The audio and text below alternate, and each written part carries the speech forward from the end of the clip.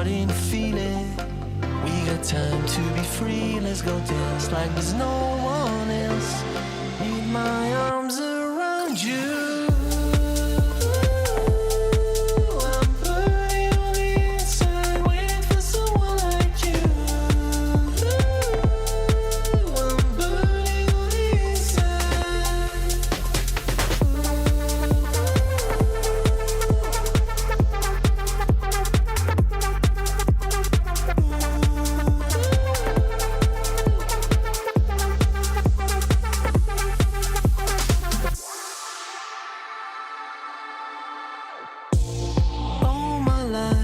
I've been searching for love. I always had some hope to find a steady ground to ease my mind.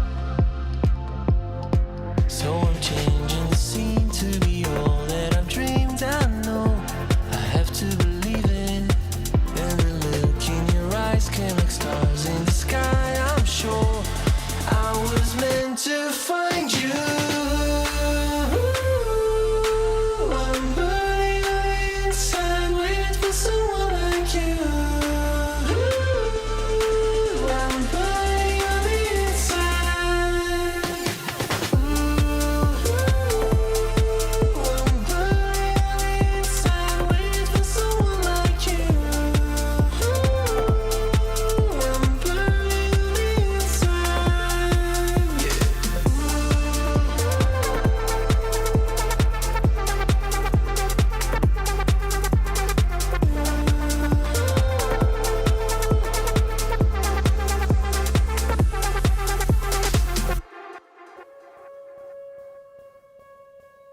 I'm on the concrete now.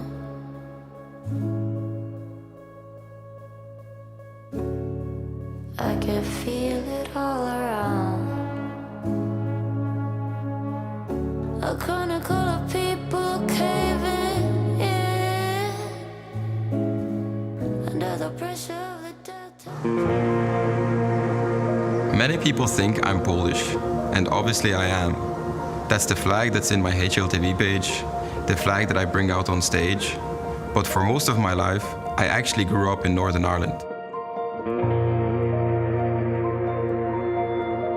My name is Kamil Karadek, and I was born in Poland. I lived in my birth town for around 6 years. For my parents, it was not the easiest to stick around and provide me anything that I was needed. So they made a decision to move out and have a better opportunity for us children at that time. Wyjeżdżając zostawiliśmy ogólnie całą rodzinę, wszystkich przyjaciół. It was just a better job opportunity that would ease our financial situation, you could say. No i wyjechaliśmy do Irlandii. Tata pojechał pierwszy. Ja zostałam z dziećmi. No nie było łatwo. Nie było łatwo.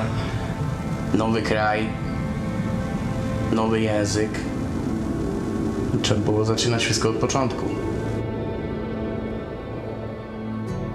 At the beginning, for my parents in Northern Ireland, it was not the easiest times. Obviously, the language barrier. I was also very young. I was 6 years old. My older brother was 8. Kamil nie bardzo chciał, jak zawsze, chodzić do szkoły, bo te pierwsze jego dni w szkole były płaczliwe. Też trzeba było go zaprowadzać. Kamil always complained that he had to walk to school, so my mother had to take us all the time. It was hard at the start, yeah. But whenever I came here, I started reading the dictionary myself, just to catch up. He was always good at everything. He always had his head screwed on, and not minding what subject, he always took it seriously. But Camille was always a good kid. He was always a good kid. No one really said a bad words to him. I put that sign up there. And my principal came over and said, "Oh, it's good to see you done something with yourself." He used to be a very shy person. I was always outgoing, forward. I was always talking to people. He would be a very shy person. As time went on, we learned English and we started helping out our parents a lot more with small things like doctor's appointments or translating or communicating with other people. So we were there always to help the parents. Wy na początku nie byliście za tym, żebym ja tak dużo grał. Dopiero po jakimś czasie się zorientowaliście. No nie, no to...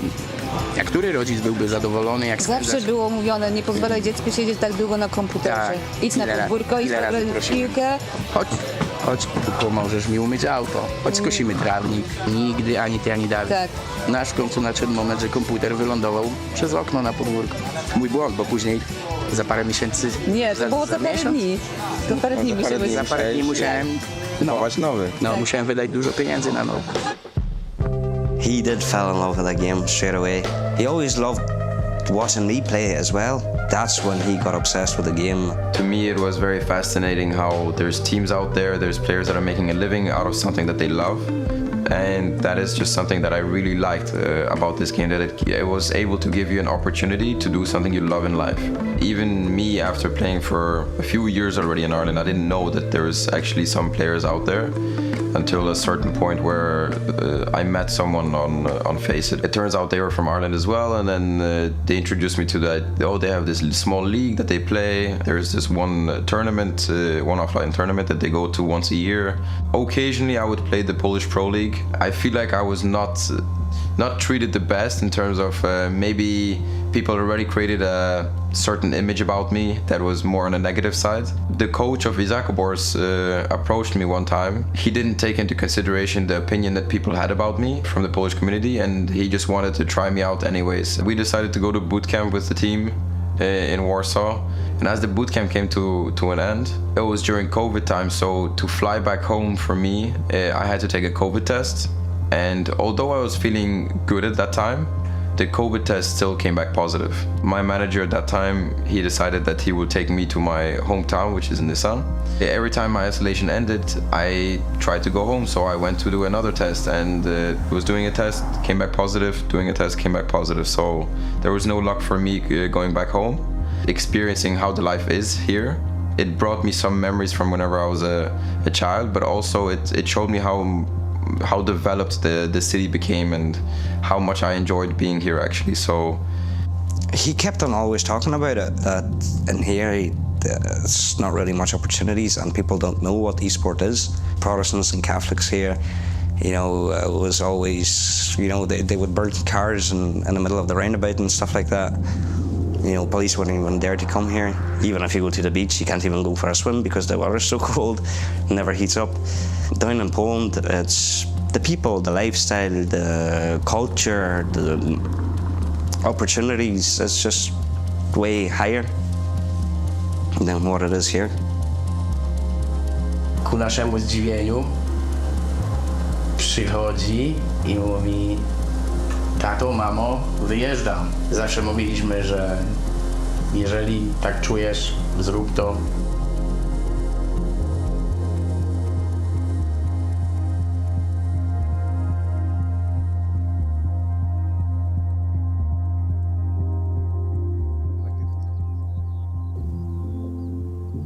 I was at my grandparents' basement at the time. My agent contacted me. He explained to me that Mousesports was interested in me. It wasn't for the main team, it was for the academy team. The first time I heard about Kamil was probably when I played FPLC with him. I think that we got matched in the lobby together.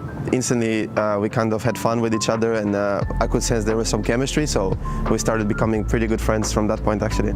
Mouse came in and they said that they are looking for 2 spots on the team. One of it was an IGL and one of it was a lurk position. They also looked at my teammate Shane at that time in Isaac Wars. So automatically I knew that Shane would go into the lurk position, and the only position that is left for me was the IGL. Me moving on to a full-time IGL leadership role, that I didn't see coming, but I knew I had to try it, and me becoming an extrovert was something that was happening during that period as well.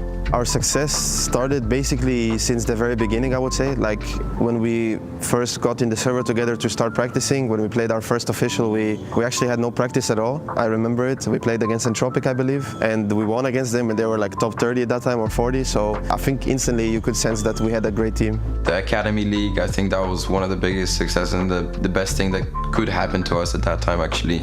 It just felt like we got the right experience at the right time. The whole point of the Academy team is that to build up a good foundation for the main team. As time went on, it finally happened that Torzi had an opportunity from the main team to join them. The coach, Cyclone, he also got an opportunity from the main team. After the coach, it was JDC that got promoted. Kamil and me, obviously, at first felt a bit left out. It was kind of a sad but happy feeling for our teammates. I was happy for JDC, Torji, and Cyclone, of course, but I was also a bit sad for me and Kamil. It came to a point where I had to make a decision of whether I want to continue and pursue reaching the main team, or do I take a side journey to pursue my dream somewhere else? And that somewhere else was Gamer Legion. I think that if he stayed a bit longer in NXT, he would have got promoted at some point, but I think that he made the right move to gain some experience in another team that plays more tier 1 events, you could say, and obviously he went on to go to a major final, so I was really happy for him. On paper, when you look at the names, maybe it didn't look that strong, like who would actually think about these guys being an underdog? From the inside, it just felt to us like we were very good. Once you start thinking about those prizes, or you reach playoffs, or you reach the stage, then you start thinking a little bit differently. But suddenly we put our heads up and we are in the playoffs already. Pierwszy turniej, na którym byliśmy, to był w Paryżu. Taki szok doznałam, kiedy spotkaliśmy się z Kamilem, a tam różni zawodnicy rozdawali autografy. Tutaj ochrona była. Ja tak stanęłam z boku i sobie myślę, jejku, gdzie ten mój syn jest? Ten mój mały, taki mało odważny syn poszedł tak do przodu, tak do świata. We spoke really well in the team, and we stayed positive. We believed in every moment, basically, and that allowed us to reach the final. To ja patrzę i mówię, Kamil, zobacz, tu idzie Karigan, tu idzie Simple. Tych zawodników, których Kamil zawsze uważał za najlepszych graczy na świecie, to się dzieje, to naprawdę się dzieje. Now we reach a point where we again reach really good results in my team, and I have to again make a decision of what to pursue, what to continue with. Mouse came in and they said, "You've done a really good job. We would like to continue with you moving forward." For me, it was again a very difficult situation, because now I just did really good with my team, reached the final of a major, and then I look at Miles and I see all my friends, all my the players that I grew up with. They are there waiting for me, and they are waiting for me to come back home and play with them. I was a bit worried if he would come back or not in some way, because they just made the major finals, and that was right after that we wanted him back. Day one, it clicked again. It was just like I never left. The moment I joined TeamSpeak and I heard them speak, that is something I instantly thought to myself, like, I missed this, you know, like I really missed this. Good morning. Good morning. I think that Kamil changed a lot from his time in Gamer Legion. I mean, I think he became more mature. He wants to work, you know, like when we get to officials, like he always has the right mindset, I feel like, and he knows what he wants from us. No Kamil zrobił bardzo duże osiągnięcie. Strach do ludzi. Strach do ludzi. Jako introwertyk sytuacja odwróciła się nagle 180 stopni. Kamil teraz uwielbia przebywać z ludźmi. Można tak powiedzieć, prawdziwym mężczyzną. Z takiego małego chłopaka, młodego chłopaka, teraz widać, że jest taki męski. Our accents are a bit different. He did used to have the same accent as me, or he still does, but he doesn't want to use it because he's scared that his teammates wouldn't understand him. Każdy ogląda mecze, nawet jak Babci, dziadki oglądają mecze. inna strefa czasowa, to potrafią siedzieć w nocy przed telewizorem i oglądać każdy jeden mecz, nieważne o której godzinie. The moment you start taking into consideration what others are saying, and or the stigma, or like the stereotypes, once you start thinking about those things, then you lose track of yourself. So I would say just continue being you.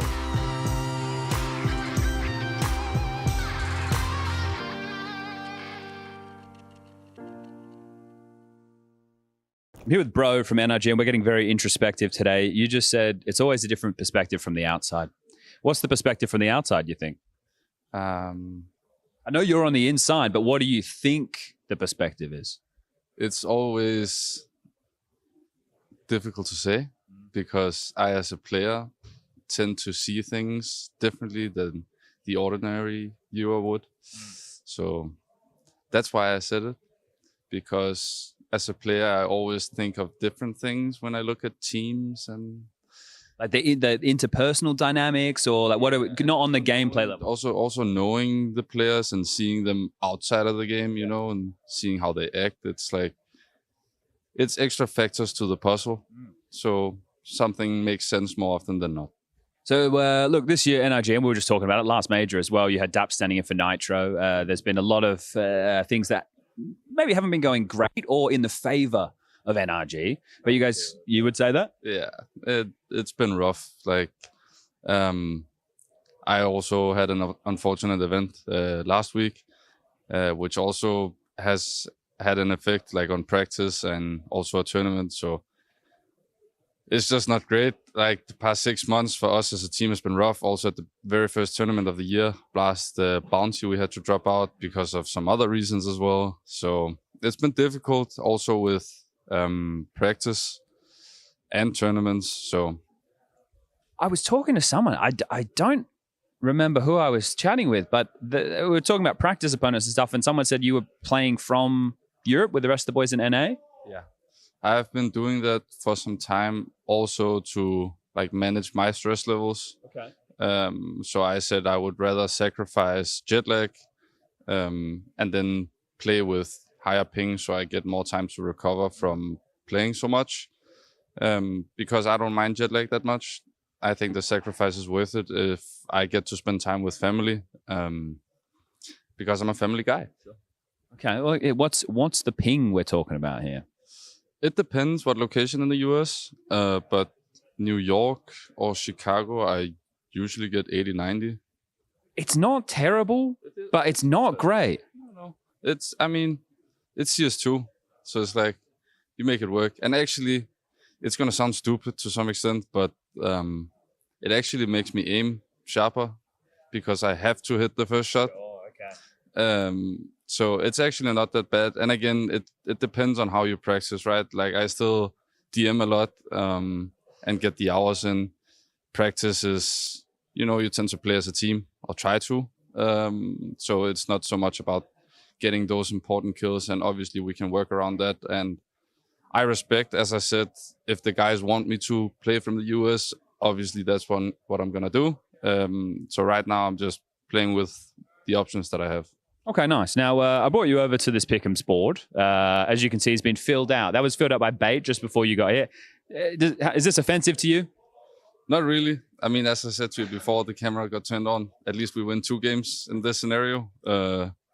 It's better than 1 or 0. So you think they were kind? They were kind. I'm sure they are. But recent events, we have beat them. So just to be like annoying, I would do this. Oh, wow. Okay. But NPL and I, we just had a laugh about it as well. Spoken to him. He's a good guy. What would your Pick'ems look like, though, if you were going to do them? Right? If you were going to set them up here for me, what would you be changing? I can even give you the microphone if you want, and you can go nuts. It's up to you. Give me this. I think this is pretty good, but I think this Sinners is not fair. I think they are a decent team and they could do something. And what the hell, Liquid here as well. They can fix some stuff as well. I know they boot camp it. What is this lineup? This is the Australian lineup, right? Thunder Down Under. Oh, you want players? Yeah. Alistair, Dexter, TJP, ASAP, and Liaz. Okay, I'm gonna keep this here for now. Okay. FlyQuest, unlucky mate. I don't even. This is the Brazilian team. These will go here. I will put this back here. Fuck, this is difficult. Yeah. Shit, excuse my language. Okay, this one I actually think this is a stretch. Never use yourself. So that's gonna help. You're not using yourself? No, that's not fair. Yeah, that's not fair. So Liquid, they will go here. I think Gamer will do this.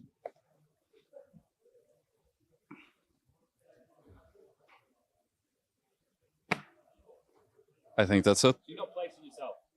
Nah, that's unfair. Right? I can use that excuse, right? You can. I will. But let's say if right? That's more like it. You got the confidence now. There we go. There we go. Do you wanna do a sign off to the camera? Sign off. Yeah. Sign off. That's it. Sign off. That's your sign off. Sign off. Thanks, mate. Appreciate it. Thanks for your help. Cheers. problem. Thank you. Thanks, man. Hello, everyone. JDC. Can I talk with you a little bit? Of course you can. How are you? I'm perfect. Actually, first time someone asked me that back. Yeah, that is good. No, you should get asked that more often, I think. Most importantly, how are you? Because home major, well, home, but obviously still German organization, German core. We're here in Cathedral. So what are the feelings? Oof, I think the feelings are incredible. I mean, we've been grinding for this chance a long time now. And in the beginning, the odds were not looking so good for it. So we are even more happy that we made it. And now the feelings are just on, we want to display very good CS and show what we've been working on. Just try to focus on executing our stuff well and have a good time here. I just saw someone else plugging stuff for you. You have like a personal plug-in guy. No, so that I'm just a little handicapped regarding going under the table, unfortunately. What happened? Well, I mean, we were on a boot camp and we were playing football as a team activity. And I stepped on a guy's foot on accident and tore one of my outer bands. But Wait, you stepped on his foot and your foot broke? Kinda. I mean, I was walking backwards and he was suddenly behind me. And then I just tripped and kind of ripped my band. How serious it is? Obviously, it looks serious, but is it like recovery is like, we're talking about months, weeks? No, I mean, it will be fine very soon, I think. Like the doctor said like 4 to 6 weeks, but it depends on how fast it gets good. And I think I'm on a good path to maybe even take it off in the tournament, hopefully. That's good. How do you think does it affect your preparation or maybe your play? Does it still hurt, or is it kind of just annoying, or is it actually hindering you in some way? I think it's mostly annoying, actually. I think in terms, I mean, I'm very happy it's on my hands, you know? Yeah. So I'm able to sit. Maybe I'm sitting a little bit different now because I used to move my feet a lot when I play. I didn't really know that until I had this thing, because when we started like playing at home, I wanted to move my feet and I'm like, oh shit, it hurts, you know? So, but other than that, I think it will be fine. It looks like you're about to go on the mountain and ski, you know? Yes, I'm prepping. This is, everyone calls me Transformer now, so maybe that's my new name, you know, but I'm trying. Transformer JDC. Okay. I mean, I love it. I love the positivity that you're even finding in this kind of stuff, but I heard that Thompson is not feeling that well. Do you think that might affect as well the game that is about to be played? I hope not. I hope he will be fine until tomorrow, but some things you cannot control. And I think if you cannot control them, you try to not think about them. So I wish him a healthy recovery. And tomorrow, I think everyone will be there as good as they can be. Absolutely lovely answer. Thank you for this. And I will let you set up. And is everything fine, actually? It seems like you're already... Did you actually launch CS? I haven't launched the game yet, no. All right, I'll let you warm up and make sure that everything is fine. Thank you for this. We got you guys at the pick'em wall now. Let's go through this. Who do you guys think are going to be going 3-0? TYLOO. TYLOO. Let's go. Here, I'll give you the mic. All right. Do I have to speak in English? No, you guys do your own thing. Oh. Yeah, have the conversation. A little bit of English. 第二个怎么样？怎么选FlyQuest. FlyQuest 3.0? Nah, actually, nah. Let's do B8. Okay. All right, let's go bait. Let's go bait. Yeah, Do B8. you have a reason why? I feel like it's just feelings now. Okay. Yeah. We're doing it on 5. Yeah. Cool. I mean, I would choose Bad Boom, but they have to stand in. All right. 0-3s? 0-3. Under, down, under. Right? TDU. Think outside. Yeah, all right. Thunder, down, under.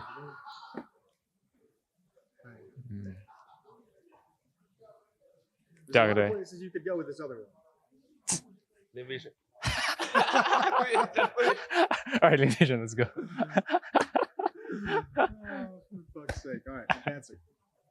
All right, I'll put M80 We've got 6 teams here. for my bros, JBA, you know, and then I put in RG2, yeah, for my bro Aaron, yeah, for my bro Aaron. 还有谁你来选吧 Game Legend. Gamer Legion, Fun Right, the new logo. Yep. Not gonna lie, it looks. It looks heavy metal. It looks so complicated. Yeah, there's a lot going on. Yeah, I was gonna say.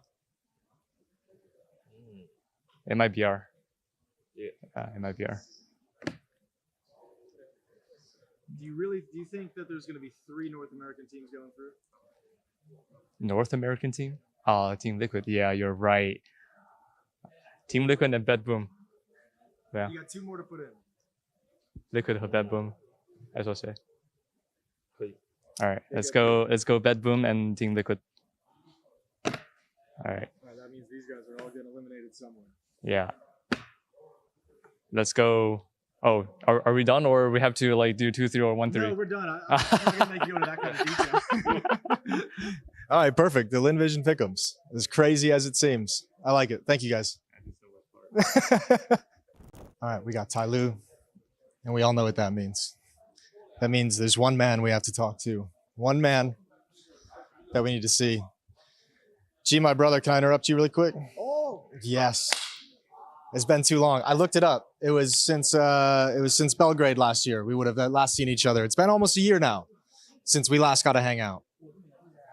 Jack, 快点吧。 Tell them it's been a year since we last saw each other. You too, bro. Yes, you too. Well, you're back now. I feel like you guys haven't been, you've been mostly in regional competitions this year. We haven't seen you in Europe too frequently, I feel like.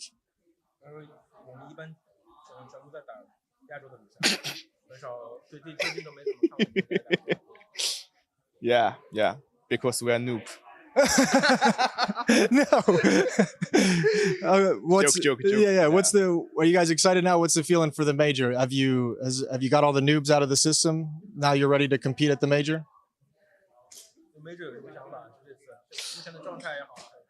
Yeah. I mean, I feel just normal because we don't have boot camp in EU before the major. Yeah. Because we have a lot of Asia tournament. Yeah. But I think it will be interesting. I think we can just try hard and enjoy the match and enjoy the Counter-Strike. The beautiful game of Counter-Strike. Yeah, enjoy everything. I think mentality is very important for us. Yeah? Yeah, mentality is very important for us. Mentality is good right now? Time will see, bro. Which one of your teammates is going to pop off at this event? Which guy's primed to have an insane performance at this event? 队友啊 John King will carry us. John King will carry you. Believe in John King. Okay, I'm gonna let you get back to it. I'm gonna grab you for a pick 'em wall a little bit later, though. Okay. Okay. All right. Cheers. Thank you. It's the last day of Stage 1 here in Cologne. It's the Intel Extreme Masters. It is the major in 2026, and it is the place for Counter-Strike. We've taken the world's best teams and pit them against one another in a Swiss system and filtered the rest from the best, which is why we have teams advancing as of yesterday. We're looking at teams like Bait, BetBoom, M80, MIBR, Gamer Legion even finally got the job done in there. And while there were some question marks around the Bait performance as well, it seems as though they figured it all out. However, in the spirit of competition, it gets cutthroat out here. We've already said goodbye to several teams, and in this motion, we're going to be doing that again today with just 3 best of 3, 6 teams here to play on the line, and we're getting rid of 3 of them. So with that, we'd say goodbye to Sinners, Gaming Gladiators, Sharks, and Heroic, and again, 3 more teams saying goodbye today. But hey, let's not stop there. There's plenty more to do and see around here at the Intel Extreme Masters. Yes, it is a major, and yes, there is a lot going on around here. I think there's a lot of screens. There's one guy that has to watch them all. He is the guy with the observer shoes on, even the hat. MC, how are you, bud? I'm doing really well, thank you. Yes. Big day here, last day of Stage 1. Thoughts? How's it gone for you? Oh, it's been busy. But matches have just been pretty close, some of them, a few overtimes. So yeah, it's just a lot to pay attention to, a few fast rounds, so a lot going on. I feel like you could get distracted in here pretty easily. Is that? Too many screens and too many things to look at. So you probably need some help. Definitely need some help. This Rush guy, You know, he's been slacking a bit. You know, been working half days, so kind of need to bring in the big guns. You know, and picking the events he wants to go to, but that's a totally different story. We need to get you some help ASAP. So let's do just that. Excuse me, MC. I understand we have a new observer today. Is that right? Yeah, I'm actually the main observer today. I'm the big dog. Oh, big dog. Big dog. Tell us who you are. Tell us where you're from. I'm ASAP from Thunder Down Under. Major rookie. First to ever get an ace on the second round of a CT half of Inferno. Yeah, I mean, that's pretty good. That's honestly one of the best self-introductions I've ever seen or heard. Speaking of which, you do find yourself in the observer room. Why is that? Are you lost? I know you kind of had this thing happen yesterday, right? Yeah, we got eliminated. We got knocked out by FlyQuest, and hopefully they get knocked out today as well, and they'll be fucking in here with me. Yeah, all right. We could probably fill this whole observer room up with people from Oceania, I assume. But no, for real, you're gonna be observing today. Is that correct? Yeah, I'll be observing the game. Trying my best. I've done it a couple times so far, but it's really fun. It almost feels like I'm playing the game again. Yeah, it's kind of like you're in the server, but not at the same time. And speaking of which, you get back into the server this way. You've observed before, obviously, correct? Yes, at 2 different pro leagues before this, so maybe it's a bit different doing it at a major, so I might get a bit nervous, but it should be fun. Are you nervous right now? I'm extremely nervous, more nervous than I was before our first game. Well, okay, well, let's make it easier on you. Is there anything you want to say in that camera? Thank you to all our fans. Yeah, thank you to all our fans. You're watching the Intel Extreme Masters Cologne Major in 2026.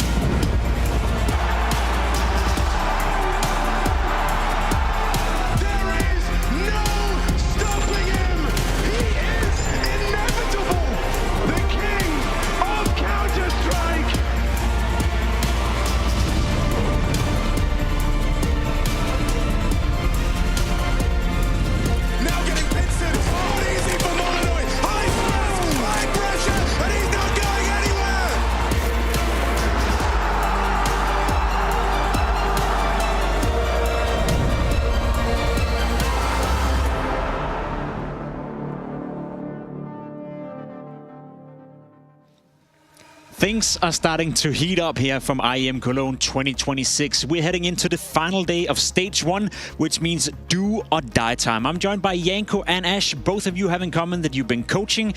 Ash, as of recently, Janko, it's been a couple of years, but you should have the brain capacity to understand what's going on today and what kind of pressure are these teams going to unfold under. You'd hope so. I'd hope so. You know, I have high hopes for you, and if not, then Ash, I'm sure you can deliver. First and foremost, Ash, you know, as a coach heading into a day like today, I don't know if you've been in this specific position where you go 2-2 in Swiss stage, but I guess the pressure is mounting on you. Yeah, the pressure's there for sure on everyone today, and the verge of going through, verge of going out, the big difference is the thing you'll be remembered for in the future. Does anyone really care if you struggled through and went 3-2? No, but they care if you lose here, so it's all those stakes for that. It's all about winning. Definitely, and I think it's also a matter of how did you get to this point in time, right? It's a very different game for a team like Ash's Gamer Legion that was 0-2 and is now in a 2-2 game. Like, you're riding a high, you won 2 best-of-3s in a row, right? You feel confident compared to a team that was maybe 2-0 up or even 2-1 and was like maybe favored in that 2-1 game, and now all of a sudden you find yourself in this one final match to stay alive at the major. Speaking of how we got there, I think we should have a look at the results from yesterday to understand what led us into this position. As you could see, the first game we had going on was Thunder Down Under versus FlyQuest. Let's be honest here, Janko, not too big of a surprise, was it, that FlyQuest were able to win this one? It wasn't, and it's great for FlyQuest that they were able to do it in such a dominant fashion. I think that was, regardless of opposition, the best game that FlyQuest has played so far at the major, and if they can play like that today, I think they have a good chance of making it through. Gamer Legion beating Big 2-0. I know it looks like a clear victory for Gamer Legion, but the game itself, Ash, was quite competitive. Yeah, it was another messy one. I think it's been the kind of the theme in the Game Legion game so far. It's been unconvincing, but they've done enough, and that's the most important thing, is get through. It doesn't matter if you play well and lose. At this stage, just get through the games, and they did that. I think it's a little bit disappointing for Big, because I said before the game, I feel like Game Legion may be wounded right now. I don't think any of the players in fantastic form, but they still got the job done. We touched on it yesterday, they're still figuring out how to play as a favorite. I think them seeing everyone having them 3-0 in the pick'ems, it was warranted based off of their performance recently, but it just is a bit of a different game when you're in that position, and took them a little bit to get adjusted to. I would expect them to do better in stage 2. I was just about to say, hopefully for them that helps them in stage 2, as they won't be the clear-cut favorite with teams like Astralis, Spirit coming into the mix as well. The last game we had going on yesterday on the A-Stream, Liquid versus Heroic. I'll be completely honest, none of the two teams have impressed me so far in this tournament, but Heroic, who got off to such a, strong start in the beginning of the year, despite all these roster changes they had going on for them, they over-delivered, they showed promising signs, but the last month has just been a disaster for Heroic. Yeah, and I don't know if it's maybe because of some of those poor results, and then the players lose confidence, and it's this vicious cycle, right? And I know they gave a couple of interviews talking about mistakes and everything. Honestly, I think they did poor work in the best of ones, letting both of their opponents get their best map. And we're talking about, they played Sharks and Lynn Vision. It's not like they played, some of the best teams at this stage. So I think that's where they put themselves in a big hole.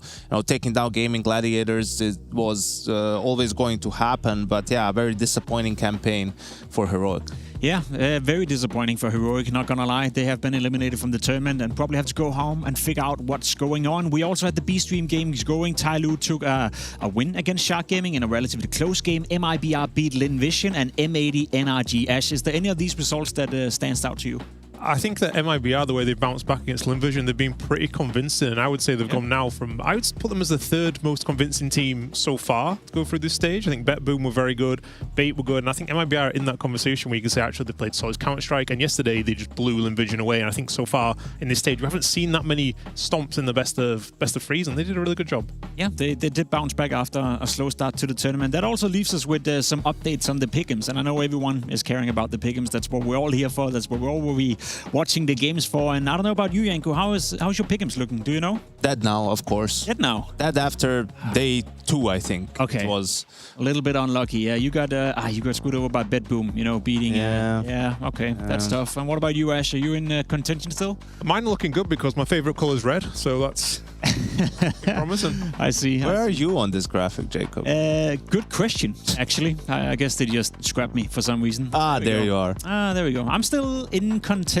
I think I have 3 teams, that's lucky. Oh, look at that big Liquid and TYLOO not playing each other. That is lucky like that. That is pretty good, They're all favorites in the games. But knowing Jacob and his luck, exactly. These teams are going to lose. So TYLOO is going to win, and then Liquid and Big are losing. You heard it here first.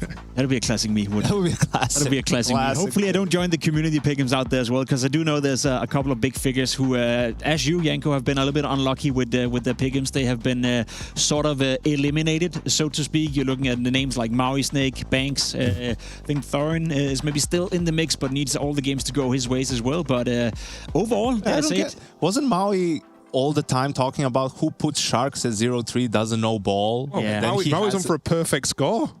he might miss every single one. I don't think I've seen that. And honestly, that may be maybe from you one year, Jacob. Yeah, no, actually, never. That may be the worst pick'ems I've ever seen. To be completely honest, we'll keep an eye on that for Maui Snake and give him a big fat shout out if that were to be the case. Now that brings us to the whole point, the do or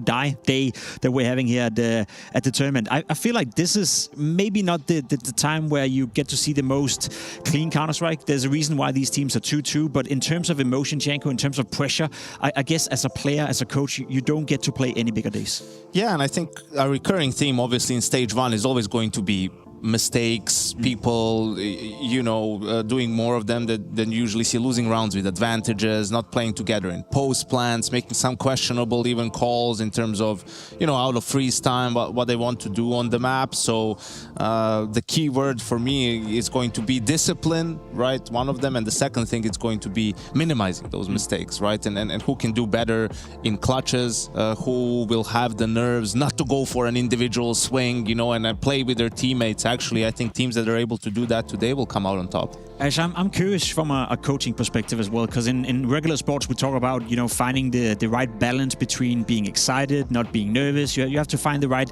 level of tension, so to speak. From a coaching perspective, when you have a team beneath you, so to speak, how do you make sure that everyone is coming in the best possible mindset that you can to a day like today? I think the main thing for today, I kind of disagree a little bit with Janko, because I think when it's this game, this is probably the most emotional game you're going to play at the whole thing, and I want to see my teams playing to win. So today will be the one time I would say, you know what, if you want to swing when you have the feeling to do things, probably today is the game where I would go away with it. I won't look back at it in the later games and be like, oh, this is a mistake, this is a mistake. But today, don't be afraid to make mistakes. If you're willing to upset the other team, that could be a win condition in itself. Win condition in itself. Is there anything else you'd do as a coach heading into a day like today? Would you change your playbook? Would you change your strat book, or just play to the basics? Yeah, I think this is an opportunity. I remember, I think that for the underdogs as well, you can really upset the other teams. And there's a couple, I would say, just about underdogs today. The games are pretty even, but I think there's some teams there that could upset their opponents. I remember back in Shanghai, my own team, we had a game against Sinners. We had to win 4 games for some reason. We were 0-2, we got to 3-2, and as soon as the game finished, you have 1 hour to set up. We go play against Bet Boom. We're setting up already. They've sat and watched our game as well. I remember going to do the worst prep I've probably ever done in my life, going upstairs quickly to a PC, and I thought, what's the best thing kind of to do in the situation? And I thought, they've kind of done some prep. They were the favourites, and I created probably one of the most crazy rounds in my head I think I've ever done. I think we actually have the round ready in a second to show. And the whole idea of this round was based on not seeing, they didn't have much window pressure at the start of the round from CT side, which I found a bit strange. So seeing this plan here, double smoke, window and connector, and a little bit of a late smoke connector, so 3 smokes in middle, fast take in middle. I'm going to boost in that window in a time you don't really see, 1 minute 35. Kind of unusual setup as well going on from Bet Boom, 3B, 2 ramp. I'm not really sure what they were thinking in this moment. And we're going to see in a moment, Flammers can get the entry kill. But what I was kind of aiming for in this round was absolute chaos. And we'll see in a second now, these are the positions we're going to have. In, I think it's 1 minute 10 on the clock. We've got one person's already walked out of Palace and died on the lurk, 1 in kitchen, 1B, one's walking through the connector smoke. So it's ended up being a 4 lurk round. And every person in this round dies in the side or with the nades out, which is incredible. So from that point of view where you have the idea in your head, it never works out that well. And I think from there on, we won 4 of the next 5 buy rounds, and I think we got 6 rounds. They were a team we were kind of worried about, and it just enough to get us over the line, because that in that moment, the players' pressure is at all-time high, and Janku knows, well, people do not enjoy dying, rotating in the side of the head with nades out, and I think that got in their head, and it took them a long time to bounce back, and it got us just enough rounds on the CT side to play a good game and get through. I find that super interesting, Janko, right? Because I'd also assume, just like we have players with different types of mentalities, as a coach, you can also have a different mentality to how you would approach it. Would you be more aligned to go with what you know works and with the playbook, or would you be willing to throw some of it out and maybe gamble a bit in a game like today? I think there's also a difference. What team do you have, right? I used to coach teams that had veteran players, really good individuals, that were experienced.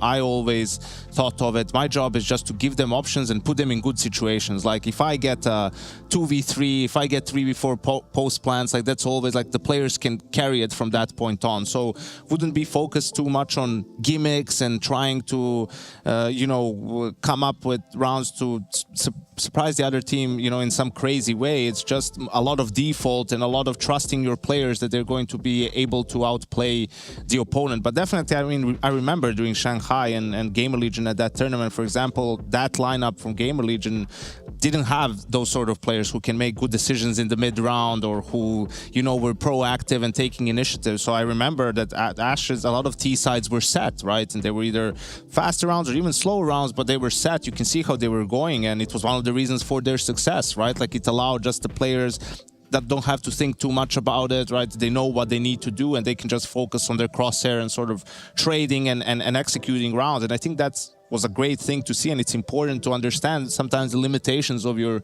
team. Not every team should be trying to play like Vitality. You need to have the players for it, and I think at Shanghai, Game Region was a good example of that. Yeah, I love that point, and I think it's a great way to round off this conversation. I'm sure we could be going on for minutes and hours probably discussing what kind of approach you're having for a day like today. But in order for us to get moving and get started, we're jumping to a break, and once we're back, it's going to be with the pre-game for the first do or die game of the day.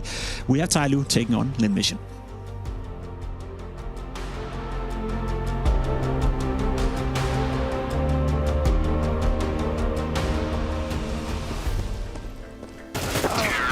Bro, you're baiting every round. What are you talking about? I had so many trades. You're trading anything. You're miles away. I carried you. Tell me game. One round. Hold on. Let me pull up CS stats.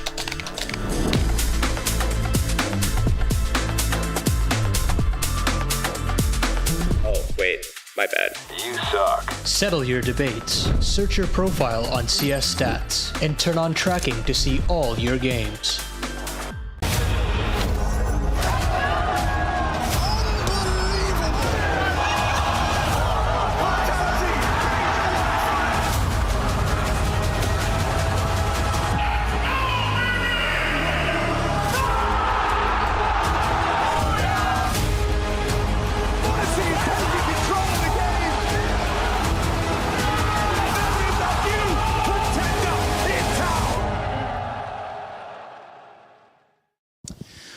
Well, we've got a heater in front of us today in the last day of stage one. I'm looking at TYLOO and Lynn Vision. Of course, Zero here joining me. Quite a few questions. First one I want to ask, though, is the last time you guys were supposed to play, it was supposed to be in a grand final. There were probably a couple rounds played, but ultimately, from sicknesses, illnesses, there was a forfeit. What happens there? What happened? 他就问，就是最近一次我们打游戏机，在上海不是那个决赛，然后因为一些就是选手的身体原因也好，还是当时不是打了几把，然后我们直接弃赛了嘛。然后他问具体当时发生了什么。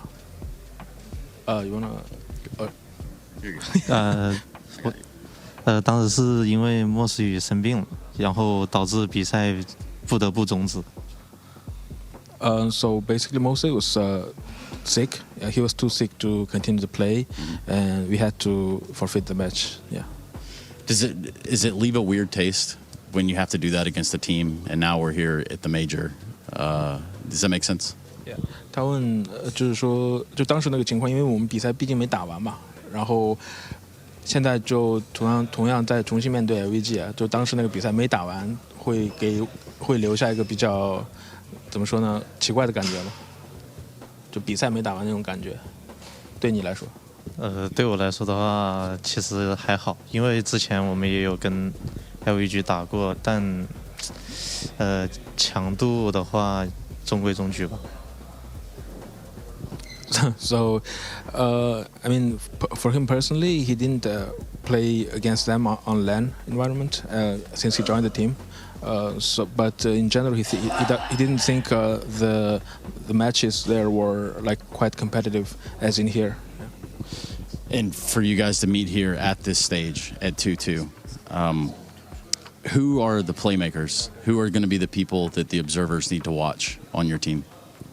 你觉得就这场比赛毕竟是已经到2-2了，然后他问你，从我们队伍里面来说，谁会是关键性的人物，就需要站出来的人。芥末羊。Yeah. That's as easy as that. Yeah. You need to try. Can we get a translation on that? Yeah, it's very hard to translate for me. Yeah, it's Jamiang. Let's do it this way. Anything you want to say before you play this potentially last or going into what will be your next match? 所以这个比赛要么就是我们最后一场比赛，要么就是我们进 Stage 2的一场比赛。这场比赛之前有没有还有想说的话？想说的话，我想谢谢大家的支持吧。无论哪个队伍赢了，都会为国争光的。So thank you all for the support. Whichever the team wins, we'll continue to make our country proud. Yeah. Nice. Thank you very much, and good luck. Thank you. Can you say that again? How do you feel about that? Holy shit. ET language, you know? Yeah, it's looking scary, man. It's like 2-2s on the cards. Speaking of the cards, TYLOO, Lynn Vision, how well do you know those guys? 说啥了? Oh, I don't know. Maybe. You were supposed to play a grand final against them? Kind of didn't happen, right? Yes. Did that hurt your feelings that you won so easily? TYLOO bad. TYLOO bad? Okay. No, better. Better. Yeah, Okay. yeah. I didn't want to. Don't let me get it construed. I don't want to get it all mixed up. Okay. You go against a TYLOO today. Do you think that you can beat them?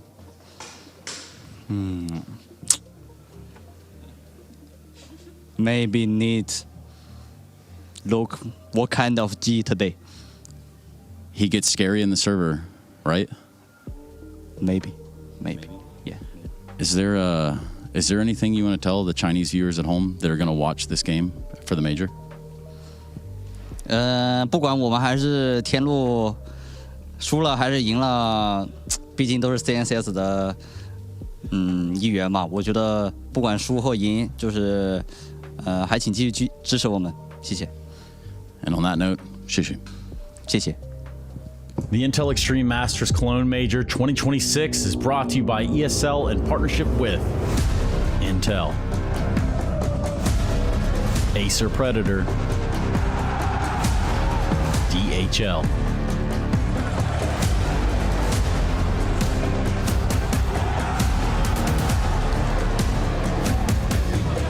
and Zoe.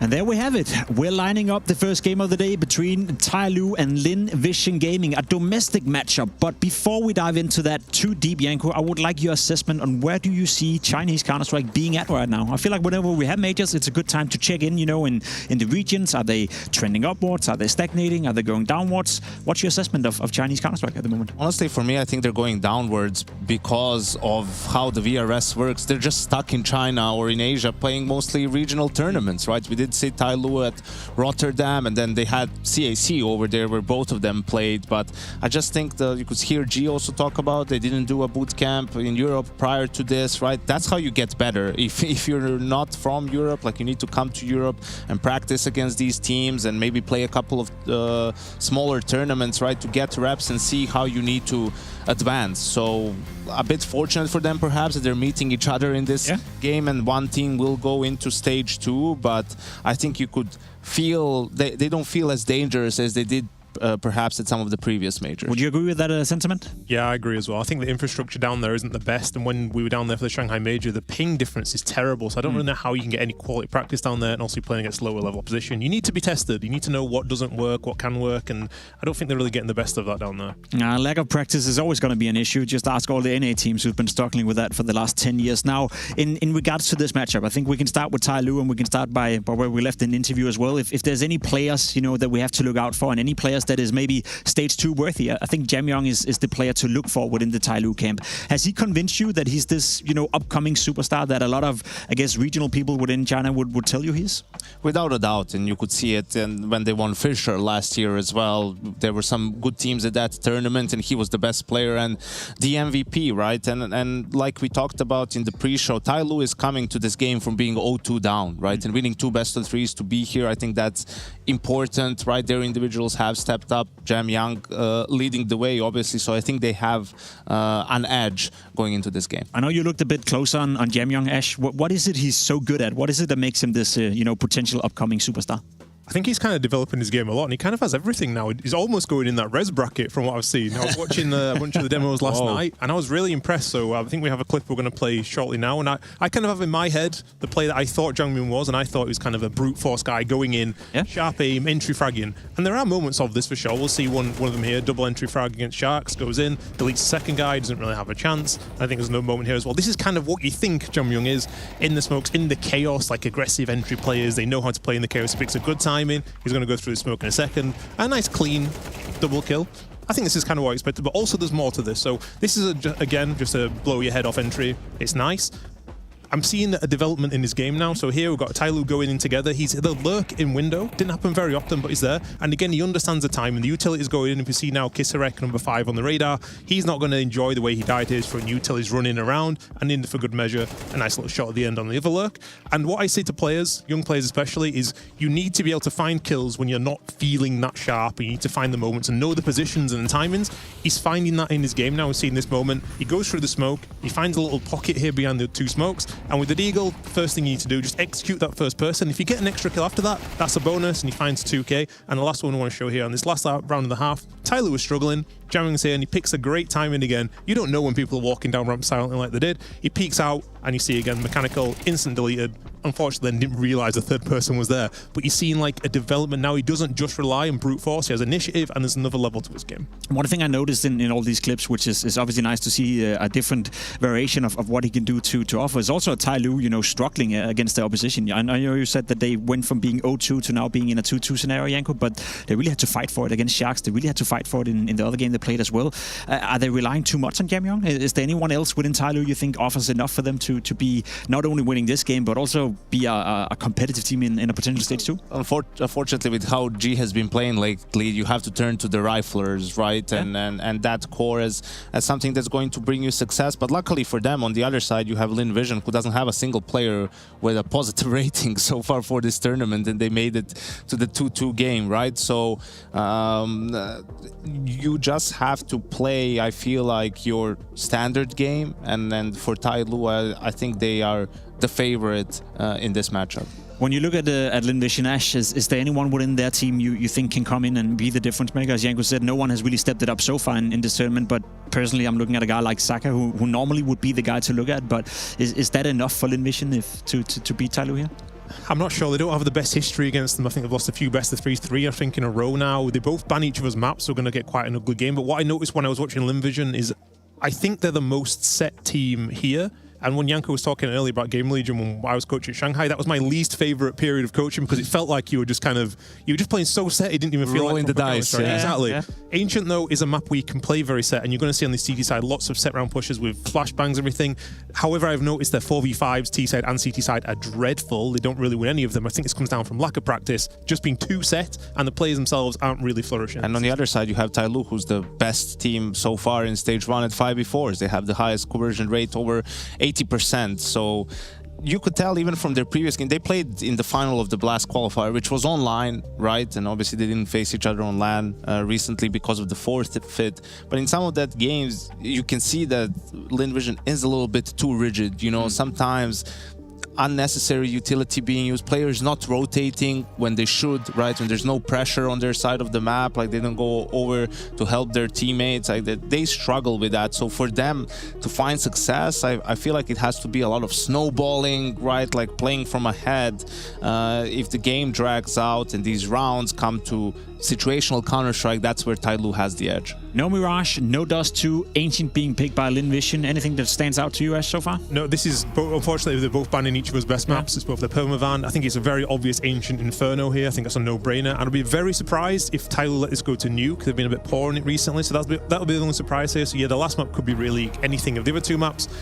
You both get, this is Overpass, this is a banker 3-mapper, I feel like. They both should win their own maps. Both teams are kind of weak on it. It's a weird veto where they just kind of cancel each other out really hard. Maybe it's by design, who knows? But yeah, this is kind of mostly expected. And Janko, just to fill us in when you have a game like this, domestic players, domestic lineups, people who arguably practice a lot against each other. What kind of style of Counter-Strike can we expect? Is it going to be messy? Is it going to be all over the place? Or what's to be expected here? Well, yesterday we had the Australian Grand Final. Today we have the Chinese Grand Final. But yeah, I think you'll see some nerves at the start while the players settle in. I think you can expect mistakes, but this is where TYLOO needs to prove they're the top dog, right? And like we saw yesterday with FlyQuest against TDU, they were in control the entire time, and that's what you want to see from TYLOO as well. Ash, I'm sensing you're leaning towards TYLOO. Is that correct? Yeah, I think TYLOO are the better team here today. They've got the historical side of it, and they've also won some best of 3s at this event. Lynn Vision only won 2 best of 1s, and they got destroyed yesterday by MBI, and that will stay in your head. Can they get out of this? I'm not sure they have the experience to just bounce back instantly. For me, it's TYLOO. And for you, Janko, as well, I sense you're leaning towards TYLOO as well? Yeah, I am. The best of 3 department, like Ash pointed out, Jamyang being the best player on the server. Today they did have at least somewhat more reps against tier 1 teams and against EU opposition. I think all that combined gives them an edge today. Major do or die days are my favorite days when it comes to Counter-Strike. Everything is on the line right here. You win, you progress to stage 2, you lose, you go home with nothing to show for. It's about time that we get this game started between Lynn Vision and TYLOO.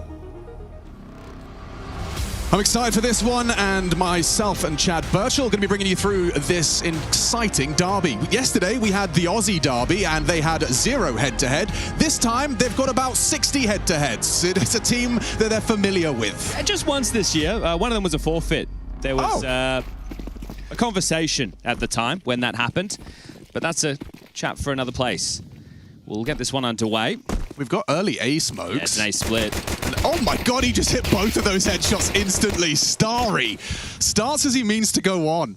Bell rung. Jam Young, 11 HP. Smothered himself off in main. 0. You'd need to do, a lot better than that. Zach has done well to close down this round, finds 2 on the entry of A, and Starry might even finish things off with a pair of frags himself. I think Starry also gave a couple of little love taps there to his teammates running out mid when the chaos was caused. So that one right there is a great start for Lynn Vision. Let's see if we get this force bite followed through for TYLOO, who are trying to turn this 0-2 ship around. I agree with the death sentiment of having them as my favorite. Last time when they played back at the... How would you say this, Alex? Yeah, I'm over here. Euclid Pinnacle... Euclid Pinnacle. Of battle. Yeah. As we all know. Pinnacle of battle, write that one down. You can overpass, we're in the pool there, so we have a completely different veto as far as the picks are concerned. Am I right in thinking Zach is being a cool hipster and just doing the USP? He's scavenged it off of a body. Well, he's Mr. Orpa. Yeah, I know. It's gangster move, though, isn't it? It is retro, right? You don't see it too often these days. It should just be an eco farm with this B stack, unless they fluff their util. First one spotted, great from Sue. Nice pre-aim. I think that's... one of the signs I'm looking for early in this game is how hard are we hitting? Because I had the pleasure or displeasure of playing against Chinese teams back in my day, and the one thing that I always struggled with was how hard they punched me in the face. That seems to be like their win condition is hit hard. Well, Sue almost gets the ace in that one, but one stolen at the end there by the West Melon. And so is Zaka going to go for it? He is. Okay, wow. So third round in. It's such an odd purchase when you have the 2 MAC-10s from the bonus and the AWP comes out. Right? So you're going to have to somehow be able to make these work together. Do you let Zaka pick? Do you want to use the MAC-10s for the space? I'm curious. Like, I could see a world where you boost him on box and the MAC-10s kind of search up ramp. It's so standard, isn't it? You see that every pug. Okay, well, over towards B lane with 3. Starry and Amelia, the combo to take this mid space together. Just going to harass and make sure that Zero and Jam Young can't be jumping up. But look at the setup that TYLOO have opted for out the gate. Right? This CT side having a 3-man heavy lean. Action on the AWP towards B as boosted. The question is if Mosier is considering the fact that there could be an AWP here. Block now. Could be the HE break, but the smoke to block for now. Yeah, this one's just going to settle in. You can see how much util Lynn Vision still have, and they've established a decent amount of control. B lane, without getting harassed, they have cave stage 1, and now they're working on this mid space. How's Zero holding this pixel? Just out of curiosity, I'm just intrigued to see how he's holding it. They're going for a retake at cave right now. Thank you very much, observers. Okay, flash for the cave.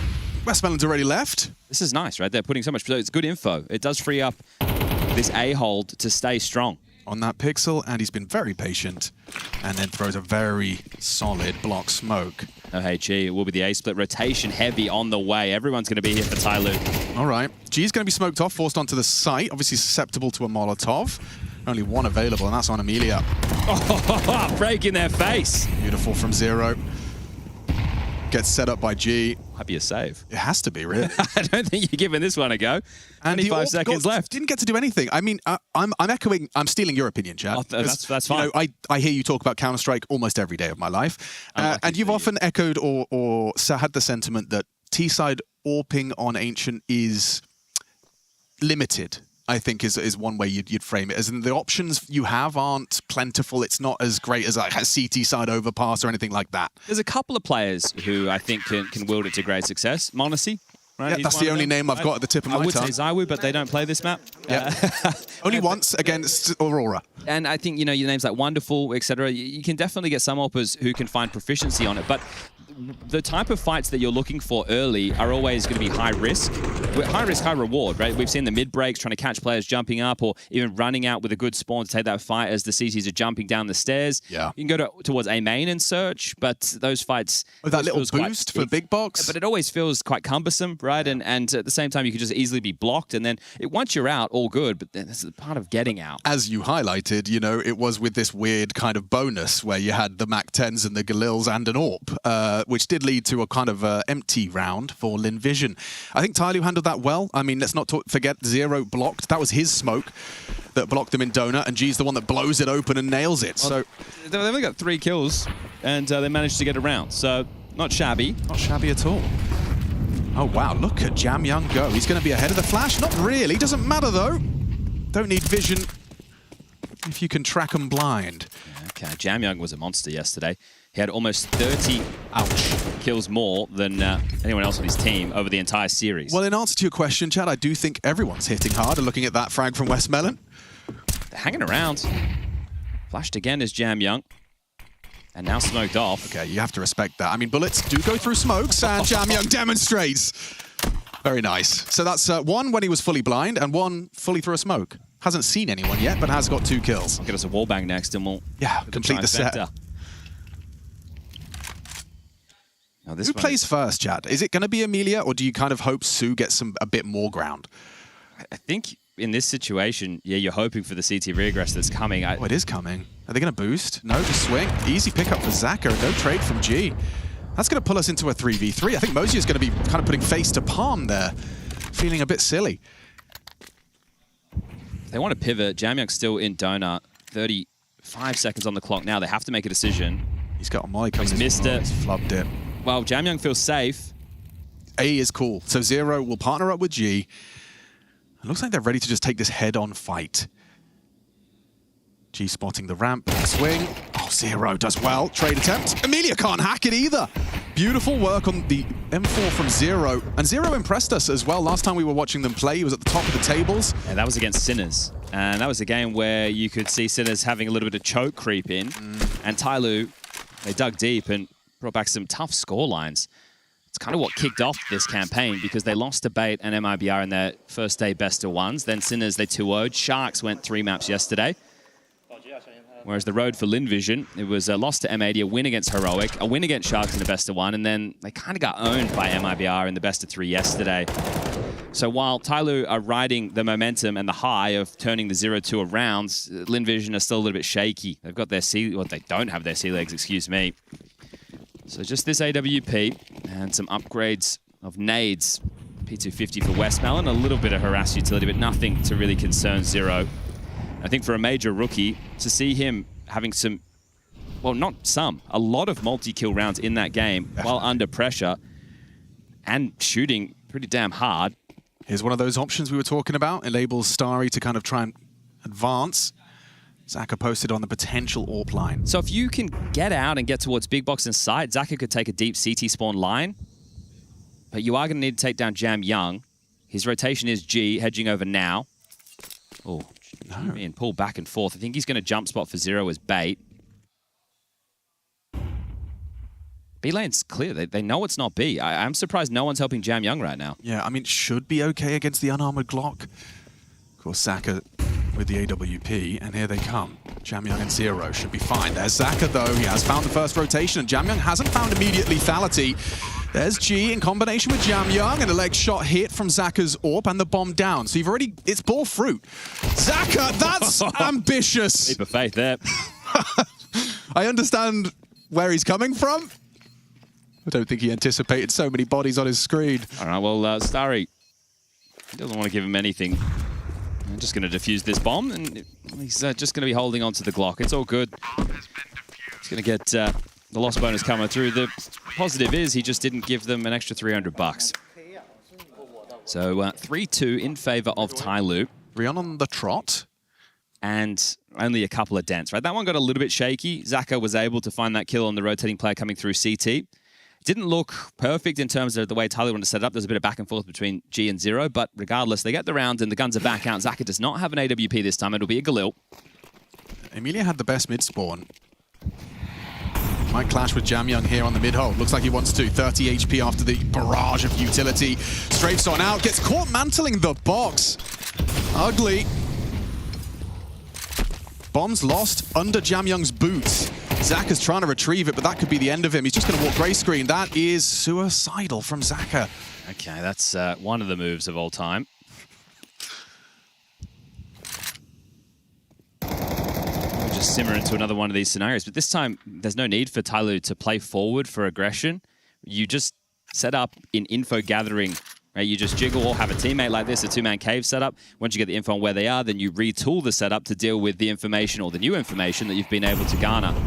That right there over towards middle, and I'm sure we'll catch it in the highlight package. The fact that they both had the double HEs immediately. Normally when we're talking about middle and ancient, yeah, it's just a util dump. You see the mollies, the flashes, the HEs, but right there, the fact that there's two HEs out the gate, they really had a feeling that Lynn Vision were going to try and press their issue out the guts. Well, it is sometimes that is like the panic button you hit when you've just had 3 rounds not work out. You're like, okay, I'm going to take my spawn. You know, support me, I'm going. Hasn't worked out for them at all.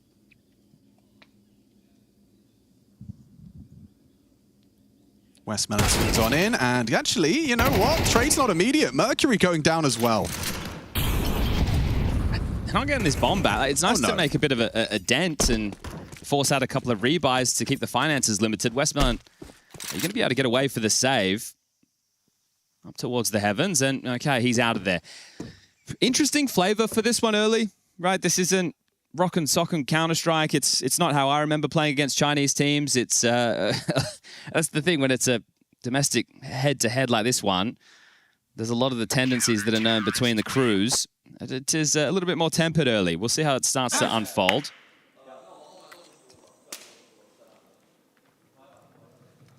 Well, it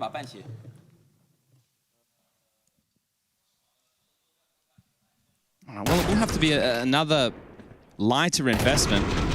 Obviously the saved AK, but behind it they're just going to be opting in with a couple of Tech 9s, a Deagle for Sue. They have a smattering of util. Red smoke out the gate, a couple of flashes to try and set up Starry. He's going to take some room. Okay, he's going to try his luck, and it's the same kind of result. 30 HP once you get through the flames and the nades.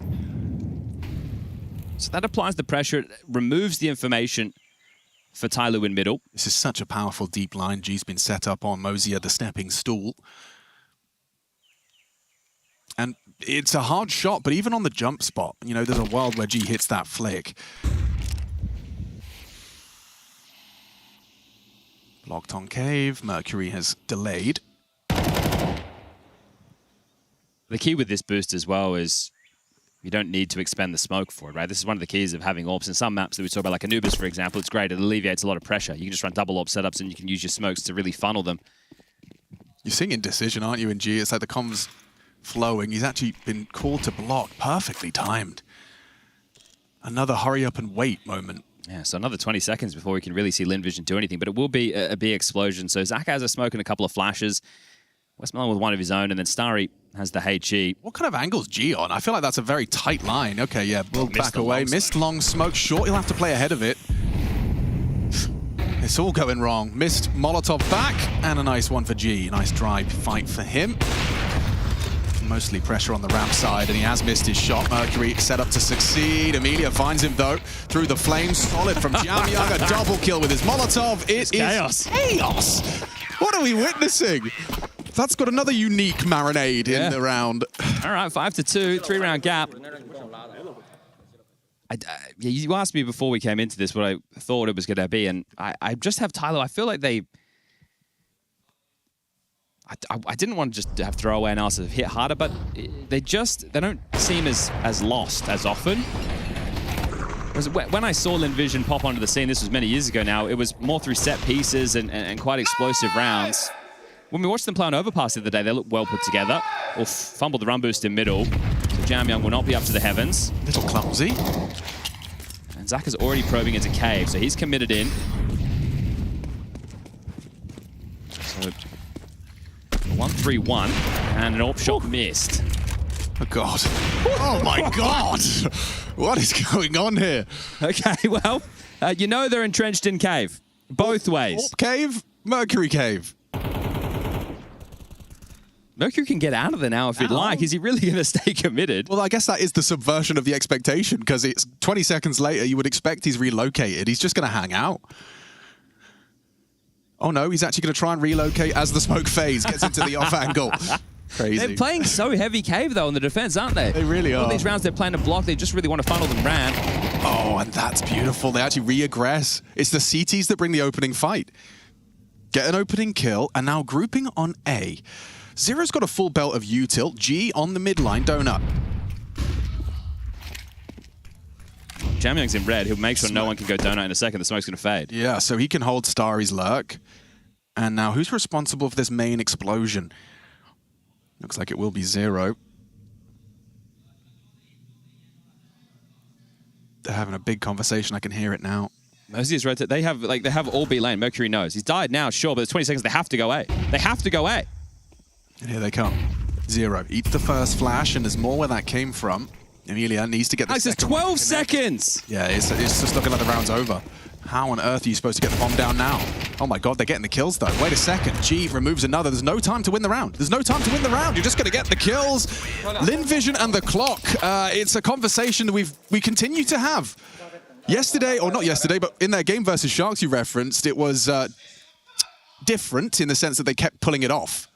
This time... Right, but Overpass, yes, that makes a little bit more sense because it's a slow, methodical map control scenario where you push them back. Toilet's clear. We've got connector. We've got short. But like 10 seconds, you're leaving a main. You're not giving yourself much room for maneuvers, are you? I know that domestic matchups tend to be odd, but this is such a weird flavor to start this series. Elimination on the line, qualification to stage 2. Isn't stage 1 where we get the unique flavors? But not like this. No, yeah, you're right. I'm having a hard time even understanding what a lot of the ideas that Lynn Vision are hoping to achieve are in these rounds. Right. You know, as far as flavors go, this is kind of like a Sichuan pepper. Your mouth is numb and you're confused. I'm extremely confused.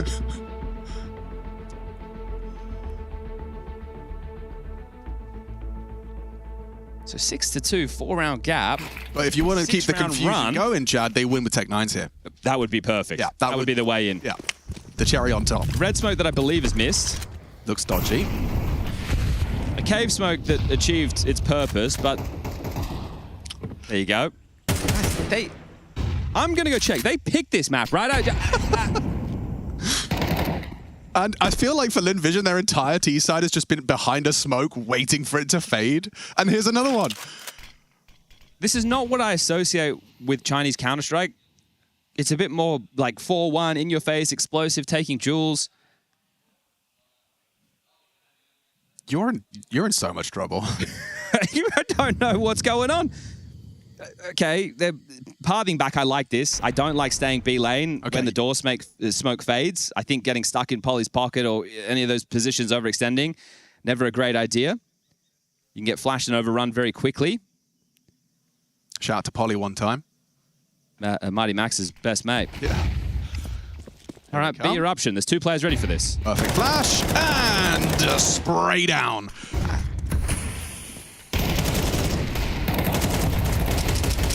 Hello. And goodbye. Well, somehow they're managing to get output.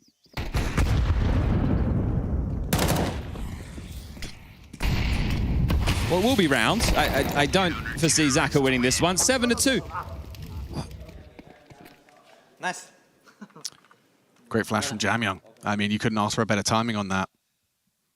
Well, Hellstrom, you have the read on what they're doing every single round. So I know we're saying, and you're saying this doesn't necessarily feel that similar to what you're expecting, but are they not following like ancient CT protocol fundamentals? Like the CT side is great. Yeah, it's just side we're not challenging mid. We're not really harassing heaven. Like we're throwing the util a little. One round, one of the first rifle rounds, right? They ran out middle and died. Yeah. Okay, this is a nice. This is a more standard. That molly's not even where that's meant to land exactly. It's close, but it's not exactly where it's meant to go. Close enough. Well, 2 in the smoke. All right. Mercury's looking right at him. Oh my god. Oh my goodness! Jumps into cave. 2 from elbow. The info is wait, he's not pushing. He's pushing! He even puts damage onto Starry. What are we watching? Call me Sue gets 2 aim duels on B. Okay, the bomb's in elbow, though. The bomb's in elbow. Surely you just reroute all the way through spawn, right? There's absolutely no need to force any issues elsewhere. Su has all this control. Well, they might be able to cut the bomb off here. Zaka is instrumental to this. Okay. He's missed the shot. They jiggle baited him. Through the corpse! Gets Amelia down. Zero activated as well. Has to stop Starry picking up that bomb. He's going to be caught with a nade out, though. This is crazy counter. G should be a dead man, and that's a Lynn Vision round.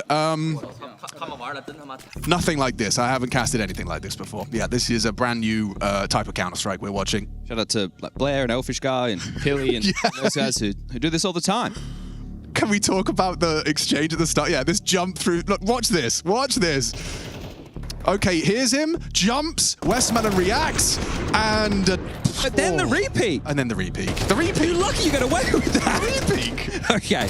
I'm going to take a seat. This one's putting a lot of stress on me early in the day.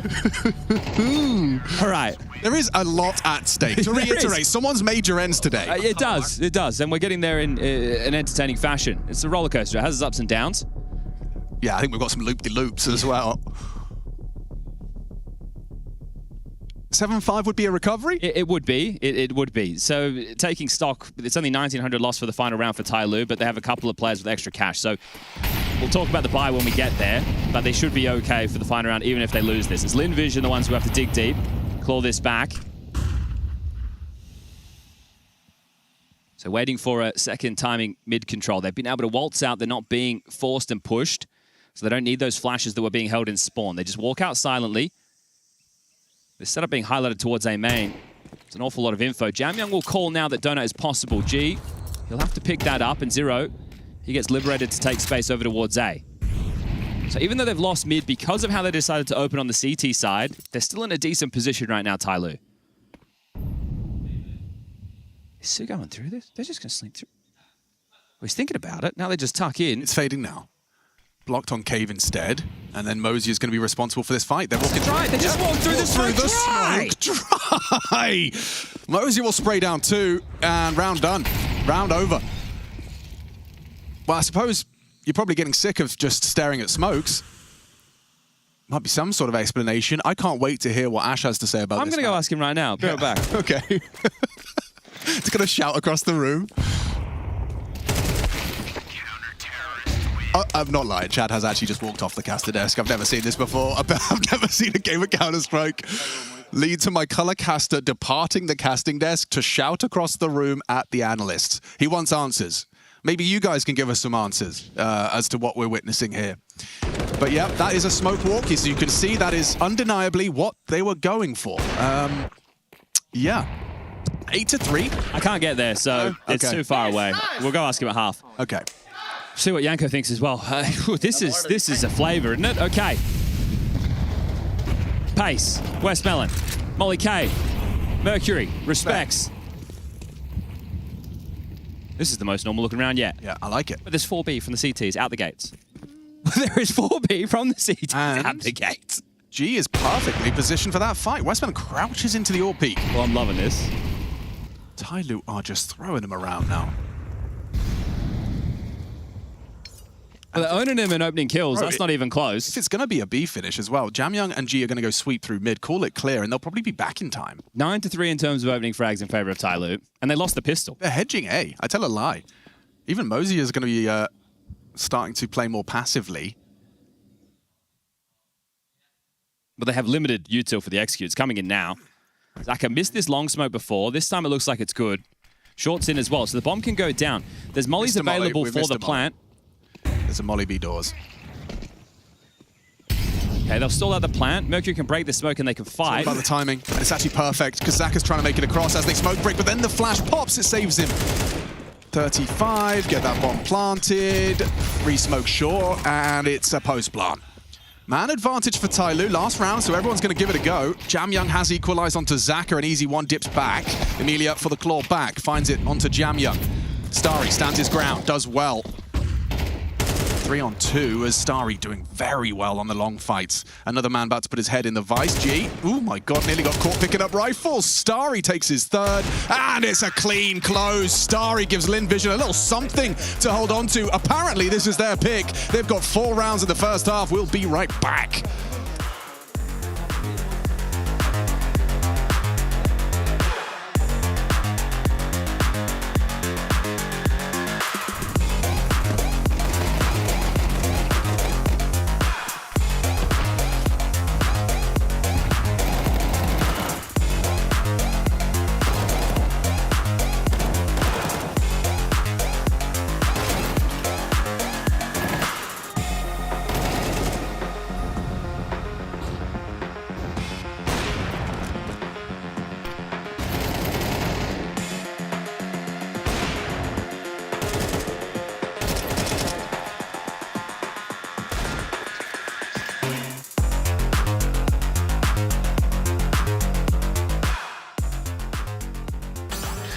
Never meant to stay.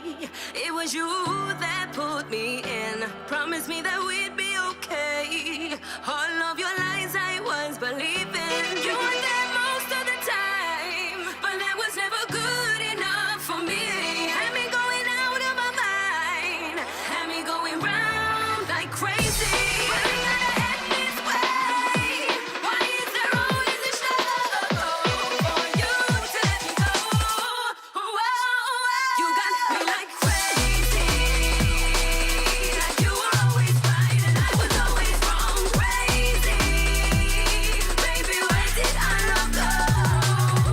Crazy, like you were always right and I was always wrong. Crazy, caring attention, where did our love go? You would always bring my fault. You were meant to be here forever. Remember when we used to have it all? We were so good together. Why can't we both feel the same way? Why do I need to explain?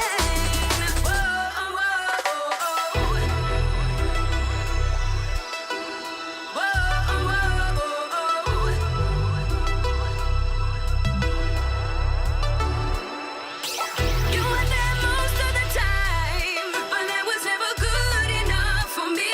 Had me going out of my mind, had me going round like crazy. But I gotta end this way. Why is there always a struggle for you to let me go?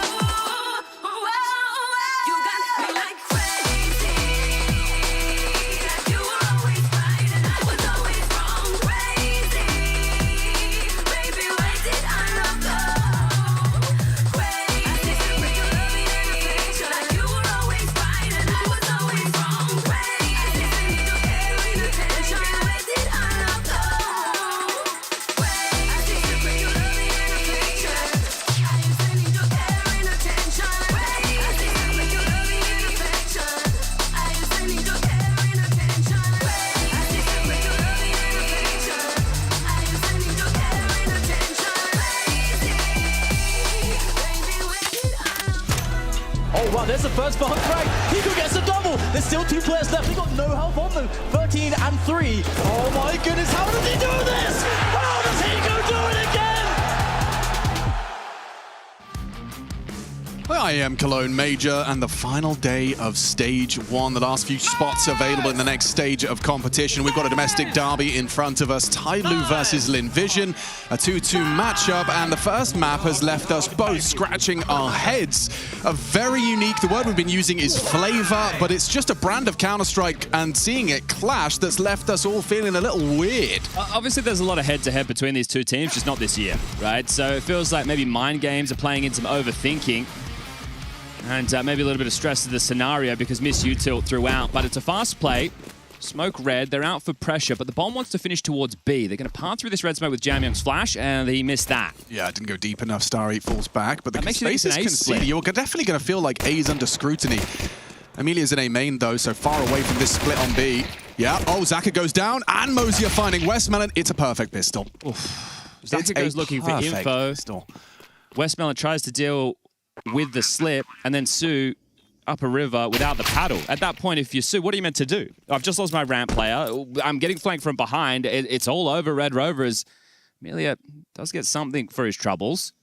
I really like that pistol. I think that's something you could definitely steal. Just the idea, because you saw how uncomfortable the B player was. He kind of has to give those ramp players that fight. Like, he has to make sure he's got some space if the flank's about to open up. Yeah, or because normally when you see players puzzling through red, it's I would say like, out of 10 times, maybe 2 is the B split. The majority of the time, it's going to be an A split.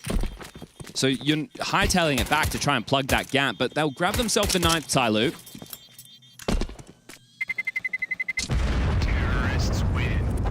Amelia gets to hold on to the Kev. Starry, nothing. So we'll get to see if it's a force buy or not. We got ASAP on the observing here. So he's out of the tournament, but he's in the server with us. I didn't know we had the technology at the major with the observer cam. It's cool. Yeah. I saw a post on Instagram as well of like the 23 screens MC's looking at. Okay, well, they are going to force. Famous for Amelia. 5-7 for Westmelon. Scout for Zaka and Deagles for Su and Starry. They are just starting for A. It's fine on a force buy because if they go B, say if you go again into the next. Okay, logic. And again, I think a lot of this is tendencies of knowing one another.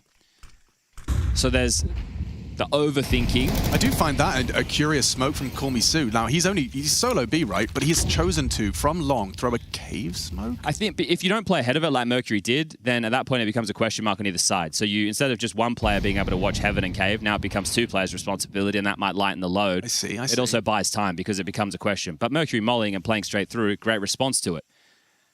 This is where it could be a bit of a blender. Jamyoung taking this red control, the tail of the pack G. Yeah, Mercury not too far behind a 0 in main, so they are going to likely A-split into this stack. Okay, so maybe some calculations and preparations have led to this. Molly back Donut confirms their suspicions. You've still got a smoke on Westmelon, but you don't really want to block him here. Following through. Ooh, what a shot. Zaka doesn't even get to pull the trigger of his scout, and wow, 0. Oh, he's really quick. Gets 2. Amelia and Westmelon were both trying to take that fight. And the bomb's going B. Perfect. just perfect.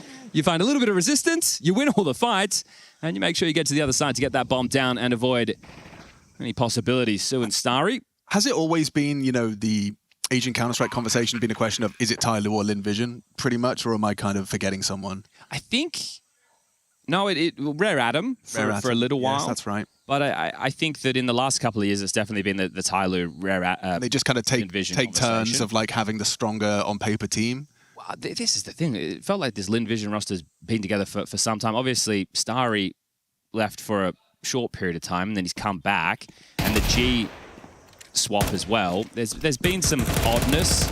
Obviously, because we don't speak the language, and we don't know how everything's unfolding locally for these guys, but I do know that TYLOO, towards the tail end of last year, were looking for an upgrade for attacker, right? And that's why we have this man on your screen, Zero, who's a major rookie. A major rookie who seems to be pretty serviceable. I did want to highlight what he's doing here is quite difficult. It's like the same as on a mid to B split on Dust 2. If you go too early or too late, you can cause too many issues, right? If they win that fight, then they have main control. Now when you're coming through Donut, you worry about CT, Temple, and A main. Right. It's going to have to be an eco, as 11 feels like a guarantee. A couple of pistol upgrades. It's going to be 3 Deegs. Does look like Jamyoung's incredibly comfortable against the domestic opponent as well. Has had a strong flagging out. Notice 18 and 6. It's a quiet 18, but it's been very effective. Well, this is yesterday, right? I touched on it as we came in. The scores from his teammates yesterday, this is over a 3-map series against Sharks. G was at the bottom, 31. Then you had 0 with 31, 32 for Mosier, 34 for Mercury, Jamyoung 61. It's crazy. He's essentially worth 2 of the others. Yeah, it's wild. So Jamyoung put in a shift yesterday to give them this 2-2 opportunity. And I think if you're a Chinese Counter-Strike fan, you're somewhat content with this type of a matchup. It means that you will have representation in stage 2. True. Well, they're going into the stack again. So at least Lynn Vision know where the rounds are going to end. They just aren't equipped to do anything about it. It's all 5 staying alive as 11 is secure, and it is just 2 more to seal the deal on map number 1, and then we go into Inferno, their map choice.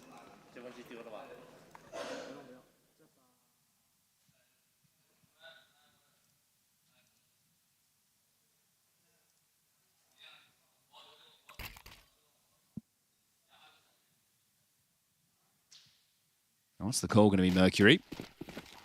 Zaka has his AWP. Jamyang and Zero to harass mid with nades.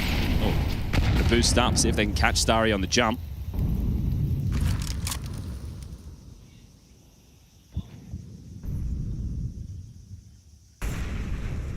So ready to react as their players walk up lane. Su blocks, Mercury ahead, pressure on. Oh, they know he's tucked on the box, and that molly's going to make life miserable for him. Westman can bail him out. It's forced out so much util, though, because they played ahead of Su's initial smoke. They've had to burn another, and the half-life of that hardly had even begun. Oof, Starry's cop one there through red. He's done well. Yeah, caught Jamyang. And they're able to heavily rotate over towards B. So they're in the right place for what could be the finish.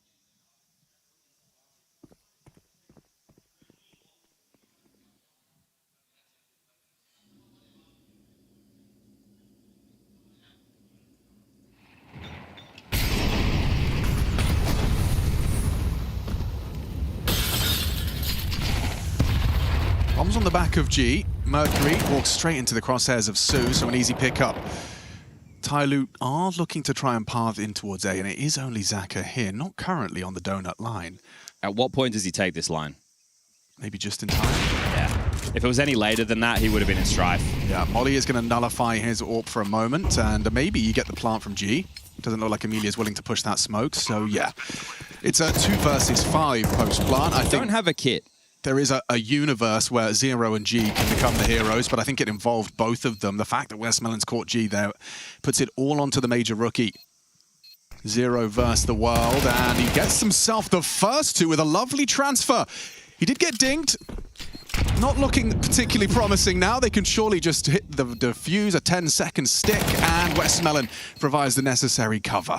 Okay, so playing it by the book there, not taking any chances, even though they had the big number advantage. After Starry's opening kill onto Jamyang middle, they shut down Cave, where Mercury tries to par through, and then Zaka chips away at Mosier. So well-handed, bomb does go down again. It will be another buy, don't you worry about that if you're a TYLOO fan. So their second tactical timeout, Zoking on the mic.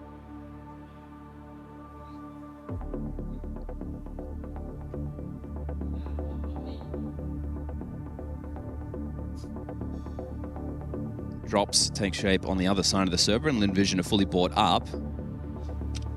They do have a kit on Westmelon. Amelia could grab one as well. Zaka's got one too, so... All right, that's Zaka did have one. He's held it back. That's the first CT round we've seen from Lynn Vision. Going to require a whole lot more of that to start doing some convincing that we've got a game here. Otherwise, it's just going to feel like quite an impending doom on this first map of the series. It's felt in most of these scenarios when a team has an advantage, they've just gone on to close out the round. So they've been very dominant. It hasn't been scrappy and back and forth. It's like been opening kills probably a very key determining factor here, and looks like Jamyang's going to give one up. Oh, and Starry catching Mercury just as the flash pops. So as far as advantages go, this one's a bit of a done deal. Mosier maybe, hang on. Su and Westman have pushed down B ramp, and he is tucked on the box. Mosier finding the first. If he gets Su, B's open. Oh, and he has. Amelia's cheated over. Does he try and accelerate? Maybe Amelia gets a freebie here. Here's him stampeding in, and a free frag. You don't have to finish B. You can give G an opportunity to work because there's so many gaps right now. Zaka acknowledging the A possibility. G's able to take this space. He doesn't know what lies on the other side.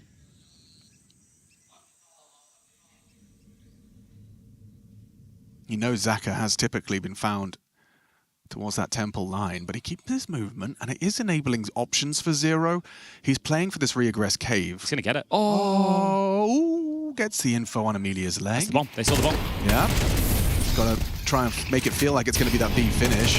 And he's actually managed to find the kills! Zero! Insanity! Turns around the 2v3. Now G called A clear. But he also threw a molly, so Zaka was staying A because G was puffing up his chest trying to sell a fake. So Zaka's between two minds. Is it A, is it B? Understandably, G didn't expect Zero to just 1v2 in the cave. Yeah, standing in a molly. Yeah, crazy. That was insane. And now Zaka's in the wrong spot. Well, this doesn't meet our expectations as far as the opening kills. Starry starts us off at a 3v5 with a complete shutdown of middle. Now you've got an easy pick onto Zaka, clearing his corners, and a smile creeps onto G's face because they know they've done him dirty there. Shout out to Zero, continuing to impress. This new pickup for TYLOO is definitely an asset. Yeah, he's only been in the team for 4 months, right? So when you look at the lack of officials for the teams from the Asia region, right? Either there's been a lot of domestic games or very few international matchups. That's the same for Lynn Vision. Same for your FlyQuest, same for your Thunder Down Unders. And he's only been in one team previously called Change the Game. He was there for 2 years, from December to January 2024 to 2026. So they found someone who definitely could shoot. He's oof, yeah, Westmelon. Not happy with how that one unfolded. Oh, that's an interesting cam, right? Because, Zero saw Amelia. Amelia didn't see Zero. Flash a leg. I don't think Jamie can quite believe what he's seeing unfold right now. I'm sure, yeah. He probably slumped in his chair when he gave up the opening death. Okay, it is right there for the taking now. You've got compromised by... Looks like Mercury's pathing might lead to Starry's death here. Yeah. Opening kill goes TYLOO. They've been dominating in that department. It's 5 opening kills of the map so far for Lynn Vision. They have 5 rounds. Right. Otherwise, that's going to be 12. It's going to be 13 opening frags in favor of TYLOO, and they're just going to farm this one up. Nice on the MP9, finding the trade. And they just run away from him. He'll get himself an upgrade. It's just media here, and Zero has been showing such great restraint on his A main lows too. Looks like we've got first map done. Yep, I know where Westmelon was.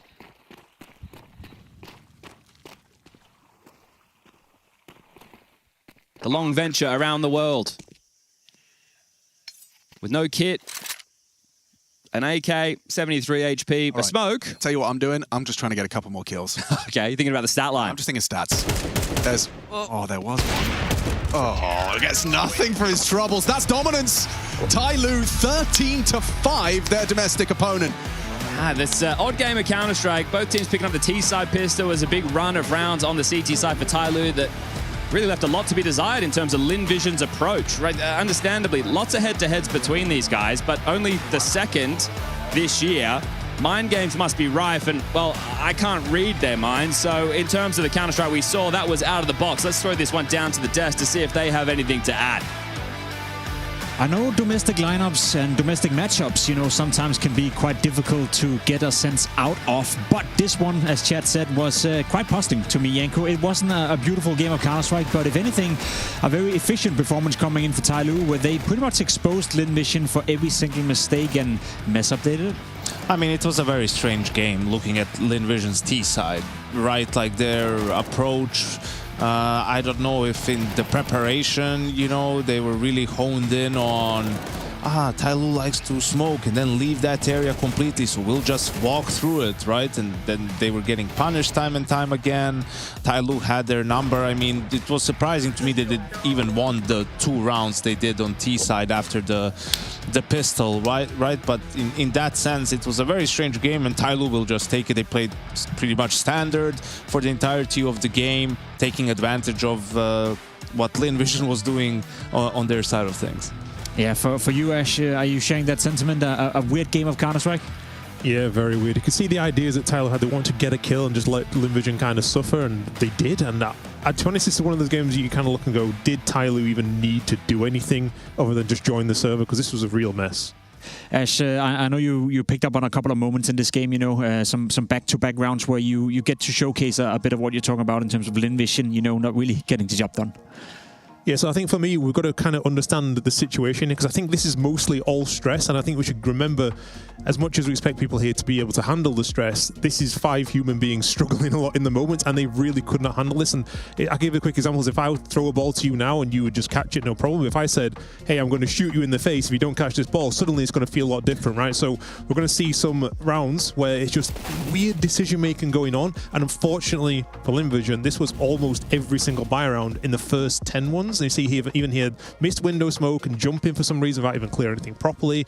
Just jumping through smokes continuously. Missed window smoke, I think, happened again. Even the AFK in the spawn. I'm not really entirely sure what's happening. Why does every window smoke have a gap either side that you can kind of lurk around? It felt like almost every round had one of these weird examples, and nearly every time it felt like it entered directly in an entry frag. And we know how bad, as we highlighted at the start of the show, Lynn Vision are when you're missing shots like this continuous. This is your star player doing this. It was all of them, literally all of them, and what the hell is going on here? It's hard to kind of explain. So, can they recover from this? I'm kind of finding it a little bit strange as well. They took 2 tack pauses in this game, one of them at match point, and the other one they took on an eco, and that's the one that went in B. Missed all the utility, missed the long smoke, missed the flashes. What's kind of going on there? I want to see more from the coach as well, and now can they regroup outside? Dude, that's the scariest part about this game, because that tells you he was fine with it. That tells you that was the plan. Like, that wasn't his players doing something wild that he disagrees with. He's like, yeah, this is what we wanted to do in this game. I had the honor of covering them at the CSC tournament, and I saw a lot of the same tendencies, to be completely honest. And I have a question for you, Janko, in that regard. You spoke about the lack of practice, domestically within Asia right now, the ping problems as well. Is this a result of them getting away with stuff like this against opponents, of a lesser scale? And then when you finally face someone who's good at playing Counter-Strike, you just get punished left, right, and center? Honestly, I think this is them getting in their own heads a bit too much and over-analyzing TYLOO and focusing too much on TYLOO and how TYLOO likes to play Ancient instead of just playing the map, right? And playing a bit more vanilla, a bit more default. Even the final, a lot of these rounds, you're not using their utilities. Like, guys, you have a ton. Why don't you just execute B instead of trying to walk through a smoke? Like, how about that? And when they did it in the final round of the first half, they won the round. It's like, if you just did more of this, I think you would have had a better time at Ancient. Speaking of TYLOO, there were also some positive moments in this game, Janko. You picked out a round 8 that you wanted to show. Well, I mean, there's a couple of rounds really that is just more of Lynn Vision and what they were doing in some of these rounds. Right, in this one we saw Zacher with that aggressive play towards Cave, trying to find an opening. Didn't really work out. Good job from TYLOO of understanding that there's space to be taken. They re-aggress Cave, being proactive, find the kill on Vestmel, and now those pesky 4v5s, right? Like, the call is just to, okay, let's just go A, but they get blocked in A main. There's no pressure anywhere else. I mean, you lost Cave control, and great job from window or something. Yeah, great. Go back, re-smoke window, do something. But they're all just stood there doing nothing. It's crazy. Yeah, it was great job from TYLOO, to when they're not pressured, they're saving their utility. That's why Zero still has a smoke. Look, it's 7 seconds. They haven't pushed the site yet, and it's everyone there. I mean, it's just really a slaughter, and you're left like scratching your head with what's going on. And then round 11, the one that stood out for the casters too, we saw Jemyoung punish this play earlier, so they do it again. Like, it's just that they're so stuck on it. And now, like, Zacher, first one with the bomb, you could see he has almost a full belt of utility. He's just walking like through a smoke. It's like, what's the plan here? You didn't put pressure anywhere else. You didn't do anything to make the TYLOO players not hold that smoke. I mean, it was really bizarre, some of the decisions that Lynn Vision was making. It seemed like TYLOO were prepared for it. Didn't really have to break a sweat here. Ash, is that something you've noticed as well when you're watching Lynn Vision, that you can actually prepare for stuff like this and just sit back, and play default Counter-Strike? That's the biggest problem you have when you're so set, is that how many ideas can you really have? And I found a lot of time when I was doing it before in the Shanghai Major, you're kind of going back a few months to just pick a round you haven't done in a while, because it just feels like everything you do is so obvious. And when you're doing things like this, there's just a trigger for everything. You know that there's going to be a set flash coming here, there's going to be whatever. And it looks like in this game, they kind of just went, okay, today's game plan, we're going to go for desperation plays, boys. We're going to walk through smoke, so we're going to random when things aren't working. And it looked terrible because it didn't work. And to be honest, it kind of was terrible. It looked terrible, exactly, because it was terrible. It's just awful. I'm not sure what they were thinking. And I wonder if is this because they got destroyed yesterday or something? They kind of lost all confidence in the game. I don't know, but I'd like to just say, like, play a good Ancient. Like, why? It's like we saw Game Legion yesterday. I was complaining because it felt like they were playing trick rounds and trying to find gimmicks. You're meant to be good at Ancient. Go and play a normal Ancient. Why are you walking through smokes every round? Why are we doing desperation plays? How are we getting stuck A main 40 seconds and 30 seconds later we're still there behind the smoke? It's crazy. Safe to say that they need a big mental reset heading into the second map if they want to stay alive at this tournament. That's going to be on Inferno, Ash, and I know that you picked out some things you wanted to show on behalf of TYLOO in terms of the positive side of Counter-Strike, something they're doing well. Yeah, I think they're keeping it simple, that's for sure. and we're going to see them kind of exploding a little bit. They've got extra bonus utility. So this is against Sharks from yesterday. And I like this the basic decision making that they have, and they're leaning on Jam Young a little bit, which is nice because I mean he is in that kind of superstar category, especially for this stage. So no utility thrown at all from the CT side. Jam Young says, okay, let's go in. Let's do one of our little prep plays. I haven't seen this play in a very long time. Double nade entry straight away, and you see that TYLOO, no time wasted. Guys, let's group up. We're going in B. I don't care how we're doing it. We're going in B, and the quality of it is really bad. It's really bad. They go in, the spacing's poor. Instead of going with 3 entries, they're going with 2. They both die, but because they can go in and trade it, you know this from maps like Dust 2. You can run in Dust 2 on B, you can lose even 3 kills, but because you're rushing, you have so much utility left that you can just smoke and smoke and smoke. And you see now, I think Sharks saved this round in the 3v2, but they didn't really have a chance to do anything because the clock's just running so low. But then it happens also again in the following round, or a couple of rounds later, where TYLOO have like, it looks like it's a pre-planned A-pop anyway, but then the indications come in because we see there's kind of like a lightning show going on in second B when they're just all the flashbangs are coming in. Jam Young's at the bottom just admiring it. It's like he's at Disney World watching it in America. He's just saying boom, boom, boom, boom, here we go now, disco going on, got some dancing happening, and they're just ready to go in. This just accelerates them. And what I like here again is just explosive, but Mercury as well. There's some initiative here. He's like the spamming the rotations. He's just going to send it through here. Like he's kind of like the bonus guy a little bit. Usually the lurker plays last on this sort of A-Rap. He just goes in, tilting kill there, which is going to be nice for today. I think Lynn wanted to handle this. But again, because you go so fast, TYLOO actually double smoke Moto, and they still have an extra one, and they smoke again. There's 4v4, and they can't even go for the round because it's explosive. So watch out for these quick entry frags into quick plans. Go in, get the job done, and can you even go through like for these retakes? Then it's very difficult. I feel like if they play that explosive and that fast Janko on a map like Inferno, that should suit Lynn Vision pretty well. Yeah, I think the less they need to think about, and then the faster the game is, they have a better chance, you know, just to react, maybe use some of their utility. But honestly, with how Ancient went, I feel like as long as TYLOO doesn't get overconfident and takes this for granted now, I mean, they have it in the bag. For the side of Lynn Vision, just throw your prep out the window, man. Like, just play Counter-Strike. Play Counter-Strike, play default, play vanilla. Like, you know, you're one map away now from getting eliminated. You know, try to go out fighting instead of going for these gimmicky, silly plays. That's what we hope for. We hope for Lynn Vision to play Counter-Strike on the second map of Inferno. If they don't, they will be eliminated from IEM Cologne. It's do or die time now for Lynn Vision. We have TYLOO taking on Lynn Vision on Inferno after the break.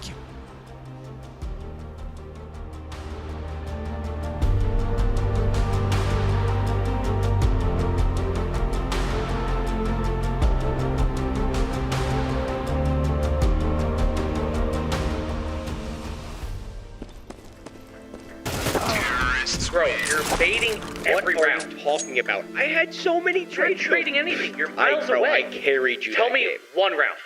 Hold on. Let me pull up CS stats.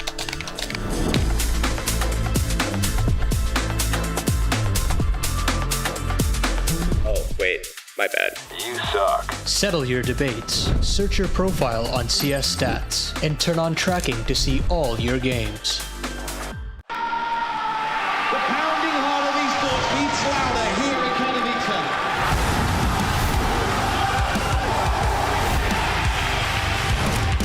Double peek, he's getting his shot.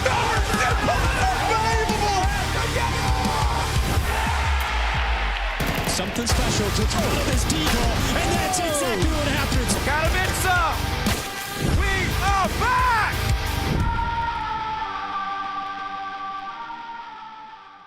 The Dispatch is back and looking better than ever. Oi! Get a move on, you know who we are! This season, it's bigger deliveries. It's alive, Hugo. Bigger personalities. Efficient way of working. And bigger problems. Trace! Featuring special guests. Alex, what the hell is happening? And of course, the team you know and love. Is this really necessary? There it is! $100,000! I've had enough of you!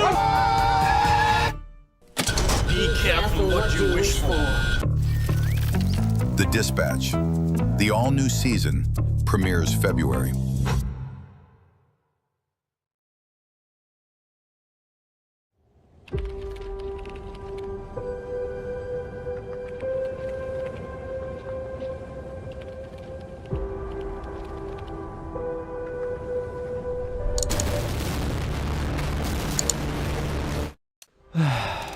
Ladies and gentlemen, my name is TYLOO Biscuit. I'm here to ask and answer one simple question. WTF is Counter-Strike Global Offensive? Let's roll.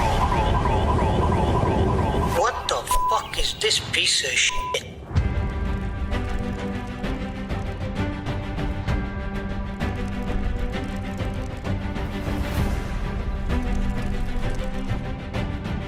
This one? I sense great things on the horizon for Counter-Strike, and sometimes I feel like I'm the only one. The sickest streak you will ever see. They were just the best in the entire world.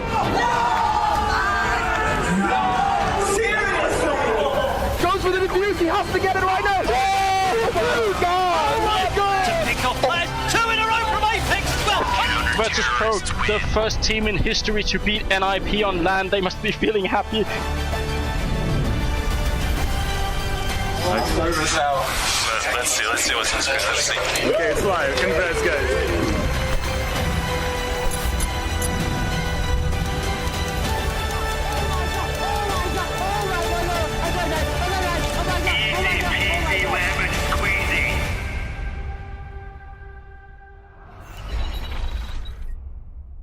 The effective connection on this team has really been remarkable. There is nothing they can do any longer. NIP have won Gamescom.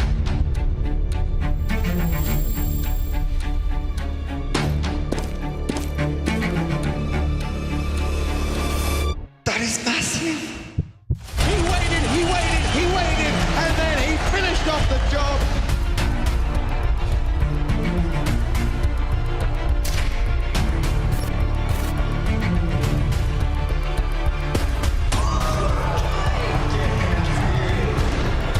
Oh my god! Inhuman reactions!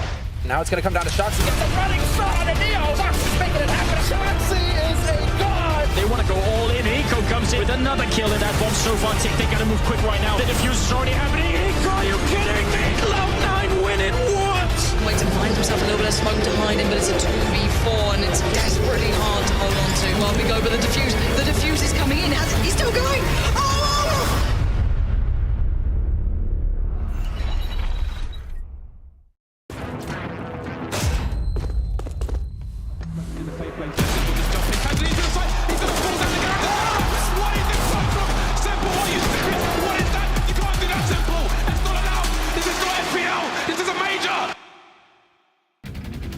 It's a major that one of these two teams will be exiting at the conclusion of the series. TYLOO, one map up, taking Lynn Vision's pick of Ancient and putting it under their belt. We've already lost some, well, I was going to say big names, but we lost some names. And some old heads, you know. Sure. No Fur, Gaming Gladiators and Sinners were the first two teams eliminated. Who's been added to that list since? Under, Sharks and Heroic were sent home yesterday. Liquid sending home Heroic. I think they've got some reshuffling to do over there. But focusing on this one, we've got 3 games today. TYLOO versus Lynn Vision, live on your screen. Liquid versus FlyQuest, and then NRG versus Big to round out your day. Only 3 of those names can progress, and 3 of them will be going home. I think for my pick'ems, I need a Big Clan or a Liquid to win. Okay. That's it. That's all I need. But right now, let's see and focus on Inferno. It's going to be a T start for TYLOO. And it's going to be a slow pistol to begin. Yeah, Ash there on the desk bringing focus to the stress. And it's not something that I would say we overlook. I think we just assume that everyone's under it. It's more about how you handle it. I did like Ash's analogy, though. Oh, when I like shot in the head. Yeah, getting shot in the head indeed. Jam Young's playtime is cancelled. He's been put in the naughty corner. Restraint on the block smoke from Westmelon as well. And Sue's what? Just like being baited in, potentially. Like Westmelon's going to try and act like he's solo B. I think Sue's just going to take him if they start swinging. Oh, okay. Never mind. Sue's tucked in. Okay, hang on, Sue. Can you lend him a hand? Does start to reveal himself now. Good shot from Westmelon. Gets his second. Sue, solid onto Mosier. I don't think they're getting the bomb down here. Nice shot, though. G gave it a good go. One thing that you and I have had the pleasure of watching when TYLOO's been in the server so far here at IEM Cologne is G just having these insane moments of multi-kills on a rifle. Saw one on a Galil. There was one on Mirage. We had the AK almost 1v5'd. So G has had some moments of almost greatness on the rifle. He's definitely been putting in time. It's a brilliant pre-aim, isn't it? I mean, because what all Jam Young's doing there is trying to get free info, and instead he concedes an opening death. So really nice work. And it's exactly what Lynn Vision needed, right? When you've had a map like Ancient, a pistol, I know I'm speaking in platitudes here, but winning the pistol after you just lost a map in a convincing fashion is going to help. And you looked out of sorts completely on that map, right? Missing nades, just, I think, goofy type of maneuvers. So this is their second pistol of the series. Let's see if they can hold on to the conversion. Amelia balcony, Starry long, Zaka floating between the two. It's 5 Tech 9s and a bunch of util and an A explosion on the way. I do struggle to see how TYLOO are supposed to win this one. The run and gun of the Tech 9s against the MP9, I don't mind it. That's fair. But it would require some real fumble on the part of the CTs here on A. Amelia's thrown the block smoke, and Mercury's got nothing on the long side. Amelia, hang on, and he gets flashed, and they got some space, they got some kills. This one's getting scary. Zaka's gone down. Zero's hit it, picks up the bomb. This is an open A site. Oh, you know what's worse? Never mind. Winning the pistol, it's losing the second round with all those advantages you just accrued. Yeah, do they even give this one a look? Westmelon, you probably want still over towards. That's the thing. I don't think you can give it a go, right? He's going through apartments right now, but he's got the kit, he's got the smoke, so time not really the issue. It's just how you're meant to breach into this. You don't really have info on the crossfire. And going bulk, like, that's such an unfavorable fight. You have to win them all so rapidly right now. Incendiary will help. Certainly will. It's going to make life difficult for the MP9. Gets into cover, and wow, Zero again on the Tech 9. 2 impactful kills from him. Don't know if they're going to get away from the bomb blast. Will they be able to save that M4 on Jamyoung? That's the question. He's got Kev, and no. Nosy gets it. Yes, indeed. Okay, wow. So they get the round. Oh, short-lived success for Lynn Vision. That's going to leave a mark. Your money's already in the dumps. Yeah, we've got Amelia on screen here, and the fact that it's being highlighted here, the flash is coming into pit, that for me isn't the key. It's Mercury essentially selling the long wrap or the mid to be on his own, because Amelia is trying to assist his players to that side of the map with a flash, and by doing so, he creates the weakness. He creates the gap, and then he's caught out of position. Right, so he has a flash in pit. He's like, I'm helping you, boys. Next second, he's dead. Him back. Exactly. So it looked like kind of an empty, silly death on long, but it did result in a breach. Yeah, Mercury did a lot there with a little. Right. So force buying back the other way. 5-7s, a deagle around Sue's MP9. Nade break and Molly towards Sandbag. They go, and Westmelon gets the first. Is the trade there? Sketchy. Zero will get it, but very low. They can back off as they force the rotation of Zaka. Sue wants to press forward for info. And that's a good call from Sue. Supported by Zaka. It's a bit uncomfortable to have the bomb on G here. He's kind of in limbo, just hoping for a reaggress. I don't think you will expect this. Oh, never mind. Never mind. He's got the 2 of them. Okay, yeah, we're definitely ready for that. G shoots hard, just as we were talking about it. And now looking to pivot back towards A. Amelia entrenched in the apartments. It's just him. I mean, this is not looking pretty. Once they clear out site and pit. Maybe. Okay. G's going to run across this line. Oh, great shot. And just no idea, right? Otherwise, they've got all that control. Amelia caught off guard, and now it's just Starry over towards B with a deagle. Look at Zero's position. He's playing it very, very safely. Not wanting to give over anything, and I like it. It's going to be 2-1 start for TYLOO. That's after the pistol loss. We discussed the losers, the teams who have been eliminated so far. We did have Bait and Bet Boom on day number 2, going 3-0. M80, MIBR, and Gamer Legion all securing that spot yesterday.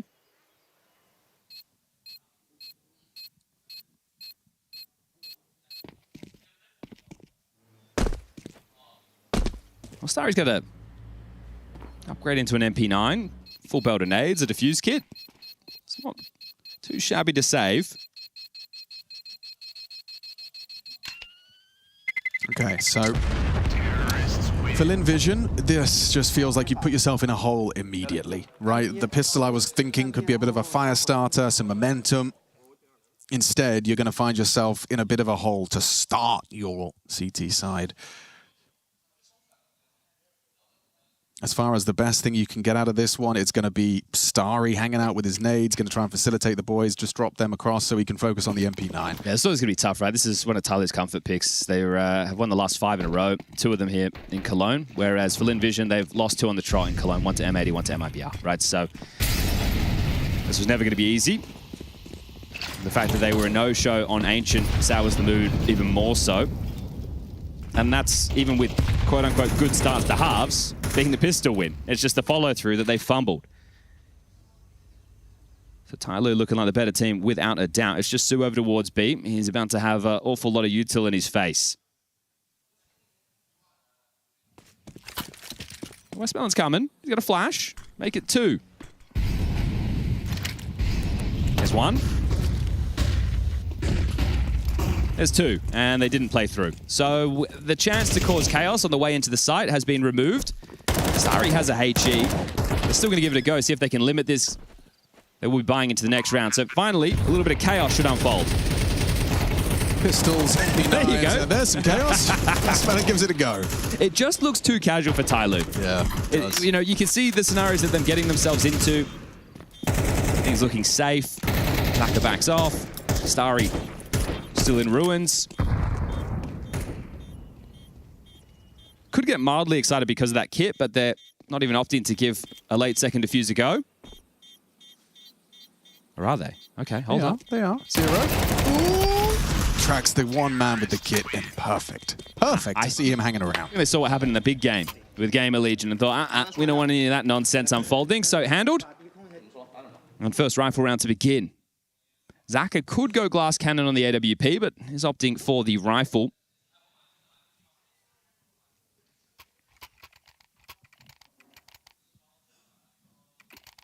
Everybody with an A4. Finally, in the big 2026, those 2 rifles have leveled out in terms of usage. That's been Valve's dream ever since having them both in the game. They have the banana controller. They go double molly, 1 broom, 1 logs, and the opener. Good stuff from Su. Opening kills tough for them on the first map of play. Yeah, it has been a very quick find back, though. Westmelon just got booked by a smoke break flash swing. G down to 50 for the Su nade.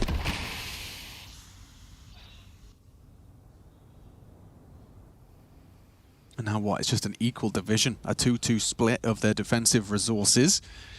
Should give the T's an advantage no matter where they go if they group. Can see a smoke just leaving the hands of Mercury now. It's going to be on towards the arch side. So brackets control seized. Summons Starry, Zaka. Oh my god, they walk through. Mercury, this is outrageous. Completely unannounced, rounds the corner, and just in time, Starry relays the information, but never mind. Still, Zaka goes down, and Mercury pivots. Finds Starry as well. Now too much for Amelia to handle. What a round from Mercury. All right, pack it up, Su. You have to save. Don't even come give it a look. Just hold on to the M4. That's going to be 4-1. Mercury, a massive move. The gap, Chad, was so minimal. I mean, it came down to Starry screaming. They couldn't react in time. We had Lynn Vision try crazy moves, walking through smokes and trying to find gaps on Ancient, and it didn't look anything like this. So out of sorts are Lynn Vision. TYLOO delivering in buckets and spades so far.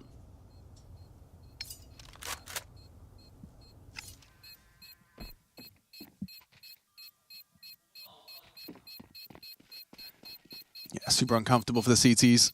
Zaka was half-heartedly kind of jiggling for the smoke walk, but Mercury timed it to perfection. Terrorists win. So now you've got plenty of cash in the coffers. You've already got 4 rounds, T rounds under your belt, and there's more coming. Here we go. This is where I just heard the comms erupt. Starry was screaming. The fact that he's able to pivot into this and win the fight should be dead to rights. But again, it's the pressure of that moment, and then the fact that they get the third. Amelia with way too much to deal with and a big smile on G's face. He's loving how this one's unfolding. Partial buy with the saved M4. I love a top smoke mid. Top mid smoke.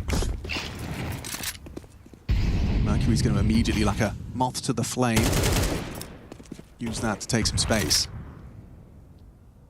So another 4-1. On Ancient, on the lighter buys, the force buys, they were stacking the correct sites. They just weren't winning out the duels. So that continues here. Cool little bit of synergy as well, swinging on the HE grenade.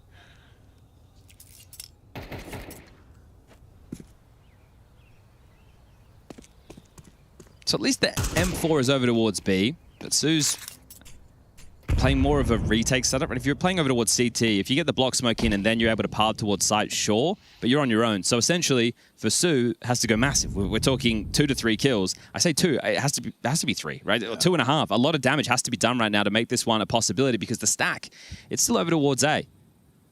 We have 50 seconds. The B finish is not a guarantee, but they're lining up the nades now. There is a HE on Jamyoung. He'll be able to break it if they want to just go on the util. So has another smoke. It's not going to count for much. Smoke broken, and they're pushing. Easy pickings for the first. Su does start off as he means to go on, but space has been taken. That bomb will be planted. Nearly caught one there. Jamyoung puts a lot of damage onto Su on that M4, so they're going to juggle it to a healthier member. It's another scenario where you give it a go. Yeah. At least I think you should. Next round, you got max loss bonus. You have a man advantage. The bomb's down. Got 2 Get smokes. stuck in, boys. Make things awkward for them. Scrim for this. Smoke does nothing. Trying to apply some stress. It's so leisurely. It's a 10-second defuse, boys. Let's get a wiggle on. Here they go. This is some of the most scared and timid Counter-Strike I've seen in such a long time. Nobody wants to make a move. You're not going to win that round unless you try and make a play. And it... There's an unwillingness. Maybe it's a lethargic start to the day. Okay, timeout call from Gum. That was another critique. Yanko saying, okay, with the timeouts or the lack of them, it kind of instills the point that, well, the game plan was going as they had discussed. Yeah, or just accepting your fate, which is... That one is much worse if that's the case. If the game plan's just completely wrong and nothing's working, it's all these mind games and you're trying to do stuff out of the box and be tricky with it and it's not working, okay, fine. And I'd find it easier to build a case that like they, were feeling this kind of accepting their fate. If there was like a crazy head-to-head this year where they played a lot and they never could beat this team, it's not the case. It's supposed to be, a domestic head-to-head with some ups and downs. And right now, it's all up for TYLOO. Okay, I like a Zakharov. We're going to get to see what he can get going on the CT side. You can see his spawn there on his screen. Going to maybe go for a little pick on B. Maybe you catch someone trying to take that early banana control. So question marks when they might boost Zakharov over this for a T-Stairs pick. Okay, yeah. There you go. Lovely. Westbound spotted that leap. The man disadvantage, it doesn't feel too concerning. No. It looks like they're still going to be able to get banana control. So molly to the mouth. Sandbag is their biggest problem. Retake util should delay him. That's an invitation. Jamyoung wants to go through. He does. Thank you very much. Starry's rotating over. B will be 3 strong. Wow, look at Jamyoung swing there as well. He was ready to take the fight if anyone fancied it. So that's forced him the block smoke. There's only one left unless there's one on the floor.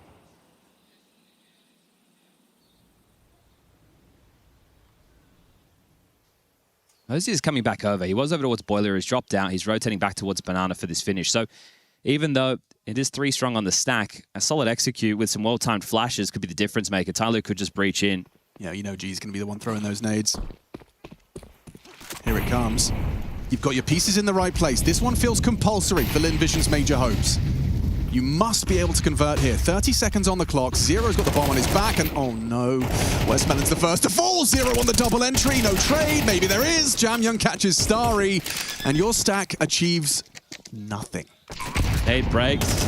Zaka probably wants to try and make a move now because of just, well, they have 1 round. Yeah. I know it's going to save. Oh, mate, I mean, that's just going to make it so much worse. He gets the opening kill with so much style in middle, catching Mercury running bench. Yeah. That was within the first 15 seconds of the round. Then you give them banana control. They execute B. You get nothing. You get absolutely nothing.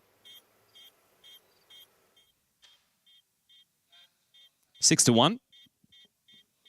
You really, these matches, the 2-2s, this is where you hope that you get the back and forth, gritty CS, all the rounds, maybe even overtime, clutch heavy, everything on the line. The disparity between these two teams right now, they're from different worlds, but they're from the same country. Well, and what's the purpose of stage 1, like to feed into that logic of what the 2-2 game should be, is to sieve for gold. Yes. I'm stealing your opinion again. Yeah. It's about finding the teams that can hang with the stage 2 teams that do deserve to extend their major run. And yet, you know, both of these teams are in the same category. 2 wins, 2 losses, and a Listerine face for Zaka. And the opposite for 0. For Westmelon, excuse me.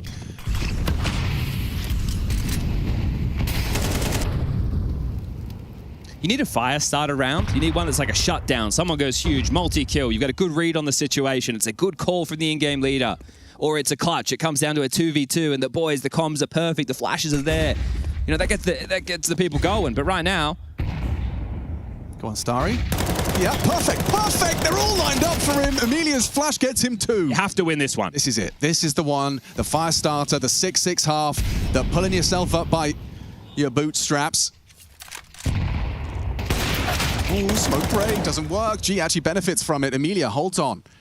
He's got Jamyoung on the side. Not anymore, he doesn't. Does remove his head as well. Just Mercury remaining in the clutch. And beautiful. That's Emilia's round to close down. He was involved in all 5 of those kills. Okay, there you go. Something that makes sense, right? The flash comes in, the swing's there, the multi-kill. Finally, a nice looking round there from Lynn Vision. Savage their CT half. They've got 2. Win another one of those. Well, it's going to be a lot of those. Take a look at the cash that G has before he's invested. It was around 12K. He's still got 8 after the buys. The next closest is Mosier, so they're not flush with cash, but they do have another buy after this at a minimum. Soaking Gex on the mic gives it a chance before the money break comes in.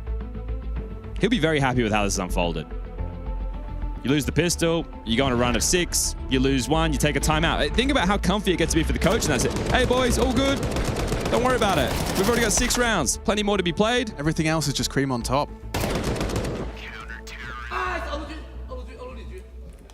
Trying to bring that energy back. It's tough. Yeah, you are digging yourself out of a pit right now. It's so hard to stop that thought crossing your mind as well as like, oh, pack my bag, change my flight. Oof. Yeah, that's a lot of damage. Westmelon's committed to this. Oh, he spots him as well on the jump up. Mantles to the highest point, gets the elevation over the smoke. Jamyoung edges forward. Sue's called for Starry's backup, but it feels like they're just going, and we've already lost another. Down goes the sight hold. Sue only 1. Mosier audible to Emilia, and so a 3 versus 2 in the post plant. I don't know if there's any conversation about the retake. Now there is. Now there is. Emilia, he's not going to come through Banana, so that's going to keep Jamyoung busy. Jamyoung's going to worry about Emilia. That means all action will be on G. I mean, an incendiary in this stage in the game as well. It's going to make it so much more difficult for a 10-second stick. Yeah, there's a smoke on Emilia. Does he choose to use it to close the gap, though? Full belt. That's going to force the fight. This is good. Good util. Going to force the fight. Starry, perfect. Nails it onto G. They need to get on that defuse, but they don't have... Oh, they do have the smoke on Starry. He's just going to try for the incendiary spam. Oh. Takes the head off. Now awkward. No time. No time. Jamyoung clutches up. Oh, and he missed the shot. When Jamyoung is on, this guy looks robotic, right? The rifling prowess of the man on your screen right now is insane. The stat line I was talking about against the Sharks, but you see it on display, just so calm, right? The crosshair placement, bang, first bullet dead. And this opening is... Yeah. I mean, like... Look at the way he hopped up as well, right? To avoid the inaccuracy there. He's just straight on top. Okay. Just releases crouch as he jumps. Beautiful. Bang. Instant headshot. This one looks so stunning as well. The Starry retreat. 7-2. 7-2. Taking a pick in a second mid is Zaka. And the timer is up. This looks like a set call. This could be... I don't know who made this. We were covering Gamer Legion. They did it the other day. We also saw it in Atlanta, right? They did the balcony smoke and the moto smoke deep. And then they pop out. Right? They use the... There it is. In line. Here you go. Ooh. That's a good counter nade. Emosier's not going to let him stop him, but Emilia's M4 does. Shut down. Completely. Do you continue? Looks like they will. Mercury just puts his head in the vice. Zaka slams it shut. A little bit of space for Jamyoung. There's no rotation through the archway, not to know that. G on the balcony looking for that opening and finds Zaka crouching on site. Jamyoung's got a lot of room. Where's G going to go? If he dies with the bomb, round's over. Yeah, but if he... I don't know. He doesn't know that they've pushed so far. Should have been the kill. Should have been the kill. It's one of the B defenders, right? But, so I mean, Westmelon's in T-spawn. There's no getting that bomb to B. He's going to have to consider the possibility of the flank through second mid. He's not looking at it now. No, he's not at all. Oh my god, G. Just in time? Just in time? Gets the headshot! This is actually becoming a winnable round. They're 3 on A. He can get the bomb to B. Jamyoung's already called it clear. Molly behind him. They can't chase him. They're going to have to wait for this. Well played. It's really well played. Action's going to have to be on Jamyoung, right? Oh G's so low. If I'm Su, I am feeling so silly right now. A kill I should have had. And now the round spiraling. Westmelon as well. They don't have a kit. This is going to be quite an egregious loss. With Jamyoung alive, I can't help but feel TYLOO have the advantage despite G's low HP and the number advantage. G's not going to give him the fight. It's about the timing of his uncrouch. There's an all push going for now, and Jamyoung's not looking the right way, so never mind. Looks good. Lynn Vision, pull it off and wipe the sweat from their brow. Okay, well done there from Amelia. Trying to put in a shift here on Inferno. 9 kills deep. Yeah, he has saved on multiple occasions now. Triple kill there. They get the AWP, they get an AK for their troubles, and they get themselves their 3rd round, so 7-3. I mean, I felt like that would have been it. You know, you lose a round like that. The fact that this is the kill I'm talking about. G manages to adjust. The fact that, didn't even consider this pathing. For Jamyoung, it felt like, I think they're coming banana, but had to acknowledge the possibility. It was just so quiet. They didn't have the intel. G was solo HP. He didn't want to get the info for Jamyoung, and so it resulted in a back turn. Okay, so we've had a back and forth for the last couple of rounds here. Last time they lost a round, Zoking took a timeout. They lost another, he's done it again. So I think he said, boys, let's make sure 8's a guarantee. We'd love 9, but let's just take 8. Let's not let them salvage and make it a 7-5. It's 7-5, we swap halves, they can recalibrate in the break, come back, win the pistol, game's back on for them. If you want to put them away with limited stress, book that spot in stage 2. There's no day off. We start again tomorrow. Everyone's going to be sitting and watching by for today's games to conclude, so we know the matchups for stage 2 kicking off bright and early. That's where we get our G2s, our Foots, our Spirits, Astralis Legacy. Starting to ramp up.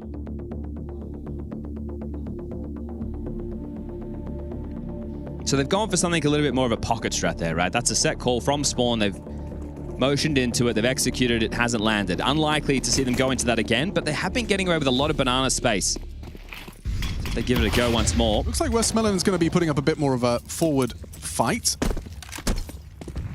Throws a deeper banana smoke.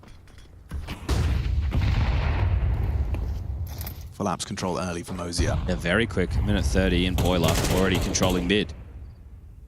The fact he's doing that when there's a mid smoke up is also crazy, right? Because, oh, hold up, fight. Yeah, big fight. Westmelon's tucked half wall. They're going to boost. Is he ready? Oh, Tall just caught staring at the brickwork.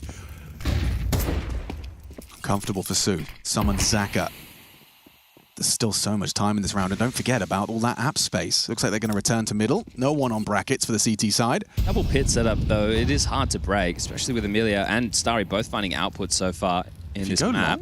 Wrap, it makes it a little easier. Starry has the AK, so let's see with him with the one. He's meant to be Jamyoung's equal on the other side of the server. Yeah, okay, so we might get to see that head-to-head. Has some flashy moments, does Starry, but nothing as consistent as a Jamyoung. Zaka has the cross. It's going to be enabling Amelia to worry about it. They can double smoke. Library Arch go. Here we go. Already across. Charging through smokes. G countered nade. And there's the headshot from Starry. Clean onto Mercury. Amelia activates as well. This is the test. This is the next. G, 0, combine. Another frag. Zaka caught. Huge from 0. The bomb can go down. Oh, Emilia's going to feel like he can't catch a break. Another double kill in defense of his bomb site. Still, it falls. It's up to Su. Time ticking. He's going to spend contact. Now, can't find the headshot instantly. Play the bomb. Play the bomb. It's planted, default. Flash catches him. He tickles the bomb. G confirms he's off it. He's played this well. Not giving Su what he wants. Beautiful, using that knife movement speed. Little flash of flesh, confirms he's off it. And another round going the way of the T side. 8 T rounds on Inferno for TYLOO. Yeah, it is wild considering the score that Zoking has decided to burn 2, but both times he's taken a timeout, they've been able to convert the round. So whether it's just giving the extra 30 seconds for Mercury to call the shots, or he has an idea, regardless, the stat line will show that they were effective timeouts. Starry did what he had to do, right? It is a good setup. Hits the first shot onto Mercury, he goes down. But then it's all this chaos at 0, pivoting into that, and you're trying to catch the timing there if you're Zaka, but coming through the grey screen, you can just see how puffed out you are. It was a really nice, well-constructed finish by TYLOO. Oh, not a great buy for either team for the final round of the half. Yep, Sue's pissed, and it's only going to get worse. They just laughed down there? I heard a giggle. I did hear a giggle too. Sometimes it's like disbelief, like, I can't believe he tried that. He gave it a good go. They're going for a boost over. That's nice. That works out. For 2 players unprepared, but he's gotten away with it with 17 points of health. It's crazy. They're looking at another 9-3 half, and they've only managed 4 opening kills. Wow. Yeah, so the output... I don't know who that's more condemning of. Right? Yeah. It usually tells into trade work, right? But at the same time, some of these rounds, when you think about the Mercury getting picked by Zaka towards bench, look at this. They've evacuated B. This is like Ancient, right? They're going for these crazy... Oh, they're in our head. We're going to do the craziest possible thing we can. And then you get that sinking feeling when no one's shooting you, and you realize, oh, they could probably be in... Oh, and you hear that sound of a flashbang in the distance. And reality sets in. There is a bit of a mistake. They double smoke coffins. Ooh. So they could have re-smoked CT or re-smoked coffin. So they've wasted that. There is a kit on Starry. Amelia is still in library. Alex, take it away. All right, folks. TYLOO in it to win it. They just missed a smoke on the retake. Look at it. Mercury finds one with the flames. Westmelon just threw his body onto the line. Amelia's taking his time, going for this late arrival. And oh my God, he just lost to a Tech 9 at range. Gee, hits the shots.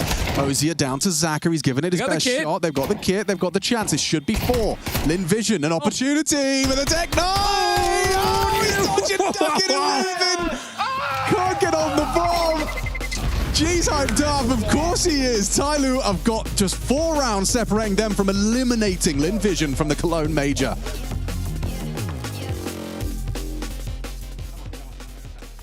It's just a beat. Now move your body. Cause everybody's gonna need somebody. It's just a beat. Now move your body. Cause everybody's gonna need somebody.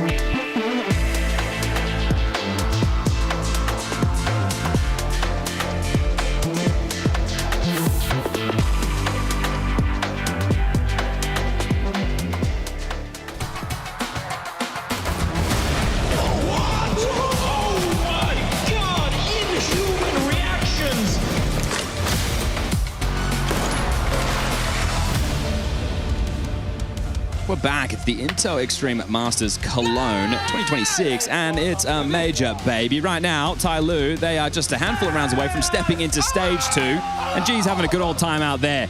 Lynn Vision, they appear to be shell-shocked. We can chalk that up to a couple of reasons. Hey, the extra stress of a major. The other being this domestic rivalry and maybe mind games that we can't possibly understand, but it's been ugly. Bizarre. TYLOO have looked good. Lynn Vision have looked below average, and what was a decent start for them on day one has quickly simmered out. Owned by MIBR yesterday and looked to be having more of the same today. They got the pistol. Yeah, they're not problems, the lost pistols, the are they? second round, so you'll see if Lynn Vision can get at both pistols. Well, it's going to be an A execute. Zero with the dual Berettas on the balcony. G with the USP short side. Amelia with a long smoke lined up.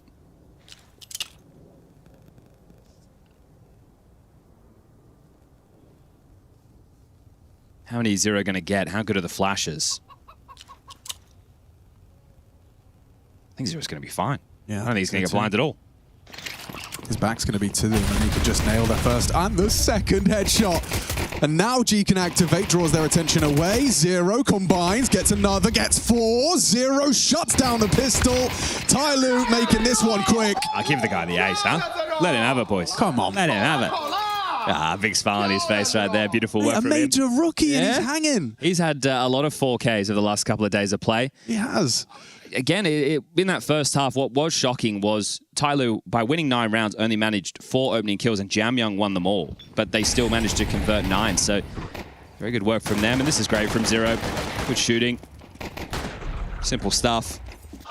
And I think if you're Lynn Vision, at least it's quick.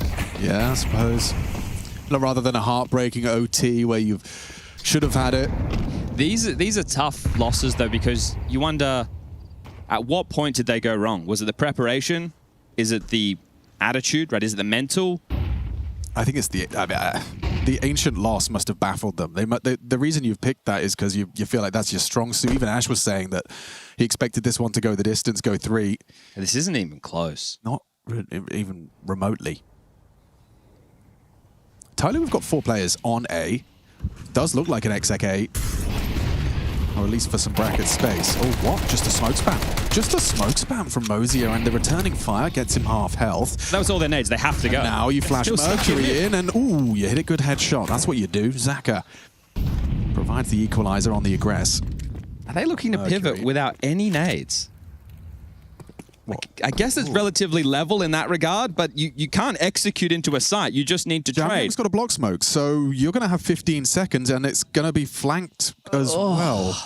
You're not going through that. I mean, you can. I think you have to go through that. Okay, you all jump through together. Here we go. How many for Jamyoung? Just 3, casually. Just 3. And that was the 4, so they either take an eco now and buy with the scoreline at 12-3, or they force out the game. Was that one of us? It wasn't me. Oh, okay. Someone down there needs some nasal spray.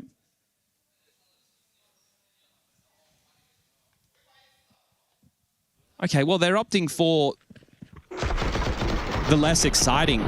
No, I guess it would be more exciting. They're opting for the more exciting. Oh, okay, hold up. Starry's just got an AK before leaving spawn. Zaka said, hold up a second. Starry, take this. So they have an AK with head armor.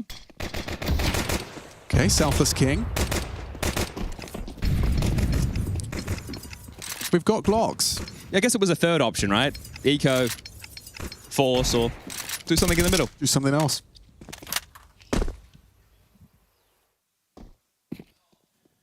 So presumably the idea is to do that. They have 3 smokes. Oof.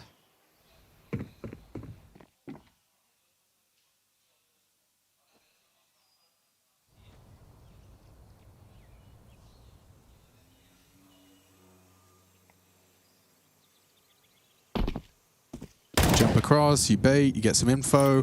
This is something you want to see. Oh, and your AK just takes 20 damage to a nade. Great.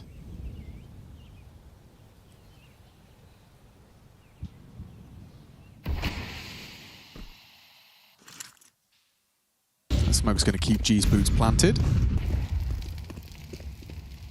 We're at 40 seconds, nothing's happened yet. No. And Jamyang still has a block smoke, so if he just throws this now, you're going to have the same thing you just dealt with before. There's no HE. You're just going to have to run through a smoke. At least this time you have a smoke for CT and Coffins, and then a flash. And a good slightly flash. better. Jamyang's anti. Oh! Nice from Amelia. Finds Mosier, and it's messy on the spray. Still adjusts nicely into the second headshot. Now onto the USP. Runs out. Amelia finds 2 with his Glock somehow. A bomb will go down. Okay. They're very susceptible to these this HE grenade on Mercury. Could nail it. Amelia is in pool on a scrap of HP.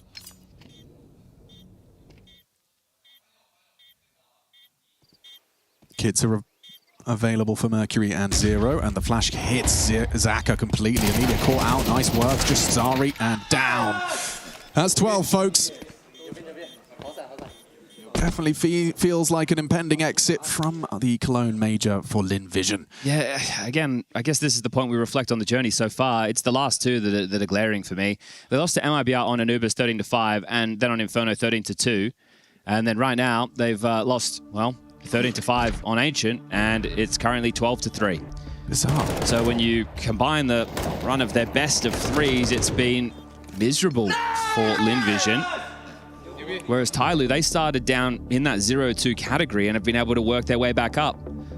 Win over Sinners, Sharks, and, well, in 1 round's time, Lynn Vision. I mean, that speaks to TYLOO's pedigree. The fact that you're doing a reverse sweep in the major. Once you get to the best of 3s, that speaks to your proficiency as a team. That's why we like the safety net, right? And I think with this level of teams, I know everybody wants best of 3s the whole way through, but then we'd need a 1.5-month long event, maybe a little bit more.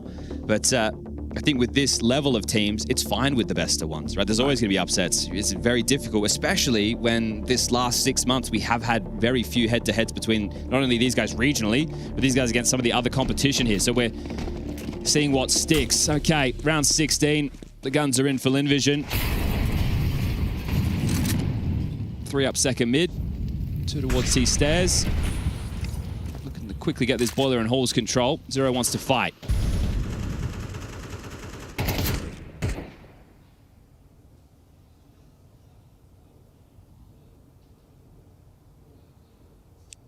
G's going to have a bit of a flick to hit, and whistles one past Starry. Well, they come out short. Oh, Zero crouches into Sue. And nice shot. Sue on the double entry, finally put down by Mercury, and now pivots into the site just in time. Starry catches him.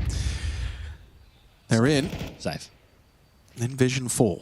Okay, so everyone remember the scoreline, 12-3. Yeah, take a picture of that. If they bring this back, this would be a remarkable comeback considering the circumstances. So this is the first of what needs to be many.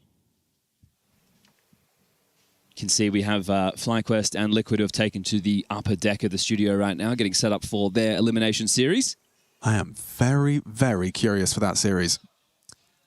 It is going to be an interesting game. There's hijinks in the veto. The desk will get to it later. Yeah. But both teams with a similar permaban.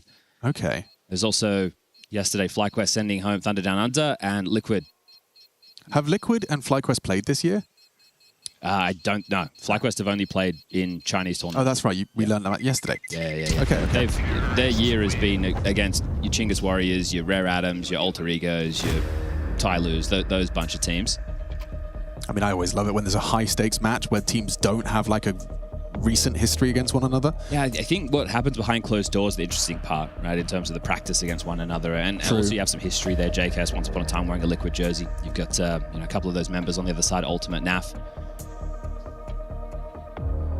And that is the final TYLOO timeout. So, yeah, we took note. It was 12-3. They lost the round. We burned the final timeout. Every timeout ZoKing has taken so far, up until this point, has been converted into a round. So will it be 3 from 3?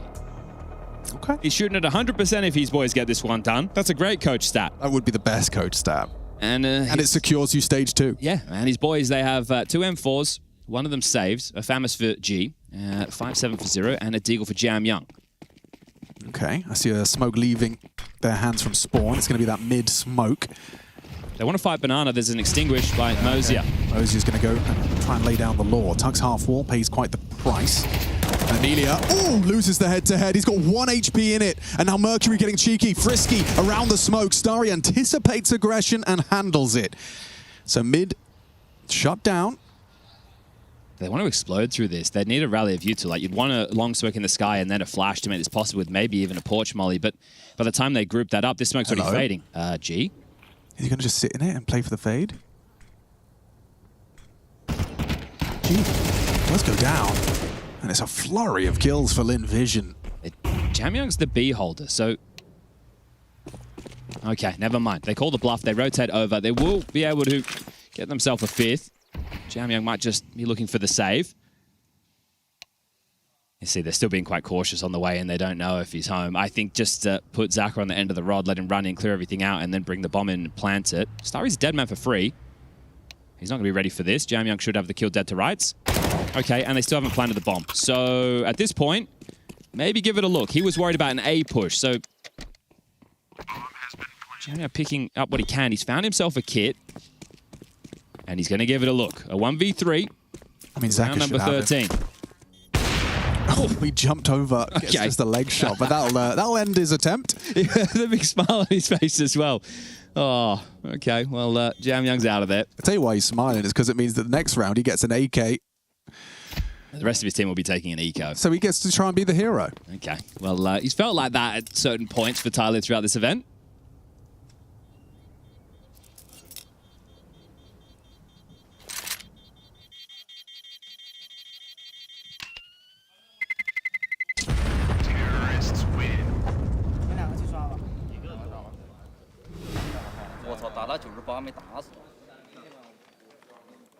Zoking doesn't get the 100% on conversions off the timeouts. Oh, we missed it. Second smoke kill of the major. It all happened simultaneously with those mid-fights. Oh. So highlighted there, just off the second smoke kill of the major. We've done both of them. One of them happened T-stairs. That was in the Gamer Legion match a little bit earlier in the tournament.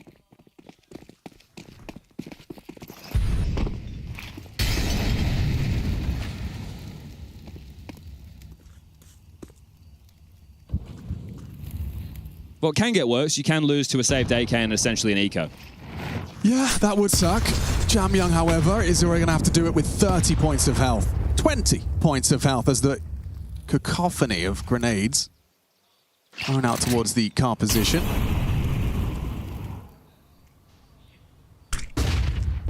Flash and a surge, nothing in boiler. Long smoke dotted in. Zero playing for info with a jump spot. It's going to have a heavy rotation over towards B. So stacking. Maybe stacking on stacking. They bring a second man up. Yes, so they're going to look for elevation over a B execute smoke. And with everybody from Lynn Vision and Banana, they might get what they're looking for. You'd love to have someone sight side, though, if you were TYLOO. Mercury with a flash. Mercury's got the flash at the ready here.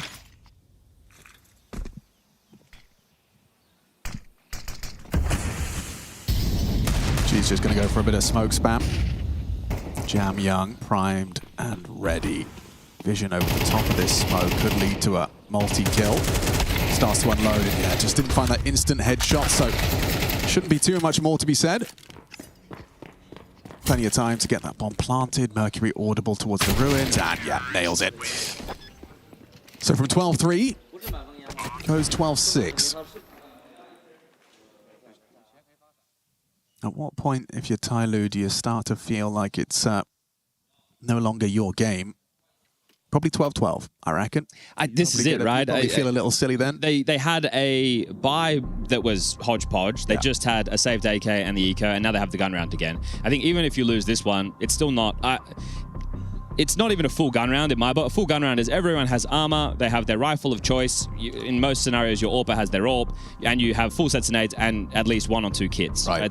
So this here is still missing some of the bells and whistles. Right? They don't have all the nades. So you could call this an imperfect buy. Yeah, but in the modern game, I kind of just call this a buy round, right? Yeah. So it just, and the reason it's important is utility gives you options. And if you are lacking, then your options become limited, right? It kind of changes how many times can we go for a flash peek, right? How many nade stacks can we do? Do we have enough mollies to get the control? And it's great now that you can juggle it around.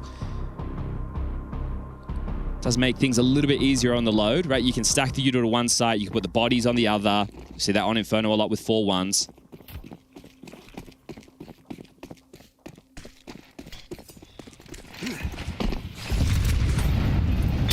Jamyoung's going to have to go back. Got pace from Westmelon. Early banana control, a luxury for the Lynn Vision side. I say that as they completely concede it. Looks like they want to take it back, yeah.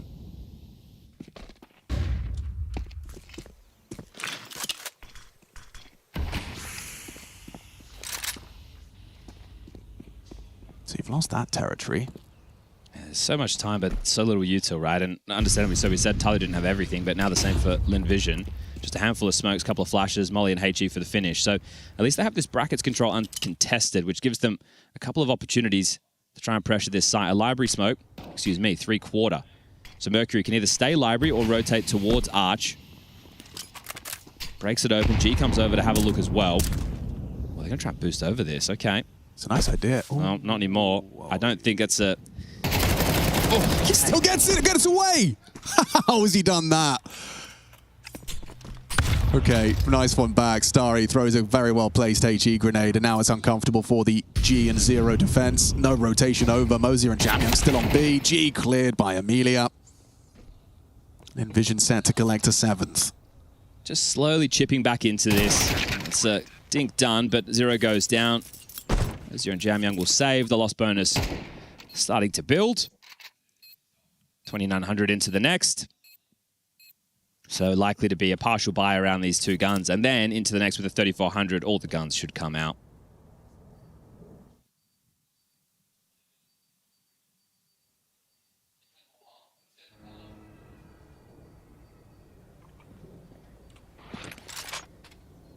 I still can't believe I understand they get the kill off the back of it, but after you make that noise, it seems crazy to go for the type of play. You could have just left G behind the smoke, and Mercury could have rotated towards Arch and picked it up that way. It's not the reason the round falls apart there, but so much damage was done to both of them off of the boost, and they knew it was coming.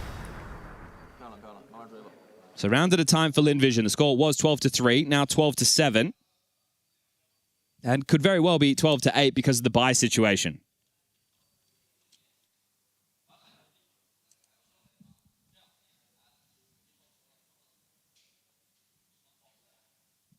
So light, in terms of investment around it, it's going to be 5 7s for the 3 that went down. They all have a smoke.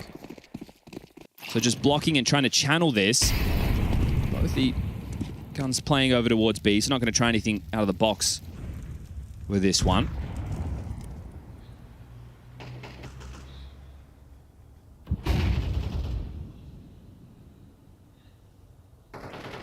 Holes and boiler, all theirs. Banana control, they don't know what lies behind the half wall.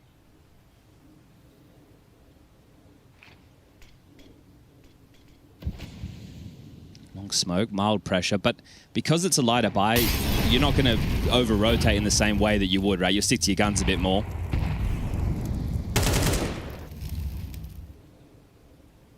So who's primed and ready if they were to swing? Jamyang's just blocked B. Oh, timing just looks away from that fight, so Zero catches Call Me Sue. You got 50 seconds, and Starry waltzes out the balcony and... Oh, no. Oh, down. Not Zero takes him down. It was And only a couple of pistols. Recovered rifle. Zero, 2 kills deep, and now G is in the smoke with them. He's behind them. He's played them like a fiddle. A backstab from G to close, and that is Lynn Vision eliminated by Zero. The major rookie aces TYLOO to stage 2. Huge stuff right there. We've been impressed with what we've seen from Zero, but that is a stylish way for him to close it down, sending Lynn Vision packing. One Chinese team steps forward, and that will be TYLOO. They're going to join the bigger names into stage 2. I mentioned you've got your G2s there, you've got your Spirits, your Legacies, your Foots. TYLOO joins that group, and we've got 2 more spots at the table available later today, but this wasn't close. They did start to come back. They were edging into this one, but it was dominant. And a reverse sweep, you know, you go thrust down to 0-2 day 1, and you show your resilience if you're TYLOO. You lost to Bait, MIBR, and then it's 3 BO3s on the drop. Look at this. The smiles on the faces. Obviously, these guys knowing each other very well. And TYLOO, they do come out on top of this one here today. Lynn Vision, again, baffling from our perspective, but maybe a whole lot more with the minds in the server. We won't see the antics of Amelia. We will throw this one down to Trace on the sidelines. GG, I think is what they could say, or at least what they just said in the server. G, congratulations. How do you feel after that game versus Lynn Vision?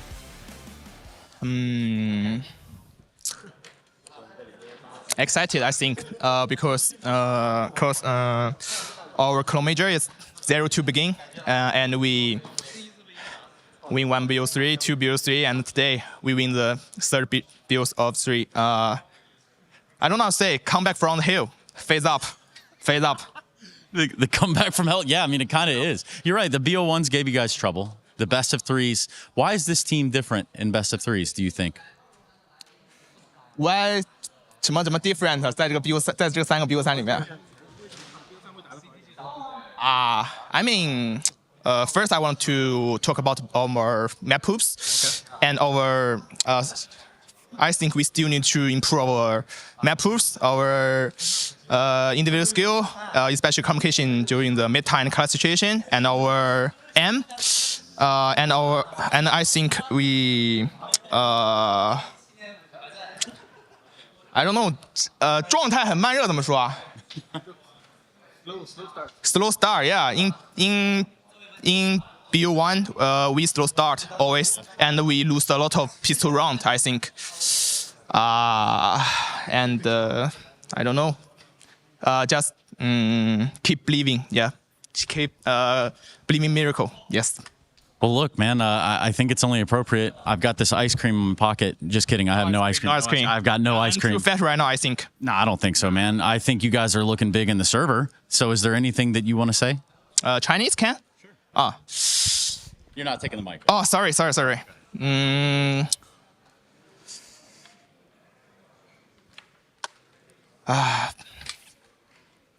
就是非常感谢，就是能够一直支持我们，支持整个 CNCS， 支持天路的中国的粉丝嘛。可能国内每次晚上比赛都是很晚，甚至凌晨。谢谢你们一直陪伴我们到深夜。然后现在已经晋级到 CJ2 了嘛，希望就是我们可以拿出更好的状态，然后更好的就是比赛竞技水平，然后去征战更远的征程吧。然后。感谢你 Dunking 在晚上跟我聊那么多，然后感谢117，感谢我的老大哥东华强，感谢马总，感谢洗衣机，感谢老九，感谢每一位，然后感谢马卡泽，no， 感谢中国马卡泽，you know zero like Makaze, you know? Yeah. Makaze is Zero's idol, I think. Okay. So Makaze carry today. Not today, every day I think. Every day. Yeah, Makaze there. No, Makaze Zero. Okay. Zero is genius. Yeah, genius. So 就是感谢国内的粉丝吧，对，然后我们会继续前进，然后不知道说什么了 ，Thank you， 谢谢。Shushin. All right, let's go back to the desk for just a few minutes. TYLOO claimed the victory against Lynn Vision and secured themselves a spot in Stage 2, advancing further into the tournament, whereas for Lynn Vision, they have been eliminated from the major. Yanko, we were quite surprised by how Ancient unfolded. Inferno was more of the same, maybe slightly better signs from Lynn Vision very late into the game, but overall, I guess there's no doubt that TYLOO were the better team today. Yeah, we had TYLOO pull a no-show for that grand final over there in China, and I don't know if Lynn Vision was returning the favor today because they did not show up whatsoever to this series. That was abysmal on map 1, and honestly it wasn't much better on map 2 to kick things off, right? TYLOO didn't feel like victory was in question, and at the moment of this game you could tell their confidence, just the better team across the board. As you expected a much closer fight. Were you disappointed in the display by Lynn Vision here? I mean, I didn't expect that close a fight on Inferno, but on Ancient for sure. Yeah, I mean, this was a no-show. I don't think I can take any positives really from this today. It was a complete disaster. So move on, regroup, and hope to see some playstyle changes maybe in the future. Yeah, maybe in the future. It wasn't a good-looking Lynn Vision. A bit of a cosmetic comeback here in Inferno. But when you get dominated in this fashion, Ash, when you have basically no chance and you're never part of the game, you know, standing behind a team like that, I guess you're eager to try to do something, but must be a frustrating feeling to observe. I think the most frustrating thing for me is that the second time we took tap pauses in both maps was at match point 12-3, 12-5 or something like this. And we could see today this is probably the bottom end of Lynn Vision's game. It went as bad as it could have gone today. What do you need to take 3 pauses? Like I've media games in the past where you use 3 in the first half, and I've seen that a lot of tier 1 as well. You burn 3 pauses, you say, I've done everything I can, let's let fate happen now. And if you come back, you come back. And here it was just sit back and he must have been enjoying it, maybe. I'm not sure. Maybe he really likes the desk time. He thinks we're doing a good job, throw some more time for us. I'm not sure, but yeah, just complete disaster. It really does feel like it was one of those games where you're better off just using them all in the first half rather than what was going on. So I'm not really sure what's going on there because, you know, on one aspect, having your game plan is going wrong and that's why you need to make adjustment, but also just getting wrecked. Yeah. Just take a timeout. Just give your team a breather, you know, like try to stop the momentum for your opponents. Try to rally your guys a little bit. Maybe give them a call, something that they can do, right? Like anything, literally. You're playing for your life at the major and you're just chilling there, sort of not even taking timeouts. Like I was very surprised to see that. After Ancient, it was evident that Lynn Vision needed a great start and a strong start on Inferno. Ash, unfortunately, they win the pistol and then round 2 happened. Yeah, I mean, the game's full of mistakes, and I mean, it starts from the start. It goes from a pistol round win into 1-6, I think it was at some point. And the round starts off, it's just kind of a default towards banana, they come back towards middle, they flush out Starry from this position. And at this point you can see now, TYLOO have 2 players long focusing on this, and sorry, Lynn Vision have 2 players focusing on long. And for some reason, they need a 3rd player to come and flash for them, and he's the only A player. He jumps from his position, says, guys, I'm in the pit. He tries to flash to support 2 riflers against pistols, defending that already, and he gives up the bomb site. And the bomb site's more important, I think, than holding long. I don't know if we can argue that maybe there's a new mod you can plant in CT spawn that I don't know about. It could be, but this is strange for me seeing this second round of the game, and I think he ended up actually being the top performer on the team as well. So today was just complete write-off, just disaster for them. I think this is where you see sort of the lack of depth for a team like Lynn Vision, right? I'm pretty confident that a thing like this doesn't even come up for them, you know, when they talk about theory, and it's like, guys, we have 2 rifles towards long. We can't have the only player responsible for ab/short also be supporting that part of the bomb site, right? Especially against a pistol force buy. It's a timing as well. All the utility from T's is being used, so they're doing something right then. Do you need 3 people? Do they want to call the B players over as well and 5 people along to hold it? It makes no sense. Yeah, and then just as I said, a bit of a lack of depth, and I think that's. I mean, I was going to talk about the experience in Normal 14. This team has been together for a year and a half. Yeah, you know, this lineup of players, long time. They went to Tier 1 tournaments. They spent time in Europe, you know, multiple times, whether for boot camps or for playing tournaments. And it maybe just hasn't seemed like they were able to absorb much of, you know, what's going on. And in some of those games, because you always go through this. I mean, when we first started playing, you don't even know why you're losing games, right? Like you're just losing games. You don't know why your opponents are maybe making the decisions that they're making, and then as you get more experience, you're playing more, like you see things happen more often and you're starting to piece it together. Oh, they're paying attention to who plays what position. They saw that there's a 3rd player here, so they just sped up to the other, you know, like some details like that, and you evolve your knowledge of the game and how it functions, especially on a Tier 1 level, and we just haven't seen much of that evolution from the side of Lynn Vision. Now, I think it's fair to be disappointed after watching Lynn Vision being eliminated from the major. We have Trace catching up with the losing side of Lynn Vision after the game. So it is a put up or shut up kind of day, one in which that we did see TYLOO eliminate Lynn Vision, and for Lynn Vision going home. Let's start talking about this series a little bit. In Ancient, let's talk about winning that pistol. You win the second, and then the half goes 8-4. What happens? I think they did contests towards us, and then like I think they were just juggling like on the A side, I think Donut and both A main, so they can keep the smokes. So it's very hard for us to like hit another site. Yeah, like when we try to exit the site, we just get blocked by the smokes. And also Jamyong being a big threat. Did you feel like he was all over the place there on Ancient?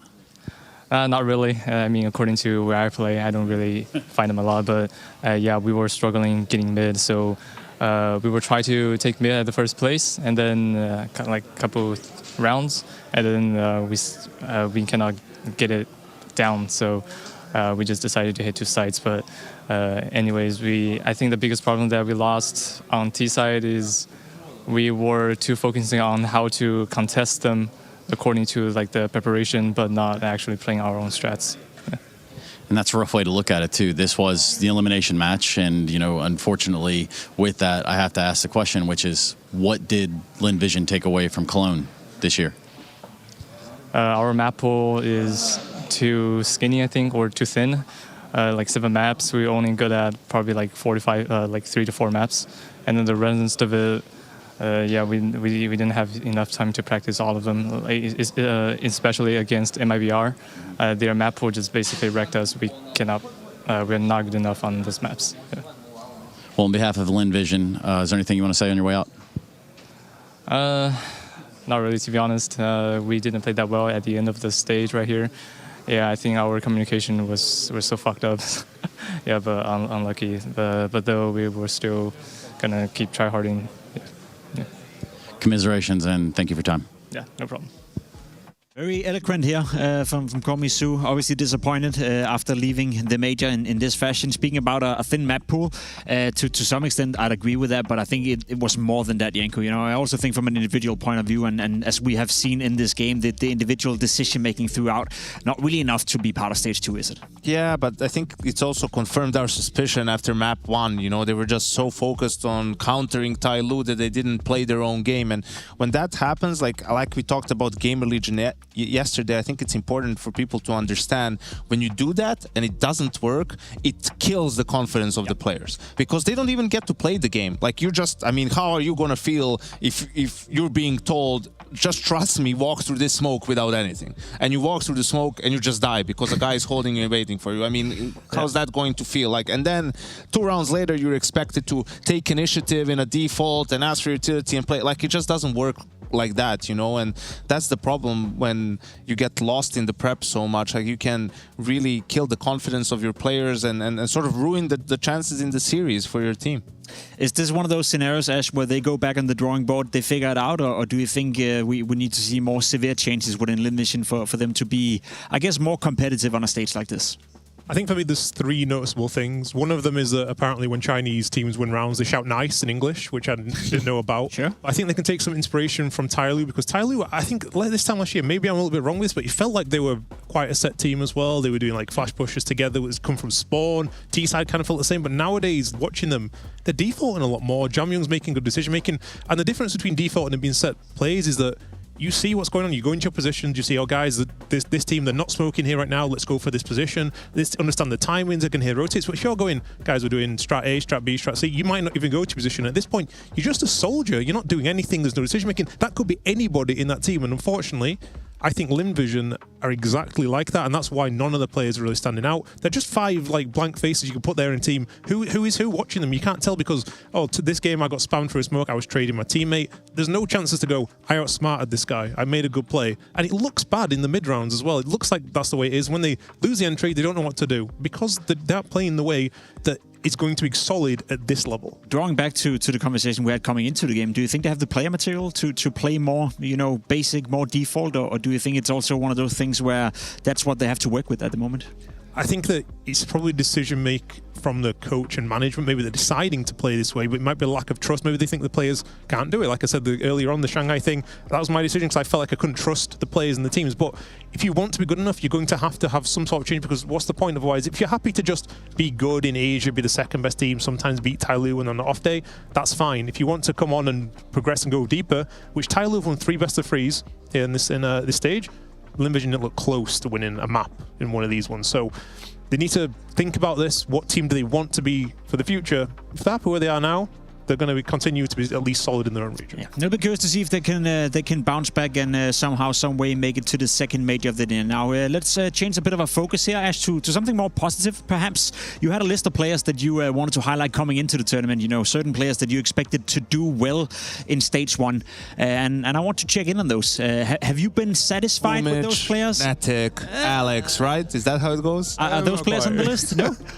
What's up with the star players so far? Well, you say it's a positive thing, but actually it's kind of a story of these players most are underperforming, and basically most of these players here, there's some context to it as well, by the way. Like the best of ones overperforming, beating Gaming Gladiators, again another one, the filter we talked about the other day, where he's kind of buffing people's stats. A bit of mediocrity kind of going on, because these are the players I thought they give them more space. The people that get hero guns, they get to say what they want to do in all of the rounds. They're set up in all the best fragging positions. You want to lean on them and say, you go take over the server. We've only seen 5-6 maps, I think, from most of these so far, and the ones that I haven't included are ones that are still playing today because, I mean, there's 2, potentially 3 maps I haven't played, right? And these are the kind of... I'm a little bit underwhelmed in general. I don't know how you feel, Janko, but I think there's a few people, for example, I think PR's been underwhelming. I think for me, Zach has been the worst in terms of what you expect. I was hearing a lot of people say, Ash, how can you put Lynn Vision 03? Zach is insane. And then... He is insane, just not in the way that they would like you to think.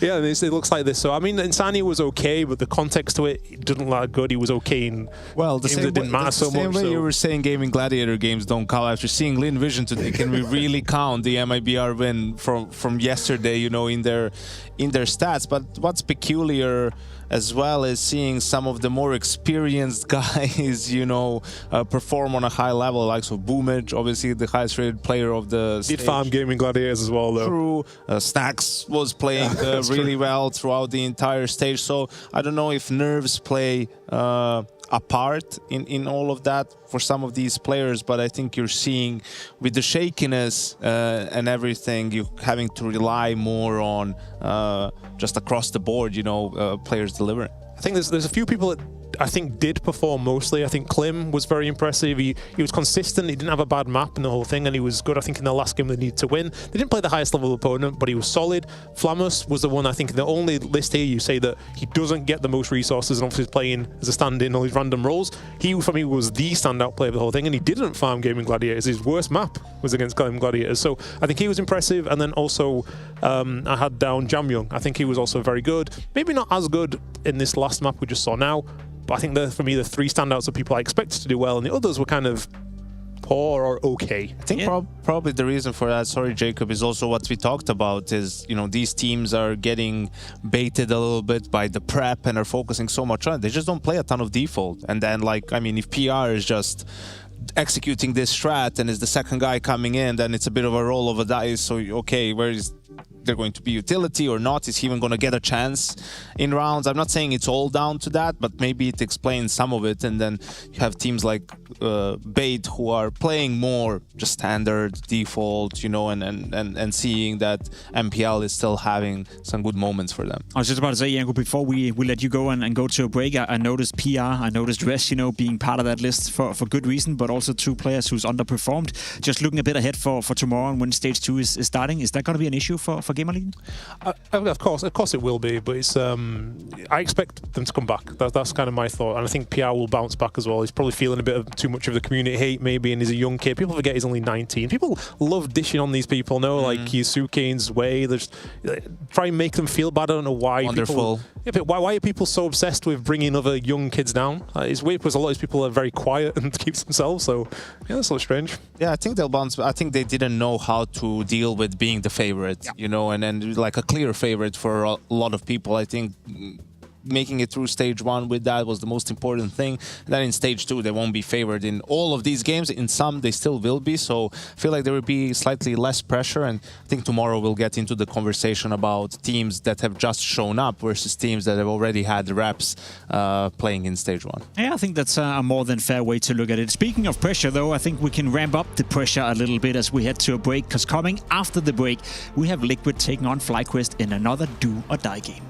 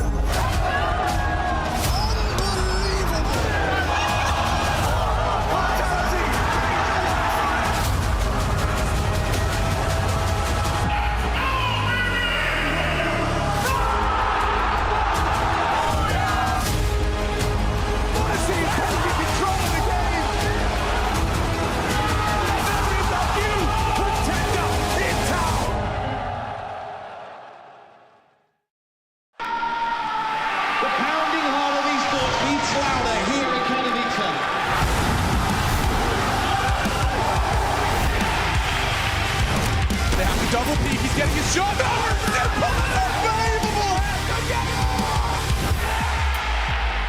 Something special to throw in this decoy, and that's exactly what happens. Katowice! We are back!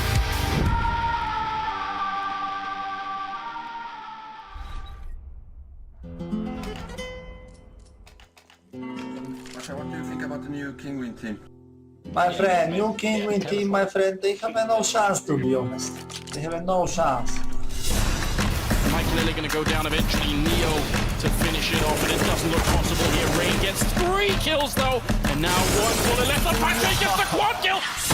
Quickly falling apart here for Navi, getting a bit scary, but then Guardian has something to say about that. Takes out the kill on Apex, that was on Argent. Wow, what a shot on RPK. Gets the flick on the Maniac. We're not mid. Dead. Wow. He's going to have 2 right there. Can they line up for him? What is he doing? Why did he hesitate so much? Fuck. Get right, last man standing device. That draw speed, he's gonna go down. Running up here, P250 out, jumping and shooting. He gets 1 more kill, looking for it. He's got him hunted down. Time is up. Oh my god, Garrett, you gotta be kidding me. He gets the last kill in 1 second left. Chicken in the lobby. Well, congratulations, guys. I will see you back here in 1 month. Do they have a weird boost going on currently? Yes. Look at this boost. Oh my god. This is beautiful. He can look all over the restrooms as well. On spawn. Take it from them. One more spawn. Spawn, Capo. Spawn. Forest is causing, oh my goodness, so much damage done here by Kenny S. Another frag found, and again Kenny S. Did Emilio just get vac banned? What? What?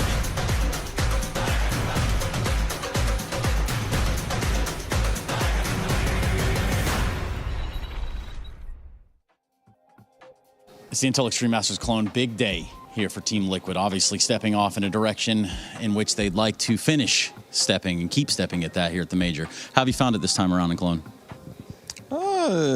I think as a team much better than last time, than our previous tournament, so I'm happy so far.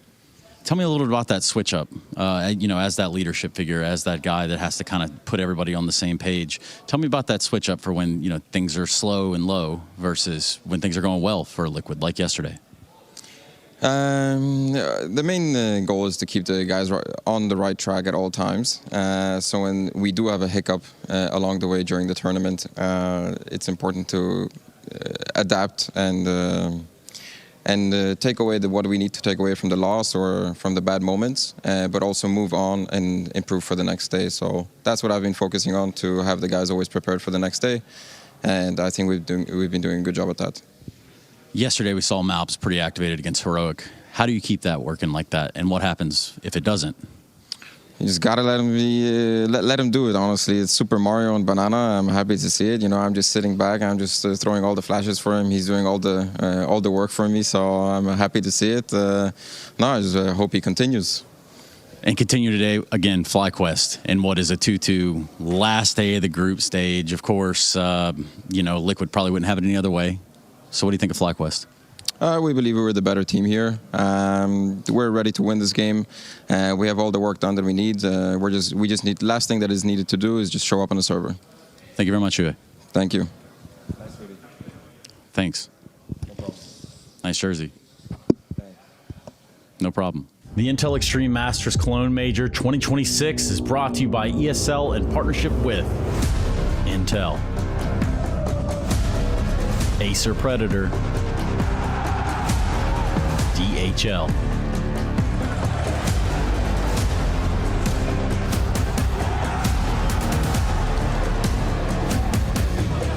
and Zoe.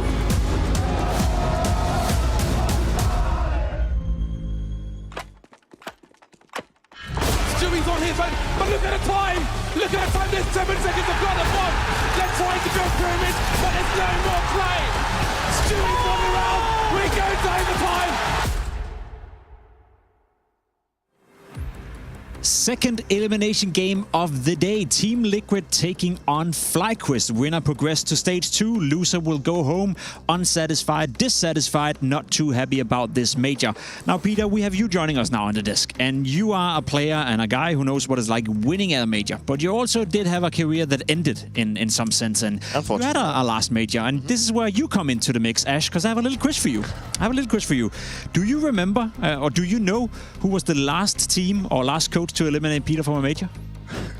I have a good guess. You have a good guess? I have a good guess. It was a Shanghai major. Would it have been then? Was it? I mean, to be fair, he beat me in the Paris major. I think he cares more about that than I do. Hey, so it's 1-1, right? 1-1. I'm glad you remember, because I just got to think that the team that I played the last official game that I have scored on HLT and I played was Gamer Legion, and it was against Ash. And I believe it was Vault who killed me the last time. It's like he's living rent-free in my brain for some reason. I don't know why, but it's just stuck to me. Some people prefer to go out on a high, Peter. Apparently you prefer to go on a low, but that's fair enough. Let's leave that aside for now. Come back, you never know. Yeah. Well, no. I think I'm past due. Pretty certain Peter's not coming back. He's playing, is it Hell Let Loose or something like that? That's your... Sometimes that happens, yeah.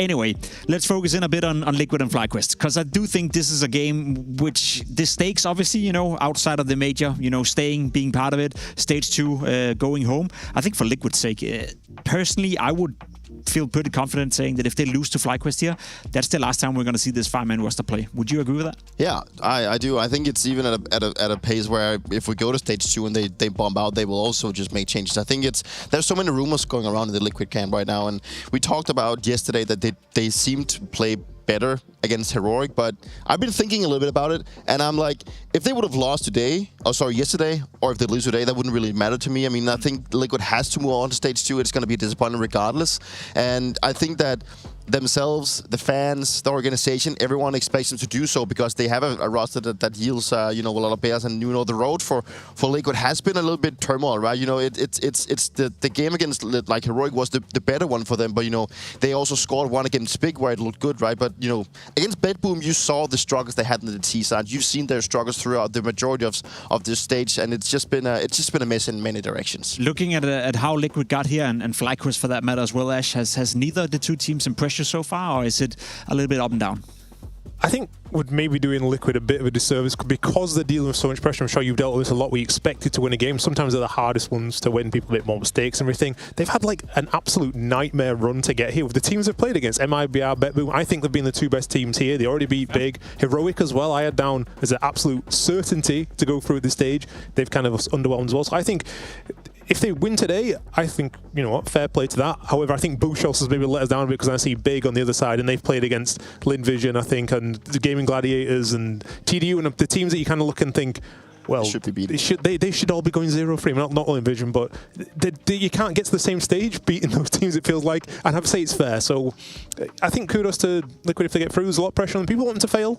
So, fair play to them. Always hard to play with a lot of pressure on your back. Now, a player that has been a big conversation point within Team Liquid has been Shuhei, not only leading up to the tournament, but also during the tournament. Safe to say that, individually speaking, in terms of his productivity on the server, Ash, he hasn't been hitting his mark so far.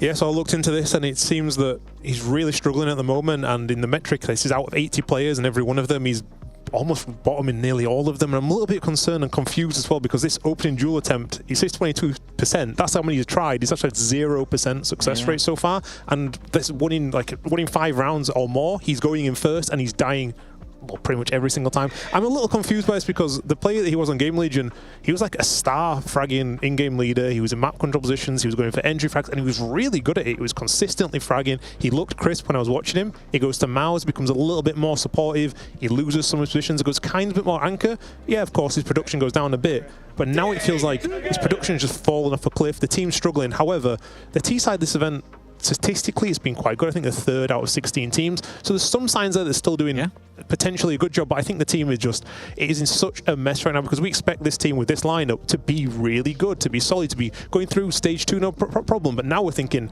are they going to win a game at the stage 1? Can he sneak through with a little bit of luck? Maybe this is a sign of things that go in the right direction. Having this kind of difficult run as well, this could be something that helps Liquid and gives them more confidence going to the next one where they shouldn't really have this sort of nightmare mode-ish. It's not all bad, Peter, right? Because we spoke to Mubs yesterday who gave a lot of credit to Shuhei for his T-side calling and said he had a lot of impact. So in terms of the productivity on the server, there's no neglecting what Ash is stating right here. He's at the bottom in pretty much every single aspect, but the calling so far, T-side-wise for Liquid, has been okay. Yeah, to a degree. I think that, they do show glimpses of doing good things together, and they also have, things coordinated. And it's not like they're just running around like trying to make plays individually, but sometimes like stringing it together can be the difficulty for them. And then you just have games where your individual doesn't really show up, and you do need to rely specifically more like on the likes of Malbs, who had a fantastic game yesterday to carry them over the finish line. I think that Liquid is... I think Malbs had a really good say in the interview yesterday where he said that he comes in from the outside and joins a team that is struggling. And since he's joined, it's not really gotten any better, but at least he's had the overview to try and see what is actually the issue. And he did put a lot of effort into saying that overthinking was probably one of the main things for Shuhei and also for the likes of Ultimate. And overthinking as a player is always a massive thing because you start doubting yourself. You start, I need to overcompensate for what my teammates are doing, or I need to go out and be the hero of the round, as he also said.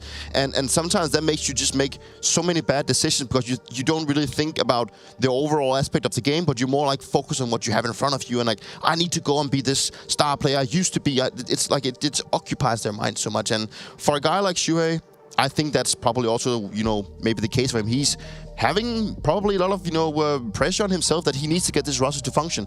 He's got a lot of experience. He's even made a major grand final with you, Ash. He's been up there, but why isn't it functioning? Why can't he get it to work? And that just also takes an effect on his individual level. I think as well, sorry, you've got to say the confidence right now must be really low. And I think what happens when things are going wrong, I suffered this last year, you're trying so hard, you take the responsibility of, I need to fix this, I need to figure out what the problem is, and you look so hard into everything, and then suddenly you're focusing on like, oh, I'm having too many apples in the morning. Like, what's this got to do? You're playing Counter-Strike, So the details can kind of get too much. You think we're losing, so it must be 50 different things at once. Just a little couple of things at a time. Just go in the right direction. Look for the positives instead. So I think individually, good games breed good games. Bad games, individual as well. He's probably running into bomb sites now first thinking, I'm going to die, because he's just dying all the time as it is. So I think that he's still a good player in there. He needs to find that confidence. This is a good start from them. And good to see they're still winning T-side rounds. Otherwise, he probably would be taking this very personally. So yeah, breaking a circle like that is always going to be a tough task. Now, speaking of the positives, as you're mentioning, yes, I know you came in prepared, Peter.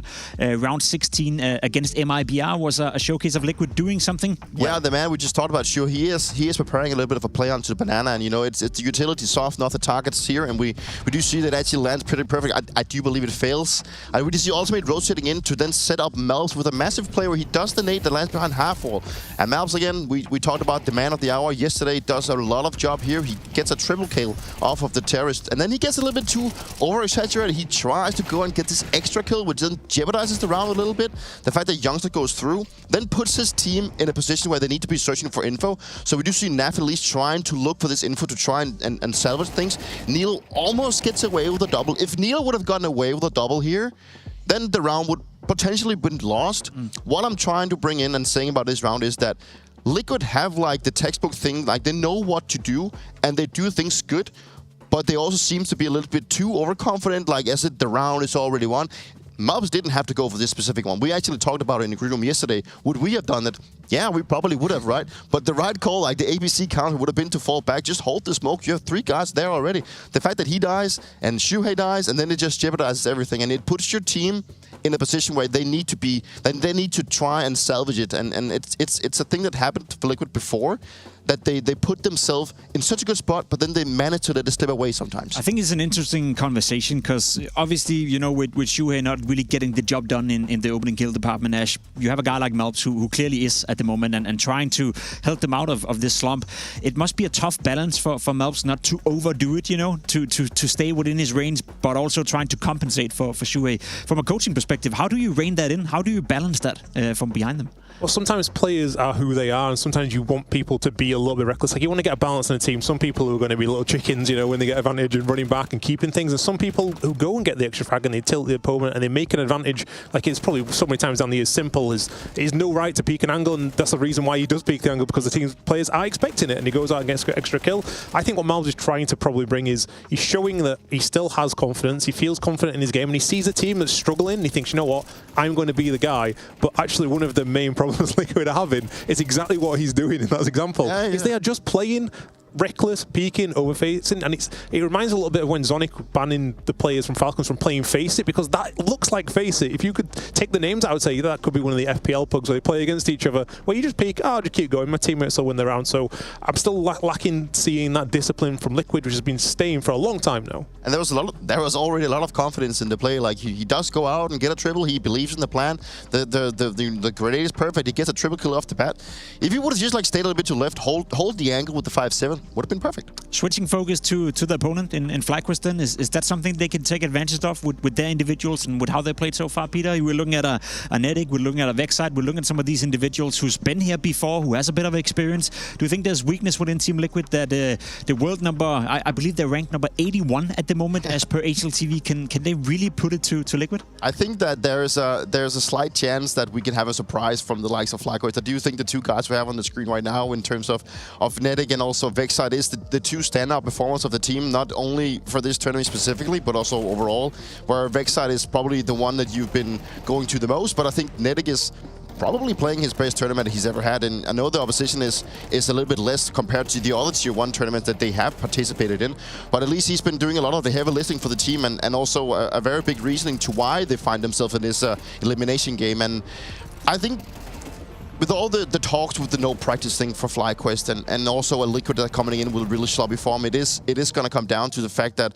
it is two teams that is struggling, but in two different ways, right? It's a Liquid that has the team sort of set, but can't really get things to work. But with a FlyQuest, it just like lacks practice, but maybe have this idea that, hey, we can sometimes play good Counter-Strike, and that's what we're going to try and rely on today. Now, we've seen the individuals show up, Ash. We also know that JKS is part of this lineup and brings a lot of experience and, you know, quite the contrast to a guy like Melps. I feel like he's very calm, very composed in the way he plays Counter-Strike, maybe sometimes even chickens out, as you describe it as well. Is that going to be an advantage for FlyQuest, that they have a guy you can rely on against a Liquid that is vulnerable at the moment? Well, one of the, I think I've been on top of every single FlyQuest game so far, so one of the things I found the biggest criticism of FlyQuest is closing those rounds out. It hasn't looked like you could rely on any of them. They're getting a lot of good positions on these T sides, and I even had Inns on the desk here, and I was asking him, like, whose responsibility is this? And he said, it's JKS, he's the cool guy, he's going to win clutches. And I said, you know what, going forward, you're probably going to need him to win a few more of them, because we had the other day, I think, multiple 3v2s on T-side Anubis, and they couldn't win any of them, and this is a big problem for them. However, I think Liquid could have some problems here. Again, he said another question that their philosophy on CT side is, if you don't have info, push, push, push. And if Liquid are feeling indisciplined, they need to be careful. They need to shut this down. I think a common thing right now is teams standing still when they take map control, let the other team suffer. I worry if FlyQuest play against that, because that is probably the most meta thing right now. And it's a hard counter to what he said is a philosophy of how they play CT side. Interesting. Now, being the underdog, if you're FlyQuest, maybe you have a bit of hope that the veto could go their way. Is there any way, as you see the veto going in favor of FlyQuest, or is that another one that's going to be tough for them to solve? Well, I think, again, this is a game of chicken. Both teams ban overpass. Yeah. And what I'd love to see is neither team banning it and making the last Loading team it in I've heard so many times you leave it in there, you hope, you say, you know what, if you want to put your tournament line on picking overpass, I don't think there's many teams out there. Well, it's up to Liquid, right? Oh, there we go. Liquid chicken down. So usually it is the favourites to kind of do that. Map pool, so FlyQuest are kind of still all over the place, even looking at this. You can't really tell. You can see that there's some favourites in there. They love Anubis, but traditionally, Liquid have been good at it, maybe not as much recently, and a lot of teams now don't like to play Anubis. They don't have much practice on Anubis. It's the most underplayed map out there along with Overpass, so that's a scary start. And Anubis, Inferno, yeah. Ancient should be needed. Yeah, I mean, like, I think the Inferno pick also kind of makes sense for the likes of Liquid. You know, it's a map they have played multiple times in the tournament already. You know, it's where they can probably see to themselves that we played some of the better Counter-Strike today, and then make it into the side of Ancient. It's also a map that FlyQuest has had a record on. You know, it's a map that they haven't been shy of playing in best of ones even. So I think it's going to come down to the fact that if both teams can pick up their respectively map picks, then there's no doubt that we can have a third one on the line where it's going to be extremely close. I'm interested in seeing if this goes to Ancient, because when I was watching the demos of Liquid a few months ago, the CT side on Ancient was the biggest one for being disconnected. The cave player wasn't aggressive when the mid players were constantly dying in the back from heaven. It looked absolutely horrible, but they've had a lot of time to fix this. This could be a bloodbath, which could be really interesting in the series. I want to see Vexite screaming at the team again like he did yesterday, because it was the Australians. So if they can treat them as Australians, this could be a really fun one. All right, Peter, it's about time that you put your money where your mouth is. You have Team Liquid going up against FlyQuest. Which one of the two is going to make it to stage 2? I'm confident that we're going to have 2-1 for Liquid. And for you, Ash? 2-1 Liquid or 2-0 Liquid. I think they've shown enough this stage. They've shown enough at this stage is what the sentiment is from the desk right here. It is FlyQuest taking on Team Liquid. One thing I do know for certain is that every game lives its own life when it comes to the majors, so take nothing for granted. This could very well be a banger. And this could very well be your last here in this end of stage 1 matchup. Liquid or FlyQuest, only one of these rosters can survive into the second stage. It was Liquid on a downturn at the dawn of this year, and FlyQuest, who once again beat the odds, broke the pick'ems, and looked to go through themselves with this new Portuguese AWPer in the lineup. Liquid and FlyQuest, only one will survive, Harry, and we're getting into Anubis, this first map of the series. Yeah, it's a great place to kick things off, right? FlyQuest map pick, and one that they've had a lot of success on as of late. Quite the win streak built up, admittedly. You know, this is out in their region, so a lot of wins on the board, a lot of reps on the map. Same cannot be said for Team Liquid here on Anubis. Since Shui joined this squad, they've only played it a handful of times, and only once since Malbs was brought into the lineup. So not a lot of recent experience on the map for Team Liquid. Going straight for the B-pop here. Ultimate shows his P250 far away, but they're just trying to storm out main. It's not gone well. FlyQuest lock the door, and Liquid have to pull back. 4 players on this B-bomb site for FlyQuest, and they're even going to get aggressive. That flash awkwardly catches Vexite, and so he can't confirm the kill, giving Liquid a second chance into this stack. Goes about as well as the first.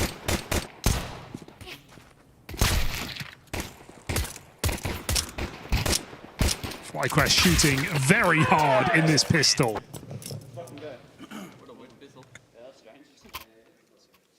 He couldn't ask for a better start there, right? 5 alive, or 5 alive when all is said and done. Pistol round secured. Couple of multi-kills for a few key individuals.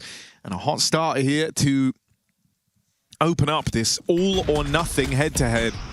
Such a weird position to see Liquid in this game, not just because, you know, when you look to majors, sure, they missed out on Copenhagen, but this is they made stage 3 of the last 2 majors. They were in the quarterfinal back in Shanghai. That's when JKS was in this very roster. But I still think we came into Cologne with such low expectations. A lot of people didn't even have them getting through this stage. Well, now they're here in this deciding game, and you feel like, what the hell? You're against FlyQuest. Like, this is, on paper, a very winnable match for Liquid. But at the same time, FlyQuest have more to prove themselves, being the squad that even 3-0'd stage 1 in Budapest, went 0-3 in the next. But a team themselves who have had relatively little experience in Europe this year. This is a team that was always guaranteed that Australian spot straight into every top tier event, but as time has gone on, has been less certain. And this year alone have been, you know, milling about in China, not really on our screens. So FlyQuest looking to prove themselves here in this pocket pick of Anubis. 2 clean rounds so far, yet to get a kill, our Team Liquid. Can we double pick deck, me and you?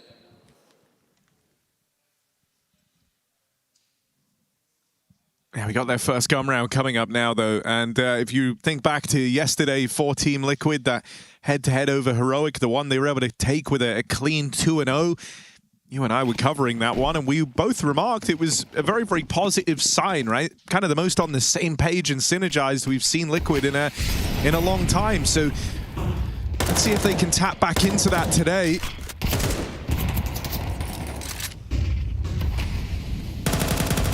Nothing rip-roaring out the gate in this first rifle round. It's a bit of a feeler here, looking for that control over towards A main. Malbs and Elijah working it. Naf, meanwhile, just patrolling outside of B here to hold on to the territory. Bit of a default here to open things up for Liquid. Yeah, today is a big question mark for Liquid for me, because I want to know, was that game against Heroic, you know, Liquid leveling up and starting to look really solid and playing well off each other, or was it just a game against Heroic? Today will tell. As FlyQuest sit back with limited util. Only 1 smoke remains in this round. 1 minute on the clock and it goes down. So FlyQuest, no more ways to delay Liquid on their site hit. This default, as far as they're concerned, has been successful, but good damage. What a grenade. Down connector from Vexite, puts ultimate on his last legs. In comes the first fight. Oh, that's clean for Malbs. Close range there on the SMG as he faces just dispatches of ins, no problem. Now the rest of Liquid set their sights on this B play. 2 players here in a retake setup for FlyQuest. Out towards CT. Smoke can cut them out the action entirely. Oh, not ideal. Maybe meant to, but flubbed by Ultimate. They will manage to get the bomb down and enter into a low health post plant. Ultimate the only guy in the site. Malbs having a journey in a little bit later. Now, he will have the bomb to play around, but you would love it if Ultimate could take one with him. Not going to happen as Story moves out quickly through the temple. And so you're looking at Malbs MD having a clutch up big, chased down by Story on the rifle. And that first rifle goes the way of FlyQuest. Yeah, lock-in round for FlyQuest. Well handled on that retake setup, right? They didn't panic when Malbs gets the entry on A. Nobody even adjusts position, and they sit back on B, hold multiple kills here from Netic, and then coming together and clean house. Well played from FlyQuest on the CT side. These are really hard rounds to win on CT side Anubis, especially in a 4v5. So it's already talking shit like it's Thunder Down Under all over again. FlyQuest absolutely swept them at the start of that series on CT side. Took a minute for the other Aussies to wake up. Right now they're doing it to Liquid as well. Malbs Hero AK. Bits and bobs for Liquid in this round. And something more grouped.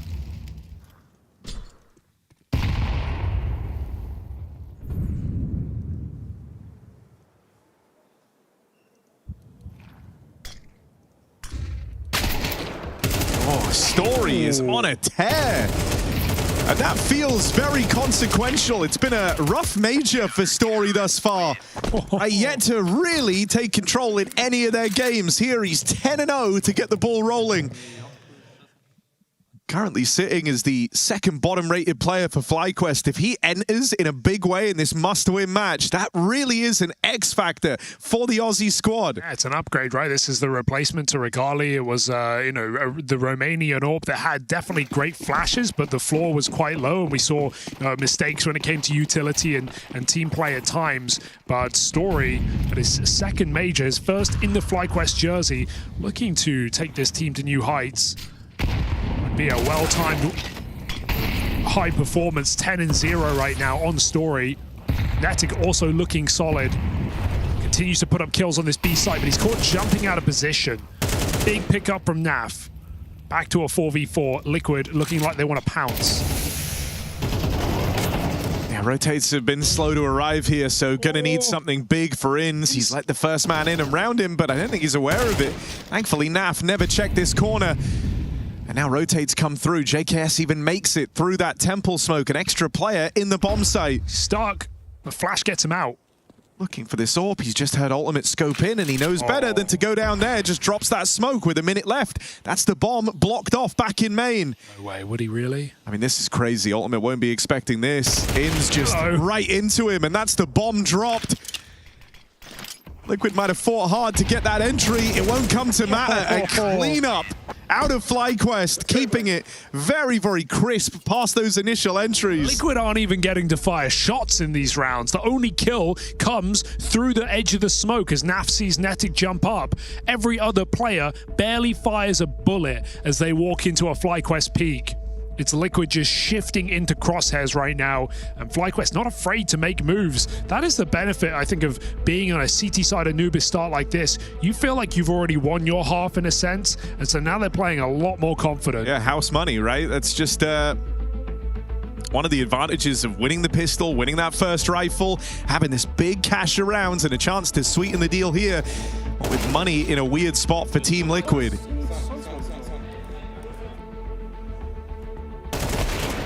Love that play from Inns. And the U2 was great as well, getting that smoke down, getting ultimate off the line with a flashbang. FlyQuest playing together. Liquid again, put down on pistols and putting money in.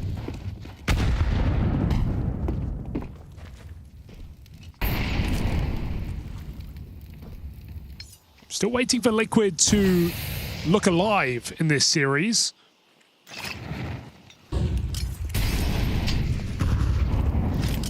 JKS hears him coming.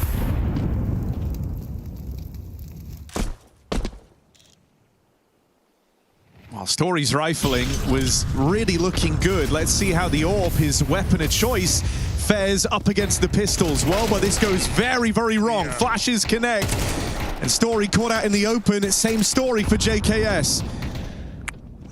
Inns has missed that timing. Smoke walks give, smoke walks take for Inns.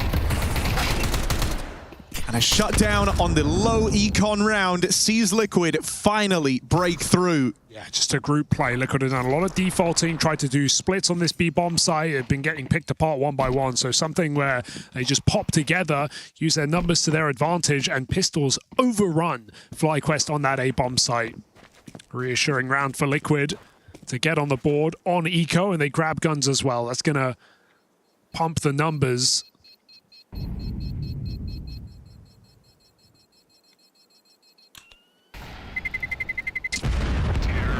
So better late than never.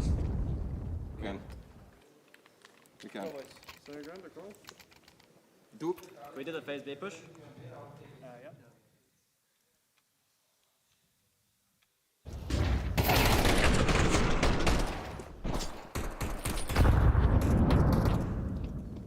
This has been FlyQuest's go-to map all year round. I mentioned their runs out in Asia. You know, we've also seen small lands in Europe. I mean, they are 12-1 on this map in 2026. It's quite the run. And is it 8 of those in a row? Damn right. So not just a lot of recent experience, but a lot of success.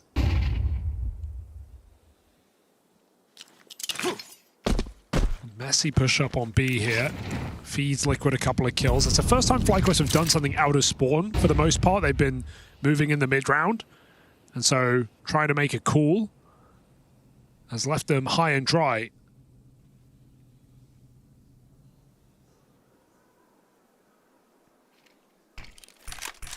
It's a good flash to get Story off the line, but Malb's crossing in. Looks like Story wants to hunt him down. His teammates will beat him to the punch on that dark push. They could have to go. They'd start to arrive. 2 players down here. Oh, didn't get the molly. Or moving in to join them as well. Nade finds good damage. Bomb crosses in, but the first kill belongs to Inns. You ready for just how many players are coming from this position? The util continuing to find good damage. Inns with another as he's the spearhead on this retake, and they clean it up flawlessly. That's a 3v5 out of FlyQuest. That skirmish out towards B. You thought it had left them cooked. Vexite and Netic fed to the wolves, but the rest of the team have their back. Loving the energy we're getting out of FlyQuest right now. Vexite is still hollering every single round win at the moment. Sure, they didn't do this in the BO1s, face some close, ugly losses there, but maybe getting warmed up against their countrymen. Boys, you can't be throwing those! Oh, it's wet. But that's Liquid right now, 1-6 down. Flashy calling them to calm down because this must be getting stressful right now for Liquid.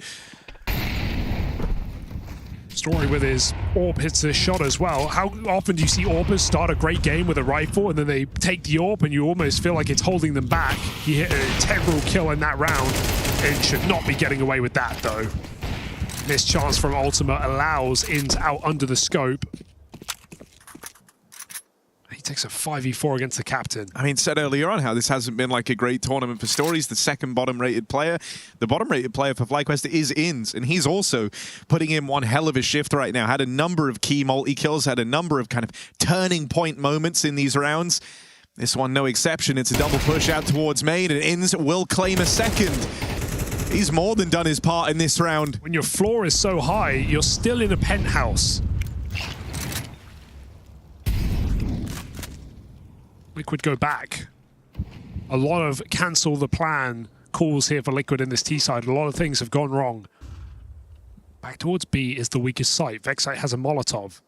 Timing is everything. If he waits for them to show face out con, he wouldn't get it in time. So early is better than never. Allows Netic to rotate as well. Misses that nade. Could have been high damage down in that hallway. Netic will follow up. Just holding Liquid back. 20 seconds. They've got to make their mind up. Oh, when they try and go, JKS has this flash primed to try and tee up his teammates. Now peeking on the back of it. First kill belongs to Vexite, and you're already running low on time here, boys. Ultimate can't win this. Just doesn't have the time to get the job done. 2 players in front of him, and he's not even aware that Vexite crossed on out of there. So a dead man walking. 7-1.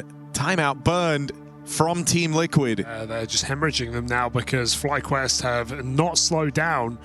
We heard that little excerpt from Flashy in the last, or at least we saw it, right? He kind of said to the guys, I want us all to calm down, but I want us to energize a little bit. You know, he wants a bit more energy brought to the table. I think for him, he's probably thinking big picture here in the series, right? In this matchup, in this map in particular, FlyQuest kind of are the favorites. It's their home map. They've got a lot of success on it. It's really underplayed for Liquid, especially since they bring Malbs into the squad. And so, you know, you can almost forgive them to an extent for feeling a little rusty, being a little vulnerable here. But what you don't want is for that to translate across into the rest of this series.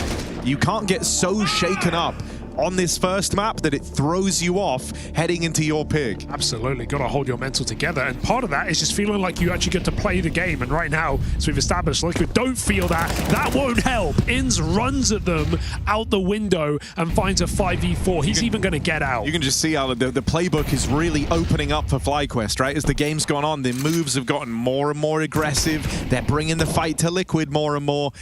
They've stopped respecting them here, and that can really look to drive home this dominant half.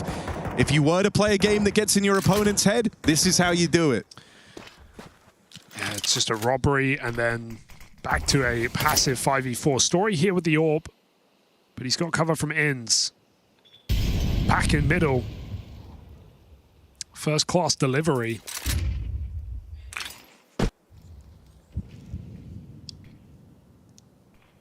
Consmo comes down. Liquid start to scale the middle. Story could get caught here as they're walking through this smoke. Inns gets a spot. What can Story do?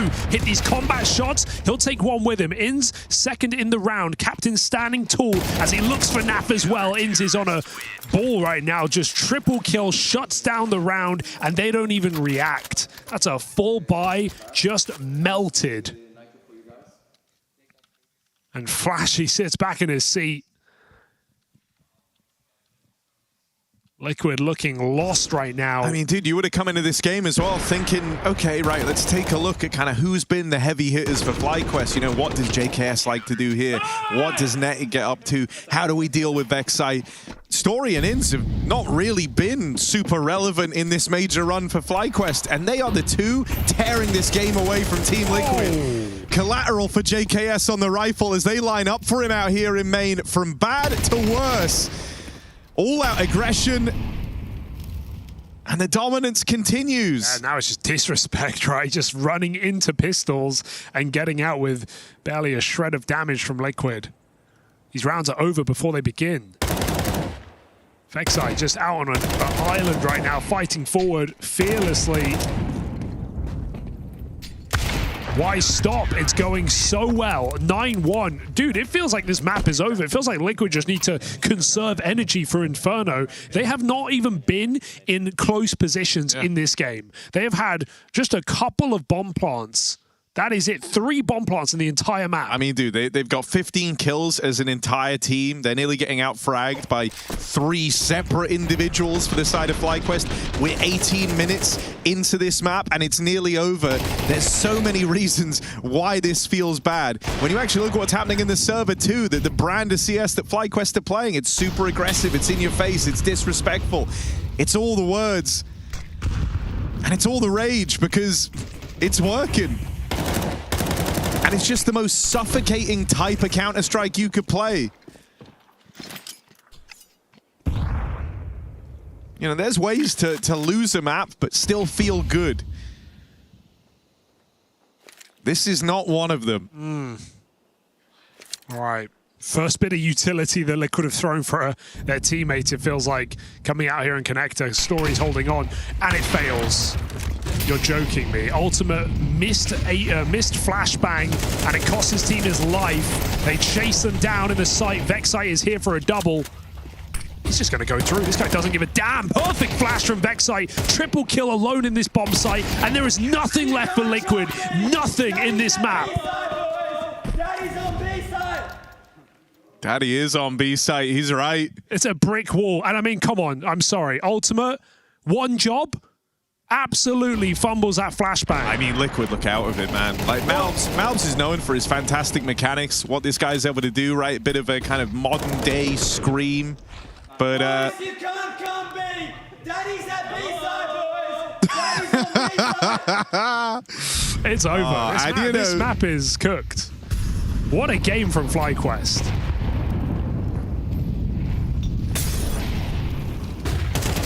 All right. They missed their mid smoke. They missed their mid or their con smoke. Look, it's up in the sky. They've got the opener. All right. Shui's claimed another. They're looking for a second round on the half. It's not going to do much to stop the bleeding. And even then, it's not a guarantee. Vexite isn't missing. And that 5v3 dissipates before your very eyes.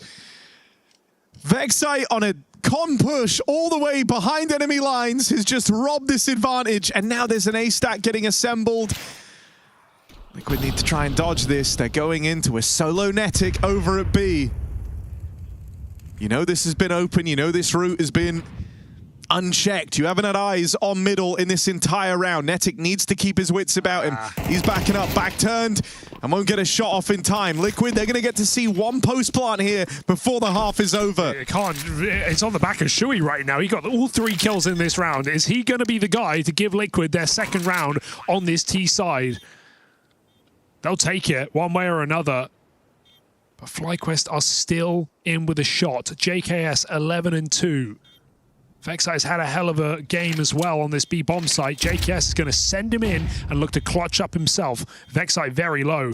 JKS gets that spot and he gets the shot. Damage done. Vexite does get flicked upon, and JKS, the clutch has begun. Nade might be able to find Shui in this position. It goes in deep and they swing together. So Shui 4K pinches and finds a second round here for Liquid, but they are falling through the cracks right now as FlyQuest mount a double-digit CT side.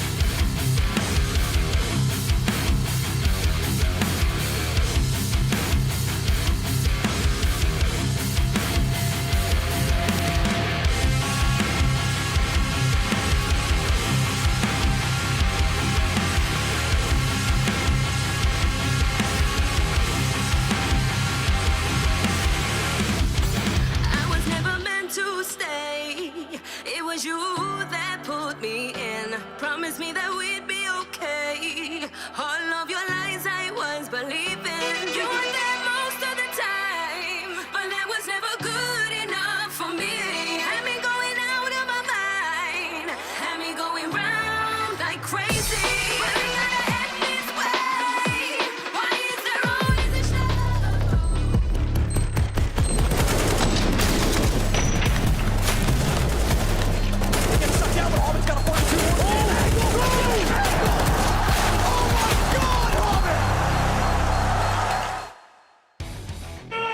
You're getting nothing, boys! Boys, you can't be throwing those! You can't! But he's coming close to the... Boys, you can't be! Daddy's at B-side, boys! Daddy's on B-side! Wow, the big dog is in the house, and his bark is just as bad as his bite. FlyQuest are running away with Anubis. Pure domination. Liquid, not even looking alive, not even looking awake. Pistol round play getting made. They want to go out on their terms. So a flash push here on the stairs might just feel something, but of course blind shots connect. Nothing can go wrong for FlyQuest. They nail 2 headshots.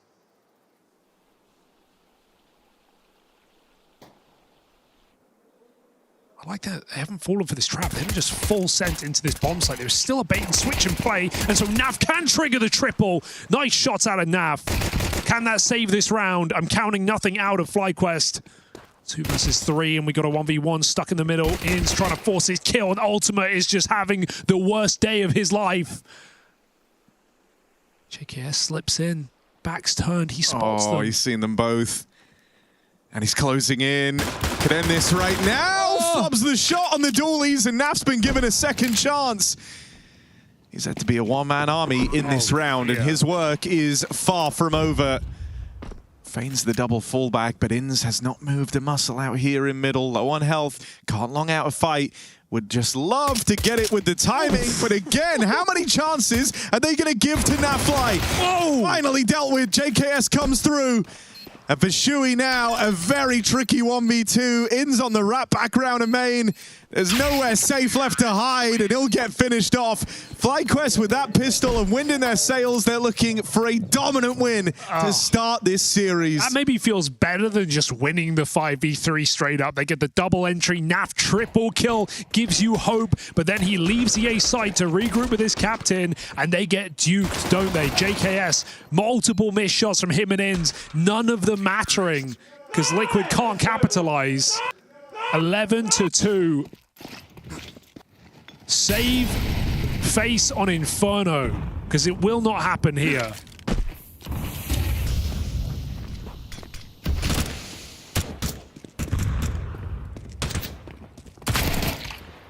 Liege got so deep and didn't see anyone.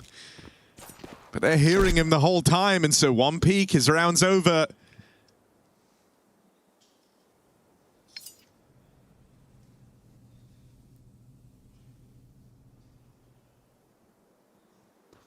And Liquid just look cooked. Yesterday we were talking about the synergy on display, how everything was working for them. This is the other end of that spectrum. Everything that could go wrong has. Your individuals are not showing up. And in spite of a couple of multi-kill rounds from Naf, Shui had that one nice one as well. That's been it. There has been nothing in this for Team Liquid. Liege, Mouths, and Ultimate don't even have 10 kills combined. Hello. One by one, they crumble. And Naf, the only guy on double digits. A 3K of the pistol in vain. Left in an impossible situation. All's left to do is save. 12-2, and FlyQuest are here to do business. They are here for that second stage.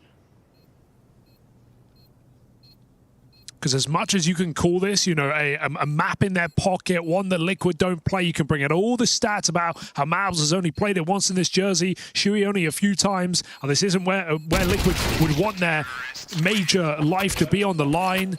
At the end of the day, they don't even look awake right now. They don't even look like they're in this series. And so to come back would take a massive show of resilience across Inferno and, well, it would have to be Ancient.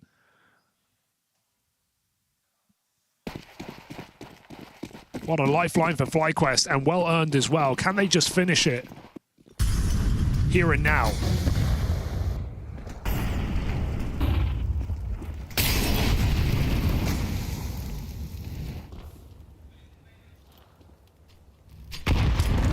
If they stop the A push, they've won the map. JKS gonna fall early. Story comes in, playing cleanup, playing hero, and there's the triple that puts you on the fast track to dominate Team Liquid. Record scratch. And it's all over here on Anubis. Malp shut down in a moment's time, playing it through that smoke. FlyQuest absolutely demolished them. And all game long, Vexite was letting them know about it. They're talking shit. They're running away with this. A map up now. It's Liquid having to redeem themselves on Inferno. The big question is, can you? Can you stay in this game after an absolute drubbing from FlyQuest on Anubis? Yeah, just across the board, high to low, FlyQuest, every single player showing up in spades. What do you make of that? That is a very good question. What do we make of that? Team Liquid, unfortunately, on their end, not showing up whatsoever. Whereas for FlyQuest, they're playing with a lot of power on the server, a lot of poison, and let's be honest, a lot of confidence coming out from FlyQuest as well. I don't know where to start here, Peter. Do we want to start with hammering down on Liquid for not following up on what we saw yesterday versus Heroic, or do we want to start with the positive that is FlyQuest playing well? Yeah, let's start with the positives, right? There you go. Let's go and talk a little bit positive about FlyQuest.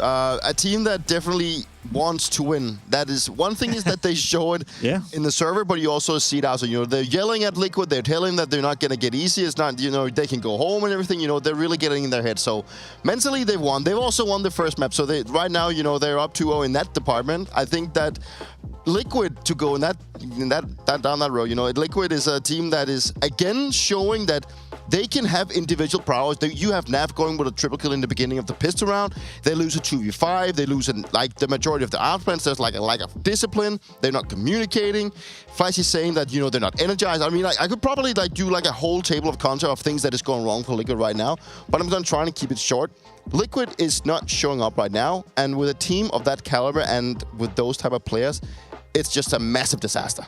It is a massive disaster. There's no hiding away from the fact that coming into the game, we poised Liquid as being the favorites in this matchup. Whereas for FlyQuest, everything had to go right for them to stand a chance. Let's go back to first half, Ash. Round 5, you know, let's try to dive into some of the things that did not work out here for Team Liquid. Yeah, so I think I have to question quite a lot of decision-making that was going on from Liquid. It looked really poor in the afterplan in particular. I think the kill happens. I think they got another kill on the site as well. Elige is low. Naf is going through the smoke. Why are these two players not following? Elige can follow through. Malp's can come and trade him. The space is taken by Naf. He's thinking, guys, where are you? What's going on? They're both sat behind the smoke. Ultimate now has him blocked. I mean, I don't even mind at this point. Shoot a couple of bullets there, see if you can tag him and pressure him out of the position or something. But In's in a position where he's cooked. He's the one making all of the plays. He's not even smoked anymore. And he ends up, in the end, even jumping up and killing Ultimate in the side. Like, what's going on there? I think when he was there and he got that first kill, he thought, well, see you later, guys, I'm out. And he thought, wait a minute, is it A? Like, what's happening? Where is everybody? So very strange from... Is that a lack of decisiveness coming in for Team Liquid here? You have a lot of openings, but you're not pounding on any of them? Yeah, just a lack of understanding of the round, but also like they're just hesitating. The thing is, like, they've already put down the smoke to go inside the bomb site. They get the trade, and then the thing is, like, Inns is stuck there. He's full alone. They should understand that he should be alone. He's a lone guy that's stuck on the bomb site. it's about hesitating going through the smoke. One has to sacrifice. It could even, like, at this point, it could even be ultimate trying. You just like take a deeper angle to cover them from sight and then go through the smoke to trade it out. It's just like lack of, like, I wouldn't say discipline, but it's just, they're just hesitating. Like, they're afraid. They're playing like they're scared. I think even Flashy said that they're playing scared. But the thing is, then they were told they were playing scared, but then sometimes they just also overpeak. So I think they just can't find the balance right now. They don't know what to do in every single scenario. And it's just a team that is having no confidence whatsoever. Ash, if we take a look at round 7, does it get better? Well, I mean, if this is them playing with more confidence, then I say, guys, are you a bunch of rookies? Like, what's going on here? This is strange. So Mouse is getting cooked here in the side. He sees 2 people. Obviously, throws a util, one person kills him. We're not 100% sure where the last person is. But I don't know about you, Peter, when you used to play. If you knew there's 2 people left, you know where one of them is. Normally, you don't go to the position where you think they are. And so we see here, they know there have to be 2 for a cave. They throw the worst flashbang ever in. He peeks. Elite is holding a position where he can die. Ultimate peaks. Shui peeks. And 3 people from cave. The round is done. FlyQuest, why aren't you saving at this point, you know? But somehow, they just go in and they peek, they push, and they peek, and they peek. And I just don't like the way that they problem solve sometimes in this lineup. It's just, guys, we need to play more aggressive. We need to play more confidence. Like, this isn't Counter-Strike. I love on the flip side, FlyQuest didn't play any aggression, really. They were playing aggression in the mid-rounds. They were going together. They were using util. I was trying really hard to criticize what util FlyQuest are using. Either using Molotovs poorly, or using smokes poorly, but in general, it looked like they were connected all over the map. They were just making Liquid go where they wanted them to. I loved the way they played, and at the same time, I don't know what Liquid are doing at times. I kind of hate to say it, right? I'm not too surprised that we spoke about it yesterday, Peter, as well. Liquid doing well against Heroic, and you posed the question, you know, that doesn't necessarily mean they're going to do well today. You have a thing called day-to-day form that I'm sure we'll speak more about later on. But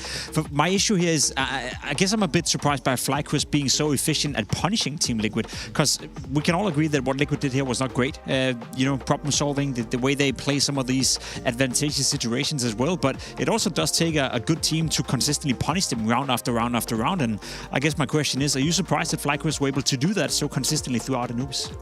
Yes, I'm surprised that they got it to work so well on the CT side. You know, specifically with Anubis being such a T-sided heavy map, and I think they just really went on with the momentum. You know, they got off to this really good start, and they just kept going, and they kept piling on them. And with the issues piling up for Liquid, you can just see like the confidence just oozing out of them. They probably came in, hey guys, we did really well against Terror yesterday. We're just gonna go in now. It's just FlyQuest, and then you have FlyQuest showing up like this, you know, and they start thinking, why are we not playing like we did yesterday? And that is my whole idea with the whole day-to-day form. Like Liquid playing well yesterday, now they look like a complete shadow of what they did.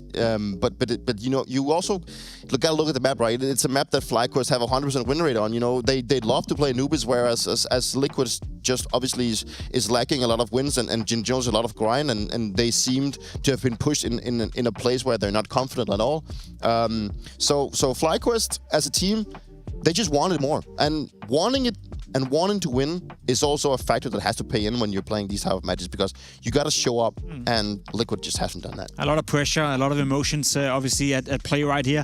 We spoke about Shuhei coming into the game, Ash, as well, and I guess I'm not sure if I can label this as a positive, but he finally got an opening kill, but not in the impact fashion that you'd like to. So far this tournament, it's been a bit of a disaster for him. Yes, I mentioned at the start it was a 0% success rate he's had so far. We're on the board at last, and we actually found the exact stats so far this tournament. This is stage 1 of the major as well, so we need to see significantly more from him on the individual side, because he does have it in him, and this was T-side Anubis as well, and you kind of expect it to go T-side. 1 for 15, that's abysmal, right? Is there at any point where you know, let's say that you were his coach right now, is there any point where you tell him, like, you gotta hone it down, you know, you gotta find a way to be more efficient with it, or you gotta find a way to stay alive and maybe even go away from what you normally do, or is it one of those scenarios where we often speak about, regardless of you finding success or not, you have to do what you're supposed to do? I think you have to do what you're supposed to do, because you're in the middle of a tournament. Yeah. It's just, if he's the guy making all of the plays and you go, okay, you're not making the plays anymore, you know what that's going to look like, right? No one's going to do anything, and everything's going to feel weird. But if the alternative is that he's dying every round? I know, but this is something that you've just got to live and die with sometimes. Maybe they can hold it in a bit, and maybe they can go like, let's do some more set strats or something, because right now I'm just feeding everywhere, guys. I don't feel comfortable. Or just focus more on trading, you know, for example, and make sure at least then every time you do die, it's a 4v4. Do you feel like they like doing set executes on that T-side? Because it did feel like, at least at the beginning, and they wanted to just do it a lot of default-ish. Do you think that they like doing more set executes when it wasn't working? Would that be a thing you would return to if you were a coach? Like, okay, individually, right now, we're not really doing the things right. The default is not working. Let's revert back to doing more set strats. I think from the last couple of years, teams have become more ready for Shuey the way he's calling. I think he's calling way probably too much on the default sometimes and less on the set round. I think actually the first round they won was like an A-pop to get together with Tech Nines. That was a full kind of set thing. Where I think that just in general, is the tempo quite there? But we said at the start of the show as well, they're winning T-side rounds. They're not terrible in T-side rounds. And I've got to also say as well, this is Anubis. No one plays Anubis. These guys are Anubis merchants against Liquid as well. I think we shouldn't look too much into it. I don't think it's over by any means yet, but they need to bounce back now big because that was really poor. I was just about to say, this was only the second time we saw Team Liquid play Anubis in the past 3 months, so safe to say that's not a map they have a lot of play action on. Now, the positive is we're moving into Inferno. That is the map pick of Team Liquid, a map they won against Heroic yesterday as well, and a map that I think overall we've been more positive when it comes to Liquid. So Peter, do you share the sentiment from Ash here that the game is not necessarily over, or do you believe more in your own theory that it's called day-to-day form? I believe in my day-to-day form because Liquid could play any map. Like, they could just be allowed to pick. If they could just pick whatever map they want to play, then they would still lose in my books. I don't think Inferno's going to do much difference for them. I think that Liquid, as of now, as a team, they're done for. I don't think there's any case where they will bounce back on this one. And if they do, then I'm going to be very surprised because what I just saw was one of those games where, as a team, if you don't show up, it's going to be hard to bounce back in such an important game. My counterpoint to that, Ash, would be that I don't think FlyQuest is good enough of a team to necessarily, shut down Liquid and put the foot in the throat, so to speak, where they have them right now. Would you agree with that, or do you think FlyQuest are good enough to basically make an end of Liquid as we know them? I almost don't trust anybody when the high pressure's on in anything, in any sport, in any game. Pressure does weird things to people all the Trust time. issue, Like, so we talked at the start of the show, we beat Falcons and knocked Dupree out and retired instantly. Went, guys, I'm not losing to you kids ever again. I know I'm done at this point. Anything can happen. To be fair, he was pretty bad back then. If anything can happen, I don't have the most trust in FlyQuest for this map because I regard an Inferno to be a map of closing out rounds and being good in clutches. And so far, when I've been watching them, this has been their biggest weakness. So there's definitely room there, but also if there's ever a map that FlyQuest are going to go aggressive in these mid rounds on CT side, it's Inferno. And if Liquid have done their homework, there are punishers for that, as we talked about at the start, in the meta of just stand still, don't do anything, and let them just come to you. There's definitely still a way for Liquid to fight their way back into this game. It is do or die time for Team Liquid, as we prefaced already. If they were to lose here, they would have been eliminated from IEM Cologne and potentially eliminating themselves as a Counter-Strike team as well. Coming up after the break is Inferno. It's do or die time for Team Liquid, taking on FlyQuest.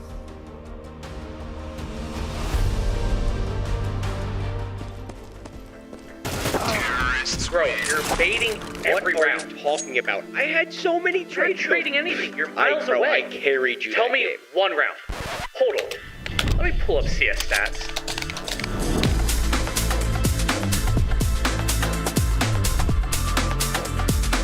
Oh, wait. My bad. You suck. Settle your debates. Search your profile on CS Stats and turn on tracking to see all your games.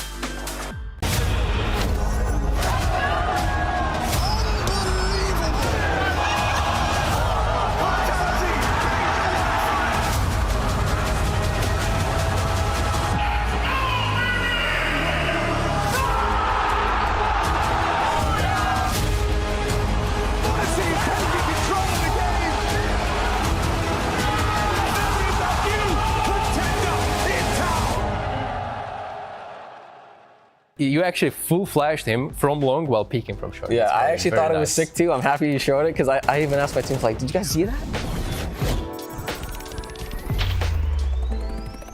Alicia is here with me from Team Liquid, and we're going to be looking at a couple of your moments from the game on Ancient against NIP. The whole point of this is to, lift a veil and see inside of your brain for a little bit why you're doing certain things, because CS is not just about moving and shooting. It's also a lot of decisions that you have to make that people don't recognize. So I would start with, before we get into the clips, actually, if you rewatch your own demos, how do you treat a footage of a game, basically, if you're looking at it from Skybox or POVs into the game? What's your take on that? If I'm watching my own games back, then I try to just look quickly through the VOD. I mean, honestly, I really don't prefer 2D demo viewing that much. So I usually going through the VOD just so I can go quickly and just see what it looked like, confirm. I think it's more beneficial for you to watch someone that's really good and take what you can from them. We are going to go into your Ancient game. This is a situation where you do have have a hero M4, and obviously the dynamic of your gameplay has to change a little bit. Can you guide us a little bit through what is happening when you have these kind of hero M4s and what you're looking for in these rounds? Yeah, so like for the beginning of this round, like pretty much like the way that you like even want to start this is thinking, can I do something early, like do something fast, or do I have to find like an opportunity in the mid round? And if you look at our utility, like of course we have like some Molotovs, we have like 2 smokes, but we don't have like a lot. And I felt like from the beginning of this round that my best opportunity is going to be finding some aggression in the mid round. I wanted ultimate to molly behind the box, and I was going to like try to like find like a quick kill on that. But they ended up peeking me before, so it was kind of nice that they did that.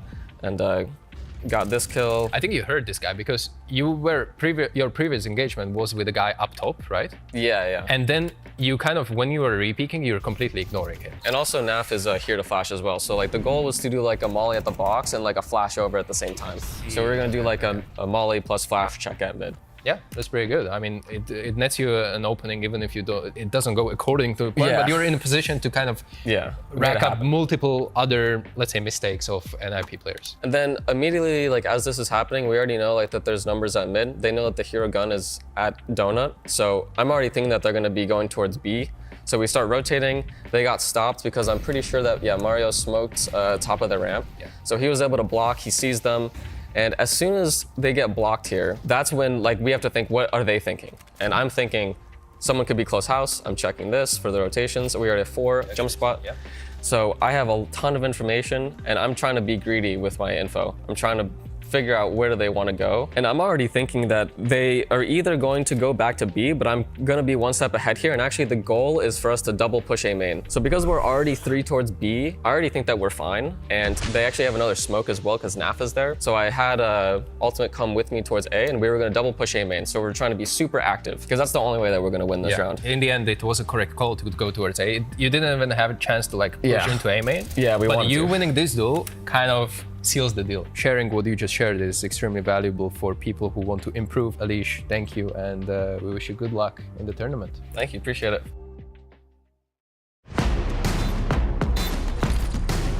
There's the flash, that's going to catch Crims out, they're going to push on through, MBK gets one, but Crims with a spray down, he gets himself the triple, and Fnatic are not done yet. Can you believe it?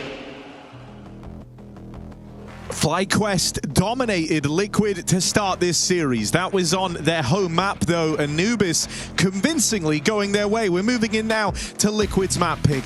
The big question is, can they stay in this mentally? It's the all or nothing game on the final day of stage 1. You either get through into that next stage, get a chance to play versus some of the big boys, or you go home very early into the Cologne major. Yeah, and what a performance from FlyQuest. Something we've not seen all tournament from them. Absolute shellacking over Team Liquid. Sure, it was Anubis, but you can't take away the individuals and lack thereof on the Liquid side. It is going to be a mental battle as well as a Counter-Strike battle at this point for Liquid to stay in this series. And so let's see what they've got come the second map. Have they been able to screw their heads back on? Failure to launch on, well, at least 3 of the players of Liquid. But even across the board, pistol round on the T side.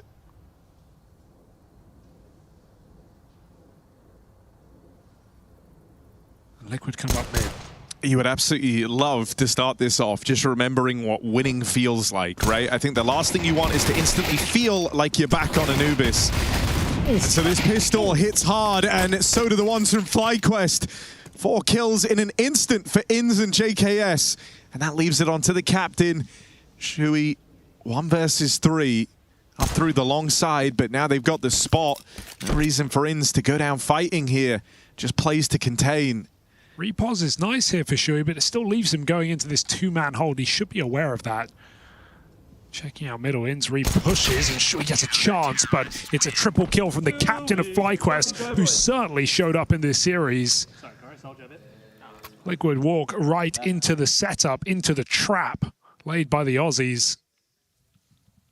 And so pistol without a plant leaves Liquid on eco. Look, if I'm honest here on Inferno, I'm watching Malbs with a lot of intrigue because you said it on map 1. There were maybe up to 3 Liquid players missing, maybe even 4. Naf was the only guy really doing anything on map 1. I'm just giving Chewy that 1 round. I'm looking at Malbs. You know what he can do here. You saw it yesterday versus Heroic. He's able to get these kind of Nico-esque banana charge rounds going where his entries can win you the game. Someone like Ultimate, you know he's streaky, right? You know, sometimes he'll just go missing for a series. It's not to give him an out. I think it's still really rough, but Malbs, I think, is very much the temperature check for if they will be able to save themselves on Inferno. Well, it's time to find out here. Guns coming out in this 3rd round. Bit of a clean sweep from FlyQuest, losing 1 player. And we're going to need Malbs kicking the door down in Banana if Liquid are going to have any hope of getting map control on this T side. Expect to see FlyQuest continue their aggression, not just because they have SMGs, but because they have a whole map of momentum in their pocket. Orb for Story immediately on this CT side. Malbs heading Banana with a pre-smoke. FlyQuest won't exactly throw themselves in, neither will Liquid. Both teams hesitant. And Reblock is ready to retake the top of Banana here for FlyQuest. And honestly, I kind of like that they're starting it off a bit passive, right? Wait and see what kind of Liquid you get coming into this map. Are they in their heads? Are they a bit downtrodden? You've got time for those aggressive rounds to come up later. Here, you know, I think if you started off a little too aggressive, give away some of the early control, let Liquid build up, that could have been a big error. And so you even saw the quote from Azza heading into this, right? Just keeping it calm. Not letting that pressure build up. And so it's a slow, respectful start from both teams in this first rifle round. Now, Liquid do get away with the banana control. They take some damage from the util, but Malbs gets his position up here at top B. There is a stack on the other side waiting for them. And Vexite now looks to get aggressive. Perfect timing on that aggression. Malbs goes for the chase. He's actually gone past him into the site all alone. And that's a disaster for Team Liquid. They lose track of Vexite. They get a bit of room, and now they're desperate for these entries, and Ultimate's just offered up 3 of them. Oh! No business being in this round, Liquid. How are they still here? But it's not done. JKS, no kit, time pressure. But Ultimate looking like he wants to just go for this fight, peeking out CT. Crouch walking into this engagement. Is JKS ready? It doesn't look like it. 4 kills from Ultimate. An impossible round. And Liquid put it on the board early in this game at least. That was Vexite double up on the re-push through the smoke, finding a Liege. And yeah, Malbs kind of wanders into B, thinking he has timing. But somehow Ultimate just clips wings. What a spray. And an audacious 1v1 attempt, pushing right back in. After the map he just had, with only 2 kills. He was not the primary candidate to go and put that first round on the board for Liquid, but it's a welcome change. One way to turn the heat back up here on this T side. It's doubled his kills from Anubis already. And that's more like it for Malbs. Do we have a game?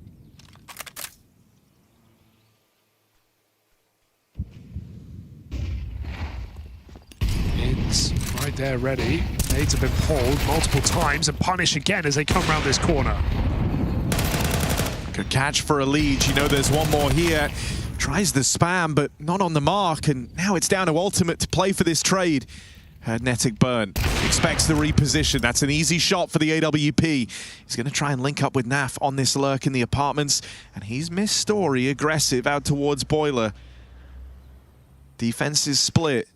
But if Naf gets this kill, round is right there and up for the taking. They don't know where JKS is. Does he want to sit still or stay active? The latter would lead him right into this AWP. Naf is coming back to regroup with Ultimate. JKS, if he can tuck in here, he can just win the round off this position. That one's free. Will the next cost him? Naf can't close, and that's a 1v2 for JKS. Right back to the pain for Team Liquid. Oh, what a vex I have to say there. That was a whole mouthful coming out as JKS puts on this clutch. May have missed out in that first gun round. But good head on his shoulders, just commits to his position, doesn't let Naf's utility bait him to the other side of the map. And I've got to say, a lot of value out of this banana hold here from Netic and Inns. They do a great job when Liquid throw the whole kitchen sink at them. And the tub. What are you doing? I know you missed him. That's just as... Oh, I know you miss him. Revenge is sweet. Ooh. Look, Naf has looked locked in to these games. I think you even saw it on his face a little when he was getting yelled at the end of that last round. Naf looked a little pissed off. Yeah. Was the one guy who was outputting on the first map. This is winnable. There's everyone close. These Deagles can line up, but it's initiated by FlyQuest. Makes all the difference. Mirage with a chance, and he doubles up Tech9. CT's players are on the wrong side of the map right now, so guns picked up and bomb put down puts Liquid in advantage.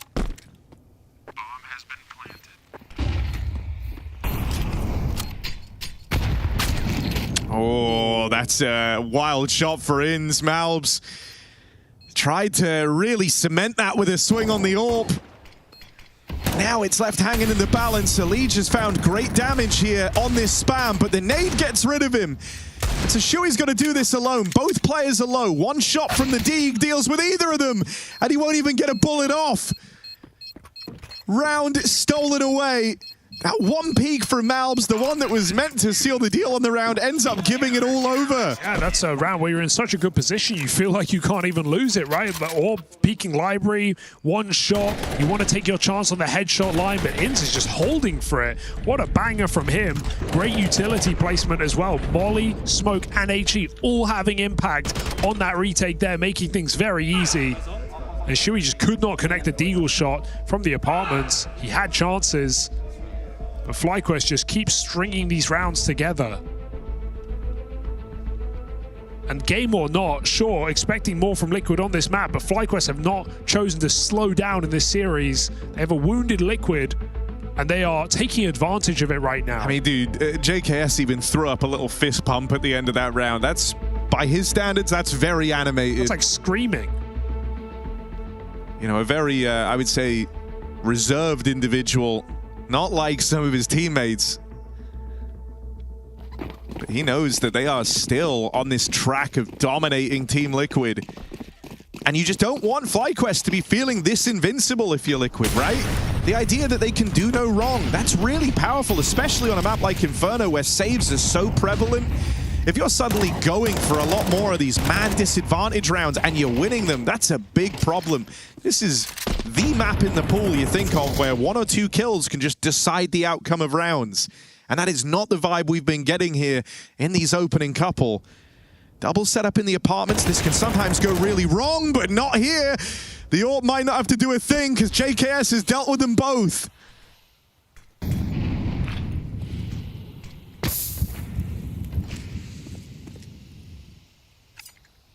Ready for more.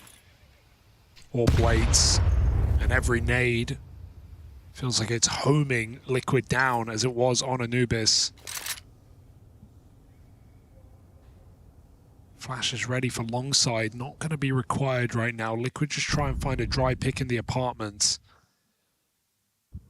Story could be susceptible on a reposition, but right now he is safe and sound. High flash, going to put him in jeopardy. JKS might have to finish what he started.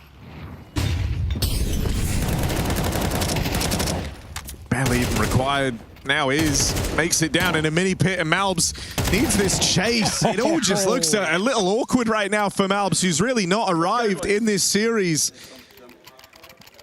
JKS, meanwhile, certainly has 11-3, topping the charts for FlyQuest. Map 1 was all about the rest of the gang, right? Strong start for Story, who opened it up 10-0. Inns moved up there to join him, and then so did those B-site players. But here on Inferno, this has been a JKS masterclass. He's had a 1v2 to his name already, multiple multi-kill shutdowns.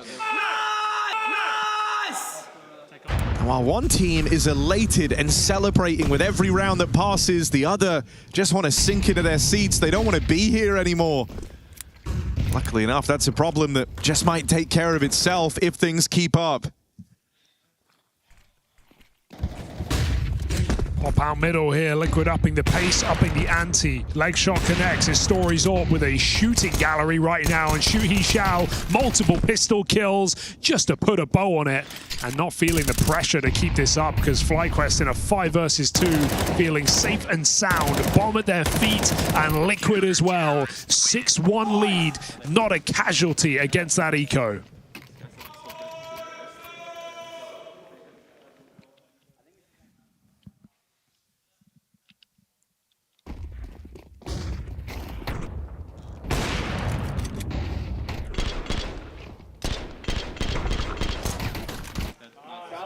Let's fucking go, boys! Are they blind? I feel surprised that we haven't had another tac timeout, honestly. This one's so rapidly getting away from you.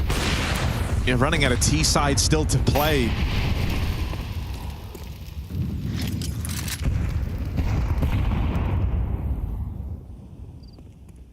FlyQuest has just got such a great read as well. Every round feels like Liquid are going into 3 players and back to B. This one is no different. They are setting up retake util. Liquid look like they want to contact him right now. I don't think they're going to get a free kill. Might just have to commit. The execute will announce it. Oh, Polly's a huge problem. They're just cooking. They're burning alive. Shui is in the trenches right now. He is not getting out. An absolute failure to launch on that execute. Not even a player getting in. Lucky spam.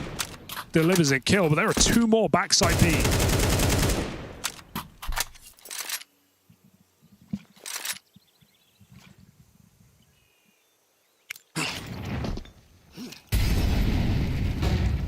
Now Flob's in the util to try and get the ball rolling on this, and that's a great catch.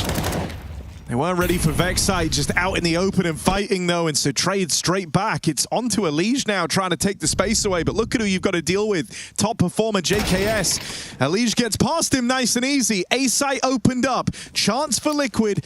And one of these coveted T-side rounds that they've really struggled at finding. Bomb makes it in. They'll have time to get into this post plant.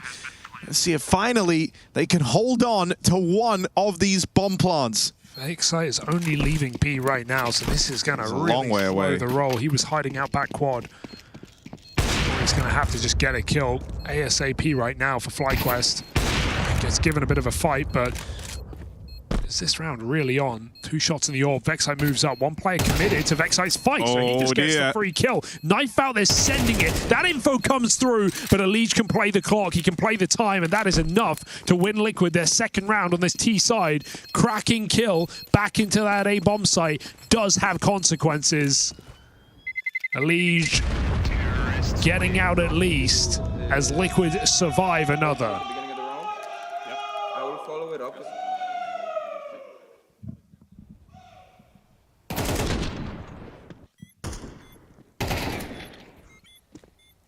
But surviving is the only word we can use at this point.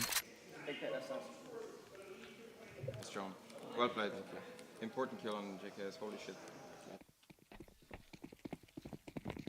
It's true. I mean, 12 and 4 on JKS, but that frag did let Liquid back in that one.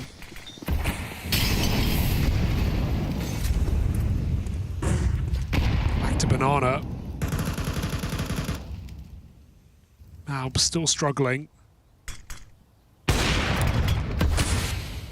He eats a grenade in B as well. No support, but these flashes held back in the spawn.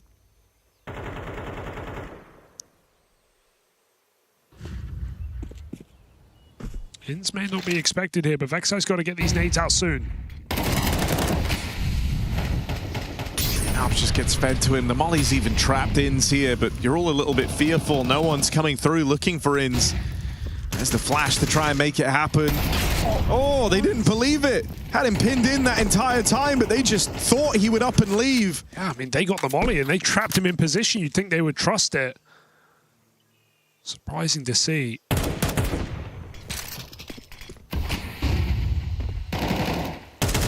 Liquid, don't know what to believe right now.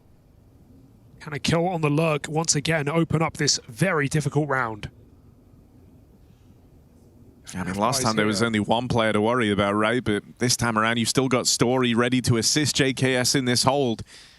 He's watching on for a creep out through mid. 20 seconds left. Are they just saving? Yes, they are. I mean, Naf could have committed there for a kill, but Liquid would rather play with their money in the next round. Because the alternative is more pistols. And that leaves Liquid with limited chances. They have not exactly gotten these ecos close.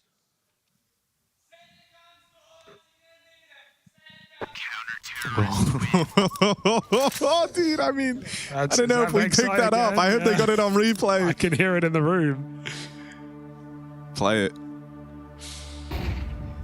This is great from Inns again. Just surprised to not see him expected there, hiding out for so long because of the flash, but Alicia. Set your guns, boys. You're gonna need them. Set your guns. You're gonna need him. FlyQuest is having fun with it. Puts a smile on your face.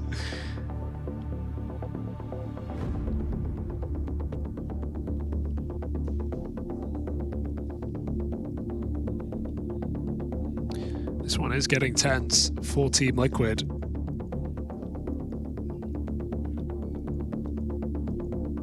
Team looking for, well, not looking for, but facing their worst major performance as a roster. Last time they were in the playoffs of a major, JKS was in this team. Liquid looked very different then.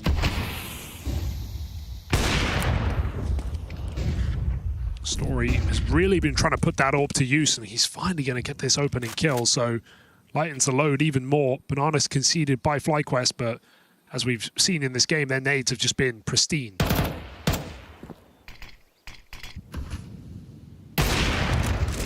Oh, that's all your lurkers cleaned up. And that's how so many of these rounds have gone for Liquid as well. Be it on B, be it on mid, you know, just 2 picks for FlyQuest. Not really been the AWP, but just get a couple of opening kills, and Liquid, the round feels done. You've got to try this one, though. It's so late in the half. You also can't, like, do the back-to-back saves, right? On this T side, you just start to run out of resources. So it's going to be an attempt at the 3v5. 2 clean entries can make this worthwhile. But Story is backside with the AWP. And I feel like Vexite's probably going to come through this smoke. That's if they smoke it. Yeah, they will. In go Liquid and a Hail Mary approach. Vexite's got the flash to try and get the ball rolling on this one. Story there for the first. There's this flash play through for Vexite. And so reinforcements starting to make their way over as well. The window is closing for Liquid if they want to do this. And with only Elige left, he's got to put on a clinic. He's got 20 seconds here. Player still out towards the coffins trying to bait him in. Vexite just takes the fight head on. Beautiful round from Story. He's not really been part of the story in this run for FlyQuest, but showing up in a big way here in this final day of Stage 1. Yeah, I mean, you know, I think if you gave anyone the choice, you'd rather be quiet in the early games and then come alive right at the end when it really matters. And that's exactly what Story's done, right? As BO1 against Sinners was solid, but past that point, non-factor. And this promising young AWPer joining a plucky underdog squad of Australians. Oh, wait, what is this? FlyQuest, another combo of Banana, and it just couldn't go better. Quick entry comes in for Elige, though. Yeah, it's a very important trade. Now you can actually try and follow through on this B-hit flash play. Bulls was hoping a block. It's not gone through. Found some damage on the spam. This is going to come down to a retake, though. Netic able to thin the herd, so the advantage for FlyQuest. That bomb will go down. Liquid are not being given a lot of room to get comfortable. These smokes will fade, and then we're on. Nav is so far away right now. He's going to have to play. I mean, they're amassing this retake as we speak. Nav is going to have to start running at a certain point because FlyQuest are right there on the precipice. Really need this first kill. It can start to unravel if you don't get it. So a big one from Shui. He'll even follow up with another. There's the backstab connecting on a good timing for Natfly, and that Deagle cleans house. It's something for Liquid to hold on to as they look for scraps at the end of their T side. 3 rounds secured. And a chance at a 4th here with the AWP for Ultimate, even surviving into this next round. Yeah, it's never too late. That's what you got to tell yourself. Looking for a 4-round half at best case scenario. Liquid. I've seen a variety of site holds on this B side, but it does feel like the way in. Even with Maub still 3-11, they're going to try it once again. He gets tucked in.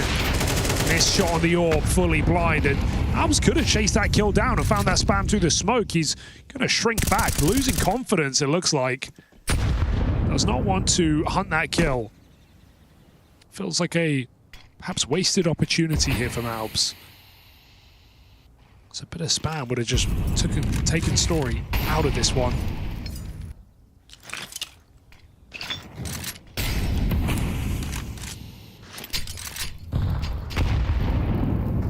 Active from a lead here on short. Naf is also walking up apartments, so Liquid are hoping for a kill to come their way, but KS has not been in a giving mood in the pit. As Liquid do look to keep the pressure up on this A side, the bomb joins them. FlyQuest with a high-low setup in Banana, have a lot of information. 45 seconds, it really does feel like an A play.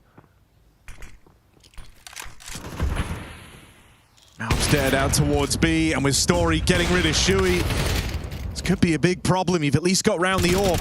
JK still to deal with, and with that smoke spam connecting, a bit of luck going a long way here for FlyQuest. Things start to really shape up for the CTs. They can't get past JKS. And so Ultimate now getting boxed in there on all sides of him. It is an utter domination across the series for FlyQuest. They are just rounds away from stage 2.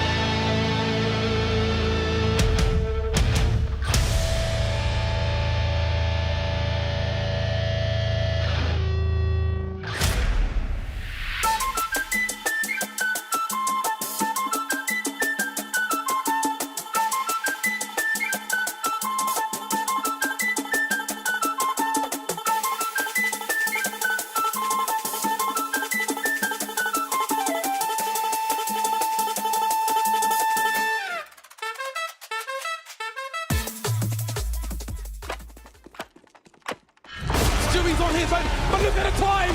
Look at the time, there's 7 seconds of blood bomb! They're trying to build pyramids, but there's no more play!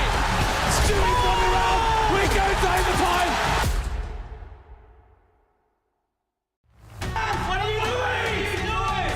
FlyQuest making a statement right now, a dominant 2-0 levied over Liquid here in this final day of play for Stage 1. It's a team that went through 3-0 back in Budapest, and even though they had to work for it this year around, it is looking beautiful come this final BO3. Looking like no way back into this game for Liquid right now. We have multiple players, just sub 10 kills on the series going into this second half. Liquid, it is lights out. Yeah.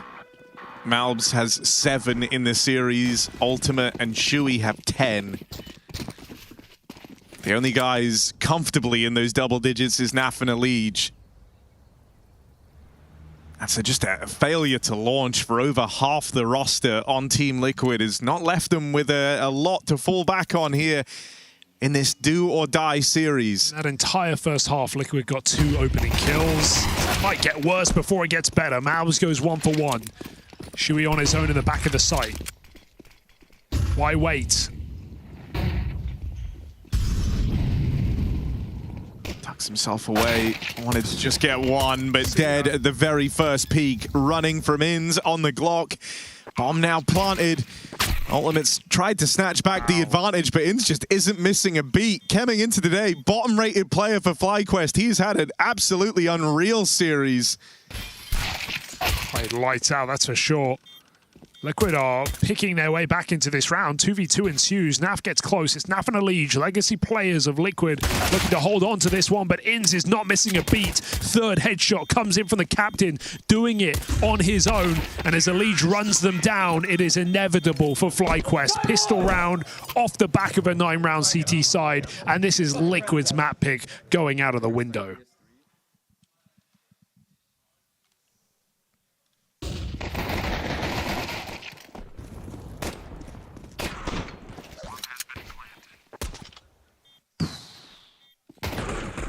Just running out of ways of saying just how one-sided this series is. Let's go, boys! And this is not normally how the final day of play in these stages go. Yeah. Right? These are meant to be the most competitive. Sure, that the pressure's at the highest, but these are teams so close to that next stage. You want it to be a brawl. You want it to be an even fight where they're all giving it everything they've got.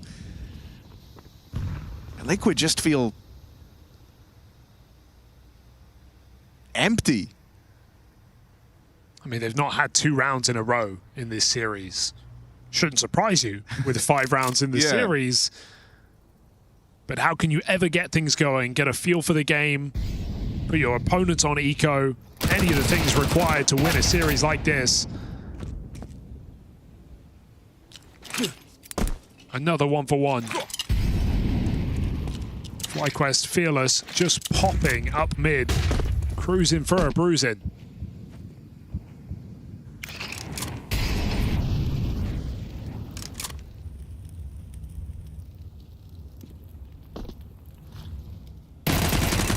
All right, one back for Elige. Here's the rest of FlyQuest closing in through short. His teammates are a long way away, however. Thankfully, Story's the guy clearing out pit, so that is going to delay this bomb plant for a little while. Gives you a few more seconds to bring everyone into the fold, and so this retake is right here on the doorstep of the A site.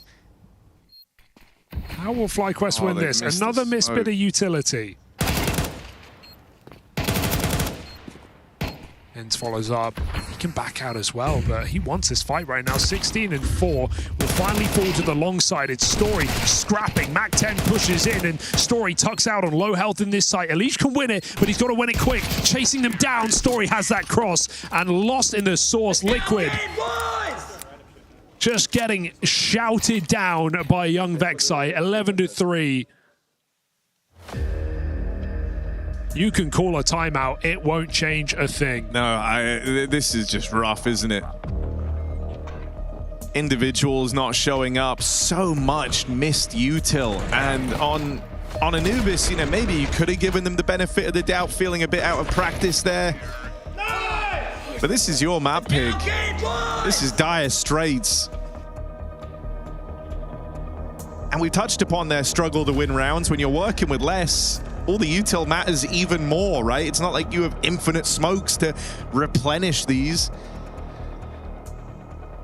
Considering we were crediting Liquid so much yesterday versus Heroic for how on the same page they look, the synergy on display, there is absolutely none of that in this final match of the group. FlyQuest, they can feel that this is their game and that they'll be that Stage 2 team. The rest of it just a formality.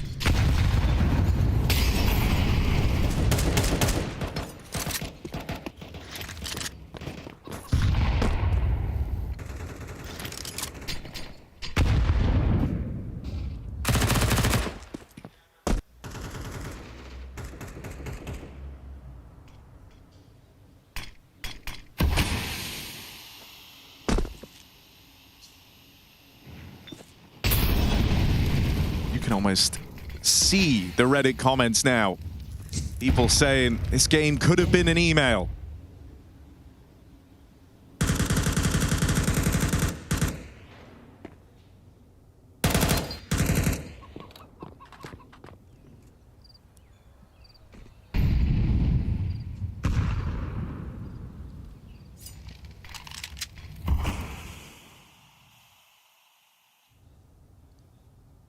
FlyQuest just take their time to guarantee a clean finish.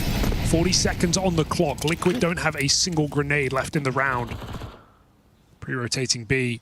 Long smokes come out. Elige left on his shoulders to keep this series alive right now. He's got everybody facing him. Ultimate falls after one. Elige does the same. Can he survive? No, he can't. Re-swing denied, and a 3v2 as this bomb can just run in. That's a dangerous peak for Story, offering an opportunity the way of Team Liquid, and they just have to plug that bomb down now. But two rifles in this post plant pose a question for Liquid. Can they answer?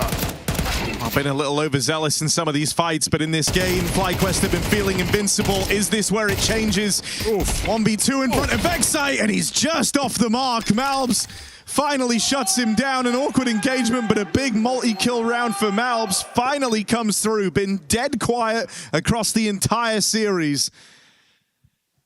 But a 3K there. Liquid live to fight at least a couple more rounds on Inferno. Yeah, but you know, you don't need to be an armchair psychologist like me to see that Liquid don't exactly look like they're believing yet in the comeback. Long way from that. Just playing it out right now on autopilot. Nice. Good shit. Warp for ultimate is available. We've got actually full eco here for FlyQuest. One pistol. Go back to spawn. I mean, they have a bit of money, just no loss bonus.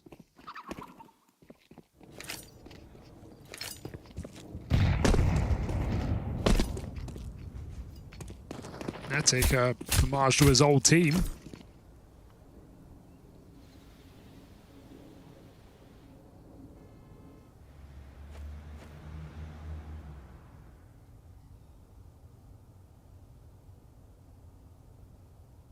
JKS. He connects it. Not much of a gun to pick up here. Hand that over. Great. Thanks.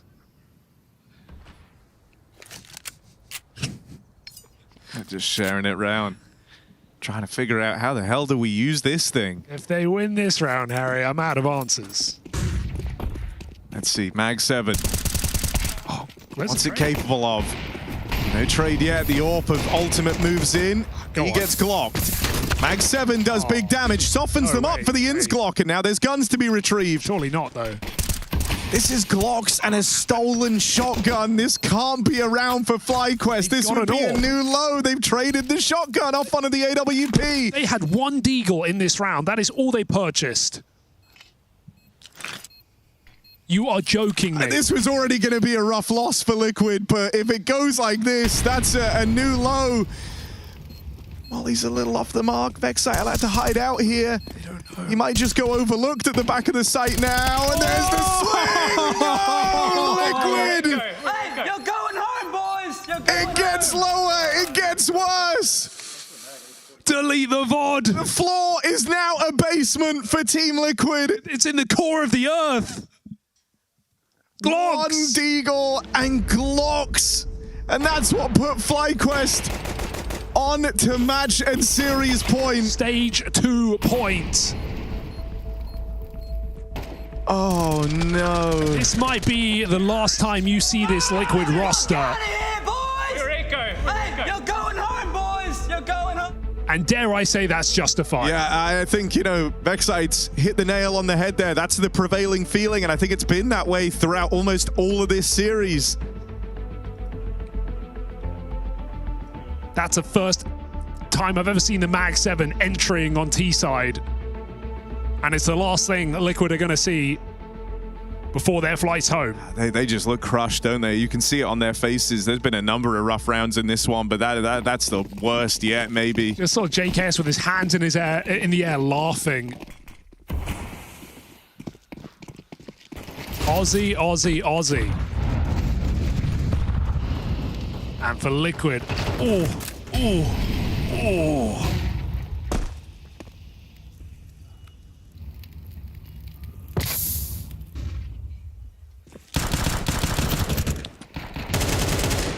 And you know what, Harry? After that round, despite the full eco, Liquid still haven't won 2 rounds in a row.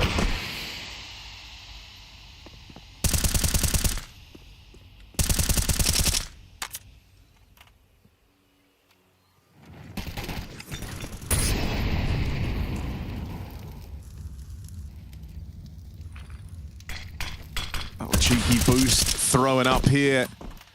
Trying to net that opener. There is a stack at top banana. That 5-7 finds some damage.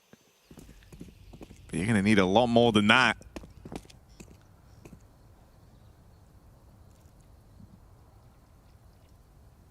And many times FlyQuest have learned in this series there is no limit to the rounds they can win. There is no such thing as a bad spot, bad odds. Every one of these rounds is winnable. And so it's going to take more than a bit of early damage on the 5-7 to put the fear in them now. They're grouping for this banana hit. Inns has found room out through the long side. He can begin a flank or call them back. And so they're going to come back around with the bomb. Try and make use of this room from their captain. Pick up for Elige, but he's only good for the first. It's the man hiding in apartments ultimate that's got a lot to do here. Mavs will get one more. It's the MP9 having to drop that bomb. Just goes down in time. Inns and JKS going to try and get this one done with style. Heavy hitters. And stage 2 awaits. It's just 3 kills away. They lose Inns. What's JKS got for us? First kill connects. There's the follow-up. But the swing from Naf gets that trade. Liquid stick around for a moment longer in Cologne. Yeah, one more round at the bare minimum. It's the 2 clutches in the server of JKS and Naf, each team's respective, and Naf will win it out. But that was 2 kills deep for JKS. Close, but no cigar. Plenty more opportunities for FlyQuest to finish the job. A last second dash back to that A-bomb site. Nice. FlyQuest feel like they have the room to take risks, and Inns certainly does, walking through that long side smoke.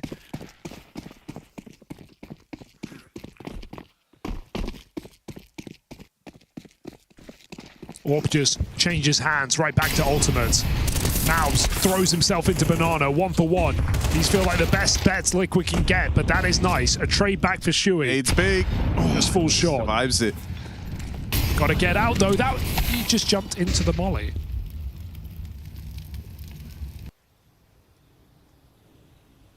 JKS has made it out in the top mid, and the bomb comes around to join, and they're going to try and go for the photo finish in A again. This time, bit more time left on the clock. Whoa! Deleted, never even saw JKS. You're looking at Naf. Him and Elige have been the only guys doing anything for Liquid, but this is a tall order. First shot lands, can't follow up. Elige 1v2 clutch being requested, or else FlyQuest are going to that next stage.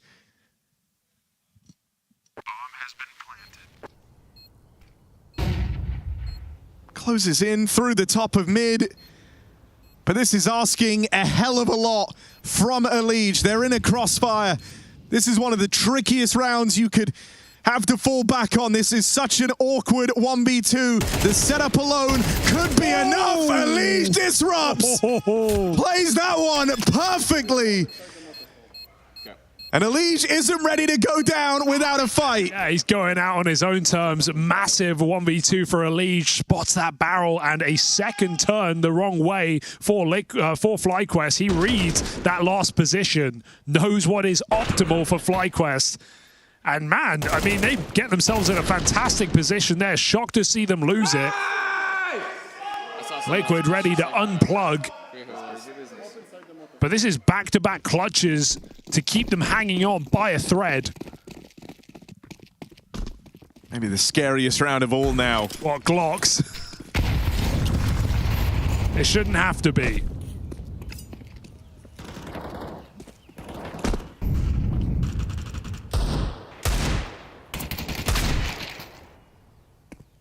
Couple of Deagles throw themselves into the mix.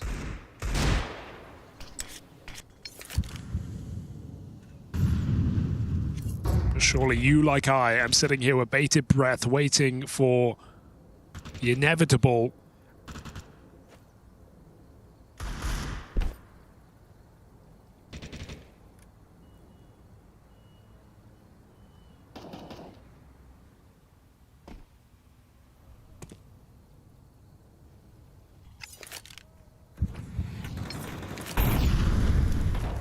If you ever wanted to kind of seriously entertain any type of a turnaround, this round has to be clean, and then you have to get a couple of clean rifle rounds in there too, because you can't keep depending on these clutches.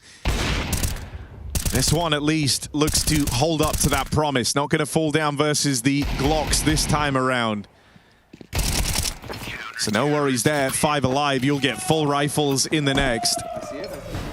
5 rounds between them and FlyQuest, but it still feels like such a mammoth undertaking with how this series has gone so far. As calls a timeout just to calm everything down here. A couple of rounds now finally in a row for Liquid, as FlyQuest have more than enough opportunities to finish this series, but why make a meal out of it?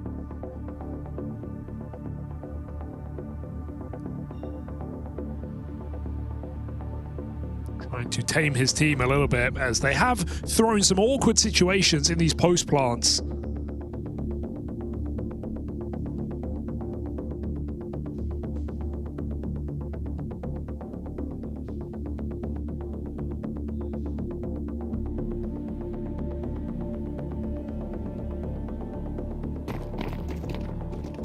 Doesn't need to matter. Another gun round here for the Aussies.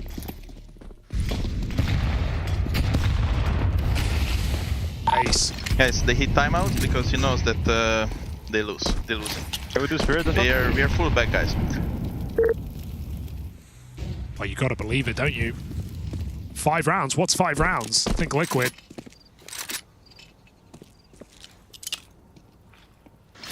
FlyQuest are still hungry. Just got to be really worried about a grouped play coming your way, right? With so many chances to close this out, FlyQuest can just try and play a numbers game, and that's exactly what they're doing here. Full 5-man assault, flashes to try and get them out through the apartments. Ultimate answers first on that AWP, but they've lost NAF in the downtime. That's out towards long.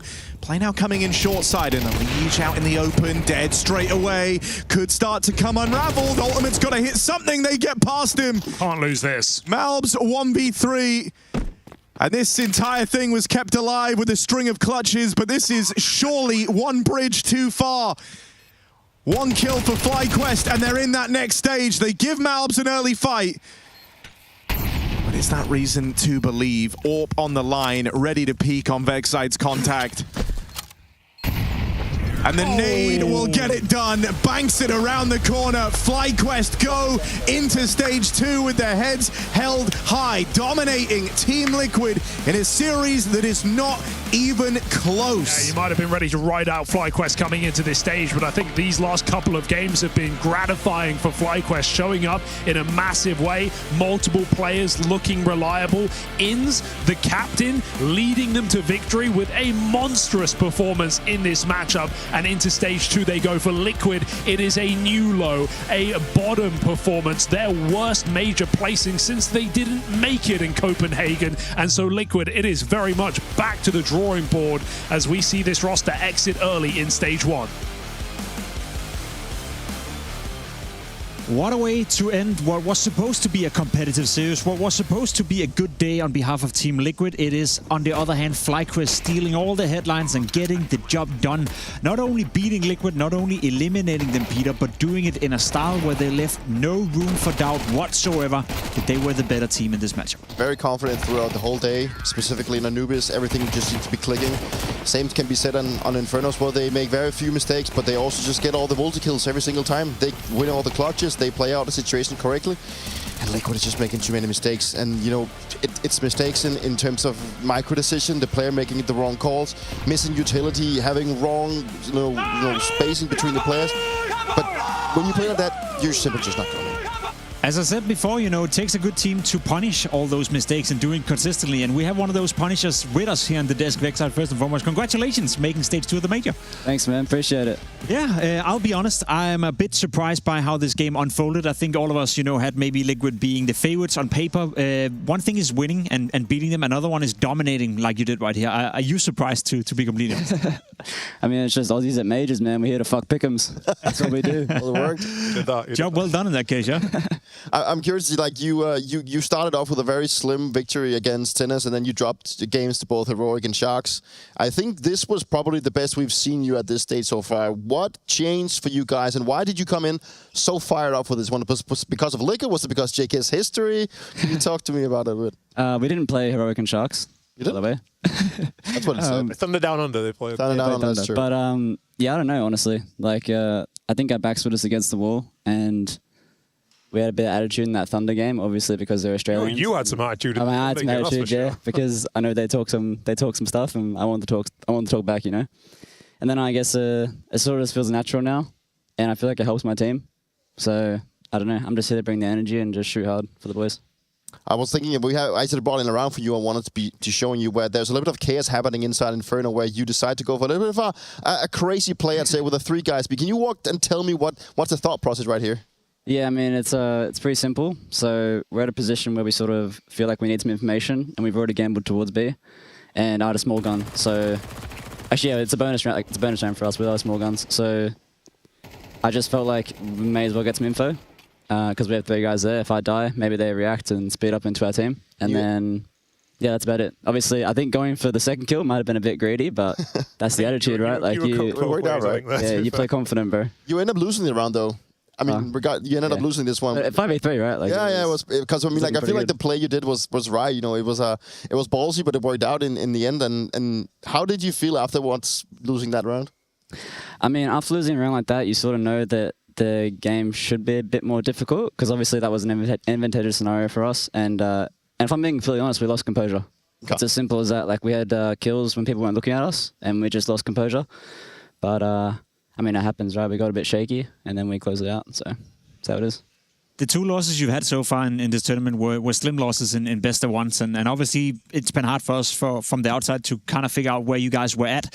Coming into this game, be honest with me right here, were you in full belief that you were in a good place as a team? We heard all the stories with maybe a bit of lack of practice, etc., etc. So I guess for us, following from the outside, it's been very tough to place you guys. Within the team, have you always been certain of where you're at? I mean, I won't lie, we've had it difficult. Like, we've been struggling with visas, struggling with practice. Yeah. And our environment in the team has been pretty bad. But we're trying to turn it around. We're always trying to change. We're trying to be better. And we've been struggling to click as a team, to be honest. But who knows, maybe this is our tournament where we finally bring it together. Like, at the end of the day, we have good players on paper. I was just about to say, do you feel a difference here? Like, has anything changed so far during the major? I mean, I don't know what to say, but the past 2 games, like, the energy we're bringing, the belief in our voices, the communication we have, like, it's decisive. Like, it doesn't feel like we're fucking around, you know? It feels like we're here to play, we're here to compete.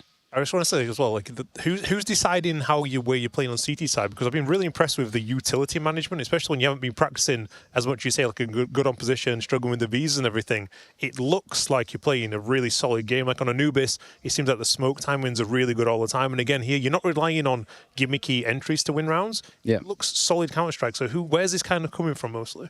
I mean, I don't want to, like, mislead everyone. Like, we have had practice. We actually had, like, like 15 days in Europe or 16 days in Europe prior to this tournament. But we've just had these breaks, like going back to Australia and stuff, where we haven't been able to practice, and obviously that impacts the team. You know, we've had weeks off of CS. But yeah, in terms of the CT side, I guess it's just everyone contributing. Like on Inferno, I'd say I have a pretty big voice, and Story's got a pretty big voice as well. In general, Story helps in our CT sides quite a bit. But at the end of the day, when someone's feeling the game, usually their read is also pretty strong. Like Inns also has some really good moments, and everyone has good moments, to be honest, in CT. I just want to ask as well one more thing. This energy that we saw from you yesterday against Thunder Down Under. We had Inns on the desk here, and he said he wanted to put pictures of the players on somewhere so you could see it and have that same attitude. Today it seemed like we've not seen you have this before. Suddenly you're sending it, talking all sorts of stuff. Is it getting you guys fired up? Because on the server it looks calm and composed, but you seem like you're really enjoying it at the moment. Yeah. I mean, to be honest, I'm just the sort of person that has a bit of attitude, like in general, and I think it just feels really natural for me to talk a bit of shit. But at the same time, I never realized how much it would help my team, and I can really feel it in everyone. I'm not even sure if that's the reason why we're playing so good, but like, it feels like it's helping us, and it feels organic, it feels natural, so I'm just going to keep going while it feels good. I think it's all like you said, when the mood before in practice felt bad, you suddenly start shouting and it wasn't happening before. The energy's there, you know, like you feel like there's some extra stuff there before it was bad, and now it feels amazing. So. Yeah. Vexite, looking ahead at stage 2, you obviously don't know your opponents just yet, but based on what you felt, you know, and what you experienced here the last couple of days, is that a stage that is frightening for you on paper, or do you think that you have more in store for us at home?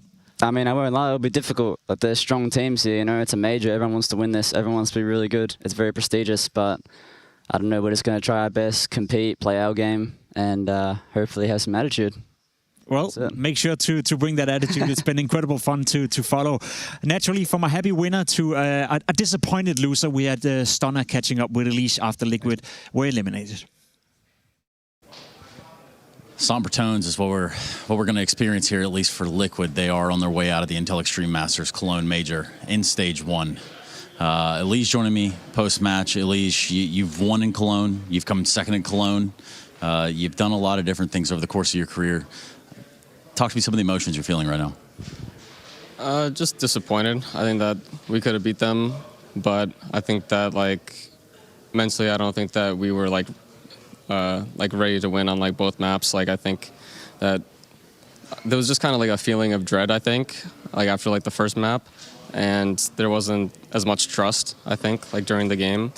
And yeah, I don't know. I think that, I mean, it's the major, right? There's more nerves and everything, but yeah, I don't know.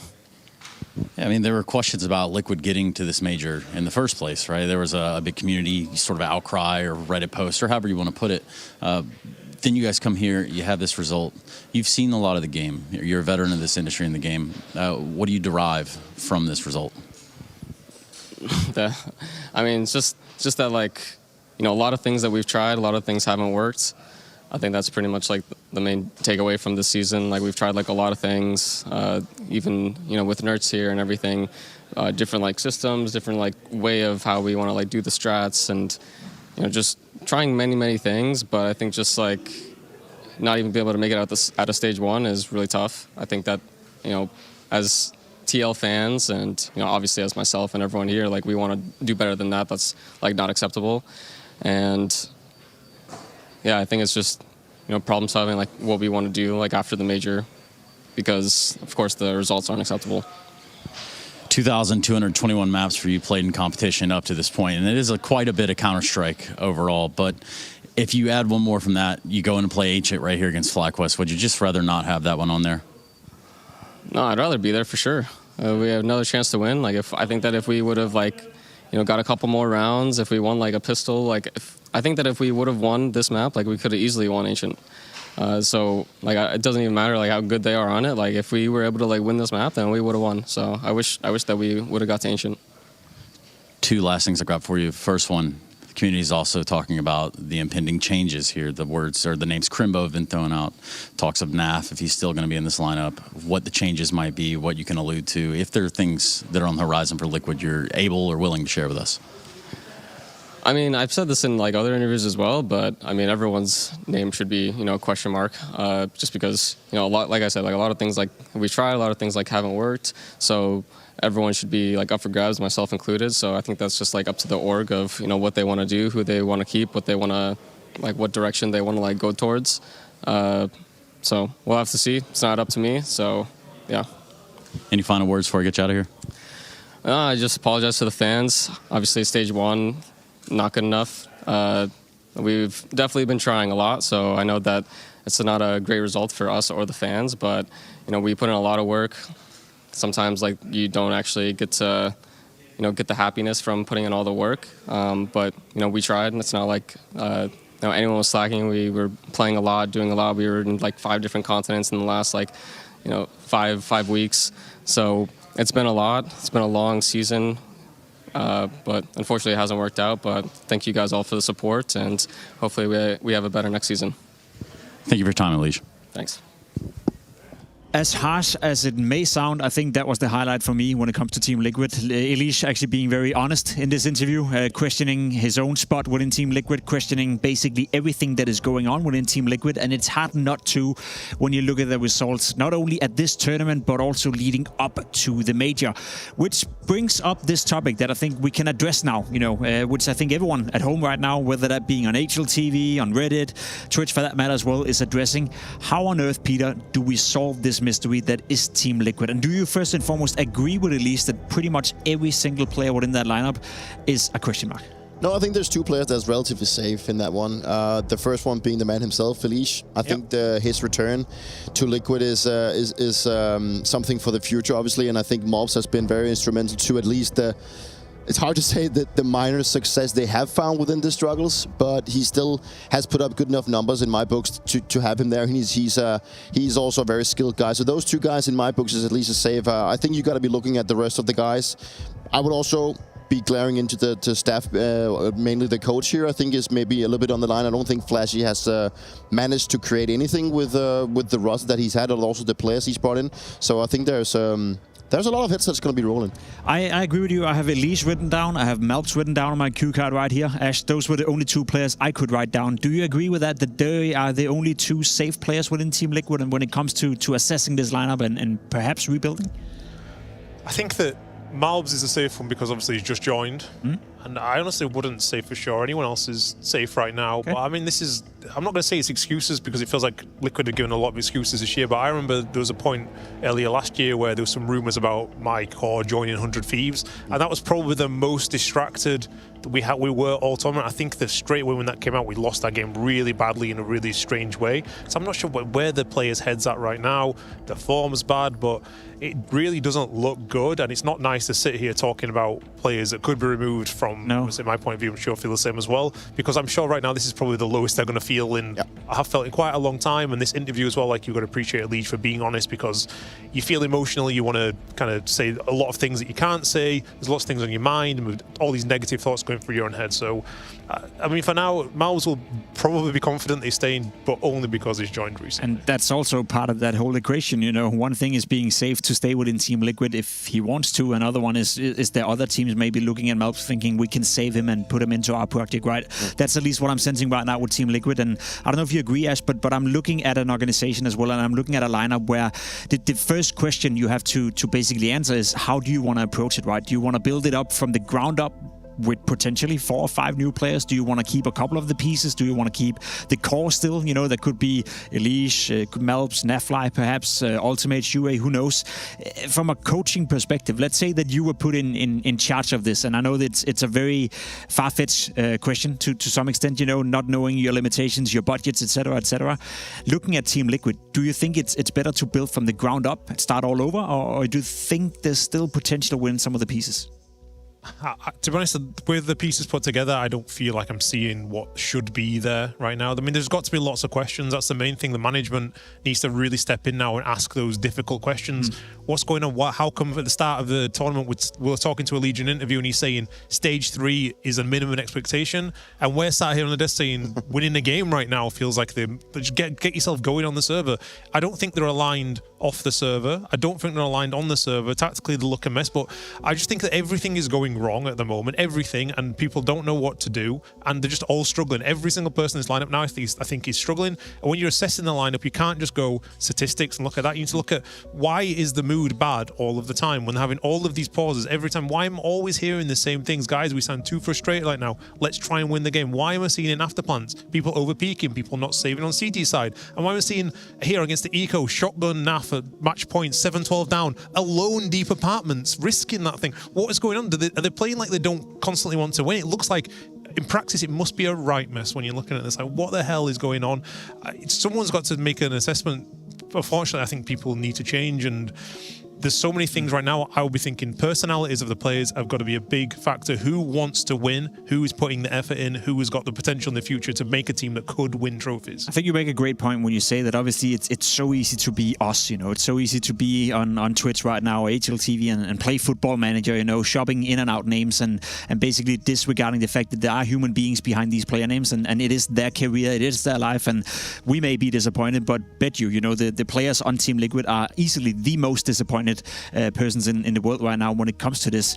However, Peter, you were in Astralis as well at a time, if I'm not mistaken, where it got to a point where you probably knew it was over, right? You moved to Vitality together with Magisk, and if I'm not mistaken, that was being broken out to the world, you know, before you were necessarily done playing tournaments, which meant that you didn't play one of your home ground tournaments at the Blast Royal Arena. So from a player perspective, when you're on a team where you, as Liquid clearly does right now, where you know it's over, you know there's no future within this lineup, whether that is you being part of the lineup or the team just coming to an end on natural ground, how hard is it to be in that and perform in that environment? Because that may give a bit of context to why we're seeing Liquid hitting another all-time low here. Yeah, it is extremely hard to find yourself in this uncertainty of, am I actually in the team or am I not? And have I already been told that I've been cut?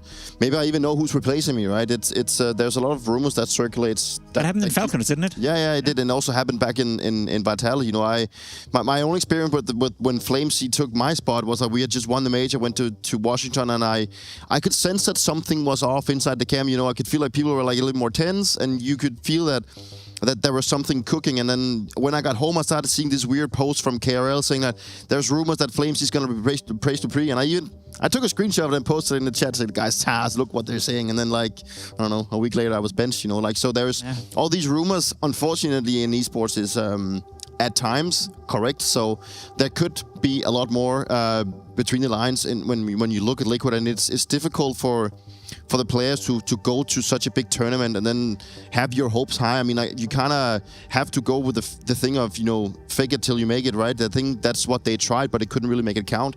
And it's also important, I think, for the individual player that if they have a rough time, I'm talking Shuei, I'm talking, you know, at a certain degree, also Elise and also NAF, that they gotta sell themselves. Like, you know, they gotta be looking good, because if they go to this major and they just sit there crying and, you know, look like they don't want to be here, then you don't have other organizations or teams looking at you thinking, hey, I want to work with this guy. You know, it's that's what it's all about. If you're not uncertain, you also gotta show that you want to be winning, as you mentioned. As like, I want to be part of a team. I want to work. I want to win. I'm not done playing. And I don't think that's what we got out of. That's not what we got out of. I've got to say as well, when you felt that happening, I mean, maybe there's some times previous in the past where have you seen players that are on their way out? Are they then trying too hard to prove themselves? This could explain why we're seeing Liquid peaking for extra kills all the time. Because do you really care at that point if you already know you're out of the team, if you win or not? Because suddenly thinking, I need to get as many stats as I can. You sit back and win the round. It doesn't really help your case if you're already kicked from the team anyway. So I'm going to go look after myself, because when you look from the outside, it's looked for a while like they're going to change a player from the way they play. It's so reckless. It's like people don't want to win. Like, I've seen more care when I watch Face It and people playing. Like, they're trying to really secure the rounds. And these guys, it feels like sometimes I'll peak. Okay, now we'll try and win the round when it's a 3v3 already. Like, I don't know. But it's also when players find themselves in a situation where they don't know if they're gonna make it or not, they also tend to be, hey, I have to shine, you know, I'm gonna be playing more selfish, I'm gonna take all the fights, hey, I wanna be fighting to get the ego, so I'm gonna stat pad and look good on the server, right?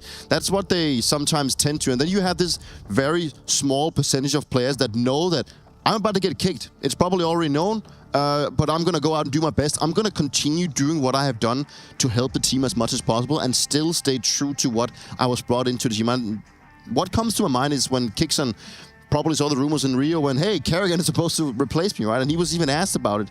And he said that, I know it's tough to deal with, whether it's happening or not. He obviously didn't confirm it, but he had to go in and they made a decent result regardless, right? And I think that gives him a lot more leeway for his next contract than him just shutting down and being, I don't care anymore. Well, he even said himself that he slept maybe 6 hours in 3 days or something, and it shows like how bad this thing's affected. Because people that are playing at this level, I guarantee it might not feel like it to the fans, but they are trying every day, and it really, really matters to them. It matters what the community is saying about them as well. Like, they really want to do it. Everyone here is playing because they want to compete, they want to win and win the Legion. Again, he's saying he wants to make stage 3. You can guarantee he is desperate to make stage 3, and he's thinking going to bed at night, ooh, if we really click, we can make playoffs, and you never know what could happen. When it comes to this now, like, they're not expecting to lose. Anything can happen at a major, but just not for Liquid. That's what the major brings out, you know, basically the emotions, all the, I guess, urgency as well in making those results happen. Unfortunately, it does mean the Liquid have been eliminated from IEM Cologne 2026. We won't be seeing them at stage 2. We won't be seeing them tomorrow. However, we do have one more game on the cards before we call it for stage 1. And that's going to be an interesting one. NRG still in contention to make it, and they will go up against, I guess, the German hometown favorites from Big. That is coming up after the break.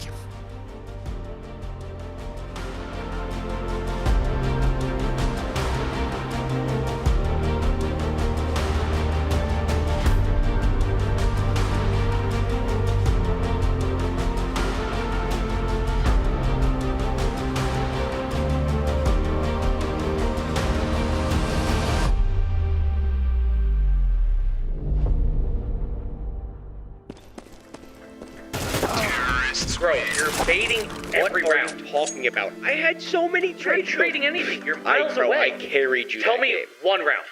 Hold on. Let me pull up CS stats.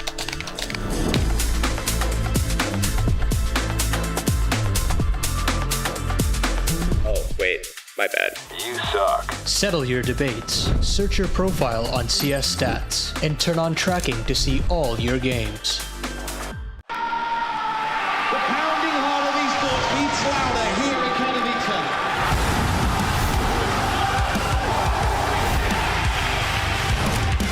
Double peek, he's getting his shot. Unbelievable! Something special to throw this decoy, and that's exactly what happens. Katowice! We are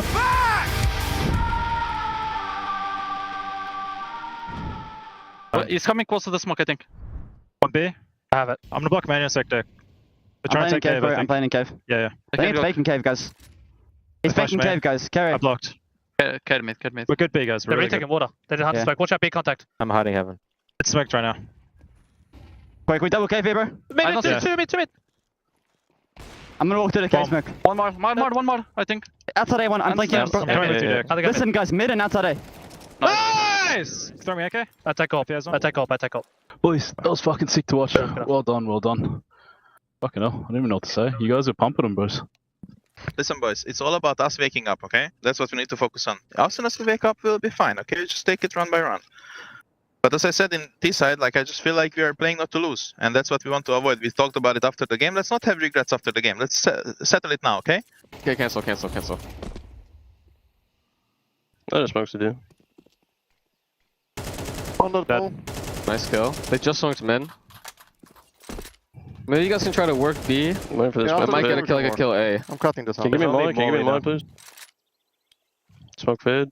Alright, my molly first. When they see Keith's name, they might actually push me A.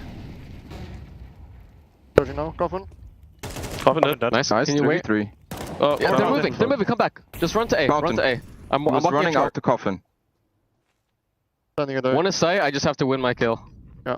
I'm going through short. They will hear me soon. I won. Yeah. There is no smoke. I'm just jumping across. Yeah. Planting default. Yeah. I'm holding long left side, okay? From pit. Yeah. One library up. I'm stuck on default for now. I'm still holding long. I'm getting off this angle now. I have short, by the way. I'm committed. Turtle up, shifters are down. Library still? Library. I'm gonna peek Moto. Short. Break it. Still library. Taking short.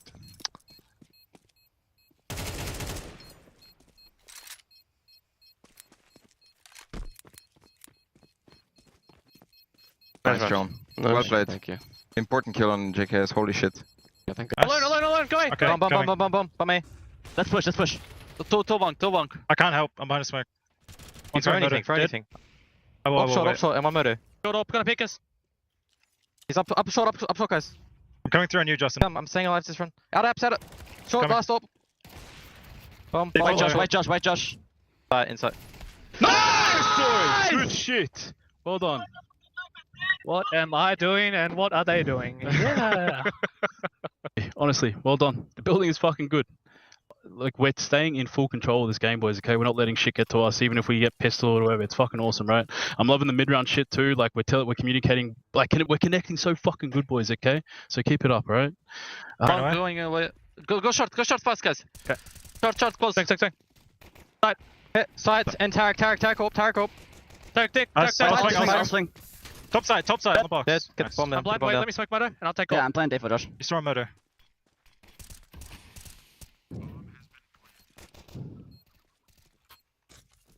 I'm going pit, okay? I'll hold shot. I want to stay backside. I'm running ups. Okay, I'm going to pick motor. Yeah, I'll hold shot, Josh. I have left side. They did broke. I'm going headshot. They smoked me off, okay? I can't see motor. Okay. I pick shot. Josh is holding short. I'm hiding here. My middle. Both. Don't pick. Where Rico? You're going home, boys! You're going home! I'm taking a timeout, boys, okay? Yep. It's getting a little bit hectic right now. I want us to slow this down a little bit, like, in terms of our comms and stuff, okay? Take this time to breathe. But right now, they're controlling... Go, I'll straight. Out. Up on pillar, one turret. Up. Wonk. And motor. Dead wonk. Upside. Dead. City. 3v1. Okay, chill, guys, chill. I'm gonna be I'm gonna plan for pick, guys. Okay, Josh has library, okay? He can walk up left side motor, okay? Short. Yeah. I'll pick them, Tommy. Just trade me short, okay? Johnny, if you can. Johnny, short's open. 1 HP. Left side. I'm holding him, Josh. Josh is low. I'm 1 HP. I'm not picking right now. When you contact, I'm just gonna swing. Nice! Come on! Woo!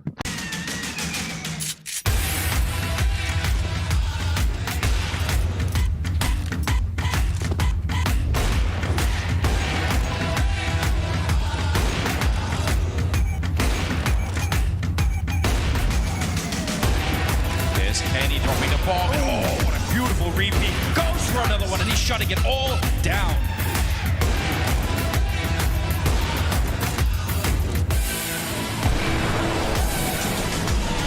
Kenny wants to find one off the flash. He gets it, Kirby now equalizing into a 2v2. Things get a bit spicier as he repeats. Kenny's timing is flawless, and so are the shots.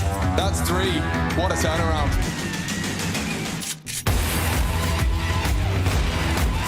Oh, somebody's passing it, but he knows it, and he gets such a ridiculous go.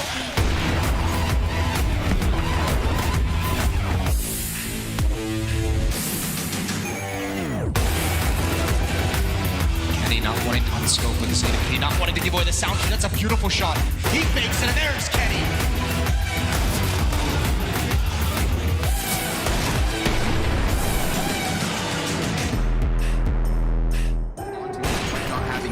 Ista's able to connect another to the head of Hunter. Kenny S closes the gap, sees that in hand, catching Alexi and being dropped down to 12 health. It's him versus Valda. He taps the bomb once, the beat's on the other side, and Kenny, surprise.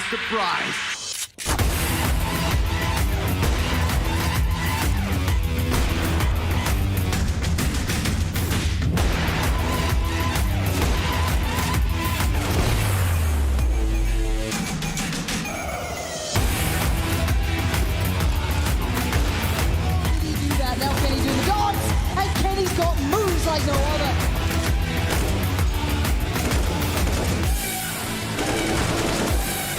Through the box, they've closed the gap. Kenny, he's looking to seal the deal, and he does. What is this? What was that, Kenny?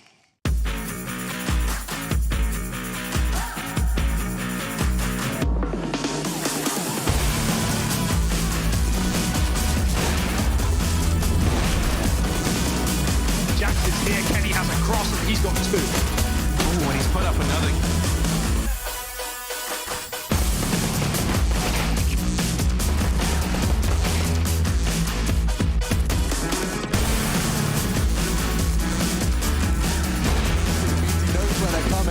it's on its way, and Kenny, he is playing a sublime game of Counter-Strike today. Holding the line, misses his first, but won't make the same mistake again. Looking for the ace, it's Kenny, yes baby!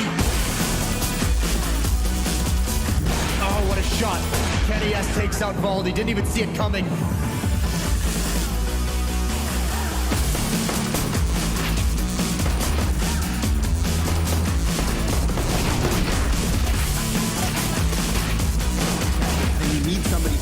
Open this bomb site. It looks like Kenny could be their man. He comes in from connector. Oh, has cover. And the quick shot burst of electronic. Oh, another!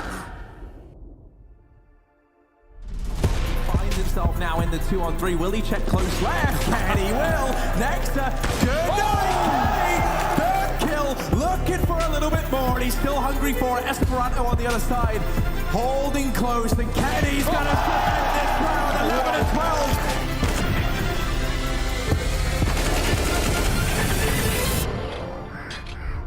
Sure, he throws a Molotov a second later. He gets the kill! What's the hell is that? What Kenny is? He's back! It's 2-1! And just...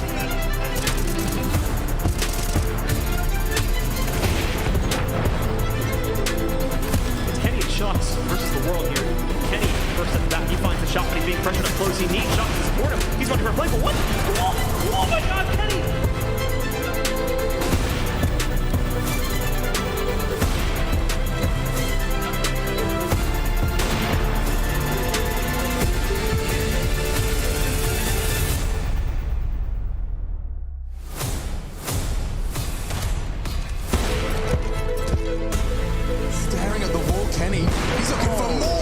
Phenomenal stuff as he does drop in, and Kenny, he's doing it. Oh, it's Kenny, yes, baby.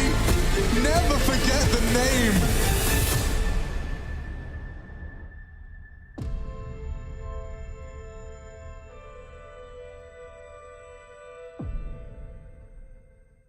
Not really much you can do if you're Fnatic against that performance from FaZe. He gets the triple spray down, all headshots, an absolute bloodbath there. Fnatic just outclassing them, they look like the better squad. Flush is burned! He's burned alive! He couldn't get the defuse! Spodek, it's your final map. We will have a champion after Train. Let me hear you one more time, Katowice. Players ready because we're jumping in. It's time to find a champion to IEM Katowice.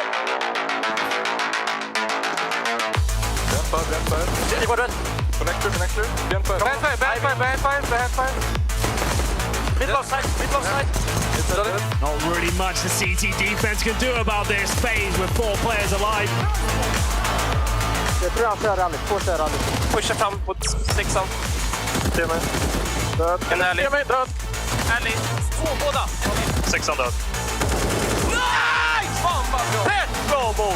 JW has no idea he's here, and there's the first kill. Finish connector. I like dead. Next side, dead. Next side. Dead. Last side. Nice. Nice. Oh, sick Nico. Jag var vår smak. Ja, men fan, jag hörde inte det, så jag det alltså. He's rushing. Let's take a chance, go. Nere low. Jag känner till. 2 till nere. De pikar höger. Behind tree. På plant nu. Go low. Both play towards upper, essentially have 2 lives. They don't know what's going on. Crimson's on it. Will Nico be able to find him? He will! Holy fuck, he didn't defuse. It's made before. It's made before he defused. Okay. But I saw him going in the smoke, that's why. Nice guys, nice save. Kör low bias, kör säkert lite vid resten. Jag har VP nästa också. Tänk på att vi kan få exakt samma flow som de. 5-1 Fnatic. They have been down like this before, but comeback certainly a possibility. Full execution on the cards here. Smokes towards the lower ramp. Molotovs in the connector. Man kan pusha gata. Kan fram bulle. Go default. Borde den vara framför 3an? En close. Ja, med 3an borde vara. Nej, han är i 3an. Svagen. Han pikar upp nästa sidan. En lutom. Nära. En bakom låg tåg. One behind Loa. Loa train. Loa. I'm holding. Loa. One tåg. Default. Nice. Fett bra boys. Vill du göra något speciellt? Annars borde du picka aldrig och skrämma upp dem lite. said lower train first. I said no. I see no one reacting. It's okay, fine. It's fine, guys. I can buy up. I have money. Let's go inside again. Let's fuck them inside.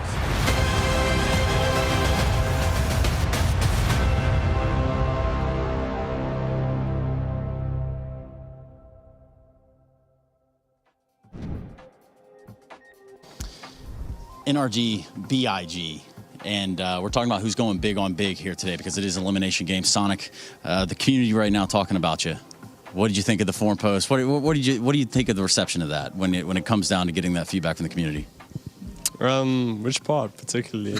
Oh, yeah, it does happen all the time, right? Nah, not really. Maybe in my younger days. Yeah, I don't know. If you're referring to like the NATO suffix like post, yeah, I appreciated it. I'm not too phased. I don't really mind like if people talk shit or talk great. You know, I'm chill like that. So maybe he was onto something, and perhaps you are as well. Also, I want to know what playing Inferno as T versus M80 is like. Is T side? Man, I don't know. I don't really get to play that game much, so it kind of sucked. But you know, to be honest, I had food poisoning. Okay. So yeah, don't eat at that Italian place outside the hotel. Bad rep. Noted. I definitely needed to know that. And pending today's outcome, how you stack up against Big, you might need to know that too going forward. So what's different about today, and how much does this match mean up to you personally? Yeah, I mean, if we're getting real, I think our vibes were a bit bad yesterday. We could feel like the team's energy was a bit low. I mean, obviously me, I was a bit low too. You know, today we just made the effort to, you know, be high energy, made sure everyone got in the gym, got their blood pumping. And overall, just like a positive mood, and most importantly, playing our game. You know, not being so worried about what they're doing. And I guess lucky for us as well. I think Apex has said it in the interview before. Like the team they least prep on, or don't even do any prep on, is Big, right? Because they're such an anti-strat heavy team. It's like you'll do prep on them, and then they just end up playing completely differently. So there's no real point, right? So I honestly think we play better against teams like that. You know, where we can sort of just play off of our own intuition and build the game plan as we go. So, yeah, that's what we're hoping to do. What do you think of the Blame F approach to the game for Big, how they're going to approach it today? What do you think about his approach to the game in particular? I think he's going to hide in the corner. Well, we shall see. Good luck in there, bud. Thank you. This is a day for rolling the dice, but maybe not for these last two teams that have come in here today to try to prove themselves worthy of stage 2 here at the Major in Cologne. JDC, veteran of the game, obviously got some other things going on here. How is life in the boot? What's it like? What happened? I mean, I ripped my outer band playing football, and I tore my inner band as well a bit. But it's been getting better a lot. I'm already on only one crutch. Hopefully in 3-4 days able to walk again with a smaller shoe, basically. But we'll see where it goes. But it's a bit unfortunate timing. Is it one of those things where you bump it sometimes and you're like, ow, maybe I shouldn't have done that? It is one of those things, yes. I was playing the game and I'm moving my legs a lot, and then I never knew I was doing it until I had the boot on, and then I was like, ow. You know, I was playing DM, and every 2 minutes I'm like, okay, I need to stop moving, you know? Yeah, it's a rough go out. I'm sorry this has happened to you, but would hate to have to double down and say, yes, you have an elimination match today, and what is the last day of that stage 1. So, JDC, let's start with a little bit of how life is in Big. We talked a little bit about your leg and the boot, so what's going on in Berlin International Gaming? I think life hasn't been better ever. We are a very solid unit, a good team, and we've been working endlessly to reach our goals and become better. And I mean, we always talked already about the odds being very low to make it here. So we were very happy with the result we showed. And right now it's just about playing our game, finding the groove. I think we're the best big lineup there has been in a long, long, long time. And everyone in this team is incredibly talented. So today it's just a matter of showing it. So for this miracle run for Big, you guys don't need a player from the UK in the lineup. Like, what else is it going to take for this miracle run from Big? It's a very good question, I have to say. I mean, for the miracle run, the most important part for us will be take it step by step. I think what it makes us really good is that we rely on our system, we stay true to our roles, and that we know what everyone has to do. We don't think too far ahead. This is what makes us good. We take every game as it was our last one. And for the miracle run. I mean, just love from the fans, especially from all the German ones here and everyone in general. It has been a lot of hate towards us in the past, so now it's time to swap it over to create a unit not only inside the team but as well with the community. And that's very strong. It's very big of you, I should say, no pun intended. What I will also say is, or rather yet, is in the question on the game versus gamer Legion. How did they best you guys? I mean, the game was pretty close, I would say. I mean, we didn't win a single pistol, but it could have went both ways. I didn't show up individually to the fullest, I would say, but I still fulfilled in terms of roles my part.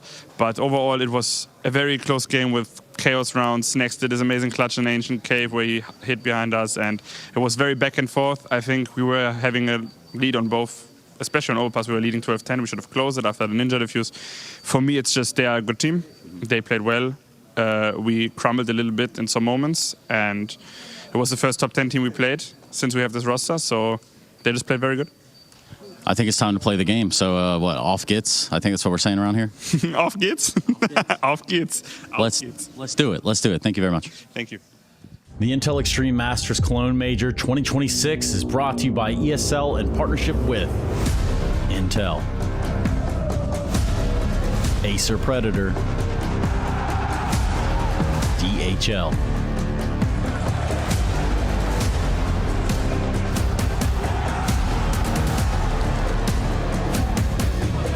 and Zoe.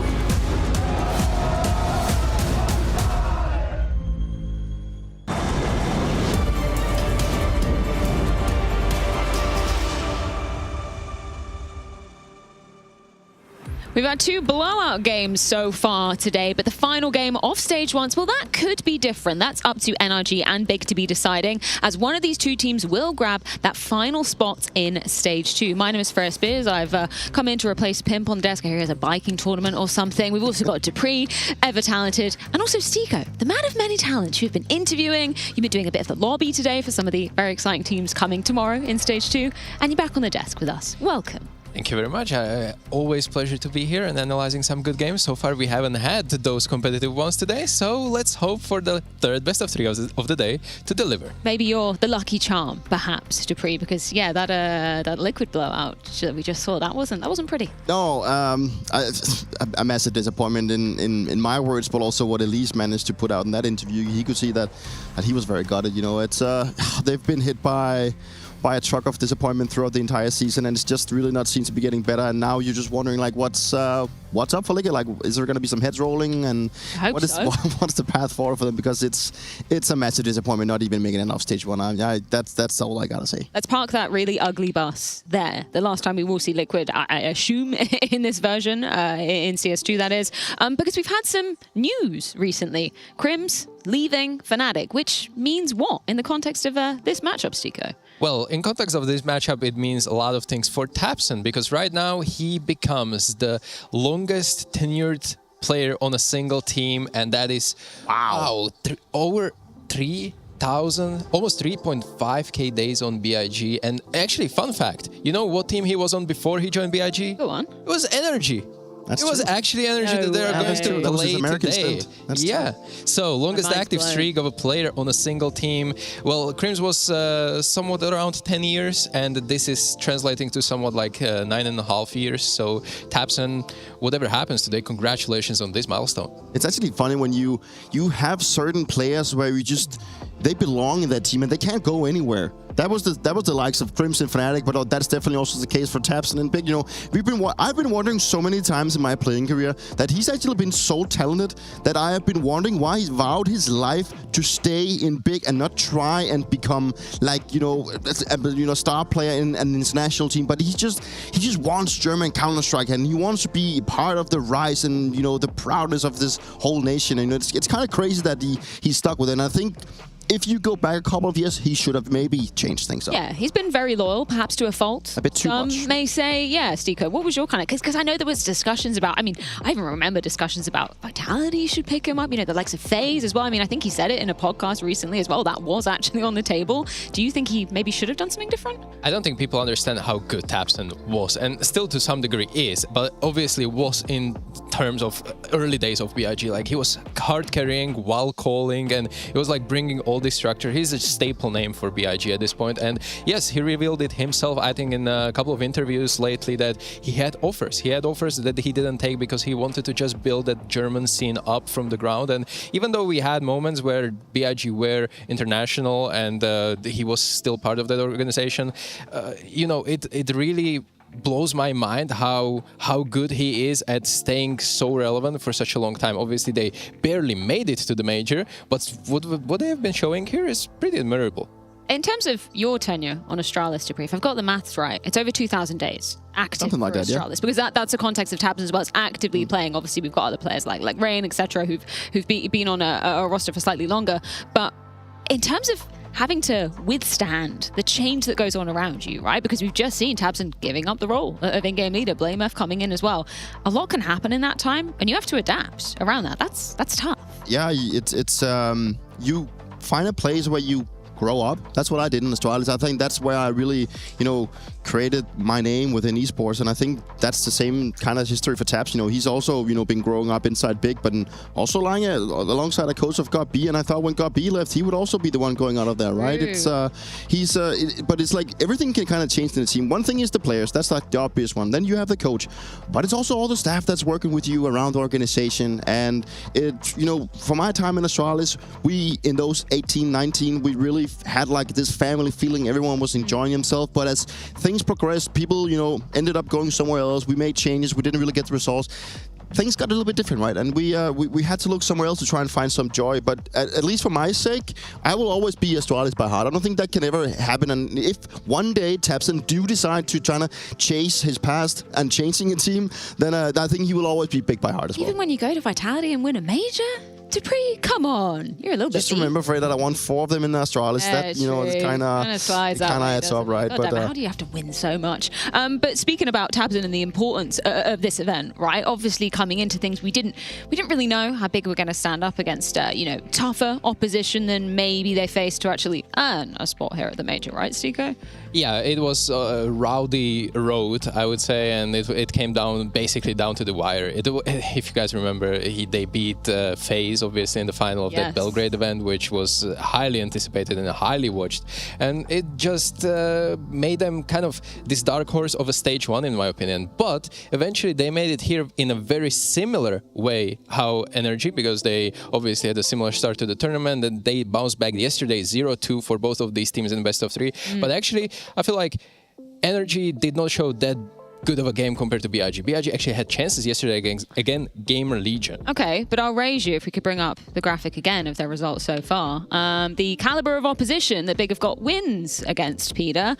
It's not the greatest. They're here. That's fine. You got to beat who's in front of you, but it's not the best. That is really what stands out to me, because Energy has actually they've faced as of right now they have faced 3 teams that actually made it through to stage 2, whereas Big, they've lost to Liquid, was eliminated. They've obviously beaten Gaming Gladiators, but also beaten Thunder Down Under, and then they lost to Gamer Legion. It was close, but I do think that Energy has actually faced the hardest opposition out of the 2 teams now. And if you take a look at the recent results for Big as well, I do think that they have been playing against teams that is somewhere around their own level. They have had a little bit of harder time beating the teams that are better than them. They haven't had much chance either, but it's a team that has been grinding a lot coming for this one compared to the likes of NRG. So I think regardless of where we are now and the fact that it's a 2-2 game with experience on both sides of the camp, it's a very open matchup. I don't think there's like a clear favorite. I think both teams has at a point in this tournament so far shown that they can play up to a higher level, but it's a relatively open.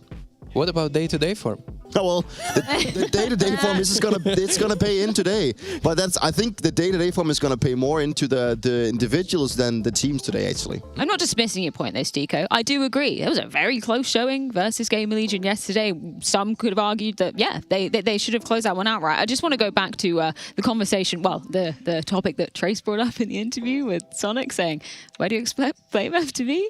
Hiding in a corner, my man. He knows exactly how to get these interview quotes. What do you make of blameF and how he's kind of leading the charge on Big? So blameF got a lot of hate even in previous teams, obviously, for labeling himself as this kind of baiting IGL, and well, it's a playstyle. At this point, it's just a playstyle that is within him, and he showed in BIG that he is willing to transform it in some kind of a strength, and he is known that he is just going to be a little bit of a, reserved when things get heated. He's not really going for a lot of risk plays. He's always going to play this kind of like good duels, so to speak, or like taking good angles. But honestly, blameF has been putting up numbers for a long time, attributed to that playstyle as well. But, he's bringing impact. Whatever team he's been on, even Astralis and even Complexity, he is improving that team in a way. And it might be really tough to play with him, but when you look at the raw statistics and the raw numbers, he's one of the most impactful players, and deservedly so. He was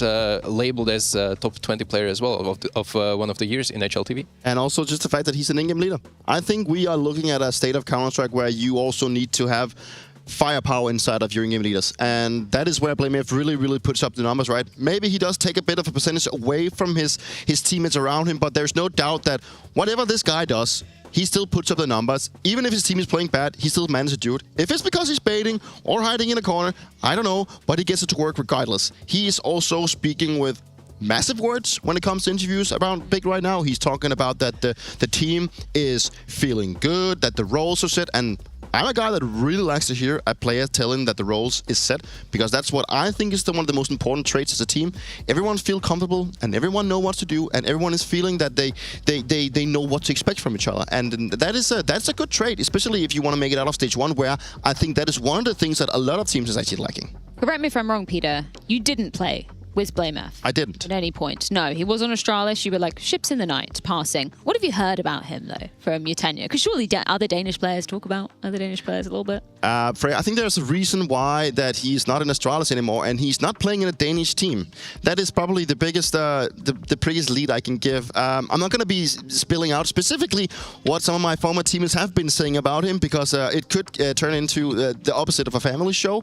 But regardless, blameF.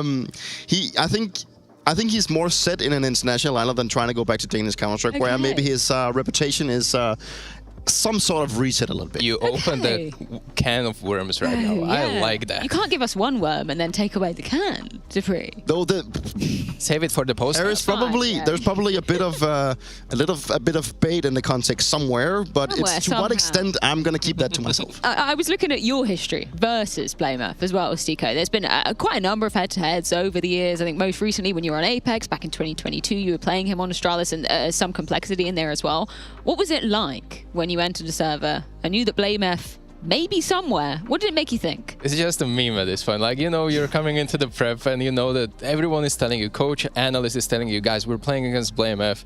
Just don't give him frags when he's saving. He's so good at it. That's similar to Jame. When it's Jame time, you don't want to necessarily catch him, because this is such an underrated trait that when you're saving and making sure that the economy is going into the next round, you don't want to chase certain players because they're so good at it. And blameF was one of them. You knew that he's lurking somewhere, and you knew that whenever gap was forced in your defense, blameF will just go into that gap and he will not let you rotate just like you would otherwise. So it always creates like this kind of a mind game against him specifically, and sometimes you overthink it. Sometimes he's not even there and it makes you think that, well, we're in a bad position when we really aren't. So this playstyle is so unique to him, and it's just blameF. It's just blameF lurking.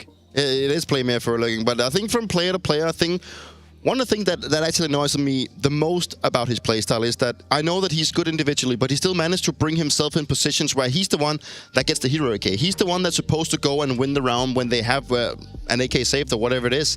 But when you expect him to be the one trading, he can still, he's pulling the handbrake a little bit too much at times, right? And if you're the guy that goes in and sacrifices to actually gain an advantage and you don't get traded, that's rough. That's rough on you as a player. And I think it's also, as a spectator, looking at someone that is pulling the handbrake too much and seemingly at times wanting to play a little bit to make himself look good, you are just, on the receiving end of some hate.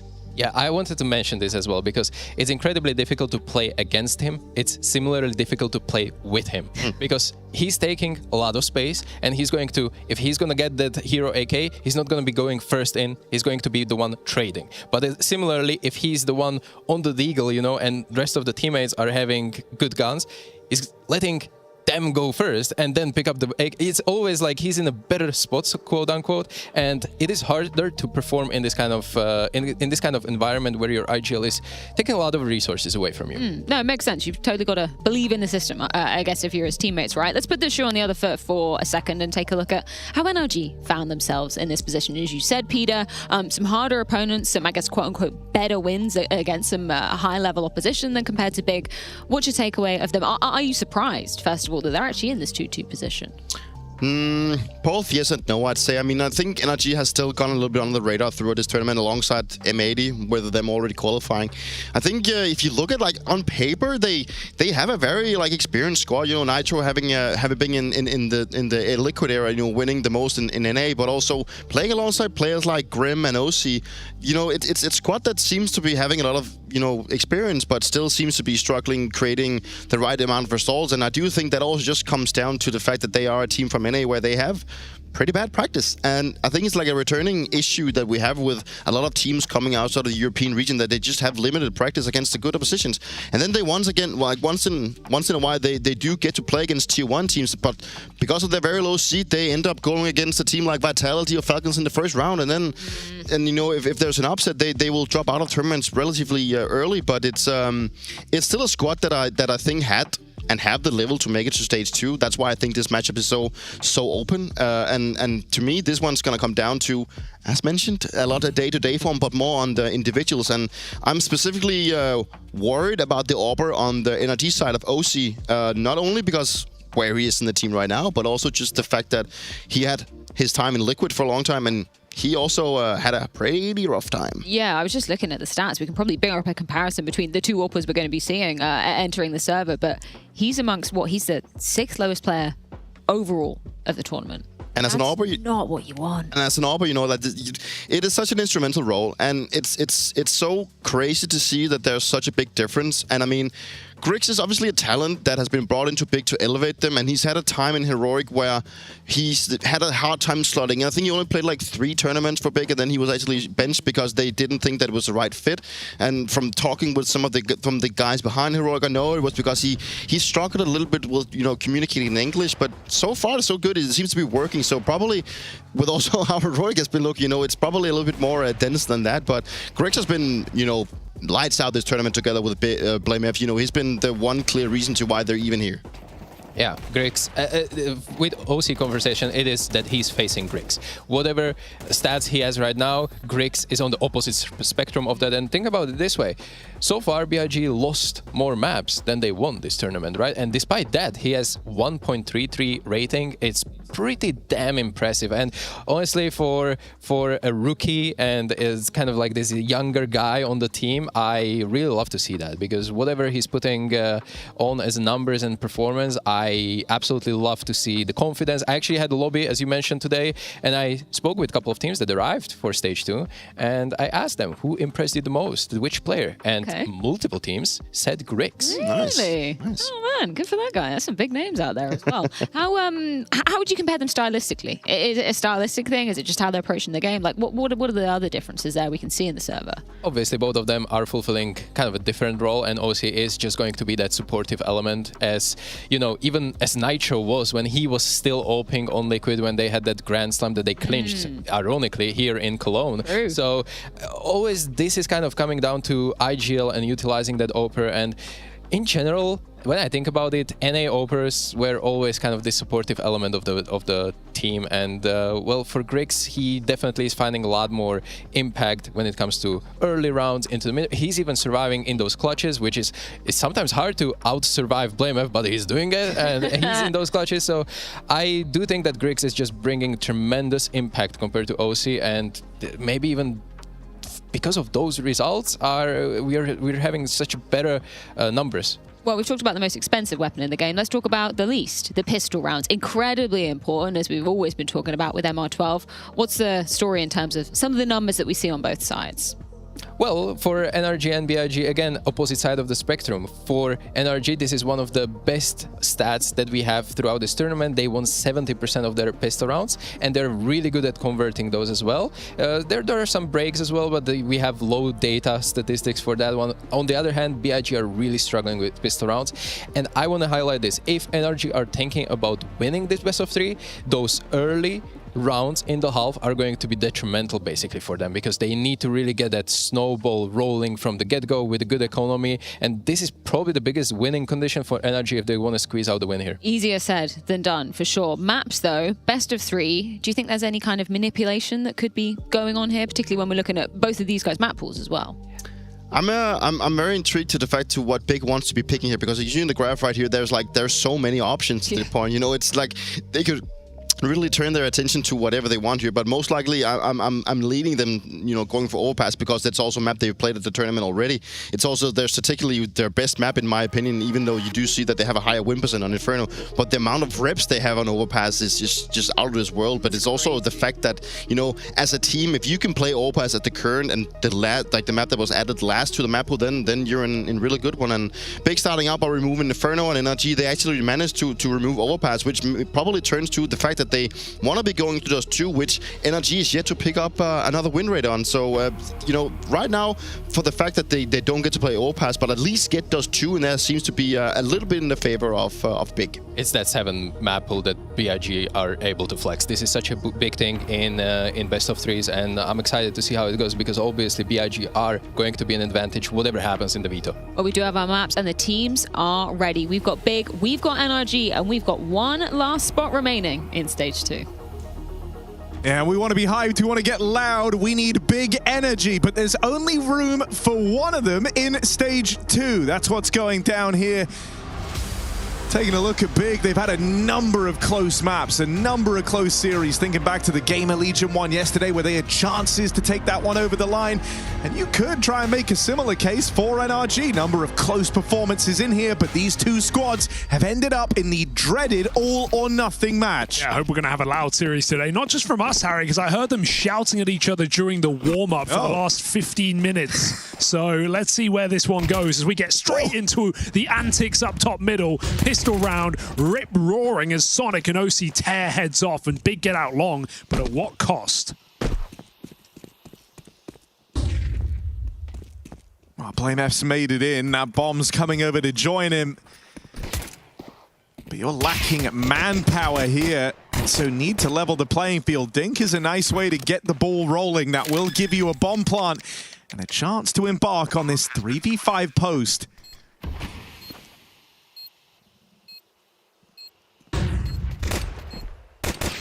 This can get messy, but another headshot connected by Sonic, who has been a bit of a beast in this NRG run so far. Him and Nitro clean it up with 2 apiece, and Big's pistol woes continue. The desk mentioned it coming in. I mean, this is the bottom performing team in those pistol rounds right now. Coming off with only 30% win rate. Not ideal. Well, now it's worse.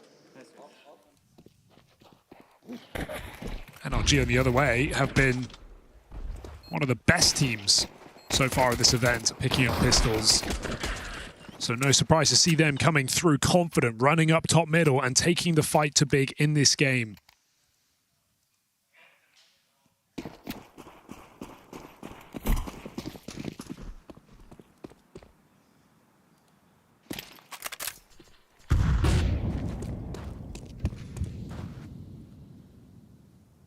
Feels weird, Harry, to see Big pick Dust 2 and not have Searson here or at home.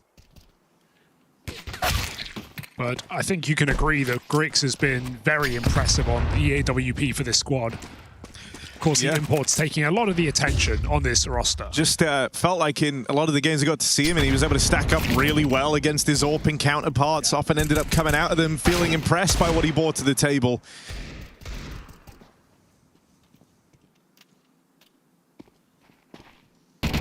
So you want him starting strong today. Yeah, I think though, obviously this pick of NRG, a lot of it, of Big rather, a lot of it coming off the back of the fact that NRG are on an 8-loss streak on this map. That's a big number. That's a huge number. And not exactly close, only one of those games getting to double digits, and it was against NA competition, shall we say. Those who will not be named. What? That was an AK dink down mid for 99 damage through the smoke. Tabson, he might be toggling on to try and get to stage 2. I've never seen that. 99 damage AK shot. I've never seen that. I knew it was possible pit to sight, but middle. Oh, now JDC gets the entry. If you're Nitro here, you cannot believe what's happened to your round. That's shocking. And all the entries coming through for Big. Well, hey, one way to do it. Have you seen that? I've never seen that. I knew it was possible. I've just never seen it. Well, yeah, like, makes sense, right? You can shoot there. Players do cross there, but you just never see it. It's maybe a body shot, but the dink for 99. Through the smoke, too. Yeah, no. There's layers to this. Yeah. Oh my God. Well, Nitro better save. And dude, if he saves, Tabson will never know. He'll never know what he did. Got to watch out for a stray bullet, a smoke, a strong breeze, and Tabson's going to finish what he started. So he'll never know. That is something else, isn't it? Wow, that kill was easy. Tabson gets it on the board, and 3 kills for Tabson puts Big in the game. Need a new headset. Telling me Tabson did that without any audio? Check him PC. What, you couldn't tell? Oh, dude. Nitro looks back like, what? What? Like, genuinely, I've never seen that. I've watched thousands of games. I've never seen it. We've had 2 smoke kills in the major, Harry. It's getting spooky here in stage 1.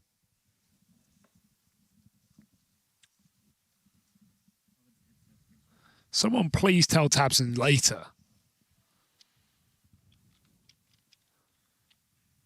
No, it actually wasn't Tabson's headset issue, so he did have audio. Oh, I don't think that makes it less impressive. Still checking PC. I don't think that was an audio-based shot. I heard him crossing there. I heard him crossing. It's a Faven headset swap out. They won that round without him. I do like that just idea, though. I feel like it's not done enough. Obviously, there's risk with it, but just spamming AKs on the cross. You could spam just the doors with AKs and, you know, not be as open. But it's obviously better when you've got the orb covering. So I think Tabson, there's, you know, boosting the orb. I know you're having to try really hard to not pitch your negative theory. You know I love the Negev, Harry. It is... Look, I think here's the meta. Here's the future meta. Okay. On this map. Future meta. Future meta. You drop it. If you're CT side, you drop it in spawn. And you just leave it like you'd leave an HE. And say the T's throw a mid to B or throw a long cross smoke, and you happen to be in CT. You pick it up, Harry. You put on some suppressive fire. Okay. All I'm saying is think about it. It's good pressure. All right. Let's see if they do it in this game. It might happen. It's not impossible. Never say never, right? We've already seen a 99 damage mid-doors dink. Anything is in the cards. Okay, or on the cards. Fast play down through mid for JDC as the tech pause comes to a close, and Big might look for a pacey round here. It's 4 over towards B, the AWP on the line. Grix is looking for a pick. Won't be given the chance. Sonic has no reason to swing into the tunnels. Not the gun for the job, so just a block there, and the B hit plan gets disassembled by Big. Instead, they're looking for JDC, climbing up onto Xbox. And he's going to win that opening fight. One more man out here on short. OC goes for the nade, and JDC can't get away from it. Stuck in middle here, Nitro just trying to survive. These mid doors have been tenuous enough. BlameF going to sell something on this A site. Let's see if NRG are buying. Oh no, in fact, he just sends his team in. BlameF is, of course, on the lurk as Big just storm B. There's 2 players quickly trying to make it through this smoke, and Favin's clearing everything he can. Shots connect, 2 kills, and the round is done. Blame not required. 4-on-2 and looking to stop these saves here is Blame. Ooh. M4 v MP9, no surprise who wins that one.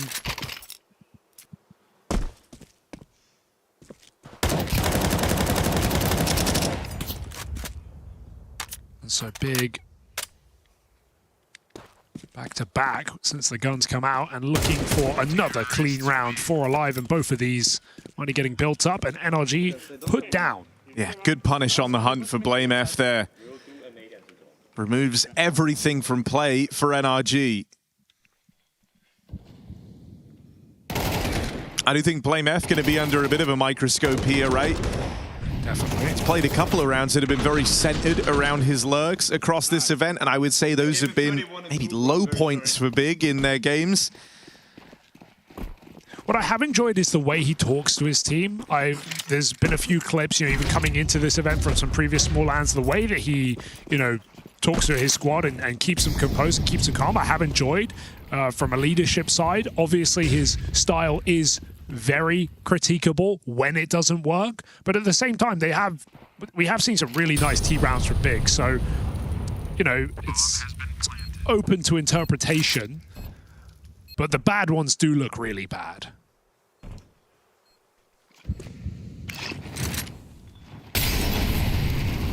Think of that Liquid series, some rounds on the Nuke T side, obviously against Gamer Legion. There were a couple of trade attempts not attempted, or moments where he was really out of the action. Sonic even said it in that pre-game interview with Stunner coming in. He said, Blame F's going to be hiding in corners. And so NRG know what to look out for, but have yet to been able to stop it. Yeah, I think round's going well. When the team are all playing well, the lurks can work out really nicely. It's when they have to depend on him that it can get a little more awkward. Thus far, though, the initial eye test on Big is looking good. An early lead here on Dust 2. And he touched upon it coming in, but this has been a very tricky map for NRG. 8-loss streak. And so that's always going to give you a bit of a nudge if you're Big Clan. Blame cheap dates, 25 armor, but will not upgrade it.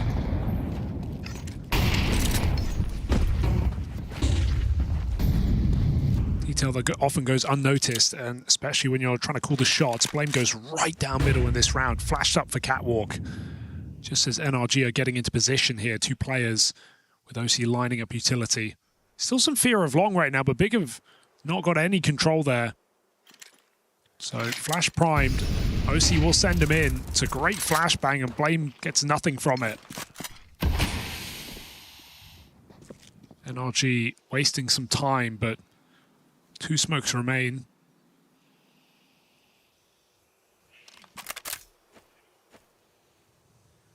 Grim put in position. They're going to commit with this.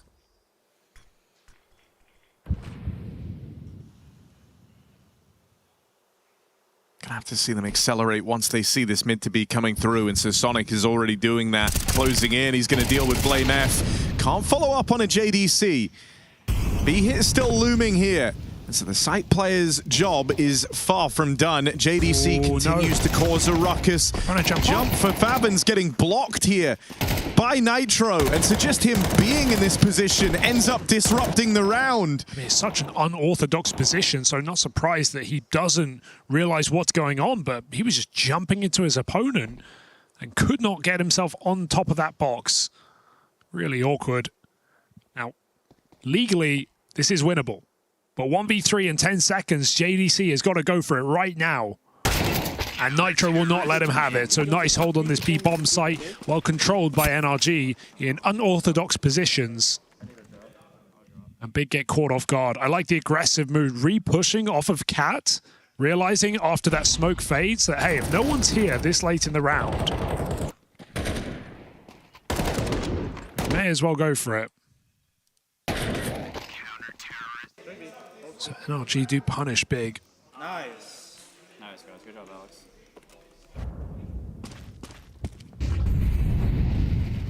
Bro's getting involved.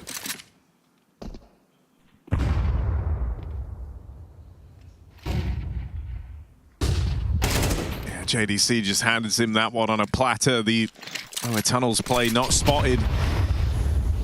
And now Bro's gonna try to make his escape. Oh, all down very, very low. Still gets out to maintain this 5v4.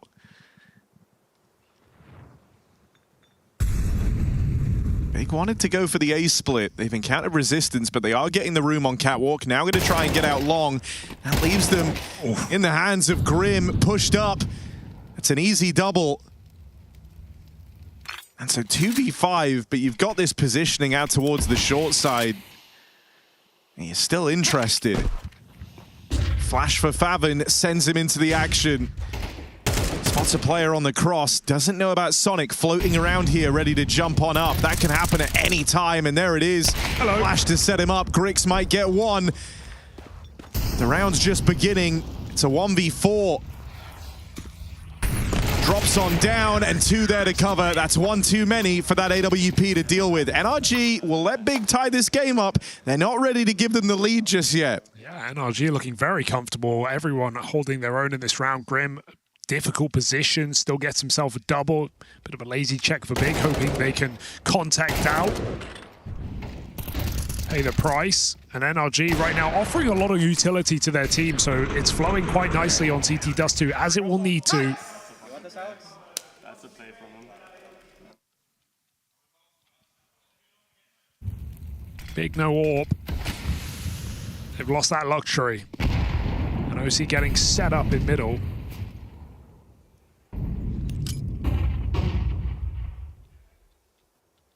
Felt like NRG were in trouble after they lost Exotic on the AWP. But OC has come through with renewed form. Surprisingly able to fill the shoes of what was a very exciting North American prospect. Wondered if we'd seen the best from OC already, but still has more to prove here at the major. Nitro, nice kill, but they've still got this B site. Can they find frags before the cross comes in? That's a big pick. It's still not favored round, so NRG want to throw themselves through the smoke. Molly is a problem. Bomb getting put down. Oh, they realize there's a bit of a gap around this smoke. Try and boost up over the top of it, but there's the replenish. That's going to block off this vision. And now you lend a bit of time to Grim and see if he can give you any sort of leeway here on this wrap round through the tunnels. Got to strike hard straight away. If he does, suddenly retake well and truly alive. Because now these players in the site are getting pincered. Got to be looking over their shoulder. JDC out in the open here. A lot of time ticking off this bomb. Big decide now to make their move. Blame F up over into the action and ripping heads off. What a turnaround for Big. They were getting collapsed upon. Very nice. I drop AK. Just at no point do you feel safe in a retake of that B bomb site. That is a 2v4 straight up as NRG fling their players through the window. But the time is so desperate. They waited so long for that flank. Now Blame F, perfect position. Here's that second player come through the door and waits to strike. He strings those kills together. JDC clutch. And a lot of hype from Tapson. He's been getting loud in these games. You see why we say that this is the most difficult retake in the game. Big make it look so. Oh, he saw him. Blame cancels that jump up, realizing the flash actually didn't affect the cat player. And so both teams call it off. This is a last-ditched buy here for NRG, so AWP is a luxury that OC needs to utilize. Boost gets good damage early, and he just spams a second. 2 players, half health. NRG still making plays, but this gets heard from lower. Yeah, Blame F's been hanging around waiting for exactly this. NRG might try and collapse on him here, right? They saw Blame F going up onto the boxes earlier. They've spotted him now roaming down in lower, and they still have players pushed up on short. They have a feeling that they've got a chance at a 1v1 out here in middle. For now, Blame F goes undetected. They turn around and focus fire back to the bomb site. Everyone is wounded. Everyone is low. And Blame F has just dodged capture. But now, when they pick him up, you look at the health, you're out of position, you don't want to throw yourselves into this and lose everything going forward, so it's a write-off round for NRG. I love this. They do it together as well, so they're going to guarantee, you know, lots of guns saved in this round. No kit, almost no util, low health. Why risk it when Big are in strong post-plant positions? So Griggs gets to save a scout, but OC still keeps his AWP for another go. So this is the perfect call for NRG. They upgrade their 1 pistol, and they leave with 5 rifles. Big still take the lead right back out of their hands, but NRG remain threatening late into this half, rather than just being put to pistols and letting Big string rounds together. I do agree. I love that they just hard commit to it straight away as well. I feel like so many teams, they go for that little cursory glance in, see if they can get another kill, and then ends up making it expensive. But no, NRG, you get another rifle round here on the back of that save. And Big know this, so they're going to supplement this round with a timeout. Still have that chance to take control over this first half if they're able to close it here and now.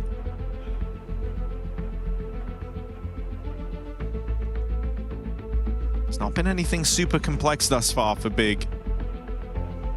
Had a couple of set moves out of spawn, some slower rounds thrown in there, a few varieties of pace, but it's largely been these grouped finishes, maybe with a Blame F lurk thrown in for good measure.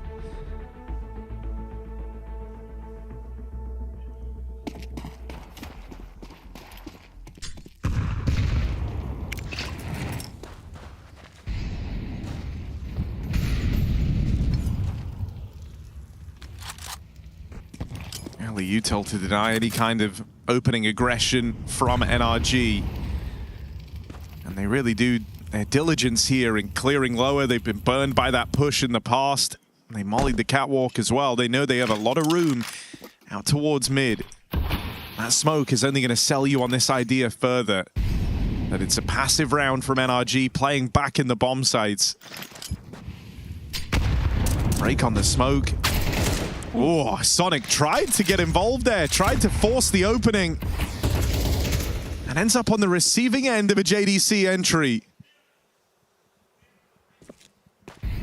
NRG now have a decision to make. They want to try and fight for this catwalk. They can hear that Long's being taken. So 2 players hiding in this smoke. You dealt with Grim, you weren't expecting Bro, but Favin's got the cover.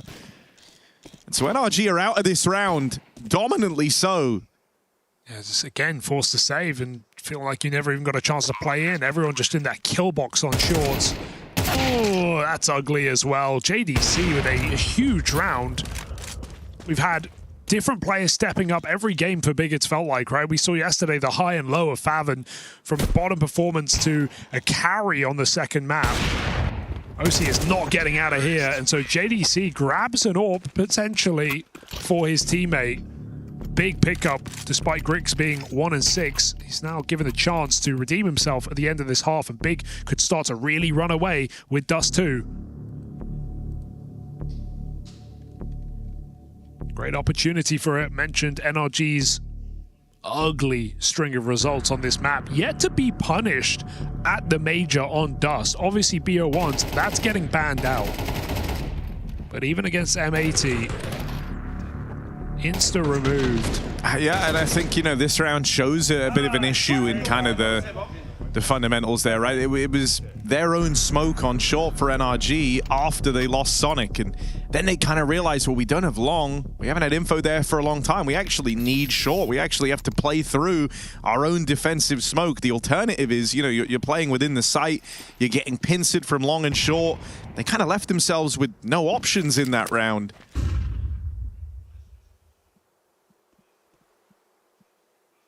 You're not going to win this CT side if you give Big too much room. Problem is, feels like that ship has sailed if you wanted to be super aggressive. What a weird move for Blame F, right? There's some thought behind it. He thinks that NRG wouldn't play cat in this round, I guess, but just shifting around the corner with no flashbang after he's announced it every other round. And it gives him a free kill. It's not going to matter if they get this B split off, though, because Nitro is low and boxed in. And so I think Big have just saved themselves. This bomb cross is still scary. It's very scary. It's now loose. That's a problem. Tapson's got to try and get this back. Stuck brawling here. Players on either side of him, and tabseN don't have the bomb, mate. Well, that double, you'd like to think he saved the round. It's only OC left. This smoke is going to fade soon, and tabseN will grab that bomb the second time around. Okay. No issues there for Big, even though it could have got weird around that mid-smoke and the bomb drop. It doesn't, thanks to tabseN. He shoots his way out of that situation. You know, it's funny. I think the logic is, hey, we've conditioned them.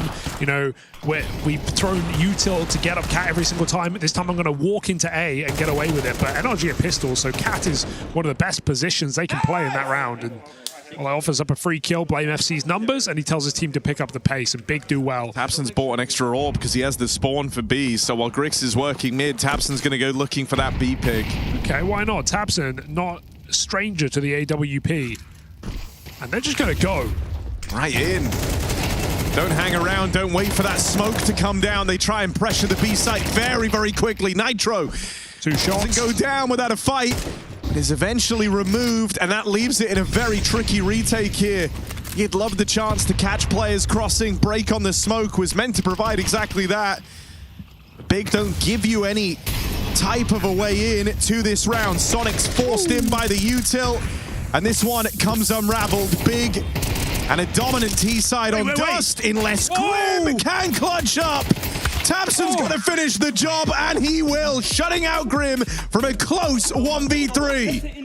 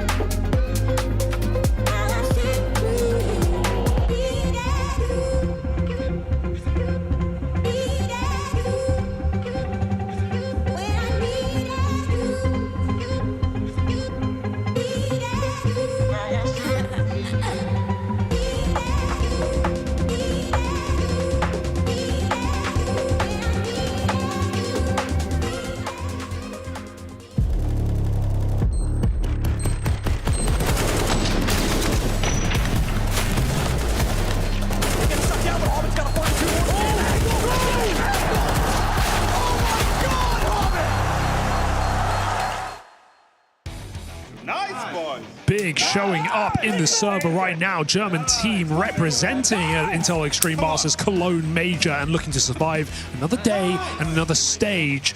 Stage 2 teams waiting for those BO1 openers tomorrow, and NRG might be leaving with their head hung low if Big get their way. It's Dust 2, it's the first map, and Big are here to play.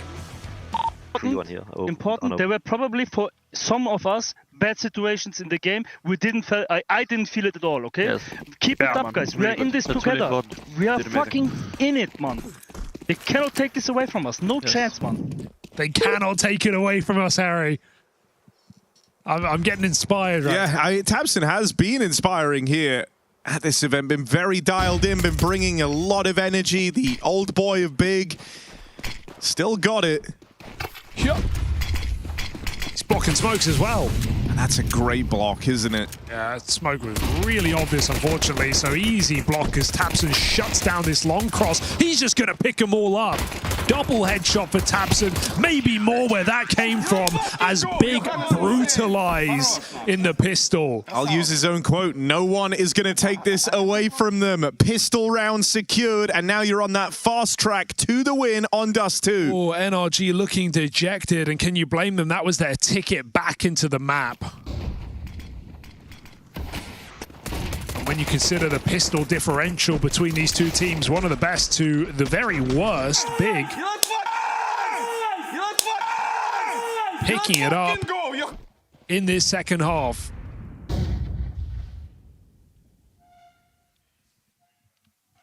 NRG just read it and weep. Glocks come out. And it makes this so stressful, doesn't it, for NRG, right? This is already a map they've had a lot of struggles on, a lot of issues on. You don't have a super solid feeling playbook or a lot of confidence here.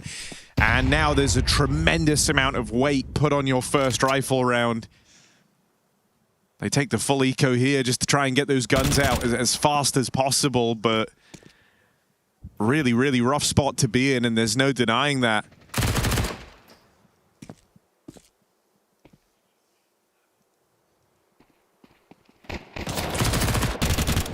And I don't want to read too much into numbers entirely, right? Especially not at this point in the major. But NRG's pick in this series is Nuke, and this year alone, it's been a pretty shambolic map. They've won it 3 times, they've lost it 9 times. You know, a lot of this against lower tier opposition as well. It's not looked great for them. They must have practiced coming into the major because a clean win over Sinners in this stage, but with the exception of that, we don't really know what to expect from NRG on a map like that.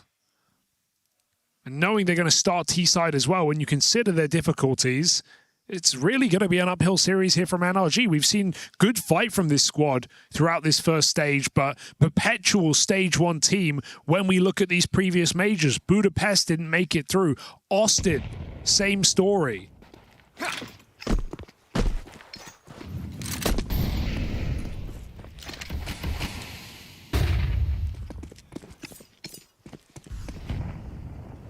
And so what is in store for NRG in this series? Is there anything in this second half? Well, they burnt a lot of their opening util here just to feign a bit of cat control out in middle. A ruse that somewhat has worked, right? Big don't have the info that cat's open, but BlameF's just blocked it, and that's freed up Grix to look long on this AWP. Plays ahead of the smoke, and Grim is dead as soon as he rounds the corner. Now they get blocked alongside. Starts to feel like you're running out of options here. Kill back on the spam for OC. There's only 1 smoke left in the round, and you feel like you've got to use it on the cross. You're committed at this point. 50 seconds left. 3 players leading over towards A for Big, and the AWP is one of them. On this long range, Grix is right where he's supposed to be. He's got a big part to play in the round, and he's in the place to do it. Nails that shot onto OC. Can't find the follow-up. Nitro will secure the trade. You get a bit of ground now out towards A, and BlameF's not able to steal it back. Cross makes it in. JDC just tucks him back sight. He's going to go for the fight. Maybe feeling like he got spotted there. Was a window of opportunity, but instead it's left to Faven. Far out of this one. Tuck back and spawn, and He's hoping they give him a kill, but NRG are not in a giving mood right now, tucked into their positions, rooted, and Faven forced to save or go for it.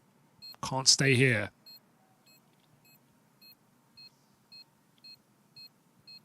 So NRG at least get that opportunity in the form of the first rifle round of the half. Faven just wants to make it expensive, but Sonic denies, and that's good to see, right? Couple of nice moments from Sonic in this map, even though it's Nitro the kill count leader. Sonic has been the guy to look to so far at this major for NRG. Just had some incredible moments, heroic moments from Sonic. In that FlyQuest game alone on Mirage, he went absolutely nuclear.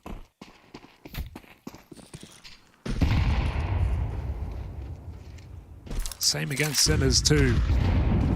So if NRG are going to win, going to need more of that from Sonic.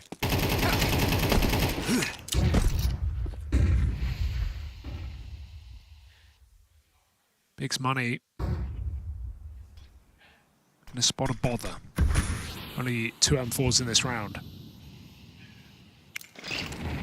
With that comes a bit of a gamble, leaving some concessions in place, right? You got Faven out towards the B site all alone, but JDC's boosted down here in CT. That's to give him an angle over the smoke if there is this mid to B, if that's what NRG decide to run. So, sure, B is a one-man hold, but he has support nearby out towards middle.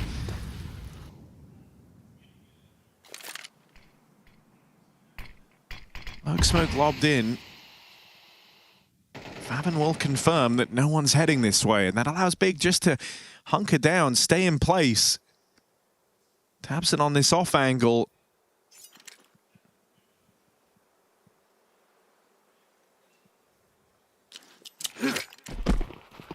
Flash shouldn't reach him here, and so he's got open sight lines for the double up.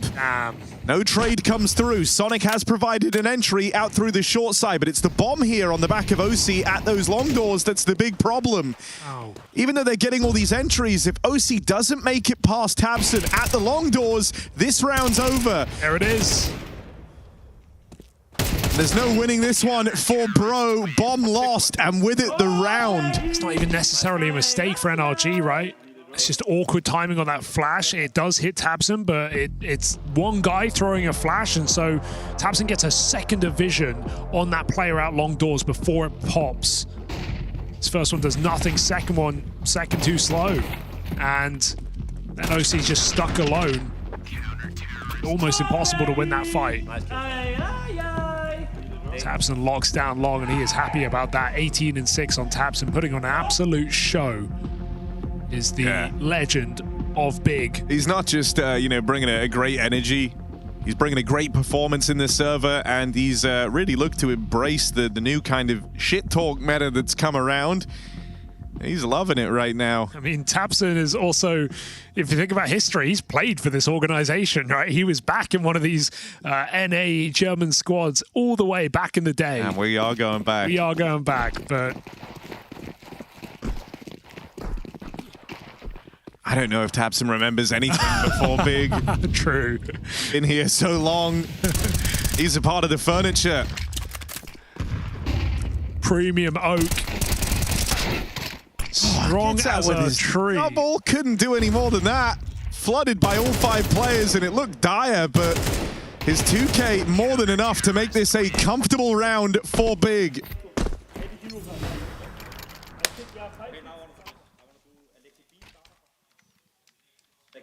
I mean, it does feel almost poetic that right now in the must-win match, in the one that gets you through to stage 2, tabseN, the veteran big man, is topping the charts.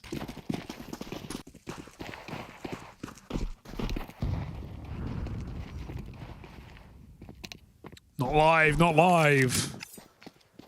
And what could be the final round of this map. It's just been such a solid showing from Big. I feel like, you know, the whole time I was kind of waiting for NRG to get activated. They were, you know, won the first pistol, got a couple of gun rounds in early. Ever since that point, Big happened. There's been nothing left of NRG in this map. It's a real shame. This is an NRG who back-to-back majors lost this exact game in 2-2 in stage 1. This would be the 3rd time running for NRG to lose out in the final day of play of this first stage, wanting more, but never getting it. With different rosters, different form every time. And again, I think the expectations were kind of low, but they had a couple of really solid BO1s. But I think the map pool looking like it's going to let NRG down here in Cologne. This is just us two. This is an 8-loss streak map, but as I said earlier, even Nuke has been a ugly showing for them this year. Yeah, I mean, that's where you've got to hope that in that kind of month period between them playing it and the fact that they got the 1 win versus Sinners coming in, that it was one of the maps they looked at under a bit more of a microscope and have looked to kind of revamp coming into this major. But it's not like that's a known quantity, right? We can't confirm that to be the case. The results will have to show it. And I think even that can add a little bit of stress to this. Because then there wasn't enough already. It's not like it's a mega tried and tested and true map for them. It's one they've struggled on, and even if they have revamped, it can be very, very different when you get to the officials versus in practice.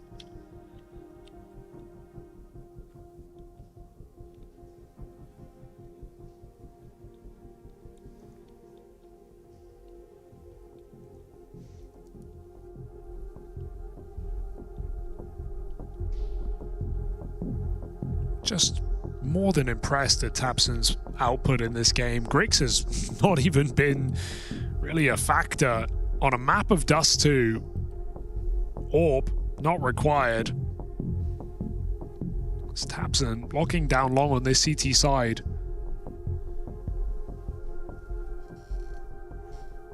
(20-7).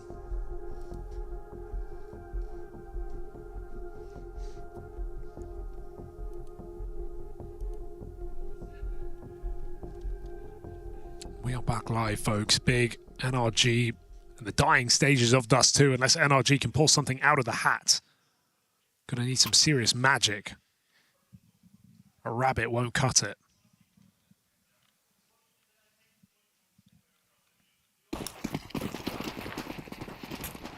OC does have a pretty decent spawn for B, so a chance to go for that pick on the AWP if he wants. Flashed off the line, and they are peeking this. Oh, OC just gets wiped clean. They double face into the tunnels early. A risky move, but it's worked out for Big, and now they can block. Try and slow this one down. Third player steals himself away. It's BlameF lying in wait. Of course it is. With tabseN moving in, he could draw the attention away, and that will allow BlameF to hit very, very hard. Grim's not in a position to win this. Got a 1v1 in the sight, but that's the start of his struggles. Big are closing in. AWP at the window, tabseN at the door, and they're going to crunch down upon him. Big dominate on map 1. It's not even close. Their map pick decisively in their favor, and now up to a 9-loss streak for NRG on Dust 2. Yeah, got to bounce back on that second one. A Nuke numbers not looking good, and energy as well lacking for NRG. No single player standing tall on this first map of the series, whereas Big are cheering, delighted with the opportunity to take this German core and organization to another stage of a major. Class act from Big on the first map of this qualification series. It felt like we had a game in potentially the first 7 rounds, but from there on out, it was just Big all over Dupree. They really want to making it to stage 2. 100%. I think there was a lot of very good details from Big, and it seemed like they were in just cruise control for the majority of the match. That, like, you just gotta be paying a little bit of attention to the details. We're gonna be diving into that, but it's a team now that has impressed in that department, and it also just carries them over the finishing line. I think they showed just way better Counter-Strike, and as just mentioned by our lovely casters, like, it's a lack of energy on the side of energy. That they're not really in it, and they seem to be, you know, lacking that extra gear. But Big has just shown up today, and they're ready to make it to the next stage. And all that without Griggs even needed, you know? Yeah, he's just cruising right now. He's obviously having maybe below average game for his standards, but all the heavy lifting by Mr. Taps and then as well JDC had pretty good rounds there. So I think, yeah, they were completely in control. BlameF also, his typical lurking style just paid off a lot of the times, not even necessarily by pure impact of kills, but by the impact of being there, being annoying, and then the rest of the team is just taking another part of the map. Let's dive into one of the moments you thought was most impactful, Dupree. What have you got for us? I got round number 4 as that's the one that I really want to be diving into. It's relatively simple, but just very well thought. And you can see JDC running down mid, getting a lot of mid control. Is another way of getting it by rushing down mid. Second of all, he does find the first frag into mid here by jumping on Xbox, and he eventually does get traded. One of the things, the detail coming into this one is what they're going to be doing towards the B bomb side, and you can tell by the looks of that NRG have no info. They're trying to get it by getting a flash in tunnels. Sonic clears it and actually makes noise close, but you can see that the big players have already decided to go B, but now they know specifically from what happened that they have just been flashed. There is a guy outside B and there's a guy up close, so they just decide to go for it and just search out the duels very fast before letting NRG go into reposition. And it's not a big brain play, but it just makes sense in the fact that they know exactly where two players are. The two specific players that is actually covering the B bombs have just given up both the position, and Big just take advantage of it. Felt very efficient in that moment, right, Stuko? I mean, BIG efficiency, German efficiency is there, right? They're known for it, and obviously they're just piecing the puzzles together. As Dupree said, like the step close was heard, and then the flash trajectory, everything. Like it's when you're playing, when you're inside of the game, you kind of know where the flashes are coming from, and they're just going to abuse it. They know they have low buy. They know that they just check tunnels. They're going to be probably leaning away, playing those long range duels. So yeah, they just took a chance and beautifully just, you know, took control of the early round. Let's double the round count then. Round number 8. You've picked this up for a couple of reasons. Bit confusing, very much interesting. What have we got here, guys? Ladies and gentlemen, it's time for you to buckle up because I'm going to be drawing a little bit for you guys. I'm going to be standing up a little bit here, guys. So what's going to be happening now is that we actually do have initially a 4v3 situation retake for NRG. And at the look of this right now, it looks like that Grim is going to go for a flank. He's going to be pushing in. And you got to be thinking he actually finds a very good timing onto Griggs here. So he's going to go in. He's going to find the frag right here. And I'm going to be pausing for you right now because what we're going to be witnessing now is some of the best decision making that I have seen throughout stage 1 as of right now. What is going to happen is that we know for a fact that we have one guy, Grim, has already been given a position by killing Griggs. Then we see JDC, he's here at Xbox. He is now taking this fight in here, and he is in a position where he has to go all in. But his decision making, which I'm going to be telling you about in a second, is going to be very instrumental. BlameF has already decided to go in his box. He is in fact hiding in a corner already, but it's a very smart corner at this one. He's now positioning himself to now cover window only, and he's also giving a little bit of space by having this smoke, which I know Martin wants to be talking about in a moment. And then we just continue playing the clip. Look at JDC. What he is doing here, he takes the fight, then he decides to go to Xbox, isolate the duel for the guy coming window, while BlameF getting the kill in the window, which he's already covering, jumping down, and then position himself in car, getting the guy that comes through from right from doors. It is a lot of good decision making because they isolate the duels, and I think the guy that I want to be highlighting the most is definitely JDC because he decides to go from Xbox and go into this position instead of fighting with this guy. He just allows him to just stay put. Don't let him fight you. And it was just magical in so many ways. Martin, take it away. Yeah, we're highlighting the good plays of BIG, obviously, but there is this smoke that allowed all it to happen, and BlameF used it smartly for cover to isolate all these 1v1 duels. Then JDC used it at Xbox as well, and that is just a mistake from OC to throw this like extension smoke through the double doors, and basically it's so late into the retake that it's actually favoring terrorists, and this is just a little bit of a fumble in my opinion. Then they obviously cannot play around that. It destroys any refrag potential for them, and yeah, it's just not looking good. And we've been grilling OC a little bit in the pre-match, and this is just such a small timing mistake that I cannot grill him for it too much, but I have to highlight it because it allowed this 2v4 retake to happen, and eventually BIG just ran away with it. And from the side of Big, as you were highlighting, Dupree, incredibly well choreographed. Didn't seem like they panicked in the situation, felt like it was fully within their control, and I wouldn't blame them for being in, you know, a very heavy man deficit situation, for freaking out a little bit and maybe letting NRG get away with this one. And it's really in these situations where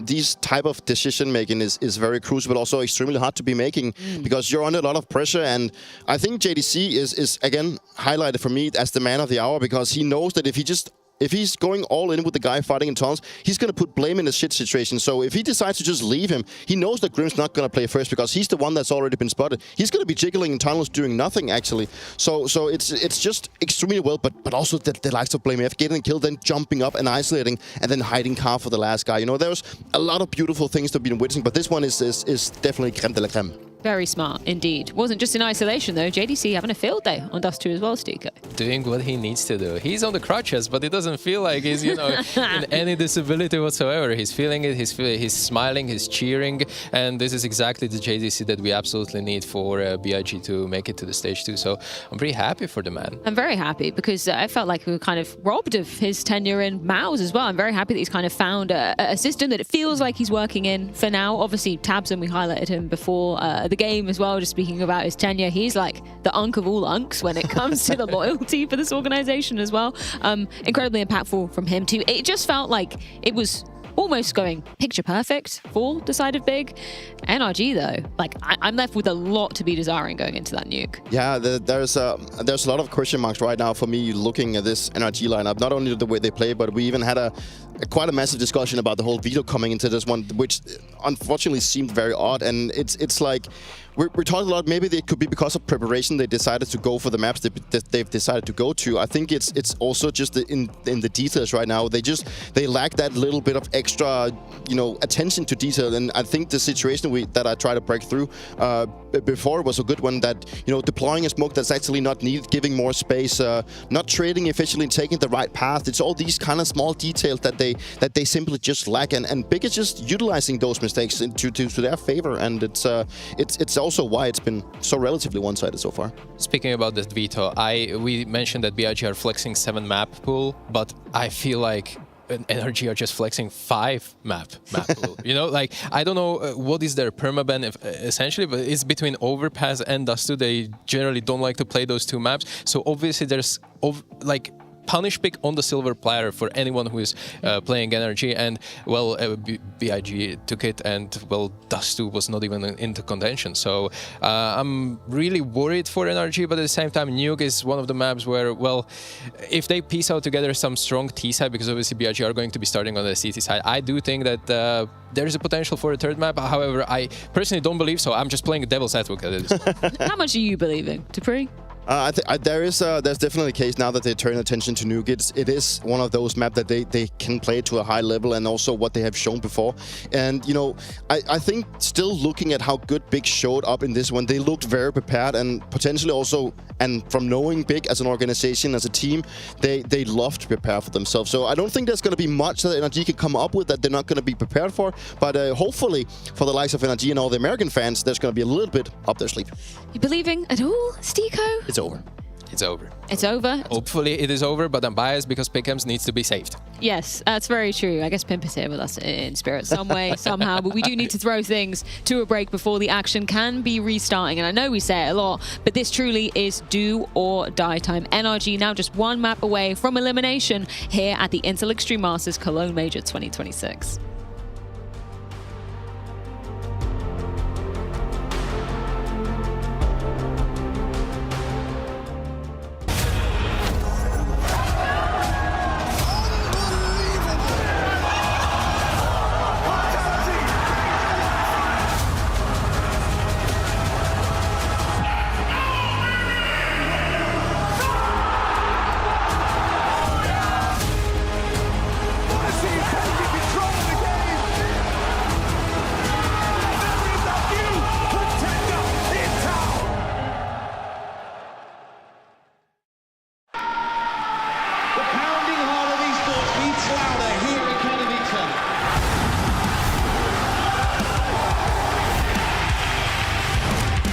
Double peek, he's getting his shot. Unbelievable! Something special to pull up his deagle, and that's exactly what happens. Katowice! We are back!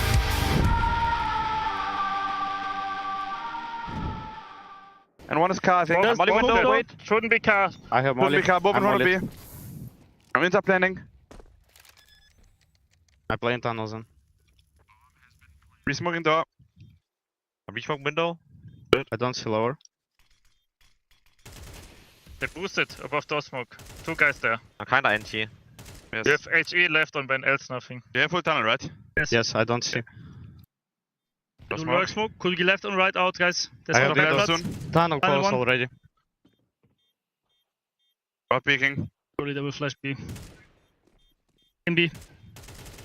Car. Tunnels. Tunnels side window. Tunnels last. Play time. Oh! Nice! Let's go. Flash, guys! Pop some work here. That was sick, guys. It's fine. Very nice. I have side. Just cover the smoke a bit then. I smoked a shot. I have side peek. One dead. Nice. Maybe up here close. One more. Got him. Nice, bro. One more maybe. Up alive. Yes, I don't see anything here, guys. Let's send it. No one here. Up was B, boys. Dude, John, you are mental, really, in a positive way. Boys, fucking go. They save up now. I think he will be doors. I will try to search him, okay? I have scout. Middle, push. That nice. Last up. Oh, Mid. Don't peek. He is holding me. He's running B. He's running window. Let's fuck this, man. Let's fuck him. I have his cross. He's still window. I pick him. Wait. Yeah, I'm not peeking. Window. Wait. Wait for me, John, guys. He's half HP. Wait for us. Nice. Fucking go, man. Important. There were probably for some of us bad situations in the game. We didn't feel. I didn't feel it at all. Okay. Yes. Keep it up, guys. We are in this together. We are fucking in it, man.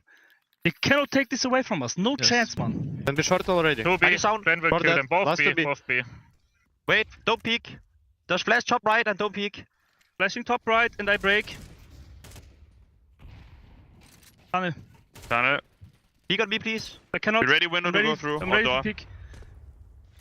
Be ready to go on contact. Nice! Look at the time! Look at the time! There's 7 seconds to drop the bomb! Let's try to do a pyramid, but it's no more England champion! Someone is cheating. Of course, Flusha, cheater. This is good job of doing some drop down, trying to find it. Oh! And he got that! Hopefully Sonny's going to say maybe 1 or 2 words. Anything? I'm feeling thank you.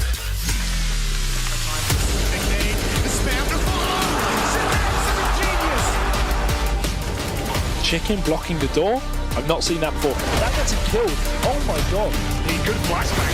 Could get a couple more out of this. Well, what's going on? Intel Extreme Masters kind of into champions in 2018.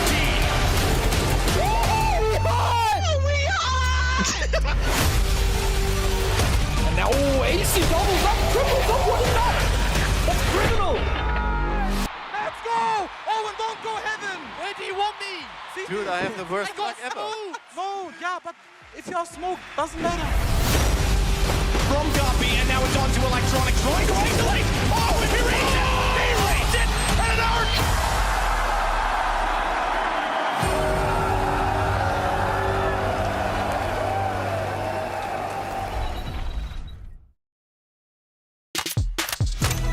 Oh wow, there's the first bomb frag. Hiko gets a double. There's still 2 players left. They got no health on them. 13 and 3. Oh my goodness, how does he do this? How does Hiko do it again?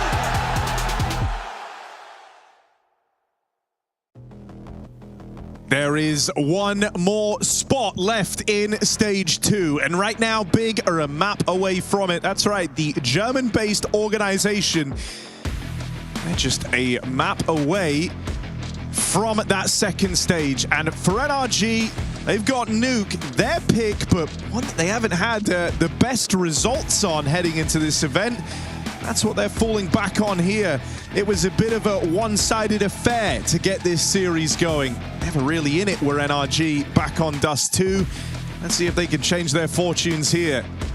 Big for the longest time were a team that wasn't really doing too much, but were at least always making majors. They would always sneak in last second, manage to qualify through the RMR, but they missed 2 in a row, and now have gone away from this full German lineup, bringing in a couple of prospects from in different places, a Belarusian Orpa and a Danish in-game leader in Blame F, and still with this old German core, and Tapson, a legend of the game, are looking to put on some of their best performances yet. They were doubted by many coming into this stage. Arguments of perhaps not having beaten the best teams to qualify, playing small lands, playing online tournaments, but right now they're looking to prove it against NRG and be that final team to qualify to stage 2. Big have played a great game on Dust. Let's see if that transfers to Nuke.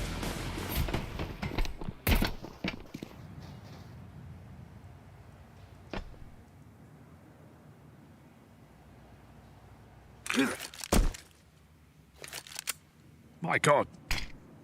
Hell of a throwing arm. Touchdown. Nitro smokes off heaven. And that's going to lead to this outside wrap. JDC takes the bait and goes looking for that fight. One man's made it down the vents. That is info for NRG.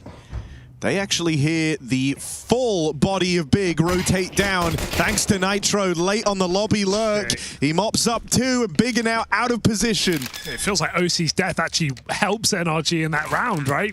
Big think they've cleared out the lurker. They feel free to rotate down to follow onto that secret control. And NRG have options open. They can commit B, they can pull back up, but Nitro calls a blinder. Walks right into that A side, backstabs the Big vent rotation, and this round is done no matter how you slice it. 2v4. We question NRG on this map. The numbers were not pretty, but perhaps a bit of prac for this team coming into the major looking to pay off.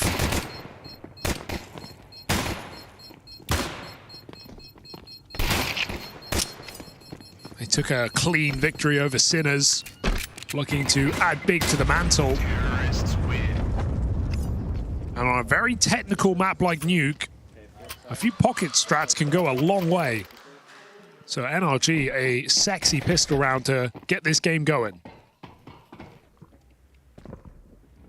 Because as impressed as I was at Big back on Dust 2, it did feel like NRG just had no life in them.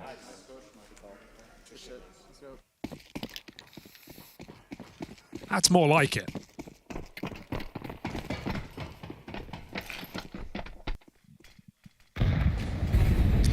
Yeah, I mean, in a way, for this NRG squad, the fact that their outings at events leading up to the major weren't super fruitful maybe gave them a bit more time to try and revise the map pool.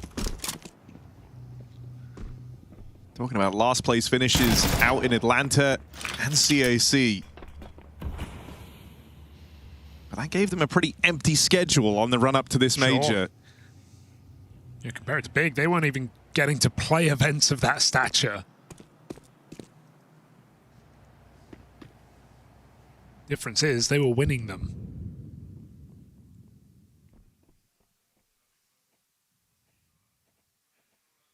NRG, they're getting very creative in these couple of rounds. Again, the outside wrap comes in, beating Blame on the FAMAS and Garage, and well, they're faking out secret control. Sonic has no intention of committing here. This team are up in heaven right now. Vent rotate spotted. Thank you. Close the door behind you because Big are not home. NRG have that site.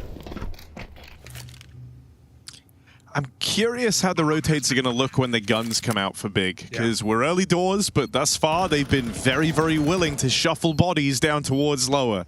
That's something NRG can try and exploit heading into these rifle rounds if Big keep it up. It's kind of what sailed them down the river in the pistol. Here, the triple vent rotate.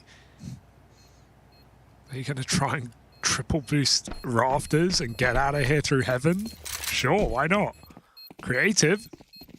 And that has been these first two rounds for NRG. Creative. I mean, so much for no man left behind. They just say, good luck, Nitro. You're on your own, buddy. Just one man left behind.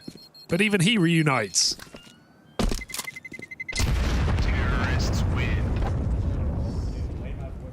Love it. 5 surviving, the safest route out of A.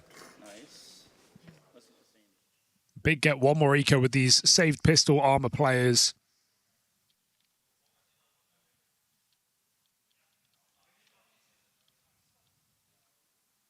So it all kind of works out.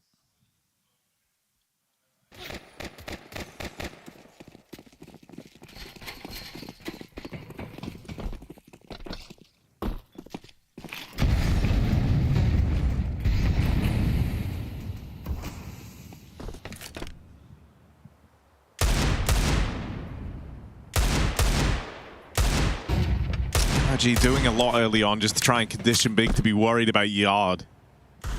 Never making clear their intention of what they intend to do with it. Thus far, you've bitten down on these heavy lower rotates. There's always an option that one of these days they try and use that thought against you, right? The one round where you don't rotate bodies down towards lower, you can almost bet that that's when NRG look to take it. Love the second wave of Uto as well, right? They do smokes, they cross secret, then they throw the second wall, goes down towards Hell and Main, and now look at the control that's conceded. The Big can't really fight for in a round where they have pistols, so they have to play their little hidey holes. Meanwhile, NRG scale above. And as long as nobody makes a misstep, Faven can't be certain. They're up and above. Still, you've been telling your teammates the whole time this is a possibility. Faven gonna die to Bro, but Blame F has not taken his eyes off the Heaven wraparound this entire time. Neither is Grix. His attention is about to go elsewhere, though, with this main split ready to come in. NRG set their sights on a top site finish. One for Blame F on that Deagle, chains together another, blink of an eye, it's one guy left, that is a tailspin of a round. Griggs triple out of nowhere from CT Ven, that 5-7 chews through them. Shocking round to win for Big. That was just over, so NRG didn't even have the time to realize they were losing that round, it just ended in seconds. 3 players Heaven just gets destroyed like this. Blame connects the spam Deagle, and what did Griggs do? Just double up in main, turned around, and perfect headshot to Bro. That is not a round you could account for. NRG were in the perfect position, and then Big hit every shot. That really hurts for NRG. You can't even blink before it's over. It's just weird, like there's kind of nothing to be mad at. All these nades are going to do a lot. Oh yeah, backside, just dodged. All right. Well, even that is fun, but you can tell NRG have definitely put work on this map, right? The fact they're pulling that out in round 4, trying to give me a kill. But that is going to at least put fear in Big to play that position later in the game. So Faven avoids it. And NRG show another trick up their sleeve. They're pulling everything out right now. Their major life is on the line. Bro, a little wide on those smokes, spotted by the AWP up in Heaven. Oof. And this is so quickly gone wrong. Similar feeling to last time, right? All these kills come through so quickly, don't even really get to register that the round is slipping away from you. That was 3 kills about a second apart. Excellent shots. And this is all the money for NRG, so eco round following this. Bomb lost out in the yard. This one's going nowhere quickly. Good pickup for OC, but what more can you make of this? You'd think nothing. 25 seconds. Bomb picked back up towards main, but there's a spot. And Tabson holds strong. Sonic 1v4. It's actually giving it a go, but it was not going to happen, was it? Big on lock on that top site, as we've just learned. The error comes from Bro, who is way too wide off those smokes. Looking for that fight, sure, but didn't feel like a fight worth taking for NRG at this point. They knew the AWP could be in play. Yeah, sometimes you're a little ego, right? You're trying to force that engagement. That's what it feels like happens there for Bro. Yeah, Bro is that guy, though.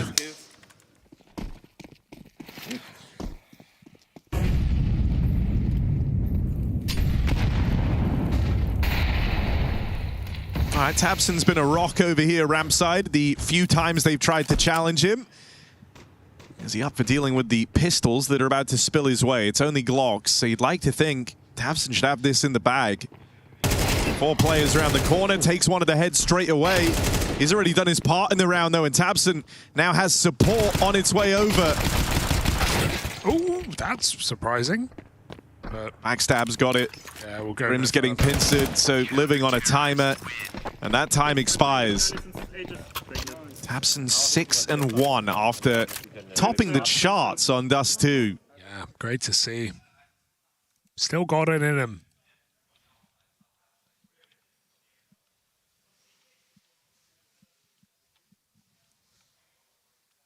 Big kind of doing their own Furia-esque roster moves, right? Bringing in a couple of imports, maybe feeling like the scene the local scene wasn't deep enough to continue cycling players. And to be fair, unlike even more so than Furia did Big try to stay German for a long time with cycling. A lot of young talent through the academy. They've tried individuals from other countries as well. Also after having their kind of best run of form with the international version of Big. Yeah. Thinking back to when Xantares was in this team, hell, you could go back even further. We could start talking about Smooya, but I don't think we have to. I'll wait for the playoffs. He's known around these parts. Made the decision to go back to full German, stuck at it for a very long time before settling back to their international ways. Some say Owen still won't go heaven.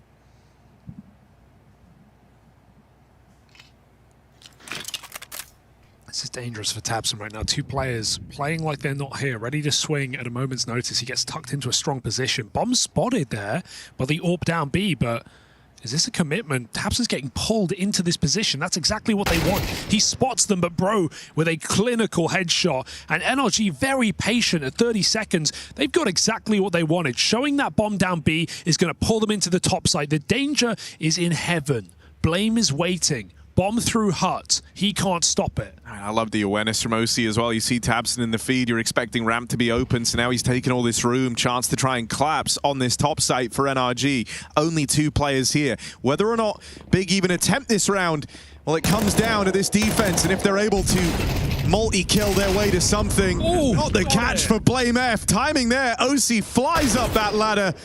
And so just a cut down as a desperate rotate in for Big gets denied. Dude, this is an extremely well-called T-side right now for Nitro. It's all over the place. It is so many small details on, you know, giving info and taking space back and not rushing your position. The amount of times NRG have gotten very deep behind enemy lines and haven't hurried it. This is a map they've clearly been putting some work into. We were questioning why they would pick it with the record they've had this year. Right now we're seeing some of the signs. It's also just a very different feel, isn't it? Like every round something new. They're not, like you say, like the pace is super interesting behind these rounds, feeling like you can leave it to the final few seconds. Even the hunt there just to remove everything from the arsenal of Big. Yeah, he can still buy it, but that's, yeah, it's not the cheapest mistake. The fact that they're waiting red and main at 38 seconds for that kill, they jiggle the bomb on B. I don't even know. Oh, Blame got caught dropping a nade. If you're Big, I feel like you kind of have to do something about Yard. And I don't think you can afford to keep giving it up. That's why that whole round is stressful at the 30-second mark. You're telling yourself they could be down secret.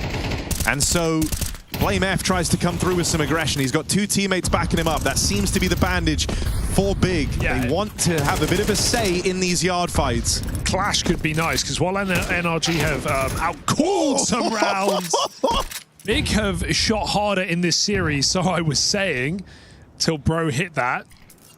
And so maybe Big want to brawl a little bit more. It looks like it. Yeah, I mean, look at JDC. Fast reposition into secret, right? Drops down through ramp near the start of the round, gets himself here. Flash to try and tee him up for a peek. There's one, makes it the double, and now he's out of there.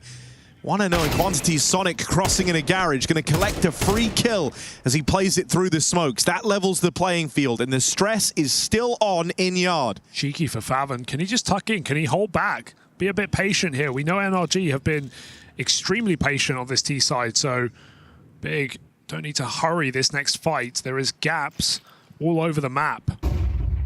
Grim is taking one. Orb connects to a lovely shot. And faveN's patience looking to pay off here as Sonic moves forward. That feels like a bit too early when you consider Grim's position, and now they have the numbers to check their back. Grim even eats an AWP shot up the ladder. Revenge is sweet, but it is not quick enough. With 20 seconds, he is a dead man walking. Shame to see Sonic move there. He was in a strong position. He had a flank coming in. They knew there was a hell AWP. That would have almost certainly been NRG in a 2v2. But instead he hands the bomb to faveN, and with that puts Grim in an unwinnable position. So some stress here for NRG finally. as Big take the lead back and break the money in the process. Curious right now if Big stay true to that heavier outside start to try and play for the info, because this is an A rush. That's all the util purchased up, is just to try and get you in, and JDC shuts the door on them. Ready to receive. Big did not bite down on back-to-back yard fights. They were expecting a change, and they get given the exact play they were looking for. All I can say is the flashes worked, but it didn't really matter, did it? JDC full blind spams door. So this one's over. 5 alive for Big, 5 rounds on the CT side. I just hope we don't have a repeat of Dust 2 where in the first 8 rounds of the game you think you have a competitive match and then NRG just shrink up and disappear. I still think they've had some good ideas in this T side. They've gotten through with rounds without having to frag. And so attack timeout comes out from Daps. Chatting away. But this one needs to hit, or suddenly we are looking at a strong CT side for Big. Yeah, you know, we're kind of really looking at the game outside of the game, you know, the mental warfare waged between the captains here. It did take Big a couple of rounds to figure out how to undo this T side of NRG, but it feels like they figured it out. You're getting more pressure on the extremities, you're getting more yard fights and plays for information. Big early on, we're down to try and trust the read, trust the rotates and the protocols. That wasn't working. They were giving up too much room. They've not been making that mistake in the last couple. And so now that question goes back to NRG. What have you got to change this? That's a nice way to open. Bro with an entry and a 5v4 for NRG. He's consistently found value from the silo position, hasn't he? Another cracking headshot from Bro. So here's the change for NRG. Just one man out in the yard playing with these smokes. Everyone else back in the lobby. Once again, Big have gone fishing to try and plug this hole out in the yard. It just stops them looking over their shoulder all round. Ooh. Sonic's going to go ahead and find himself another. Tabson moves in ramp side. Needed a multi-kill. Offers up 2, but will that be enough? Advantage still sides with NRG, and they've got a bit of time left to make up their mind as to where they want to end this one. So hard to just call out that A would be open in this position, but it is entirely. We've got Favin down lower and Grix re-clearing ramps. So right now this gap is massive for NRG. Do they want to use the lurk of Sonic or no? They just walk in. It is the right call at the moment. The sooner they go, the better, because Grix is speeding in on a flank as we speak. Heaven util blocking off. Grix will not be able to deny this bomb, but he can make that first incision to set up this post plant. Nice shot from Sonic. 2 impactful kills to keep this round alive. And Favin again thrust into another unwinnable moment. Up the vent, feeling like a task too hard, and so NRG stay in this game on the T side. That was such an important round. Without it, we're seeing Big probably sweep this second map. Yeah, Big now learn as well that NRG are more than just a one-trick pony, right? They move away from that yard control. That's what Big were playing for. Heavy down through Secret. They get outmaneuvered. They lose ramp. Play ends in towards A, and that's where a lot of these have ended up, just taking advantage of the big rotations are NRG. Ooh, spotted him.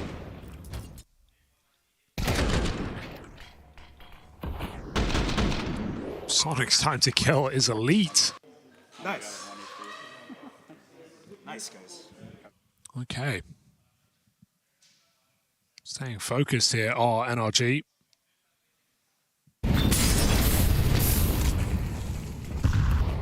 OC's AWP out again. Looking for this back silo peak. It's Blame F back garage instead. Grix getting naughty. Down the vent. After a bit of a yard fake in the last round, NRG go back to it heavy. Multiple players crossing down towards Secret. Grix dispatched here on his AWP.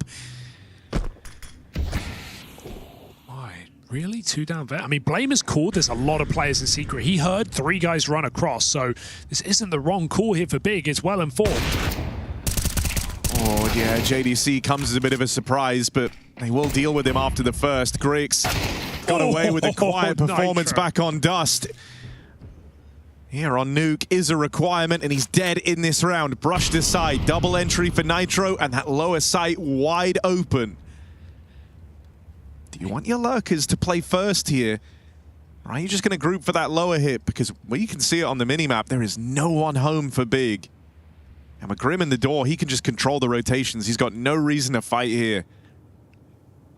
Yeah, it's just NRG getting their ducks in a row, right? You want to go window, get the util in, molly, smoke, ramp, and then you can just go together, clear dark, clear sight. You've got the bomb down, and you are back in. So here's the util. Everything comes down, nobody home. NRG confirmed the round with a bomb plant. Just solid protocols in place here for NRG. Absolutely justifying picking this map right now despite the poor track record in 2026.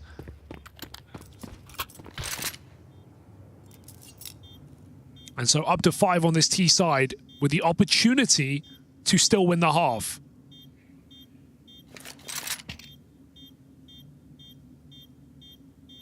Loving what we're getting. They're winning rounds as a team right now, not as individuals. Like when you look at the kill counts and then look at the scoreboard. I mean, we have 4 players negative, and they are 5-5 right now, and they are winning gun rounds. Sonic 3-7, Grim 2-7, OC 3-7. Right now they are even with Big. Every player of which is positive. It's not just coming down to the kills, it's coming down to the calls and the positions here from NRG. Mid-rounding really well. Nitro also just 2 banging kills in secret in this round. He was the top performer back on Dust 2, and while that was an indictment of the rest of his team, well, now it couldn't be better placed.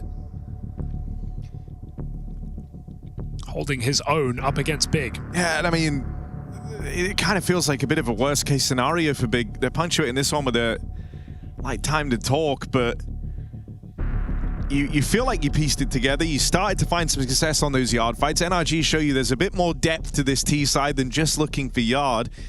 And in a number of these rounds, you've just been getting outmaneuvered. They've been using your heavy rotates around against you. And the one time they play into that double lower situation, they just break through it easily. So not only have you kind of been caught over-rotating, but the times where you've been in the right place, you haven't been able to convert. That's a nice opener for Grix, at least, breaking a bit of a silent streak here. One more for Tabson, ramp side, and Blame F tries to support him on the rotation. Now it falls to Grix on this AWP. Wow. Tabson holding on solo as his teammates get shut down, mollied off, cordoned away. Tabson buys them some much-needed breathing room in this round. He's had enough of being avoided in this game. Forced to save, forced out of position. He forces those kills. Grix might walk into this AWP. OC holds on, and Big don't go too far in this 4 versus 2. Lurk smoke to keep the pressure on this top side. JDC is watching though, and so Big is still vigilant of this ramp position.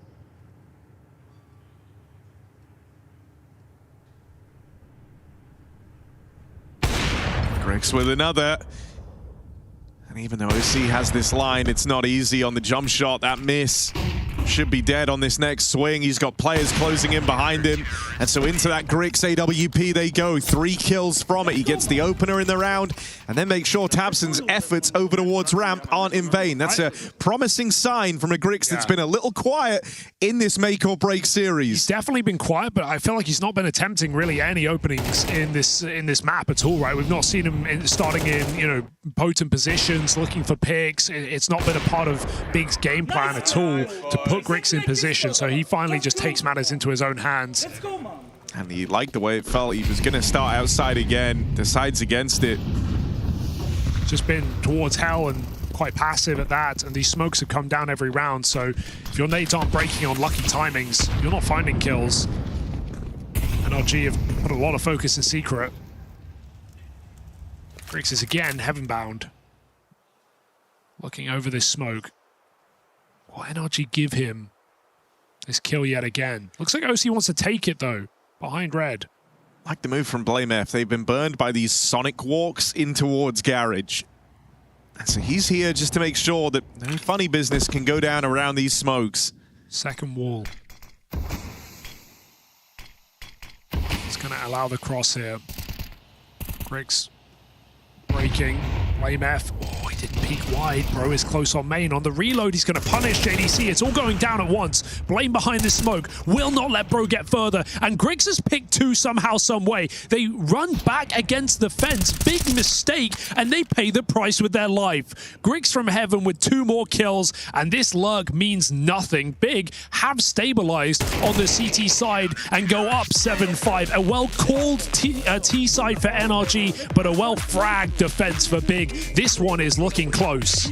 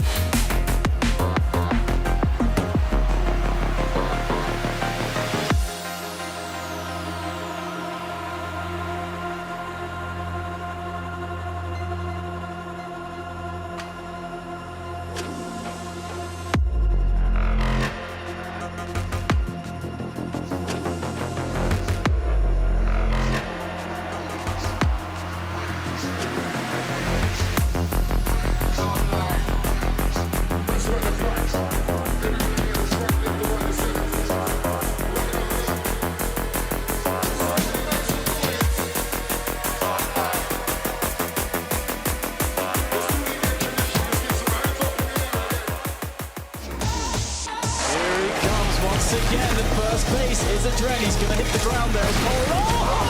What a jumping double for Cole! What is going on right now? How does he do this? Cole is saving Luminosity with the all play. Big put in a winning half on their CT side, but this is NRG's map pick, and Big now take to the T side of things. They are but rounds away from stage 2. Let's see if NRG can stop them and prolong play. Yeah, competitive map, at least on this second one, right? Dust 2 was an absolute smashing from Big, but here we go on to Nuke, and it's a lot closer. I feel like NRG gave themselves a very good shot in that T side, but we've still got a couple of players very quiet in this series. Grim yet to get going. OC3 frags and Sonic the same. Big are firing on all cylinders. Here they come into this A site. And One man home. Whoa. Nitro just gets brushed aside nice and easy. That's a bomb plant secured. You've gotten into quite a cushy little situation here. 5v4, bomb planted, heaven smoked off. Flash for OC, and that could be nice with this heaven smoke just to block your vision on it. Gonna try and send Bro in. Makes it backside, but for how long? Quickly run down as Blame F and tabseN play to contain, and that's a pistol round for Big. Looking to propel themselves towards the finish line and towards stage 2. It was meant to be, doesn't it, right now for Big? Just everything goes right. Blame lurks outside, he gets spotted. faveN jumps outdoor, closes it behind him, and still gets his headshot. And Big just dry run out in a pistol round to lock in a significant lead now. The team that was struggling so much in pistols, they were the bottom pistol team of the stage 1 coming into this series. They've split them with NRG. Cannot complain about that right now, can Big? They can complain if they lose the USPs. Can someone bail them out? Blame F double.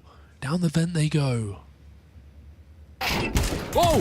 Oh, another dink, another kill. USP round about to come through unless faveN's got a 1v2 in him.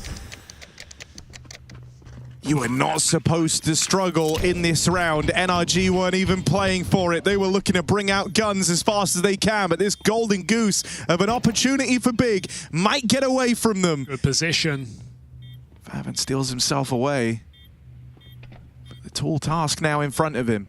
Can he strike one from the tally early? Yes, he can. Not able to flick down. That is a full eco out of NRG. They just put themselves right back in the conversation. They forgot what round was the pistol round. Those are the ones we're good at. Flat USPs, triple dinks galore, and OC triple kill to double his frag count, pulls them back into this game. That is an absolute blinder of a round to win. Big going into main before that smoke blooms. And Grix hanging around. He really wanted an extra kill, but his value on B would have been so much more if he got down the vent with his teammate. He put faveN into a rough clutch. Would have loved to just see Grix join him there, but oodles of mistakes for Big. Round they will not forget easily. That has let NRG back in this game. They have to seize the opportunity because this can go 8-8. If they break this 2 AK buy, and look at OC, AWP in the garage in third round of the half. Grim's even gone for his signature AUG. Still need more from Grim in this CT side though. I mean, 2 and 11. That is not what we come to expect from Grim.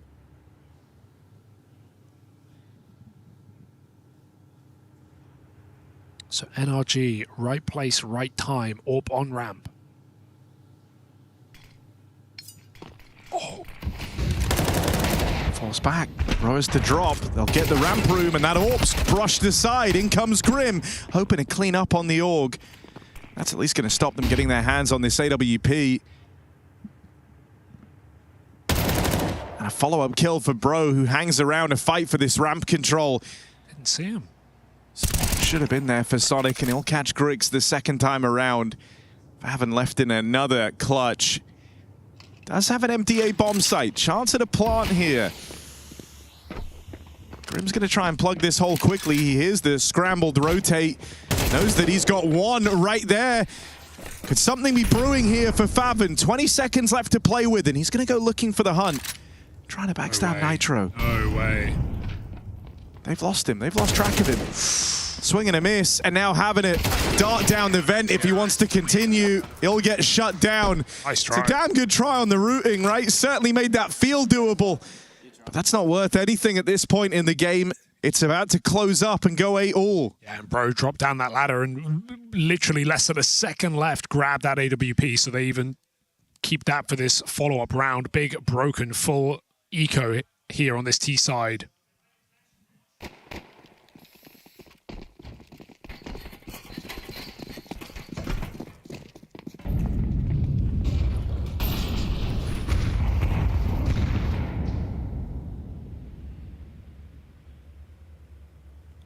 Run it. This shot's a problem. It's going to put your rifles in danger, but Nitro has got it.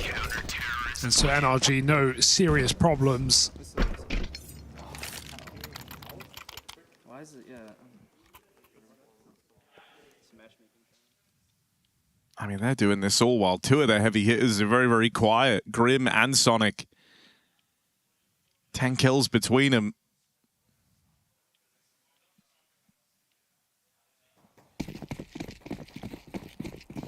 Going to be called upon in this CT side, no doubt about it. You can't just call your way out of the game. You are at the whim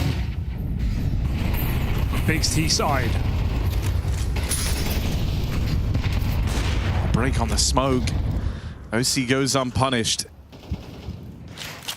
JDC trying to sneak across out in the yard.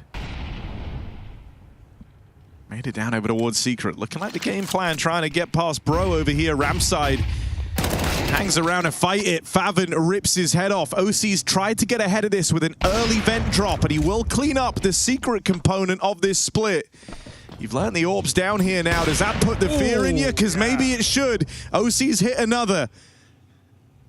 He is warmed back into this game from 3 kills in the first half to that triple kill on the eco. Now his AWP is roaring to life. 2 versus 4. And no silent way into this site now for Grix. He has to announce his presence with a drop. And double doors corrupted as well. Will this plant be allowed? There's no reason. Oh, Nitro's going to let him get away with it. Now we're into a predicament here. Big can shoot their way out of this situation. They've done so many times before. Two international components of this big squad, Grix and Blame F. Entrusted with seeing the 2v4 through. That nade wipes them out, but OC and Sonic are quick to apply the bandage. Get that one back under control. You were certainly nervous. I mean, look at the health. Sonic 1 HP, OC narrowly a little bit more at 19. That was 2 bullets away from being a losing round. Still, NRG see it through. Yeah, if Sonic is a step forward on that stairwell, that nade's going to kill him in combination with the damage. Nice try from Blame and Grix. Felt like a risky move for Nitro to allow that bomb plant, but some big shots from OC's AWP keep NRG here. They've now got the lead.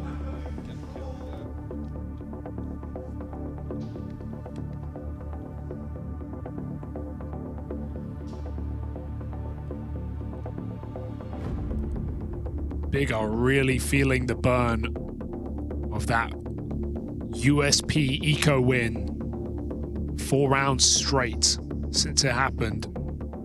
And Big are buying here. This is audacious. A little bit of money for later, but whew, barely. Flames in. Grix does sell his rifle, so okay, they can buy next still. Looking for a bomb plant at bare minimum to make things happy. Charge on that top side denied by Sonic. And 2 opening kills here for NRG. Relieve the pressure.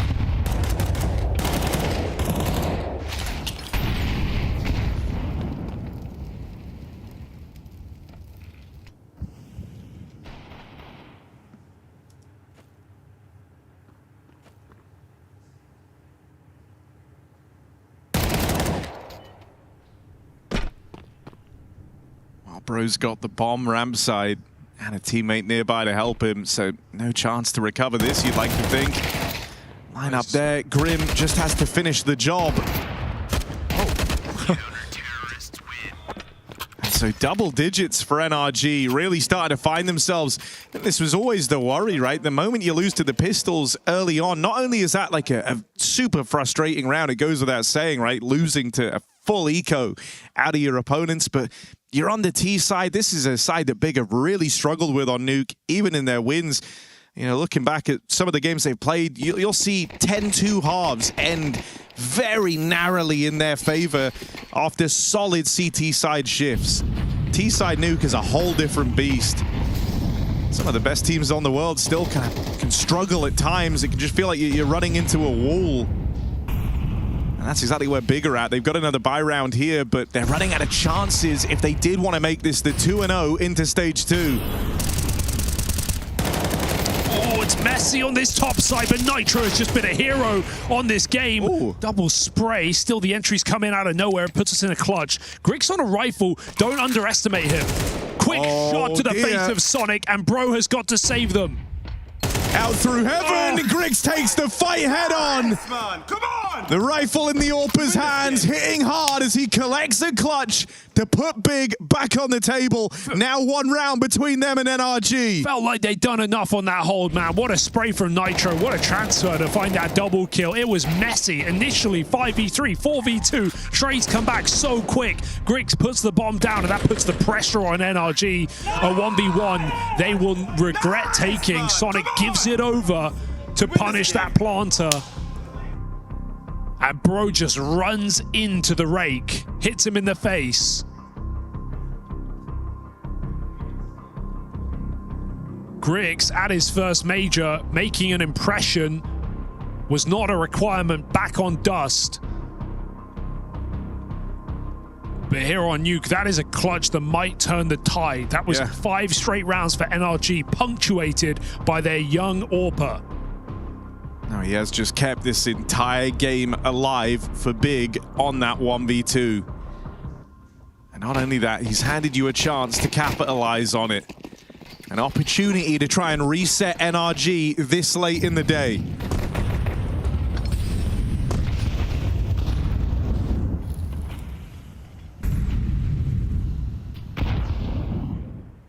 JDC outside, a ramp crunch for Big, but the AWP is here. Will the flashes prevail? OC sticks around, but only for that one. Now he's out of there. Does well to still get away with a 5v4. Cheeky. And they don't know.